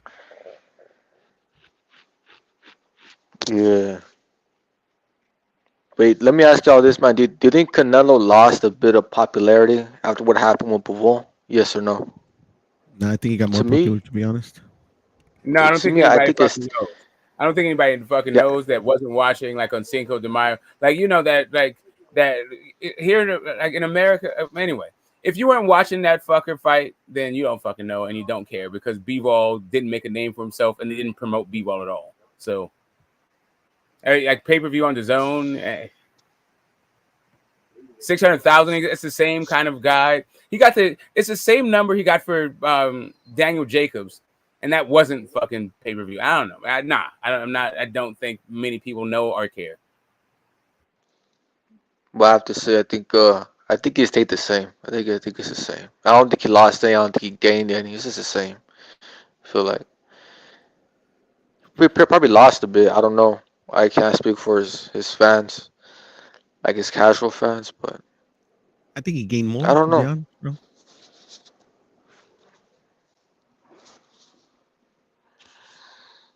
I mean, Canelo was the topic, like You literally, feel like like the wait, whole what you say about undisputed week, what bro. did you I say mean, about that's just sad. who do you feel like he increased his respect? Who amongst what group? Not respect, but fans. I think he got more fans. No, I heard casual fans, and I heard more respect, but I'm not sure. Like, No, I was gonna say I think the casual fans might have lost respect for Canelo. Like you know how lost casuals are. respect. They're like, Okay, yeah, lost yeah, you respect. know how they are. They're like, yeah, You feel how many casual fans you feel tuned into that fight? Are they like a the lot, dude. I watched that the lot, dude. Dude, I watched the fight at a bar. The shit was fucking packed. 100, maybe even fucking 200 people just staring at the screen. They were all casuals, like it was dudes that when I heard them talk about boxing, I mean they didn't know what the fuck they were talking about. There was a lot of women watching the fight too, so there was a lot of people. But I mean, where I'm okay. So from, by casual fans, you mean like people who watch boxing because of Canelo? yeah, No, can I chime basically. in real quick? Can I chime in real quick? No, I mean, I think you might be right. So this is the thing, right? Like today, I had a couple, right? The Puerto Ricans, they grew up in Chicago. You know what I'm saying? Like they've been watching, boxing for a long time. Whatever. They didn't watch necessarily the Bivol fight because they didn't know Bivol, but they did hear that Canelo lost. You know what I'm saying? Like a lot of people that they kind of assumed that Canelo was going to win just because they didn't know the opponent. So like they didn't even care to even watch the fight, right? but they know like that he lost. You know what I'm saying? Like everybody knows, among like I guess the Latino community, they know that Canelo lost, and it kind of is disappointing. And I tell them like, bro, this is what's going to happen when you challenge yourself to be great and be a great fighter, right? So yeah, I think more people are talking about him losing as opposed to if he would have just beat Bivol. It wouldn't even been like a bleep in the radar. It would have just been like, okay, Canelo just won again. You know what I'm saying? Like now all of the casual Canelo fans, you know what I'm saying, are kind of listening and saying like, oh shit, he lost. You know what I'm saying? Like, so maybe next time, I don't know. I'm not gonna say that they're gonna pay attention, but I think they are gonna pay attention. Who knows he's going to fight, right? Well, I mean, I think the most likely option is Triple G, from what I think. But like, what makes the most It's sense? gonna be But Bivol. Right. I feel like I mean, it depends on the level of like casual, right? Because I've seen like casuals like hunker down about Canelo, but this I feel like it's because they have some inclination of how good B-Ball was. But the way that this fight was promoted, it seemed like B-Ball was supposed to be a walkover. So I mean, I get where you're coming from. I think it just has to do with like the level of casual, because I think that like not every casual is the same. Yeah, no. yeah, They step out for certain fights, and the casuals they know a little bit about boxing, but there's a lot of them that they're just like, did you see Canelo? Oh my God, what a disappointment! And I look at them like, bro, no, you know what I'm saying? Like, it's not like if you were to know who Bivol is, you wouldn't think that he just lost. You know what I'm saying? And they'll say something like, do you think that he did it for the money? And I'm like, no, he's already getting paid. You know what I'm saying? Like that's the level of casual people that I deal with. You know what I'm saying? I think the better question is, did Bivol get no, I more fans remember. because of this fight? Yeah, probably he got a Maybe, ton of. Yes, yeah. he definitely got better fans from this fight. Yeah, And I yes, would agree with you B-Ball guys. I would unquestionably. agree. Carlos makes he makes a great point and a great observation. He says Canelo's ring walk, everyone was cheering. Round 12, fans were booing him. You Heard know about what that. was? I don't know if I said this, but where I watched it, I remember when Bivol got his hand raised, the whole fucking bar was like, "Yay!" and shit. And like most of them were like, I don't know if they were Canelo fans, but they're mostly Hispanic, so I can assume they were. Or I don't know, some shit. But yeah, I think he did gain fans.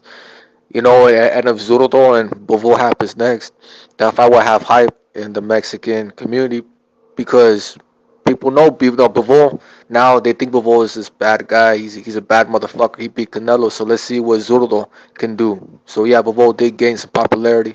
I think Canelo stayed the same, and I think he might even lost a bit respect. He didn't lose my respect, but like I know how some people are like. Like once Canelo doesn't look invincible, people aren't gonna respect him. Not everybody, but I mean, you get some casuals, man. They don't know how to like. They're just stupid. So like, yeah, that's how it happens, you know.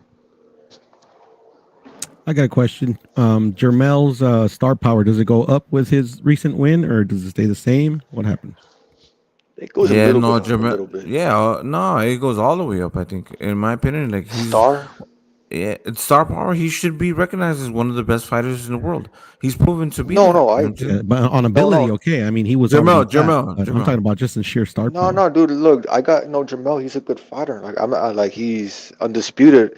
You say star power, right? So you mean popularity and like Popularity, exactly, money? exactly. Yeah, no, I think a little bit, but not a lot. Like, nah, a little bit.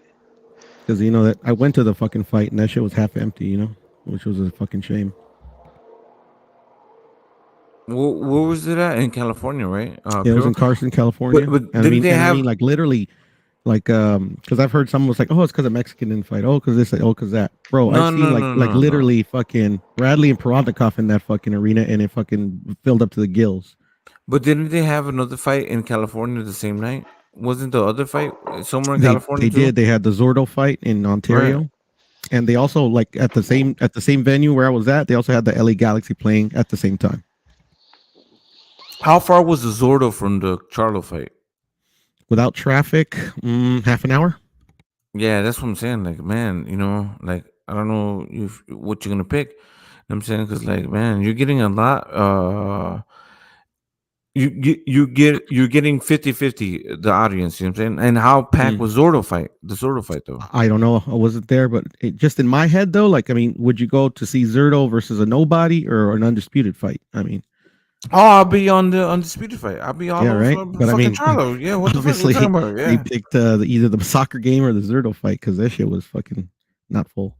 Yeah, no, I think they should have done that shit in Texas. Like, even fuck all that. You know what I'm saying? We're gonna do it in a neutral area. Nah, that should have been in Texas because it would have made more money. Just like his brother and Spence do numbers in Texas.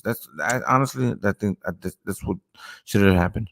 But I mean, California is a fucking boxing town, bro. I mean, it's just Yeah, it is. I But was like, amazed that it's just because like Tank and Cruz fucking it didn't sell out the completely the Staples Center, but all the tickets that were available, I mean, it was packed.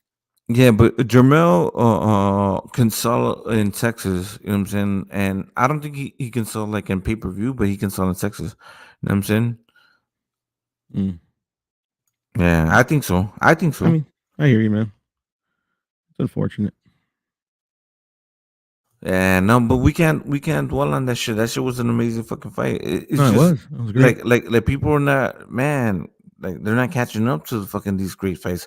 Like I be telling people, like, bro, did you see the fight last week? That shit was fucking amazing. Fuck the Canelo fight. He got his ass fucking whooped. Did you see fucking Jermel I Charlo mean, but the versus Canelo you fight know was what I'm saying? over. I mean, Yeah, exactly. We're moving forward. Boxing keeps moving forward. You know what I'm saying? Like now we're moving forward. Jamar Charlo's what we should be talking about. These next fights is what we're gonna be talking about. When Canelo comes back, we're gonna see what he's talking about. You know what I'm saying? Like, and then the boxing is great and it keeps on if the pound for pound list keeps on changing. And it's gonna keep on fucking changing this year. You know what I'm saying? Like, so look, okay, if you have fucking what's it called Devin Haney beats fucking Cambosis, he becomes undisputed, or Cambosis becomes undisputed, whatever. Then you will have fucking what's it called Anui versus our friend, our boy, the motherfucking the motherfucking, I call him Godzilla Donaire. You know what I'm saying? He's stomping all of those fucking monsters. You know what I'm saying? And beats fucking Anui. He comes back to the top 5 pound per pound list, in my opinion. You know what I'm saying? yeah, I would put Inoue in there if he wins. Not top 5, but he'd definitely be in the. Yeah, if he beats Anui in the top 5, why wouldn't he? He was always been in the top 5, and Anui is considered Not for top me. 5 right now. Who? Not for me though. But I mean, Donaire, Nonito No, Donaire has not never Nonito. been I'm talking about Inoue. Anui. Yeah. Oh, okay. But yeah. That's your opinion. If you say Yeah, he's no, not in it's the just top that's 5, just my list. Yeah. but Nonito, if he beats Anui, a guy like Anui, you could put him maybe the top 5, top 10. You know what I'm saying? Whatever. Yeah, no, I would put him in top 10. He would definitely replace Inoue in my list. Right. So I mean, those are fucking amazing fights. And then we still have AJ versus Usyk. Like, you know what I'm saying? Like, what the fuck? What else? What else do we have, Pure? The top of my head, any big fights. Oh yeah, we got Bam and Sarung Visai. Yeah, that's fucking crazy. Bam versus, like, what motherfucker would fucking fight a fucking monster like that, bro? That's just crazy. Yeah, props to him, man. It's gonna be a good fight. That's I'm heading to Texas for that one. That's nuts, bro. Who do you got, Pure? I'm leaning towards Sarung Visai. But I mean, Bam is definitely capable. What the fuck, Pure? I wouldn't have made this How fight. dare you? But I mean, yeah, I wouldn't. if Bam wins, man, damn, that's. But do you notice that, like the what's it called? Robert Garcia gym. They're just like, fuck it, let's go. You know what I'm saying? We're gonna do it. You know what I'm saying? They got their little balls. Well, they have the balls, like I'm saying, like, but they're like, fuck, let's go. You know what I'm saying? Like Mikey Garcia, I would have never fucking put it. Fight. Yeah, that's crazy, bro. So you're saying Rung Vasai versus Bam Rodriguez? Goddamn. Yeah, you definitely got to lean with Sarung Visai. That guy's a beast, man. But I mean, Bam is definitely capable of pulling it off. Yeah, we shall see, man. I mean, I'm rooting for Bam. I'll tell you that. No shit. Go ahead. Everybody, you know what I'm saying? Y'all do y'all thing.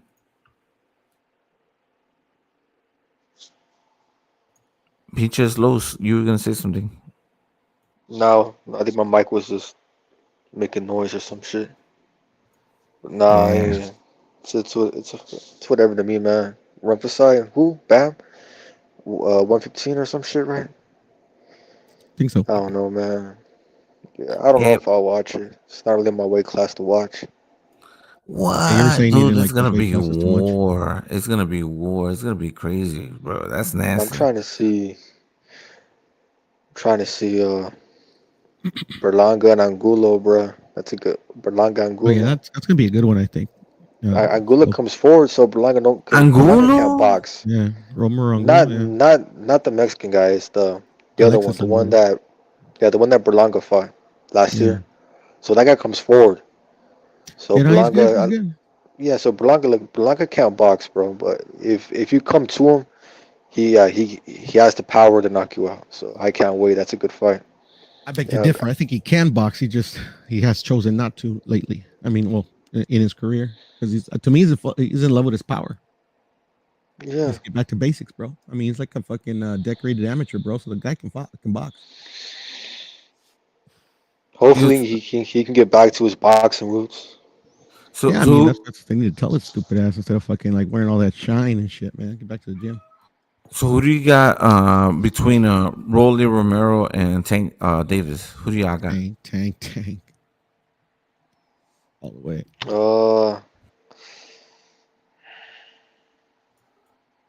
Yeah, go with Pure- Tank.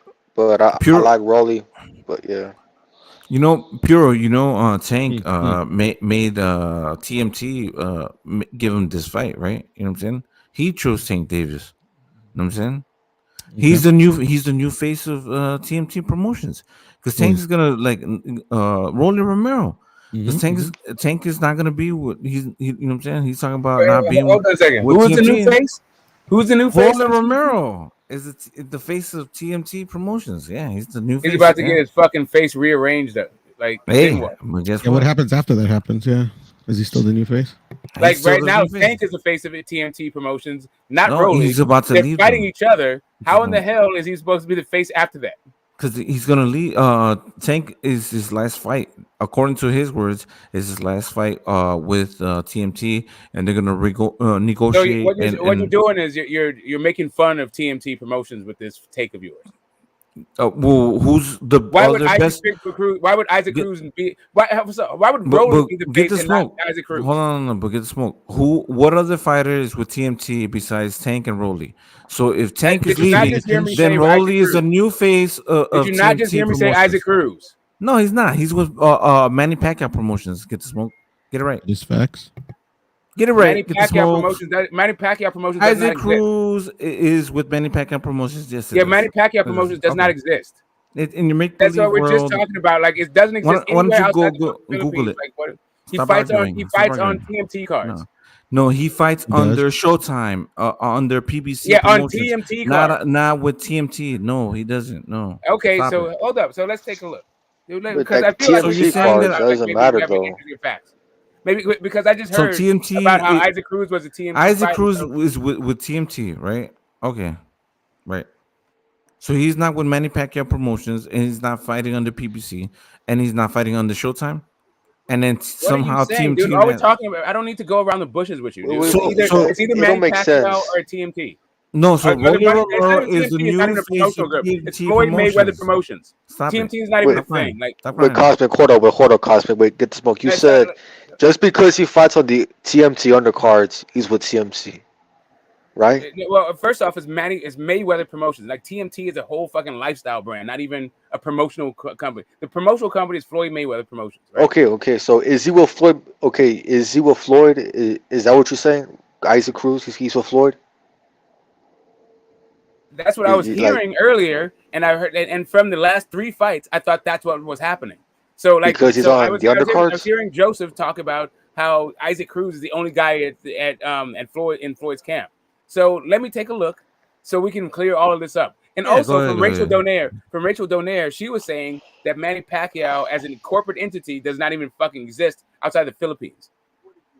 Well, I'm not saying. I'm just saying Do though. your research. I'm just saying. Go ahead. Take your time. No, I'm just saying like Isaac Cruz under Mayweather Promotions just because he fights on the undercards. To me, that don't make sense. Like, is Eddie Lara part of Mayweather Promotions now because he's on the undercard of Tank Rolly, like well, maybe that's the problem with your framing and not really the question, right? It's not about undercards and not undercards. You just made it about undercards. I mean, no, you said Cruz is a part of Mayweather Promotions because he's on the cards. The last three, No, he's been right. on The the last last three three fights cards. he had, they were all Mayweather Promotions. He was fighting Mayweather guys on Mayweather promotion cards. No, What do you I want get from the me? smoke. No. So is Gamboa a part of Mayweather now? Hold on. I mean, Because he I'm fought sorry. Tank. I'm sorry. If No, you would no, like no. for us to figure this out, we can go figure this out. We don't have to delve Yeah. into the logic of it all. Yeah, We could you don't just have to try to argue. figure out if he's on Mayweather Promotions or not. Chill. Yeah. Go ahead. This is the thing. Okay, Spence versus Ugas wasn't a TMT promotion. It was a PBC and Showtime promotion, and that's where Isaac Cruz fought. You know what I'm saying? And he didn't fight a per se a TMT fighter. He fought fucking Gamboa. You know what I'm saying? Who's he with? So Isaac Cruz is with Manny Pacquiao Promotions, but he fights on Showtime. You know what I'm saying? That's what he does. Listen, bro, I don't understand like why we need to present our opinions as facts. Like we understand what the fuck is going on. When you when you hear that there's a discrepancy from insiders telling you something, why don't we just do our research? Go ahead. Why don't we do that? Go do it. Come back. You know what I'm saying? And keep on talking. I mean, I already done my research, so you yeah, I guys can know. do all you guys want. Pure. So what's the statistic? What is it? Who's Isaac Cruz with? With Sean Gibbons. Sean Gibbons, and on behalf of Manny Pacquiao Promotions. Okay, there you go. That's who he signed with. Exactly. That's who his contract is with. So he's not with TMT Promotions, right? Whatsoever. Not to my knowledge. Hold up a second, because Rachel Donaire is telling us that nobody is under contract at Manny Pacquiao, and it's all handshake deals. So, like, where are we getting? I heard her saying that too. So now I need to find out sources. We need to delve into this shit because I'm not really trying to delve. What I don't like to do, and this is why I say like messing with you guys sometimes makes me feel like we're in the spectrum. I don't want for newbies to the sport to come to us looking for facts and get a whole bunch of fucking opinion and obfuscation and confusion. That's what I'm saying. Like we're here, we have the time. Yeah. Let's look into it. Of course, yeah. Go ahead. You know what I'm saying? All I'm saying is if what's it called? Tank Davis leaves TMT Promotions, then Rolly Romero will be the new face and is the new face of TMT Promotions. That makes sense. That's only if he smacks up Tank though. If he smacks up Tank, then exactly. That's what I'm saying. Right, but right, that's what I'm saying. But nobody thinks he's gonna snap up Tank. But nobody thinks that. So he's saying regardless of the outcome. That's what they're relying on. Regardless of the outcome, he's saying regardless of the outcome, Rolly's gonna be the face. Crazy maybe Cosmic thinks Rolly gonna win. Cosmic, you got Rolly winning. No. But Tank is supposedly leaving TMT Promotions and trying to establish himself, as an independent fighter. You know what I'm saying? A la leaving TMT Promotions. So their next best fighter is going to be Rolly Romero, right? I think they got Hitchens. Yeah, I think he's the next best fighter. Yeah. Oh, okay. No. But the face, that meaning, the other best known TMT fighter would be Rolly Romero, right? Yeah, I would agree with you. There you go. Rolly Romero is the face of TMT Promotions. That's all I was saying. Yo, Cosmic, you got Rolly beating Tank. Sorry, just so you understand that Floyd Mayweather is the face of TMT Promotions. And he has a whole bunch of fighters. Like once Tank leaves, he just has a whole bunch of fighters that nobody gives a fuck about. No, not necessarily. So it's like saying like. So who's the fighter that cares about TMT Promotions without Tank? Hold on. So Oscar De La Hoya is Oscar De La Hoya, but he has Golden Boy Promotions. So he's not necessarily the face of you know what I'm saying? Like, why do you think that is? Why do you think that is? Because I'm not talking about Oscar De La Hoya, but nice pivot. No. My point to you about Floyd Mayweather, about TMT Promotions. We're mentioning about TMT and Mayweather. There's no such thing as TMT Promotions. That's first off. Mayweather. The first thing. The next thing about it is Floyd Mayweather Promotions. The face of Floyd Mayweather Promotions is Floyd Mayweather himself.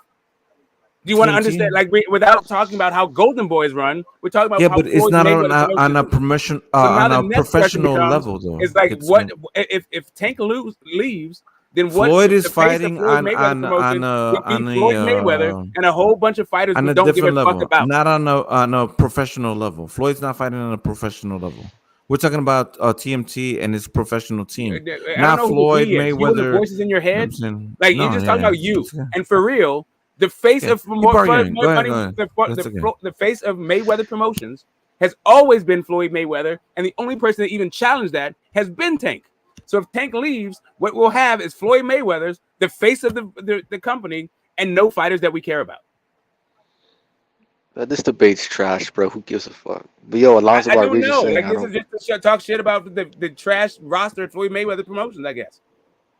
Yo, Alonzo, man, ain't no one give a fuck about them fucking midgets, bro. Hey, I'll guarantee you, Berlanga and Gula will sell more. Well, not sell, but it'll have more viewers than fucking Rank Vasai and Bam, bro. Ain't no one about to fucking watch 2 5'3" midgets fucking pillow fisted midgets throw punches and shit. No knockouts. People trying to see knockouts, bro. Let's go, Edgar Berlanga, bro. Let's go. Berlanga about to sell more than Rank Vasai. Let's put money on it. He gonna get more viewers than Rank Vasai and Bam. It seems like I'll bet more money on like that. it seems like Isaac Cruz is more with Samson than anybody else. If you look at like his last 5 fights, like all of them are Samson fucking promotions in some way, shape, or form. Like, So, but definitely not with TMT, right? right. Like I'm not Okay. seeing Sean Gibbons anywhere. So like definitely not definitely just one thing. And this is what I'm saying. I'm not trying to win a debate with you. I'm trying to not give people a bunch of bullshit fucking information. It's not an ego fucking thing with me. Yeah, no, it's all good. But from my understanding and other people on the panel, we all agree that Isaac Cruz is with Manny Pacquiao, Right, but Shaq Gibbons, again, and I don't whatever. care about what all I'm saying. people on the It's panel all good. agree with. That's not what this fucking thing is about, bro. It's about fucking disseminating correct information. It's all good. It's smooth. You know what I'm saying, but regardless, you know what I'm saying. Like when Rolly, you know what I'm saying, like becomes the champion, you know what I'm saying, and it goes after Cambosis, you know what I'm saying, and like you know what I'm saying, he's going for greatness. Rolly. A lot of assumptions there.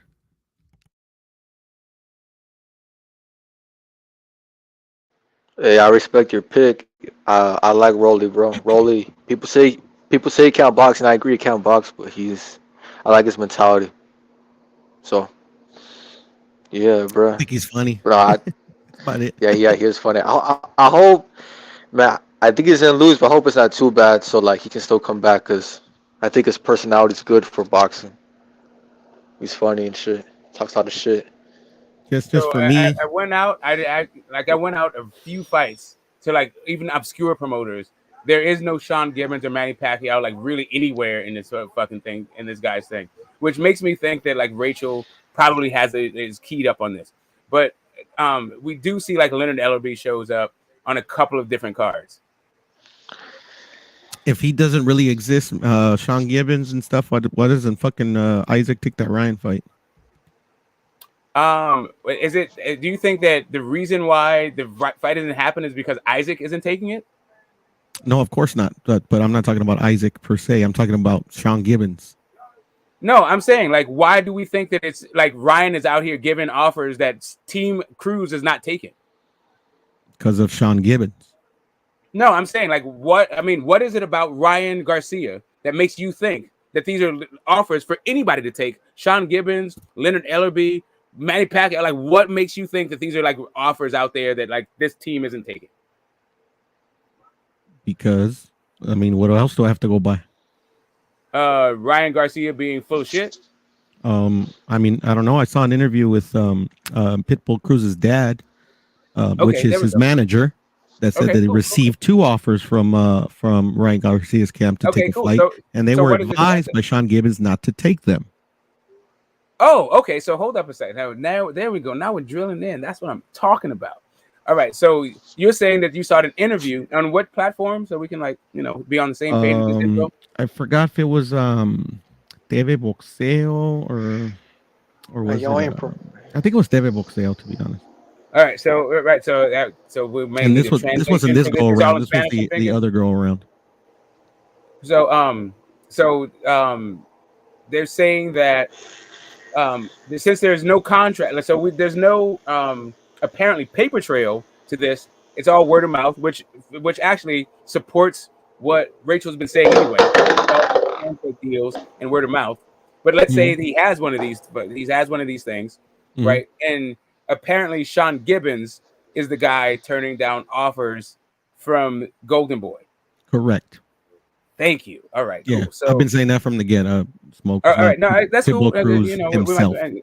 That's cool, and I appreciate that. And I'm assuming, correct me if I'm wrong, that this interview is going to be in Spanish. Correct. All right. But all right, I'm gonna look for it anyway. Cool. See if I can get a transcript. Drop the link in the private chat. I want to see this shit too. Oh, I don't have the link. This was a while back, and I've been looking. I should be able to find it, right? Like if I go like. I think so. But I've been having trouble looking for it myself. Smoke. So. Okay, but you have seen it. You just don't know. I mean, yeah, I did see it. All right, cool. It's all good. It's all good. You move. Yeah, but at the end of the day, I mean, like literally, say fucking they would have acquiesced to fucking, they fucking would have agreed to face Ryan, bro. I mean, I still am at the belief that fucking De La Hoya would have fucking did something to fucking sabotage it anyway. So at the end of the day, who cares? Because like literally, like even the mandated purse bid from the WBC was just pulled by them. So I mean, this fight ain't happening. Well, anyway, listen, so. Really, what it boils down to is Cosmic. I don't necessarily disagree with you that Rolly Romero may be the most like high-profile guy in recent memory. Like I don't know who the fucking roster is at Floyd Mayweather Productions or the Money Team Productions, whatever the fuck. So I mean, I think that this is all a statement on how he's mismanaged his roster. Yeah. You lose Tank, then who's left in your roster? I mean, whatever. Not just losing Tank. It's like shelving guys and giving them bullshit fights, and like it's a whole fight. Like Ashley Theophane and Ishe Smith, and Badu Jack, and like what you've done with these guys that you had under contract. What? Yeah, like I mean, like I do believe that he tried with like because just they were in the Mayweather gym, in Vegas. I think he tried to work with them, you know what I'm saying? But like, man, like Tank is on another level. He's not like the Jay Leon Love and all of those other guys that what's it called? Floyd tried to bring on with TMT. You remember that one guy that was with Robert Garcia? You know what I'm saying? And went over with TMT. You know what I'm saying? Puro or anybody? You know what I'm talking about? No, see, the thing is, I feel like Speedy Rashidi you're talking about. No. He was Mexican. I think he fights at 135. He lost, and then the Money Team dropped him. You know what I'm saying? He was out of Robert Garcia's gym. He's back with them now. Carlos Banderas? Huh?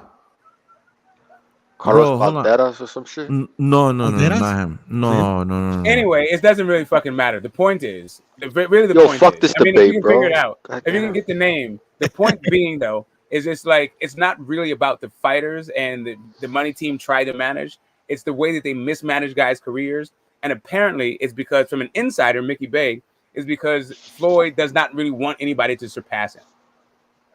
That's a big rumor that you hear around. I mean, that's what I'm just saying from the inside, right? Like we can say what we say from the outside, but this is what this guy is saying. He's like, if I had Al Heyman, if the reason why Tank isn't another one of those guys is because he has Al Heyman as a manager. I mean, Richard Hitchens said something similar,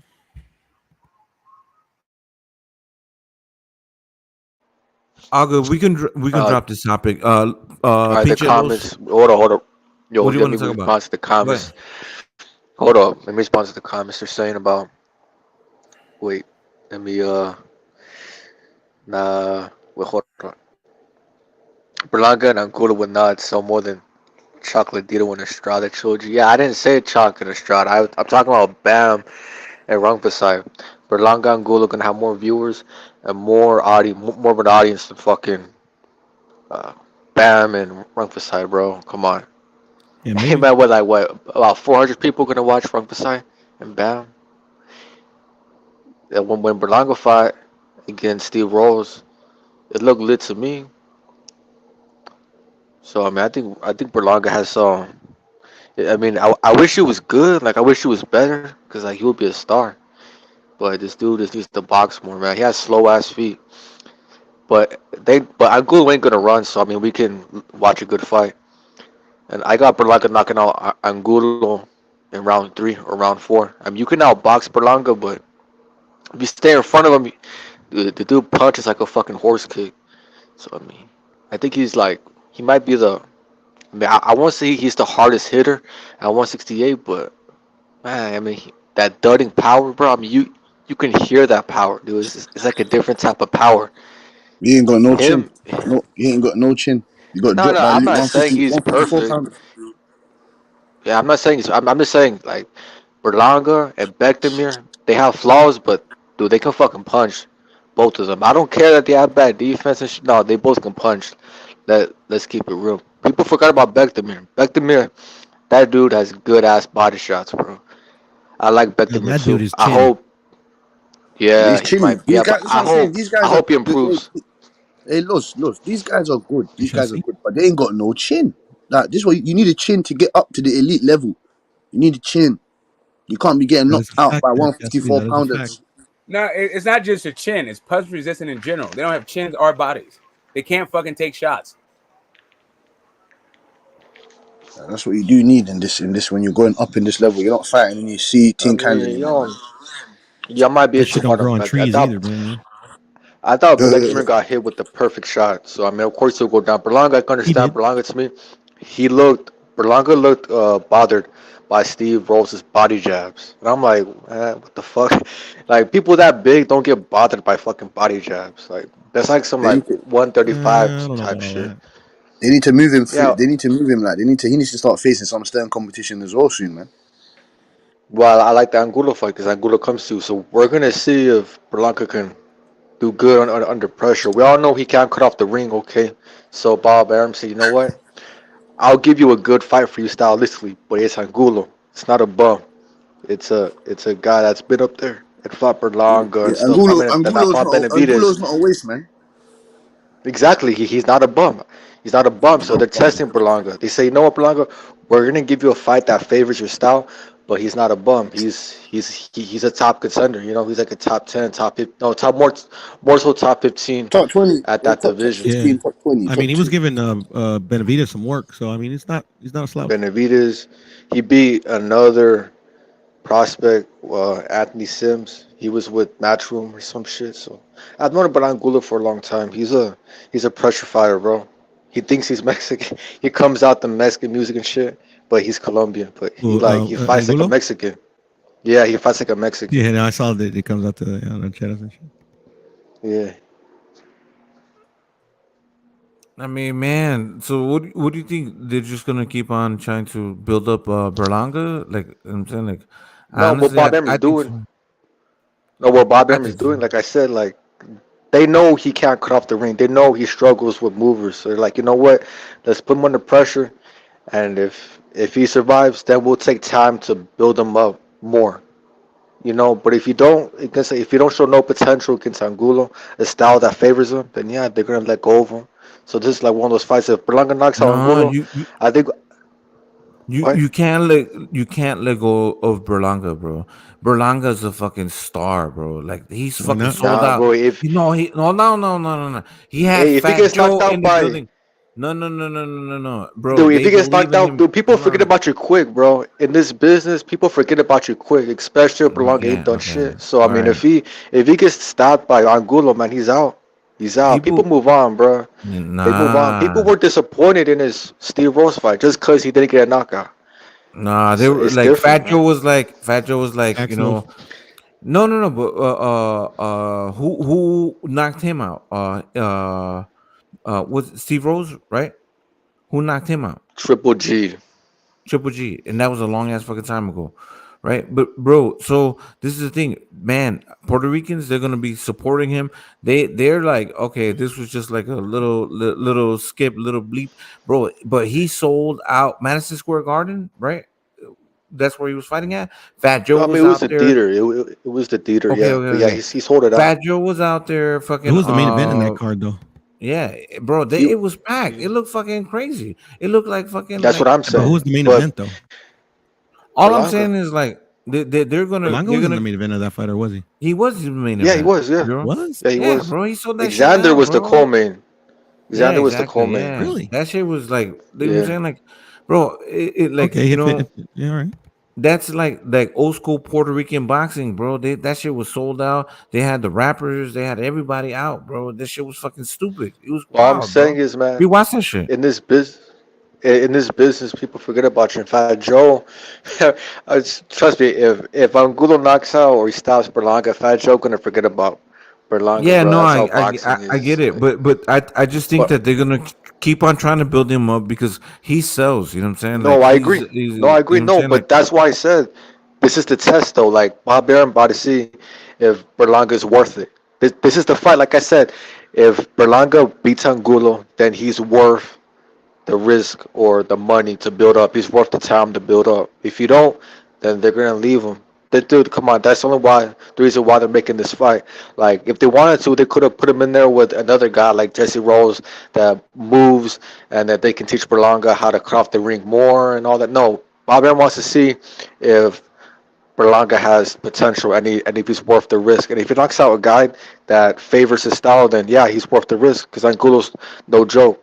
So I think if he knocks out Angulo or stops him, whatever, that Bob Arum will take the time to um, build up Berlanga and get him maybe a better trainer or some shit and teach him like how to cut off the ring. Because the dude, that's like his biggest weakness. Like if he learns how to cut off the ring and use his jab and shit, yeah. the dude can yeah he could be a problem at that I've division. been saying he should go with Robert Garcia or he should go with Triple G's old That's what I've been trainer. What's his saying. name? Oh, Abel Triple G, Sanchez, dude. Abel Sanchez I too. fucking Yeah, said that yesterday, bro. Yesterday I was on the other stream, yeah. and It someone needs to said be Abel it needs to be Sanchez. simple.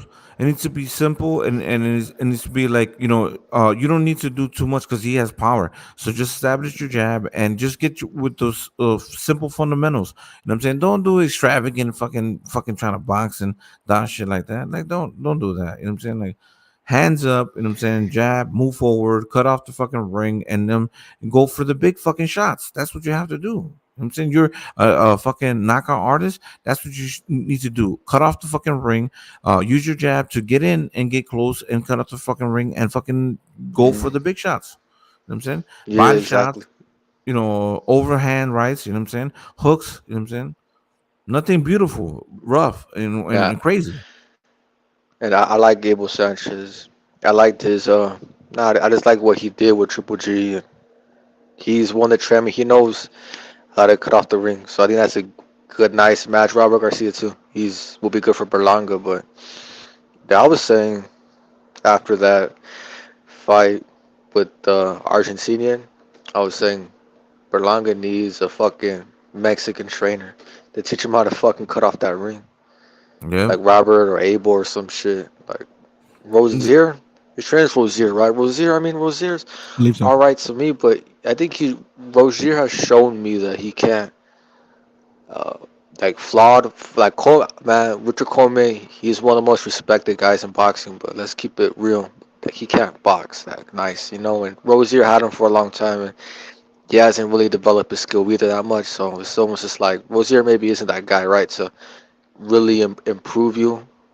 So I think Berlanga might need a move. I think Berlanga might even like change his mindset a bit. Like he thinks he's a fucking superstar now. All them gold chains and shit, all them rappers are Yeah, yeah, coming yeah. That's out what with Mike fucking Towers pisses and me off, shit. man. Go shut your mouth, man. But Trying to say. hold on. He can't go back. He can't go back. His hype, it's like his people. They're like the Puerto Ricans. They want a Puerto Rican star, bro. They want, You can go back and you can you know what get, I'm you saying. can He lose. he can't go back to being a normal motherfucker. Bro, that's a lot of fucking Yeah, pressure that's for him. true. You know what I'm saying? No, Like you're right. You're right. he's hit that level, bro. Like he's hit the Coro level without even being Coro. You know what I'm saying? Like selling out What the Nah, Madison I Square fuck? wouldn't say Garden. that. Yes, Nah. Hey, that no, was theater, Because bro. That wasn't the actual garden, bro. That was the it theater. The doesn't. actual That shit garden, was fuck back, no, bro. bro. That shit was Kodo would back. sell out the fucking arena. Berlanga was But selling out the theater. look at It's two different things. the age difference though. The age difference. You know what I'm saying? When Uh, Berlanga's still young, Cotto was already at a high point. You know what I'm saying? yeah, no, when I get you, I mean, yeah, he has potential. That's why we're talking about him in the first place. He has potential. Yeah, Like yeah. But they're all. I think his fan base is putting him up all the way to the maximum. You know what I'm saying? Like so, and then that's what we're kind of happens, bro. When you get more these reasonable when we're trying to kind of like bring him down a little bit. That's what happens with all them early ass knockouts, man. Like, can you imagine? Okay, Ennis, he's another guy's getting all these fucking early ass knockouts, right? People are like, oh, they're on the hype train now. Let's just say, hypothetically, his next two fights, he fights the gatekeepers, right? And he looks the same way Berlanga looked. Well, that's impossible because Boots is way better than Berlanga, right? But let's just say that he struggles, right, against these gatekeepers. He loses some rounds. He goes a distance, right? The fans are the people that hyped him up. The whole boxing community, they're gonna turn on Boots too, just how they turned on Berlanga. No, they That's just how can't do boxing that. works, They man. can't do that. They can't That's do that. how it They can't works. fucking do that. They can't do that. Bro. They said the When you Boots is got the a next guy, Boots next that. They're we not got talking like Belanga like Boots, son. They're not telling me about Belanga's no, gonna be the but next something guy it like was a Tate. hypothetical though. It was a hypothetical because Oh yeah. Boots is another guy that gets all the Boots has the reputation of a guy that gets early ass knockouts. He's exciting and shit like that. So when people watch him, they're expecting a fucking show. So let's just say in his next two fights he struggles for whatever reason and he don't look all that great.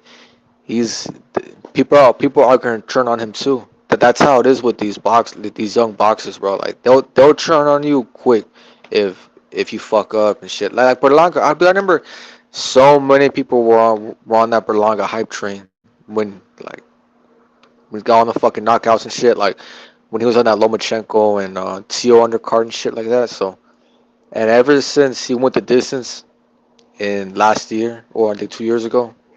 No, last year he went the distance last year on the undercard of Navarrete and Rios. Ever since then, people have been like iffy about him, right? So the people went off that fucking train real quick, man. Boxing fans, they switch up on you real quick, real Fans are fucking very quick, fickle. man. I So agree. yeah, No, like we, I agree, but like, bro, you can't say that he didn't like fucking like that shit. What like all the people that he brought out, you know what I'm saying? Like, I just think that the Puerto Ricans, the Puerto Rican fan base, they want another star. You know what I'm saying? Like, who was the last star? Danny Garcia, and then we had he's what not a was real his, Puerto Rican too, bro. Well, Blanca isn't either. nah, But come yeah, on, man. yeah, I know what you mean. I know New what you mean. Nah, bro, Rican, dude, Philly Rican, like what are you they talking about? You took know what I'm Danny saying? to fucking Puerto Rico, bro, and all the Puerto Ricans were mad at him because he couldn't speak Spanish Nah, in the nah, interview or some shit. I nah. remember. That doesn't matter though, man. Unfortunately, it works that way. Juama, you know what I'm saying? But all of them that never lived up to the Trinidads or Dakotas, you know what I'm saying, things like that, and that we've been anticipating. What was that? Like, we don't even want to talk about that dude that had that crazy situation. You know what I'm saying? Not too long ago, like a few years ago. But Oh, whatever, you know what I'm saying? Felix. Like, Yeah. yeah, Felix Verdejo. So, but now they want. There's a fan base. There's a huge Puerto Rican fan base in New York and Chicago.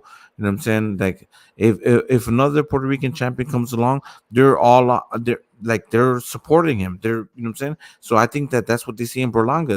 They kind of see him like another Mike Tyson. You know what I'm saying? Like kind of thing. You know what I'm saying? Like, so they're just supporting him. Oh, and is it over supporting him?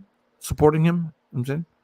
I would say this, bro. I've seen Puerto Ricans and some of them don't like Berlanga. He's like the to like a lesser extent. But he's like the Ryan Garcia of like Mexicans, right? Mexican Americans. Like he has the hype and shit, but you're gonna have those few people that want to be different. And they'll be like, "Nah, he's trash." He he just has power. That's it. He can't box. I've seen Puerto Ricans that say they don't like that. They think Berlanga's trash. They were fucking laughing at him when he was getting pieced up by Steve Rolls. I seen it. So I mean, but dude, I don't even like. I mean, they like Berlanga, but some don't. So he's just like.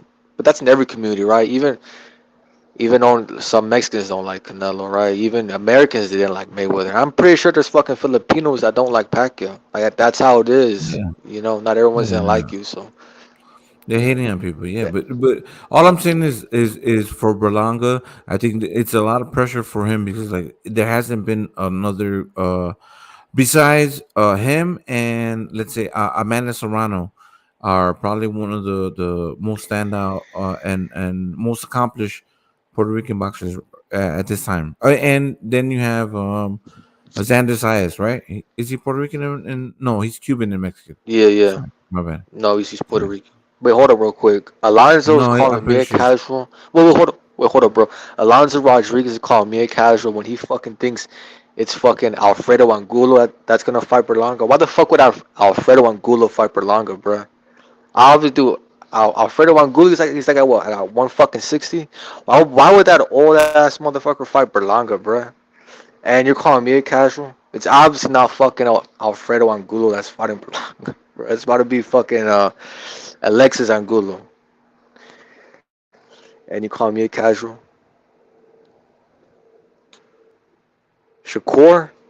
Nah, bro. Shakur is not even Puerto Rican. And even if he was, ain't people Puerto Ricans ain't about to pay money to see that shit.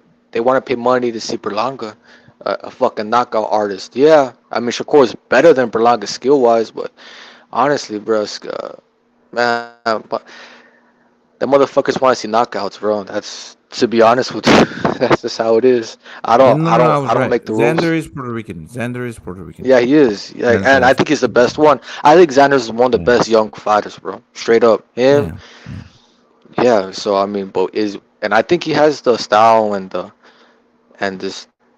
attributes to be a star. So I mean, he's the next guy up. I feel like him. And Robert Sanchez just said that Shakur is Puerto Rican.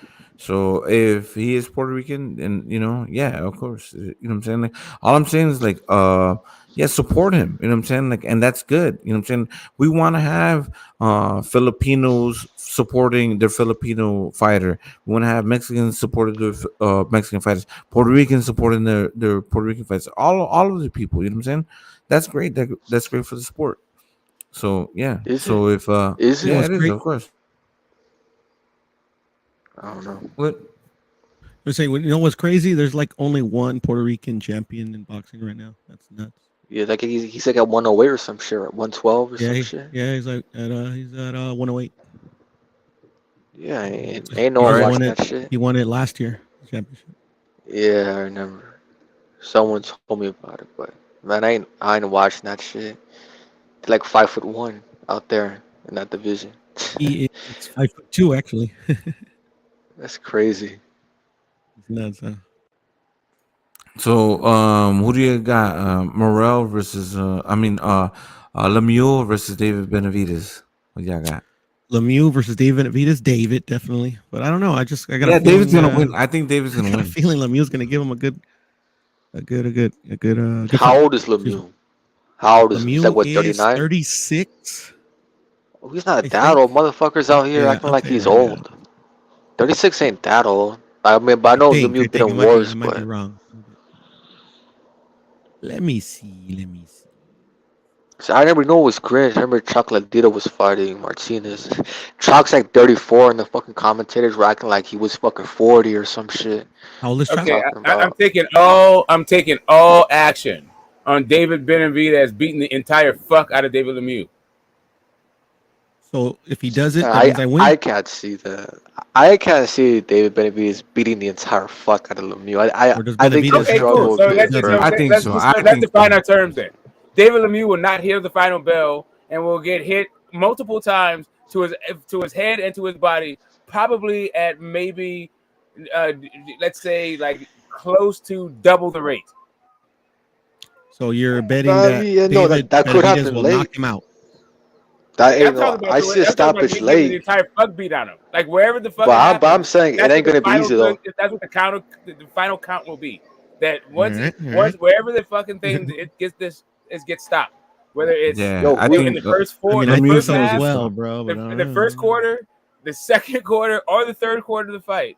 What we'll see at the end is David Benavidez was outlanded by damn near double. David Well, Lemieux of course, I mean is he's. 33 years old. Oh no, we're not Dude, talking. Just a second you're ago, he lying. wasn't old. Just a No, I'm second not ago, he lying. wasn't You're old. 33. On my I heard daughter, my Josh mother, talking my about he father, had everybody. David Lemieux winning. 33. I heard. 33. I thought I heard somebody saying that. Yeah, Cosmic. Did I misinterpret your pick? Wasn't that David Lemieux? What? No. I have David Benavidez. Okay, sorry. I thought that's why. I got David as Maybe well. I'm I coming just in No, too hot. I'm coming in give way him a too good hot. fight. Okay, wait. go ahead. Why the fuck people talking about he's old? He's 33. That's it. Man, this is man. Lemieux's a live dog. I mean, I think Benavidez will win, but it's not going to be easy. Nah, and I'm not even It's hyping going up to be very Lemieux. easy. It's going to be very easy. Nah, The I'm not guys even came up hyping from up Lemieux. I'm not hyping up Lemieux at all.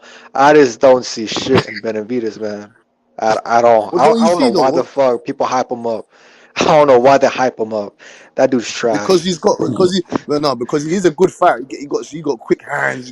He's on it. He wants to come forward. He's ready to fight. That's why you hype him up because he's not Yeah, still. He's got can I good say fight. He is something? overhyped, but he is a former champion. So. Hold on. Can I say something? I think it's like if you look at Canelo and you look at David Lemieux, they kind of have the same body structure. They kind of have the same kind of style, but not the same skills. You know what I'm saying? They like to go in and they like to fucking throw big punches, right? So now, if you have David Benavidez beat a guy that's kind of similar to like Canelo, is kind of gonna give you the picture of what you're anticipating in the future. You know what I'm saying? So David Lemieux kind of fits that profile. You know what I'm saying? Who's similar to Canelo? David Lemieux. No, he's not. Get the fuck out of here. Is he not stocky? Is he not stocky? His body structure? Is he not a smaller fighter that kind of lunges in and throws fucking wild punches? You know what I'm saying? Yeah, I'm not saying Canelo that does none of this shit. No. I'm not saying that. Hey man, I mean, that's your opinion. Is cool. My bad. I just thought it was no. But pure, I'm just saying on just their size, their height, you know what I'm saying, and their body structure. I'm not saying about their skills. I'm not saying that David Lemieux is 2 inches taller than Canelo, so I probably would say no to that as well. Yeah, but he fights in the same kind of way, in the same sense of. He does not fight in any. Okay. Not one semblance in a way Canelo does, in my opinion. Obviously. Yeah. But to the most, not everybody can interpret that. Not everybody sees the same thing that you see. But to the most people, they'll be like, "Oh shit, it's a kind of a stocky guy." You know what I'm saying? And if Benavidez blows him out, then they're gonna be saying like, "Oh shit, Canelo needs to fight Benavidez," right? I mean, you're the first person that has ever compared David Lemieux to Canelo. In their body structure, Yeah, even in body structure. I mean, look, even in body structure. Look, but this is where look. I'll take it back a bit, right? I don't mean to call Benavidez a bum. He's but look, I over exaggerated, right? Because I get pissed off when people talk about Canelo scared of Benavidez. What the fuck is there to be scared of? The dude went two fights with Triple G and is a prime Triple G. Two fights with Triple G. How the fuck he's scared of Benavidez, bro? That's what I understand. I don't mean to call him a bum. Look, I know he's a champion. He's good. But I just don't see the fucking hype with Benavidez talking about Canelo scared of Benavidez, bro. Fuck out of here, man. Yeah, what's good? Right. So, like the idea that scared, like I think scared means something for fans than what like really scared means, right? Like there's a literal term, and then there's the idea that there's a risk reward associated with it, right? Like there's maybe too much risk to fight David Benavidez than there is reward in it, right? So it's just kind of that kind of thing, and then also the condition that we just saw Canelo show up in shows to me that he may not be necessarily inspired by the sport. I don't know. He looked in tremendous condition. That's a whole other topic. We about to debate this, dude. Last time we talked about this went on for like fucking 3 hours.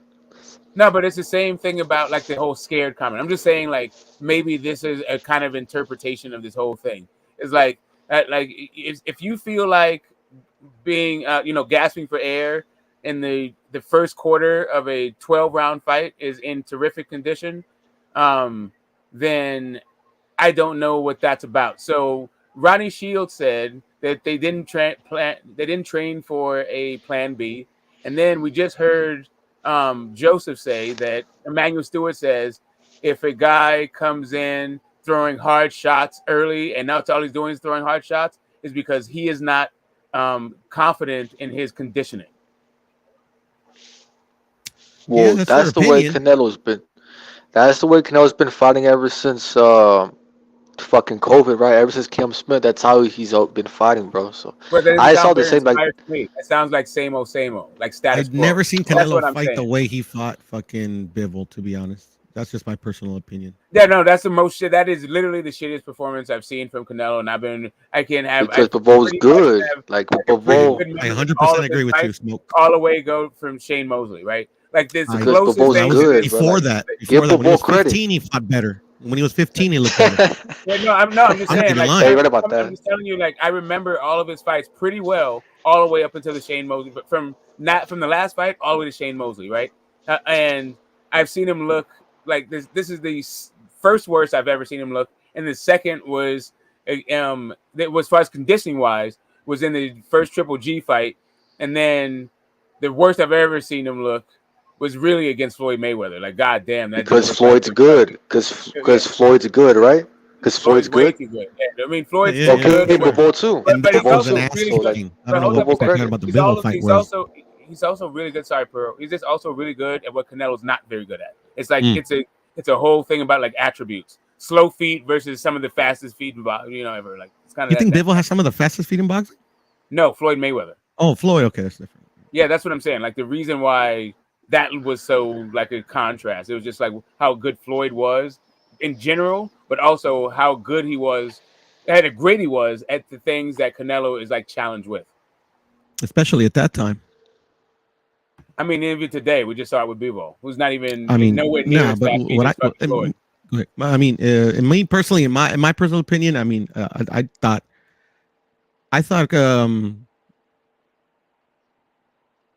Bivol looked on point. I didn't think he did anything out of the ordinary than he's done in any of those other fucking 19 fights. But Canelo like literally did nothing that he's done, not even in his previous fight. I mean, that's what I saw. I mean, like Canelo, ever since the Lara fight, he's been very economical in his punches, and his punch selection has been very economical as well. I mean, this guy was just winging shots. I mean, that's what I saw. Anyway. Yeah, that's what I saw too, and it's to me, it's kind of it's interesting, and in my mind, that when I say, and he doesn't seem to be very inspired by the sport, there's pushback, but then at the same time, you say it's either status quo or degradation are the worst performance ever. Like, it's kind of like, that's what I'm saying. Like, that's why people are saying like he's scared of Benavidez. They just mean that the risk reward is out of fucking sync for whatever calculus. Well, they was saying. I'm not sure. And I hear you, Richard.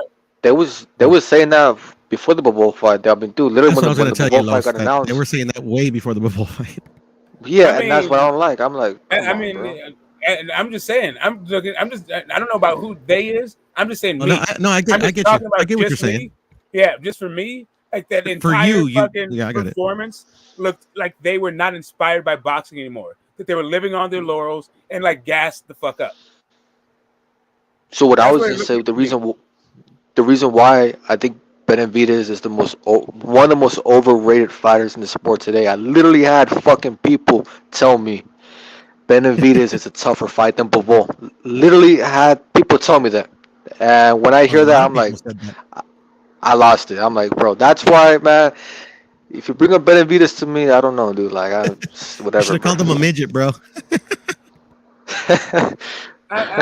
Listen, in my going for greatness thing, like, and this may be a little bit of some Homer talk, but there's a whole lot of pushback on Andre Ward, his victory over Kovalev, the first fight, and when you saw like the Andre Ward that showed up in the second fight, that guy was ready for fucking anything, ready for war. Kovalev, really not so much, right? And so maybe that's a little bit more of a contrast, but it made me, to me, it like in my mind crystallized what it takes to be ready for that whole like that the concept of daring to be great versus daring to get your ass whooped for cash when there's like maybe rougher fights for you out there, or just as rough fights for you out there, but this one looks a little bit better. The fact that you get your ass whooped by somebody else. So you said cash, but you said cash though, right? So it was said that the bigger money fight was the PPC contract, right? That was the bigger money fight, right? So what do you mean get roughed up? I think so. Right, because it seems like the bigger contract, and this is from unnamed reports, which also seems fishy to me, that the bigger contract was his matchroom. But even the contract. pay-per-view back end was bigger at PBC because people actually, well, I mean, not everybody, but people, I think those fighters are more popular than Bivol too. So I would even argue that the pay-per-view back end would be bigger at PBC. Well, and also, Los, you're now making the argument of why people were saying like the Benavidez fight, maybe he didn't want it, right? Because what he said was about the Spence fight was that there was no catch weight, he wasn't doing catch weights, but he didn't even mention Benavidez. Because he asked him about Spence. And this is why, and this is what this tells you about Benavidez, right? So when they heard the news and the fight week, they heard the news.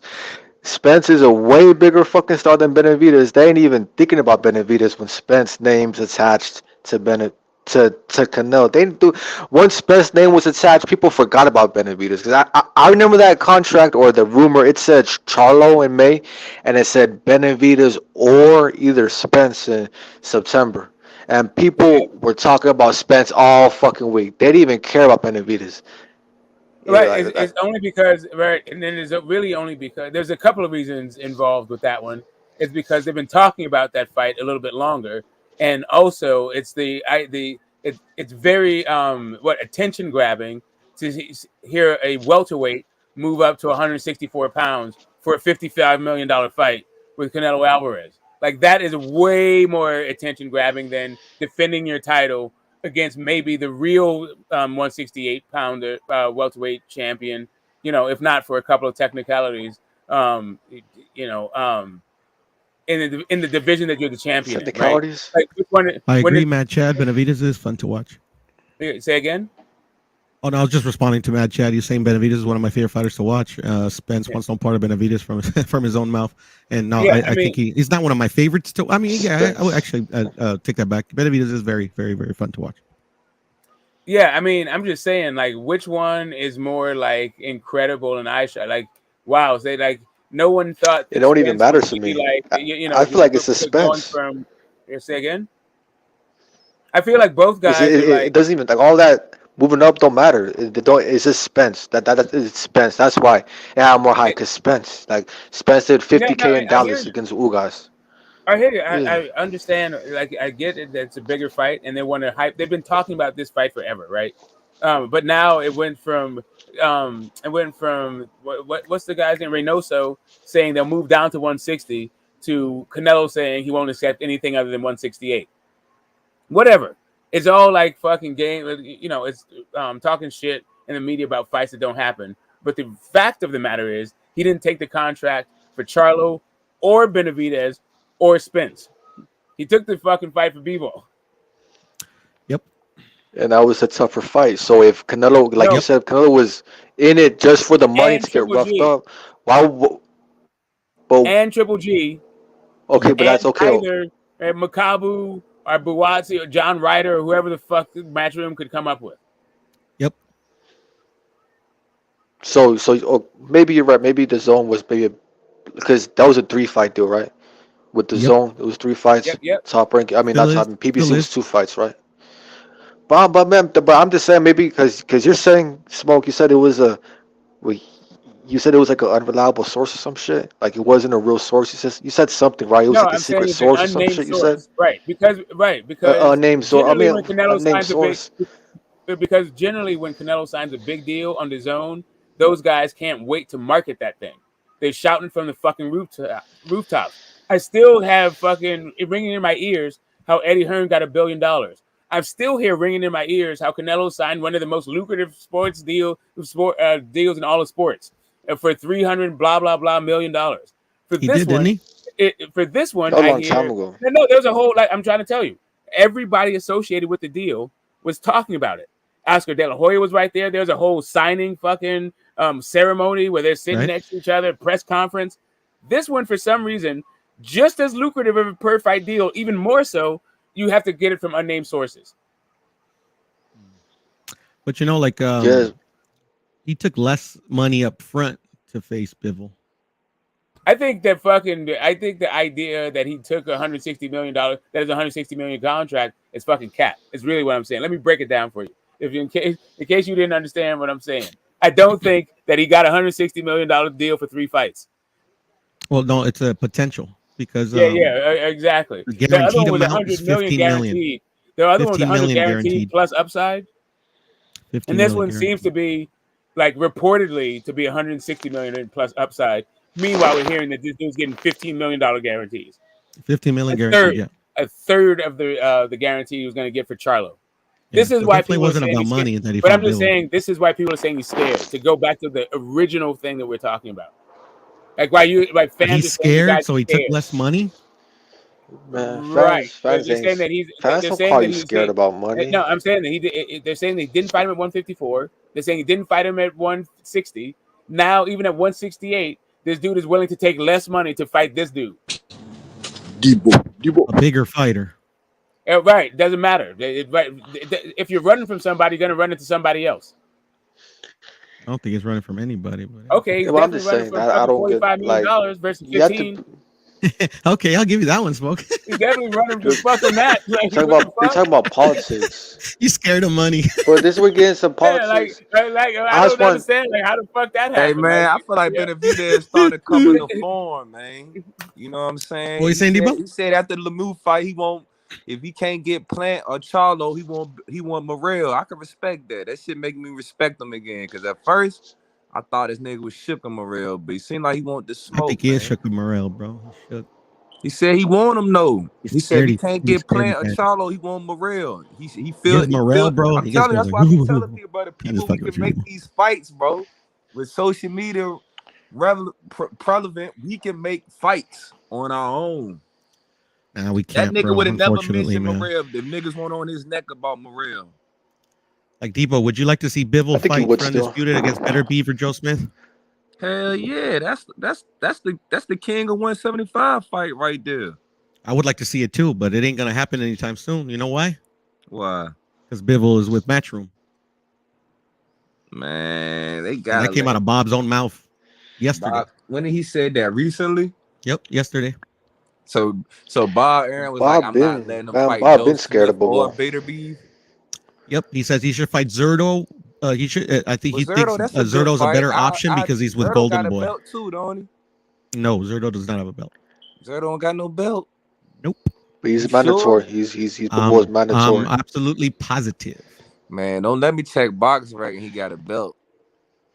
Yeah, hey, bro. I mean, you talking puro, bro? I do my research. Hey, but look, I don't mind that fight though. I mean, I'd rather him fight Joe Smith or Bitterby, but I wouldn't mind Zerto because Zerto up there. You know what I'm saying? I wouldn't mind Zerto. He up there in the 175. So I don't care who Bivol fights. I'm gonna watch it anyway. I just want to see who the king is at each division, man. That'd be nice. I'm tired of saying who I think it is. I want niggas to prove what I'm saying is right. Yeah, man. Because so far, Jamel, you know what I'm saying, he got my predictions right. Because he I predicted that to the round, Debo. I predicted it to the round. I hope you put money on it. Nah, bro. I don't put money on those fights, man. Too close. You would have put it what? I would have made some good money for it. Yeah, for sure. I think my buddy put $5 on it. I think he won I forgot how much money, like $225. On what, the round? Oh no, on just a knockout, 10 through 12. What he bet on FanDuel? Nah, Bovada. Is that like FanDuel? Yeah. I need to get on FanDuel, man. So what fights is this weekend? Tank and Rolly. No, not Tank and Rolly. Richards. Tank and Rolly next fight this weekend. Oh no, that's next week. Excuse me. Buatsi Richards, David Benavidez versus Lemieux. Oh, all right, bet. I might need to watch that then. What up?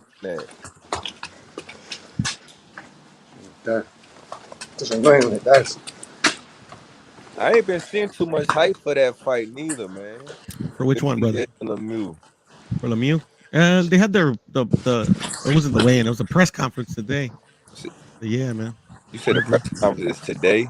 Mm-hmm. It was yesterday. Yeah, I ain't even know about that shit. I gotta go watch some. I gotta go goddamn look some shit up though. Man, I seen some people think Lemieux might upset him. I'm one of them, man. I mean, I still think David Benavidez is going to get the job done, but I think people are sleeping on Lemieux, to be honest. Man, Lemieux ain't quick enough. I didn't know he was 33. Yeah, maybe. Maybe. And But 33, like you said, Los, though. Yeah, he's still young. His best days are gone, man. His best days are behind him. I would agree with Chief Just Cassidy as fuck him well. up. You know, but he has 3 Yeah, I agree fights at with 168, Armando. and he's knocked out 2 of those opponents, so he has some experience at the weight. It's not like he's just moving up and fighting David. Mm-hmm. Yo, Armando says Benavidez can't beat Morrell, Canelo, or Plant. I agree. I think Plant beats Benavidez, man. I ain't gonna lie, I feel like Plant give him a good fight too, because Plant can move. That motherfucker can move. I don't rate Plant at all. But the only thing about Plant, he don't got that pop for real. I don't think he got that pop to scare Benavidez, because he not knocking Benavidez out. That is true.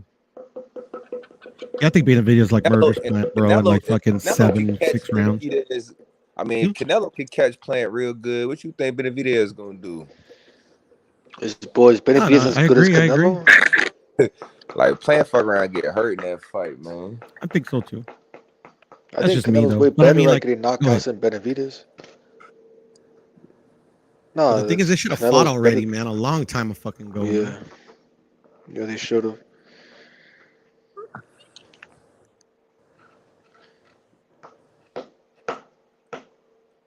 Yeah, smash the like for the homie fucking H Plata. I don't think Plant care about fighting for real no more, man.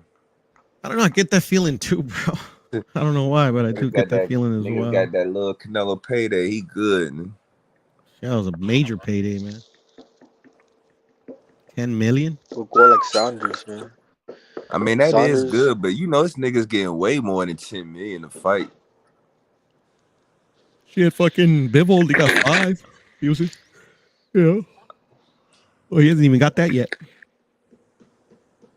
Take your fucking yawning ass to bed. Hell nah. You heard me? That was me. You take your non-yawning ass to bed. We're the same time zone. I'm like, let you guys cook. Fuck. Hey man, a yawn is just it's a cry for help, bro. That's all it is. That's how we gonna break it down. I cry for help to go to sleep. You can tell he's one of those. Mama, dead, bro. Mama went to sleep and I'm good. I got Modelo's and cigarettes, man. I'll be fine.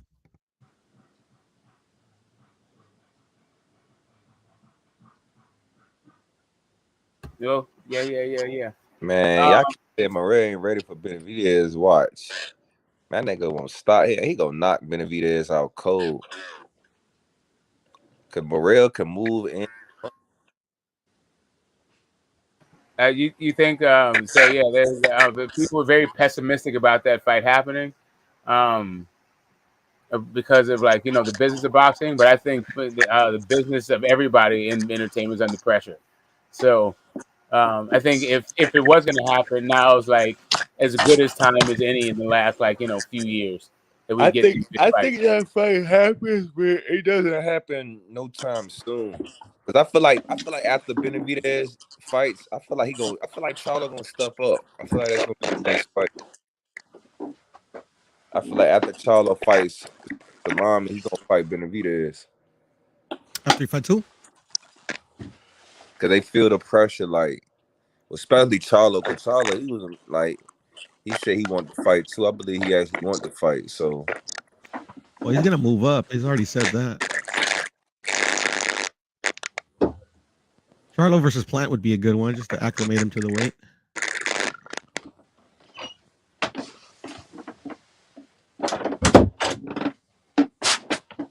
But I ain't gonna lie, they're gonna have to stick a move on Benavidez, man. They can't make it a fire fight. They should make Jermell Triple G. I would like that one. But I don't know. I think Benavidez, he got a chin, but I don't think his chin like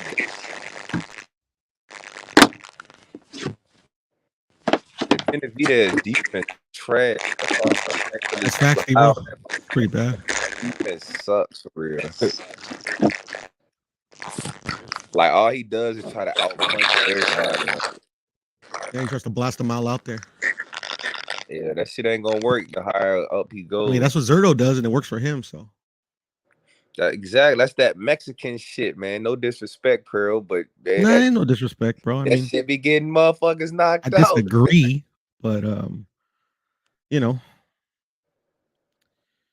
I mean, Is some that fighters like the just way fight Mexicans like that. train? So, Like, do like Mexicans don't work on defense? no, it's a well, it depends on on what school of what school they come from. You know, traditionally Mexicans in Mexico, they their defense is rolling with shots. You get what I'm saying? Yeah. You know, it's not like completely moving out the way of them, but just like rolling with them. You know, Canelo does it. You know, most of the greats have done it. You know, Chavez did it. Shit, Chavez will stand right in front of you. You think he's getting hit, but he's not. At least not full force. Salvador Sanchez was hard, hard boxer. Salvador Sanchez looked like he was getting hit too. Hard boxer. He with was punches. hard, fam. Man, see Yeah, that gas fight tank with too. him. Man, see that fight with him and Wilfredo Gomez in it. Yeah, he destroyed him, and he could have He destroyed him a lot fucked. sooner. But my dad used to tell me when that fight happened that Wilfredo Gomez was talking a lot of shit, talking about like Mexicans suck and fucking Well, he wanted he's to a make the disgrace beating to even his worse. country and Mexico's are pieces of shit. And Salvador Sanchez wasn't much of a shit talker, so he just like we'll see in the ring. I'm gonna make you pay, and that's why he let him go that long. He could have took him out in one round. He said. How great do you think he would have been pulled over, bro, if he didn't pass away, fam? Because he was hard, fam. He was hard. He was only like 23 or something, fam. He was hard, fam. He had It's like tough 40. to know. It's tough to know. He was Unfortunately. hard, man. But I mean, shit. I mean, you could say he would have fucking beat, everybody, or you could have say maybe he would have lost to this dude or that dude. It's hard to say, It's unfortunate. We had him for a very small window of time, and then he died. He accomplished a lot though in that small window. Yeah. 10 Yeah, title talking defense. about. Salvador Sanchez, man. He had 10 title defense. Not 10 title defenses. Five. I think he got 5 KOs in the. Yeah, man. He's hard, man. I like Salvador Sanchez, man. He was hard, man. He represented the country. He represented Mexico properly. Yeah. I mean, you could say the same. Suleiman loved him as well. Suleiman loved him. Everybody loved him. That was my dad's favorite fighter. Yeah, I think that might be my favorite Mexican fight. Him and Marquez, man. Marquez was good, yeah. But like you could say kind of the same thing of how good would like the GOAT before Chavez was Ruben Olivares. You could say how good we would have been if he would have just been dedicated. Because he was a big partier. He was a big What about Zerna womanizer. though? What you don't like? You don't like Zerna? Who? Serna. Cernup? Yeah, no, Serna.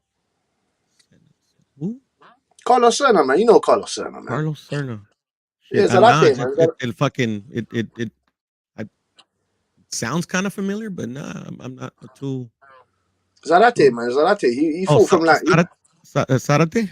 Yeah, Zarate, man. Bantamweight champion. Yeah, Carlos Zarate. Yeah, no, he's one of the GOATs. Yeah, man. Vicente Saldivar. Probably, shit, yeah. He used to say Vicente Saldivar is one of the greatest lefties to ever fight. In pound for pound. Yeah. He fought in the what? He was. I believe he was a bantamweight as well. And you got Pepino Cuevas. That guy was like he defended the welterweight title like 10 times. And you got fucking what's his name? Carlos Palomino. Fucking was that's what I said. I like you, man. Shit, you man got bare Mexican fighters from you. Man's history is rich and that. You get me? Yeah, no. And then it's like, yeah. You got a kid Azteca as well. Azteca, I like that guy. Azteca, Chango Casanova. You got what's his name? Baby Arizmendi. Okay. Finito Lopez. Yeah, Finito, I think out of all the Mexican boxers, Ramirez. Go ahead. Finito had the best Mexican jab. A very good jab. Finito had. Finito was undefeated in the amateurs and in the pros. Hey, Pintor is a good fighter as well. That Lupe Pintor, yeah, he killed the dude in the ring. Pintor is a monster. Yeah, well, the Lupe Pintor killed the dude in the ring. I think he was from Wales. Yeah, they put a statue up in Mexico for him and everything. Oh, they put a statue of him, yeah? Yeah, of the guy he killed. Yeah. Okay. And you know about Jose Napoles. Oh yeah, Mantequilla Napoles, Cuban expat. Yeah. Yeah, he was black. He was black and he was black, Mexican and Cuban. Black guy. Yeah, he was all Cuban. It's just like he fought for Mexico because you couldn't fight professionally for Cuba. So, Pearl, who you think the best Mexican fighter is so far? Because I still Chavez, like without beyond the shadow of a doubt. Canelo. I still feel like it's Canelo, man. Well, for me, Nah, Debo, man. For me, Debo, he's still active, so you can't really gauge where he is in the rankings. Because say he just lost versus Bibble, but say he loses the next three, that kind of will probably affect how people see him notches him down their a bit. ranking. Notches him down a couple of tabs. But what if he beats Bivol in the rematch and then he just beats and becomes undisputed in the next one? That's going to affect the way you rank him too. So that's why, to me, Canelo, yeah, he's really good. He's up there, But I mean, you just gotta wait. For me, you just gotta wait till it's all said and done. Yeah, man. You can't be writing in his career now. He's still fighting. You get me? I In terms mean, of it's resumes, such thing as living legends. yeah, in terms of resumes, I think it's Chavez Senior, but yeah, you Chavez, go man. by Chavez. skill. Yeah. You go by Chavez, skill though. For me, You skill. I told you, Chavez Salvador Senior, Sanchez is Sanchez. up there. Yeah, me too. I Salvador agree. Sanchez is up there. Yeah, I man, agree. Salvador Chavez said Sanchez. this nigga quit in the middle of a fight. Who did? Chavez. I mean, all the great ones have quit. Duran quit. I mean, Duran quit. my fault. You right. I'm getting them mixed up, man. They've all quit. At one He point. said they all quit Especially except if if they fight too long, Debo, there's just this eventuality, man. And back then, them guys used to fight 15 rounds, fam. I don't even think 15 that's a word, but rounds. you know what I mean. 15 rounds. I was watching that with Alfredo Gomez and Salvador Sanchez. quit in the middle. No. I Fights was watching Lupe. I was watching Pindor and Gomez. Pindor and Gomez. He quit And in the then middle of the fucking fight. Like, nigga, I can't even hit this motherfucker. Just quit, right? Because when I see that shit, that shit kind of disappointed me. All the hype y'all be giving Duran, man. I thought he was a real Mexican warrior, man. Well, he is, bro. It's Boy, just you ain't gonna quit in the middle of the fucking. Debo, nobody's fam. perfect. When you get in there, Ray Leonard, you get in there, Hagler, Hearns, and you're a warrior, fam. And you get And he wins got a out of lot it. of shit for it, though. To be honest, he got a lot of shit. And For it. Debo, Still he does. came up. Fucking quit. Like this nigga, I'm Debo, looking he at came the up from fight. This 140. nigga literally just sat in the stool like 147. I'm not coming back out. Like That's I the look infamous no I mas, can't hit this motherfucker. I ain't coming back out, man. He blamed it on stomach cramps, but at the end of the day, I mean, he still gets shit That's what for he it. said. Stomach cramps. I don't think it takes. I don't think it takes anything away from him, though. Me personally, but yeah, I mean, I mean, he's still. He's done too much, man. He's done too much. He's done too much for that to be taken. You get me? He's done too much. Some people have him as the greatest fighter ever. That's arguable, though. You can argue that. No, I know. That's what I'm saying. Literally, some people have him as the greatest fighter ever. What was he, like 89 and 0 or something? You can argue that, man. Who? I was talking about Duran, but you're talking about Chavez, I think. No, I'm talking. Oh no, yeah. Oh, you're talking about Durant. Oh yeah. Durant as well. Yeah. But Over Chavez, 100 yeah, wins. man, Oh he's yeah, he had over 100 wins and less than 20 losses, man. Over he's 100 great. wins and you got less than 20 losses. Come on, man. And now he's my favorite. Mexican. El Cholo, El Cholo. Come on. Then you had some motherfuckers like Mexican Americans like Bobby Chacon. That guy was fucking great. And hey fam, people need to remember that guy. What did he start his career? Puro 135 or something. Who? Durant. Duran, I believe, started at 126. 126. Yeah, okay. I think so. Yeah, Robert. He is from Panama, but his father's Mexican. That's why he looks like that, fam. Actually, Mexican American. His father is from Texas. Yeah, fam. Oh shit. Okay. I just had to redo my own little research there, innit? Cause I was confused. I was like, huh? He started at 130. Hey, I seen him. We started at 130. Okay. Did the Celtics win last night? The Celtics? Where are the Celtics? Never heard of them. I'm just playing. I have no idea. I haven't watched the NBA in since the pandemic started. Debo, you know who's winning that. You know who's going to the final, fam. You want to put some money on that blood clot? On who? It's gonna be the Celtics. Miami Heat. They're gonna pound the Celtics. Man, they just lost by 20. Again, they lost again. I think the Heat lost last night. I don't know. Last time I checking the score, the Celtics was up 20. Let me check, man. Yeah, fam, I got money on that boy. I got Miami Heat beating them. You tripping? What Jimmy Y'all Butler? just Jimmy love to Butler's a compare, dog. bro. They Jimmy, just man, Jimmy they beat Butler's the a shit out of them dog. by 20, bro.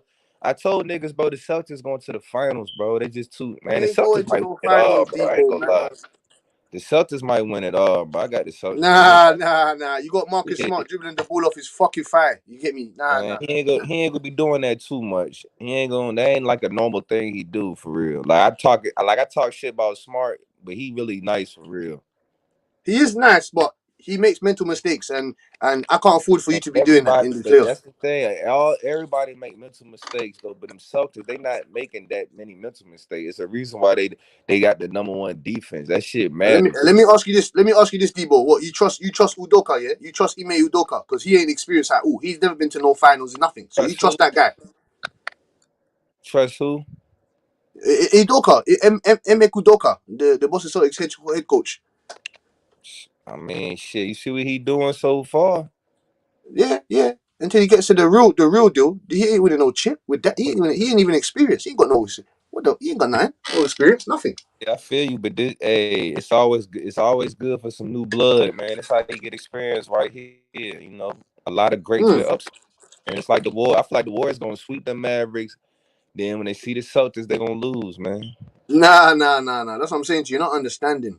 The Doncic and that they're gonna lose because they don't have no. Doncic's never been there. You get me? He's gonna get his feet wet. In 5 years' time, you see Doncic in a final or two. You get me? Because he'll get you one game. He'll get you one game. Yeah, He's like Iverson. once all the older people retire, yeah, he'll get there. When all the old Yeah, man. Right now, stars get taking his retired, licks. man, I'm telling you, the Taking his Celtics licks. I gonna give that beat guy credit. the He's Warriors, going to bare game sevens. You get me? Bare game sevens for Luka Doncic. He just needs a better team. But they ain't beating that because they ain't beating that Golden State Warriors team though. And Marcus Smart, Jalen Brown, all those guys, they're not going to be bro. able to keep up with Klay Thompson, Steph Curry, Bet Jordan on Poole. that They ain't too. going to be able to keep up with them. Hey, look, I don't mind getting some more of that England money, some of them pounds. Yeah. I know you like that. Still. I know you like that, Debo, man. But hey, I'm ready to take back my winnings, fam. Fuck that. I got Miami Heat. So you got the Heat. Do you wanna bet on this series too, bro? Of course. It's 1-1 right now. Yeah, of course. So you think that he gonna come back and win this shit after they just lost by 20? Yeah. Man, Al let's Horford and Marcus Smart wasn't playing the run first it game. back there, nigga. Fuck it. Let's run it back there, Cat. What's good? You try to make a bet on this too? Of course, my G. What you got? What you? Well, let's go for 100 then this time. No problem with Debo, man. No problem. So we on. Bet is on. My nigga, bet is on. Cause look, I had a homeboy from the crib. I told this nigga, I said the Celtics gonna beat the Bucks, bro. The Bucks can't win without Middleton. He said, man, he said, how much you bet? I said 100. I'm thinking when I said 100, look, how the fuck you going against the Celtics? You got these niggas in your fucking room, bro. You a whole hypocrite. That's how I know you about to lose. You know what time it is. Man, you got a Celtics fucking basketball hoop, but every bet is against the Celtics. Your ass crazy, bro. But yeah, but nah, man, I got a homeboy from the crib. This nigga, I told him let's bet. He said how much? I said $100. I'm thinking that shit official. Man, we come back around he like, oh, the bet ain't official because I ain't lock it in or some shit. He said, I'm like, man, this nigga full of shit, man. I ain't got the You the time, fuck? bro. Nah. You done that, man. You done that, Debo. You done that, man. You done that. These bitch ass niggas from where I'm at, man. Hey, fuck that. That's what I'm saying to you, Debo, man. When you surround yourself around the real niggas or people that are gonna keep to their word like a man, man. You get me? But I You're mean, talking about technically, damn he it, not kind of man. had, he kind of had a little bit of say so, like.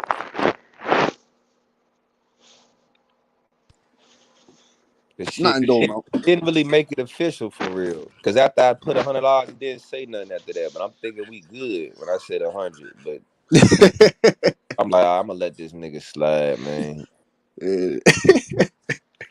But that's what. Man, Oh, some punk asses, man. I don't I want to bet moved their money so properly. fast. I should have made sure we locked that shit in. Cause I was just like, man, whole time. If they would have lost, I would have gave them the money. Yeah, 100. Like you had to. Like I had to. What do you think I'm gonna come up with excuses? Bro, I said, take that. That's easy money. I know this nigga tripping, man. Yeah, that's why I don't bet Hey, I ain't with gonna lie. people. I have one. I'm the king of horse, except for my nigga LG. I can't beat my nigga LG. I ain't gonna lie. My nigga LG, the nigga I told you to send the money to, Cassidy. I ain't gonna lie. He the best basketball player I ever known ever. Like that nigga legit, bro. Like he should be in the NBA for real. Like he just came off surgery, so he working his way back. Cause if he get in the league, what? I'm getting all them free. Man, I'm doing Hey, all this. Debo, what you think about Morrell saying he gonna knock out Benavidez, and he said he gonna do Benavidez the same way Terrence Crawford knocked his brother out? What you thought about that? Facts. Let's just see if Benavidez, if he don't get the Charlo plant fight, let's see if he a man of his word. Send him contracts. I Because he mean, his talking real, promoter, he got a he talking promoter. real spicy in Yeah, one of them Benavidez interviews. got a promoter. His promoter said they not gonna fight Morrell. You know what I mean? So he just a fighter. He don't pick and choose who he fight. So what he talking about don't even fucking matter. He fighting Lemieux. He called out 100 people, but he fighting Lemieux because that's what his promoter said. You know what I'm saying? So Morrell said he want that smoke, and he said he gonna knock his ass out. I So I just believe. wanted to see what you thought about that. Man, you already know how I'm feeling about Morrell, man. Hell yeah, let the people know. You know, I know. They want to know. Morrell the king at 168. That's how I'm calling it. I don't see no nigga in 168 can fuck with this nigga, bro. And the crazy thing is, he just he still.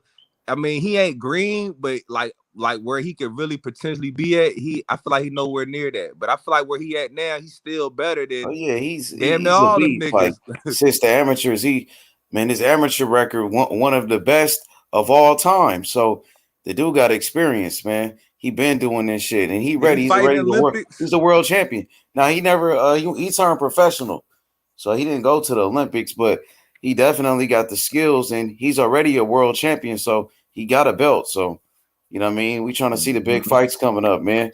Hell yeah. So Who was Morrell fighting next anyway? he got a fight Henderson. coming up on a Stephen Henderson. Yeah, Henderson. You know, Henderson. Calvin Henderson. He He's a been good talking some fighter. Who the shit. fuck is He only got Calvin one. Henderson? He a good fighter. He only got one loss. He never been knocked out before, so he gonna be on the undercard of Stephen Fulton and my boy Daniel Roman. So it's gonna be a good ass fight.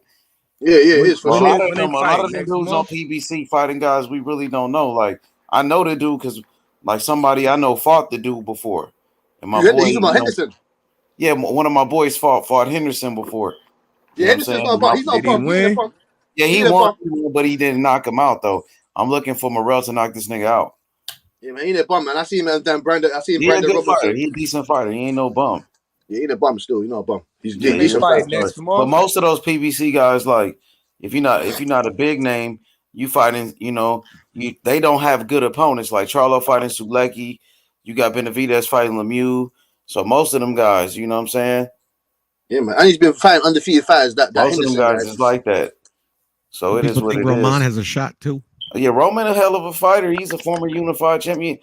That dude ain't, you know what I'm saying? He coming to win. Yeah, that ain't no slouch. The What the former fuck? unified champion. That's who MJ beat for his belt. So Daniel Yep. Roman could fight.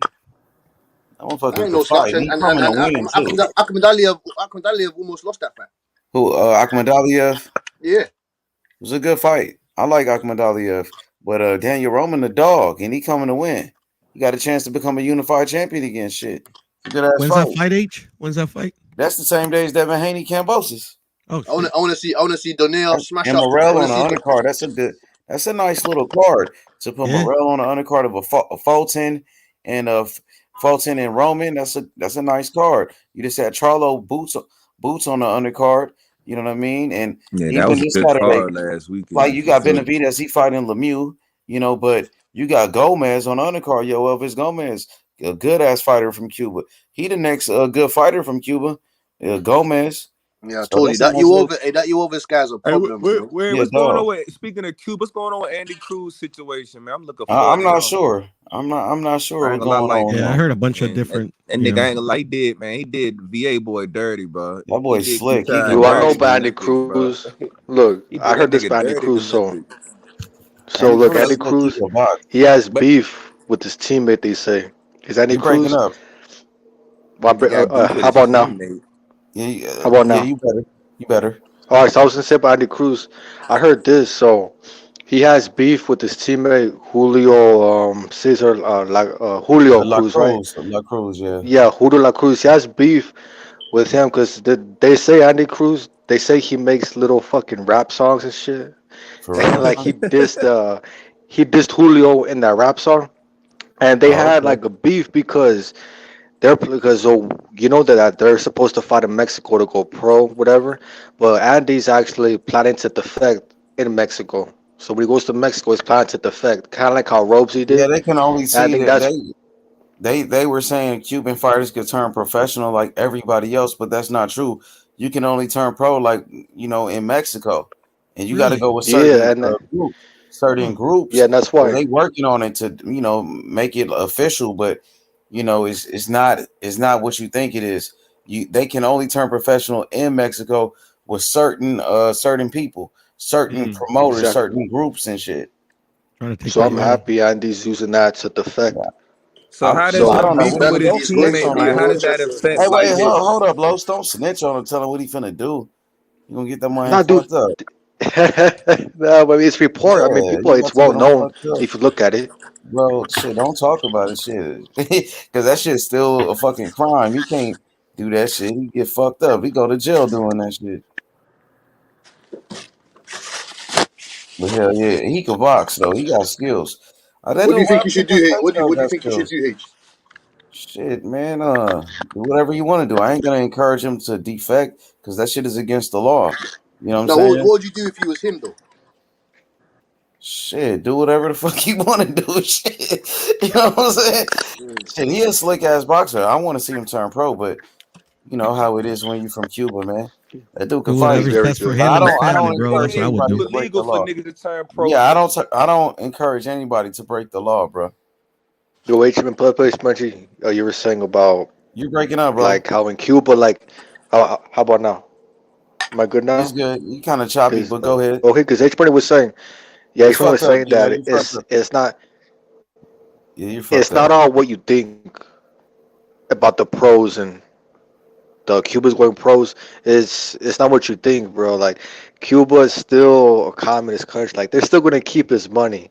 They're still gonna keep the pay. He can only fight in Mexico. Like it's not what you think it is. Like they say they're allowed to go pro, but they're gonna be limited, and he ain't about to get all the money he deserves with Exactly. that You're gonna be country. limited, bro. Yeah, I think that's what H was saying. Yeah. So you I talked to saying some it's Cubans. probably I talked smarter to for some them to Cubans defect? about that.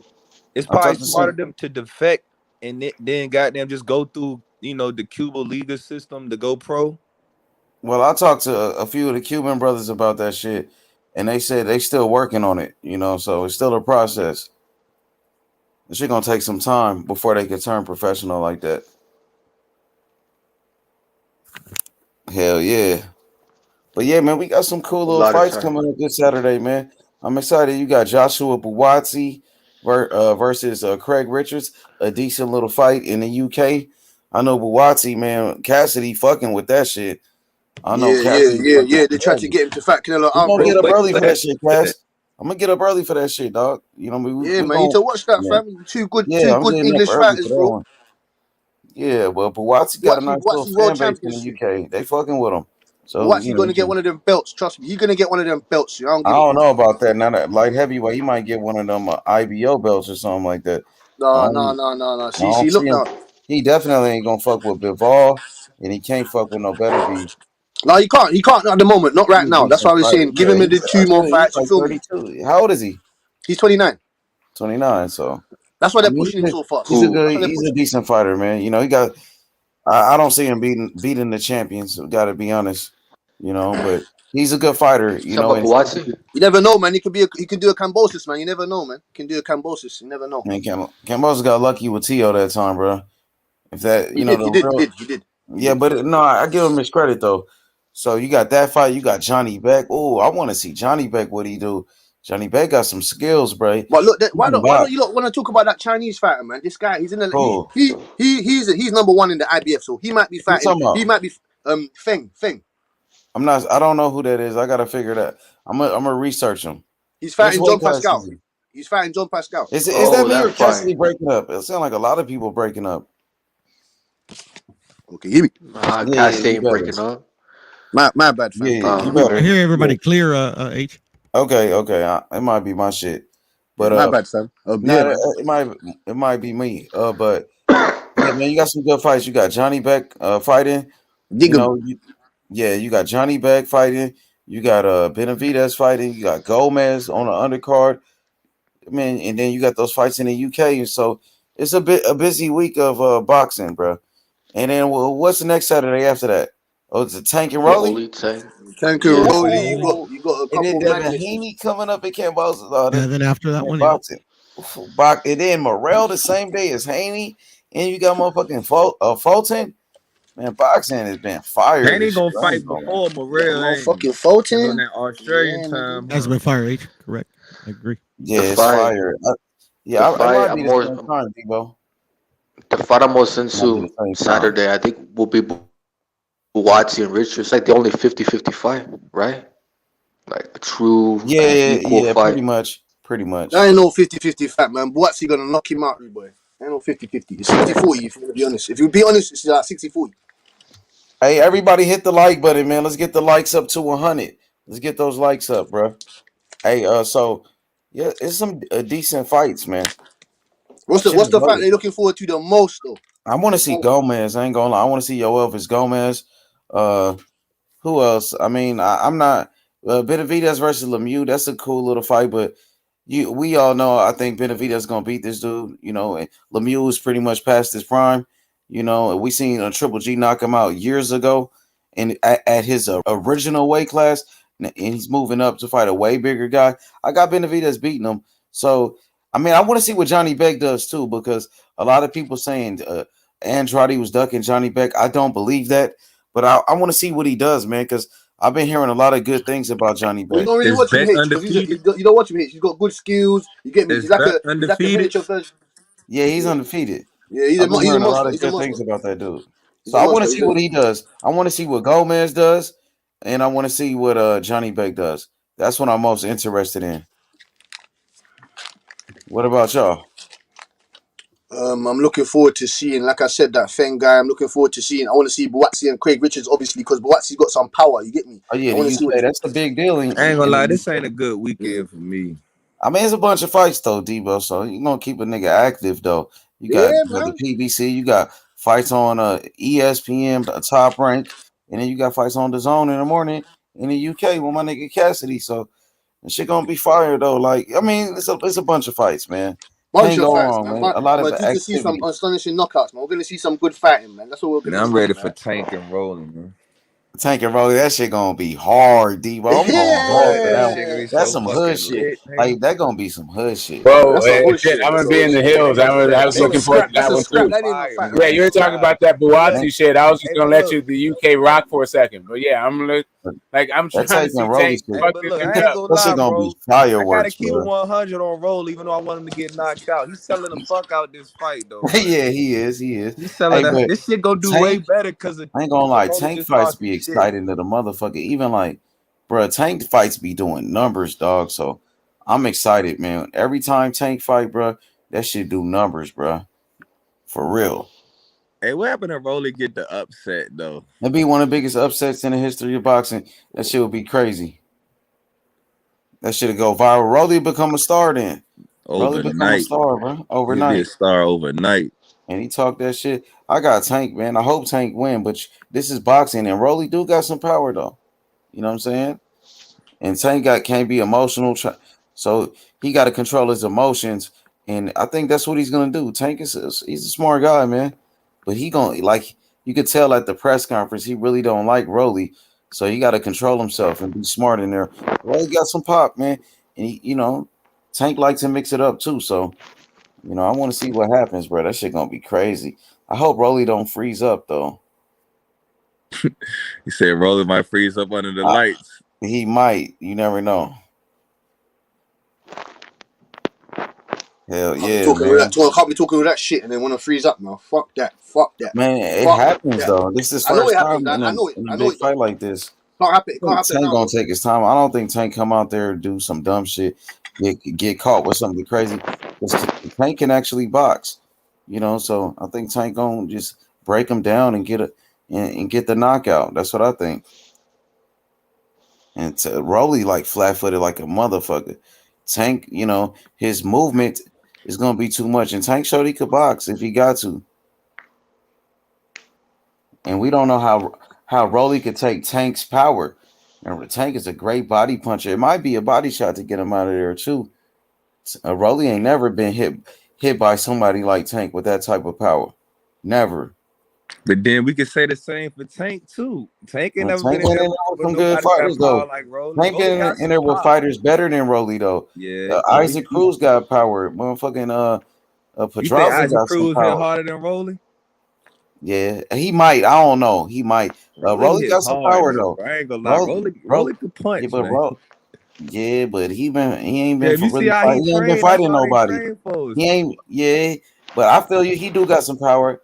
He got power, but Isaac Cruz got power too. Isaac Cruz got power too. Rolly do got power. That's one thing that he got. Like he ain't got no skills, but that nigga do got power though. I give him that. A nigga got power. Anything can happen, especially if you get caught in like a big exchange. You get caught in a fucking exchange with this nigga. You got to be careful. You got to be careful. That's why Tank got to work off that jab, use his skills, and Tank will win. You know, But Tank got can't go good in there and be lateral like movement Tio. too. Can't go in there like Tio, do some crazy shit and get dropped and shit. You know what I'm saying? And Tank ain't gonna make that same mistake as Tio. Tank Tank, got he good got a good lateral IQ. movement too. That's Yeah, why I he feel got like a it's good gonna help him. IQ. He got a very good IQ. You know what I mean? And niggas know Rolly got pop. So, you know, Tank he gonna be smart. That's what it's all about. Hell yeah. Hell yeah, man. But let's wrap this thing up, man. Everybody hit that like button. Subscribe to the channel, man. David Morrell Jr. calls out David Benavidez. And David Benavidez is quiet. He don't want no smoke, man. We gonna wrap this thing up, man. I'm gonna holler at y'all tonight, man. Peace out, my people. We out.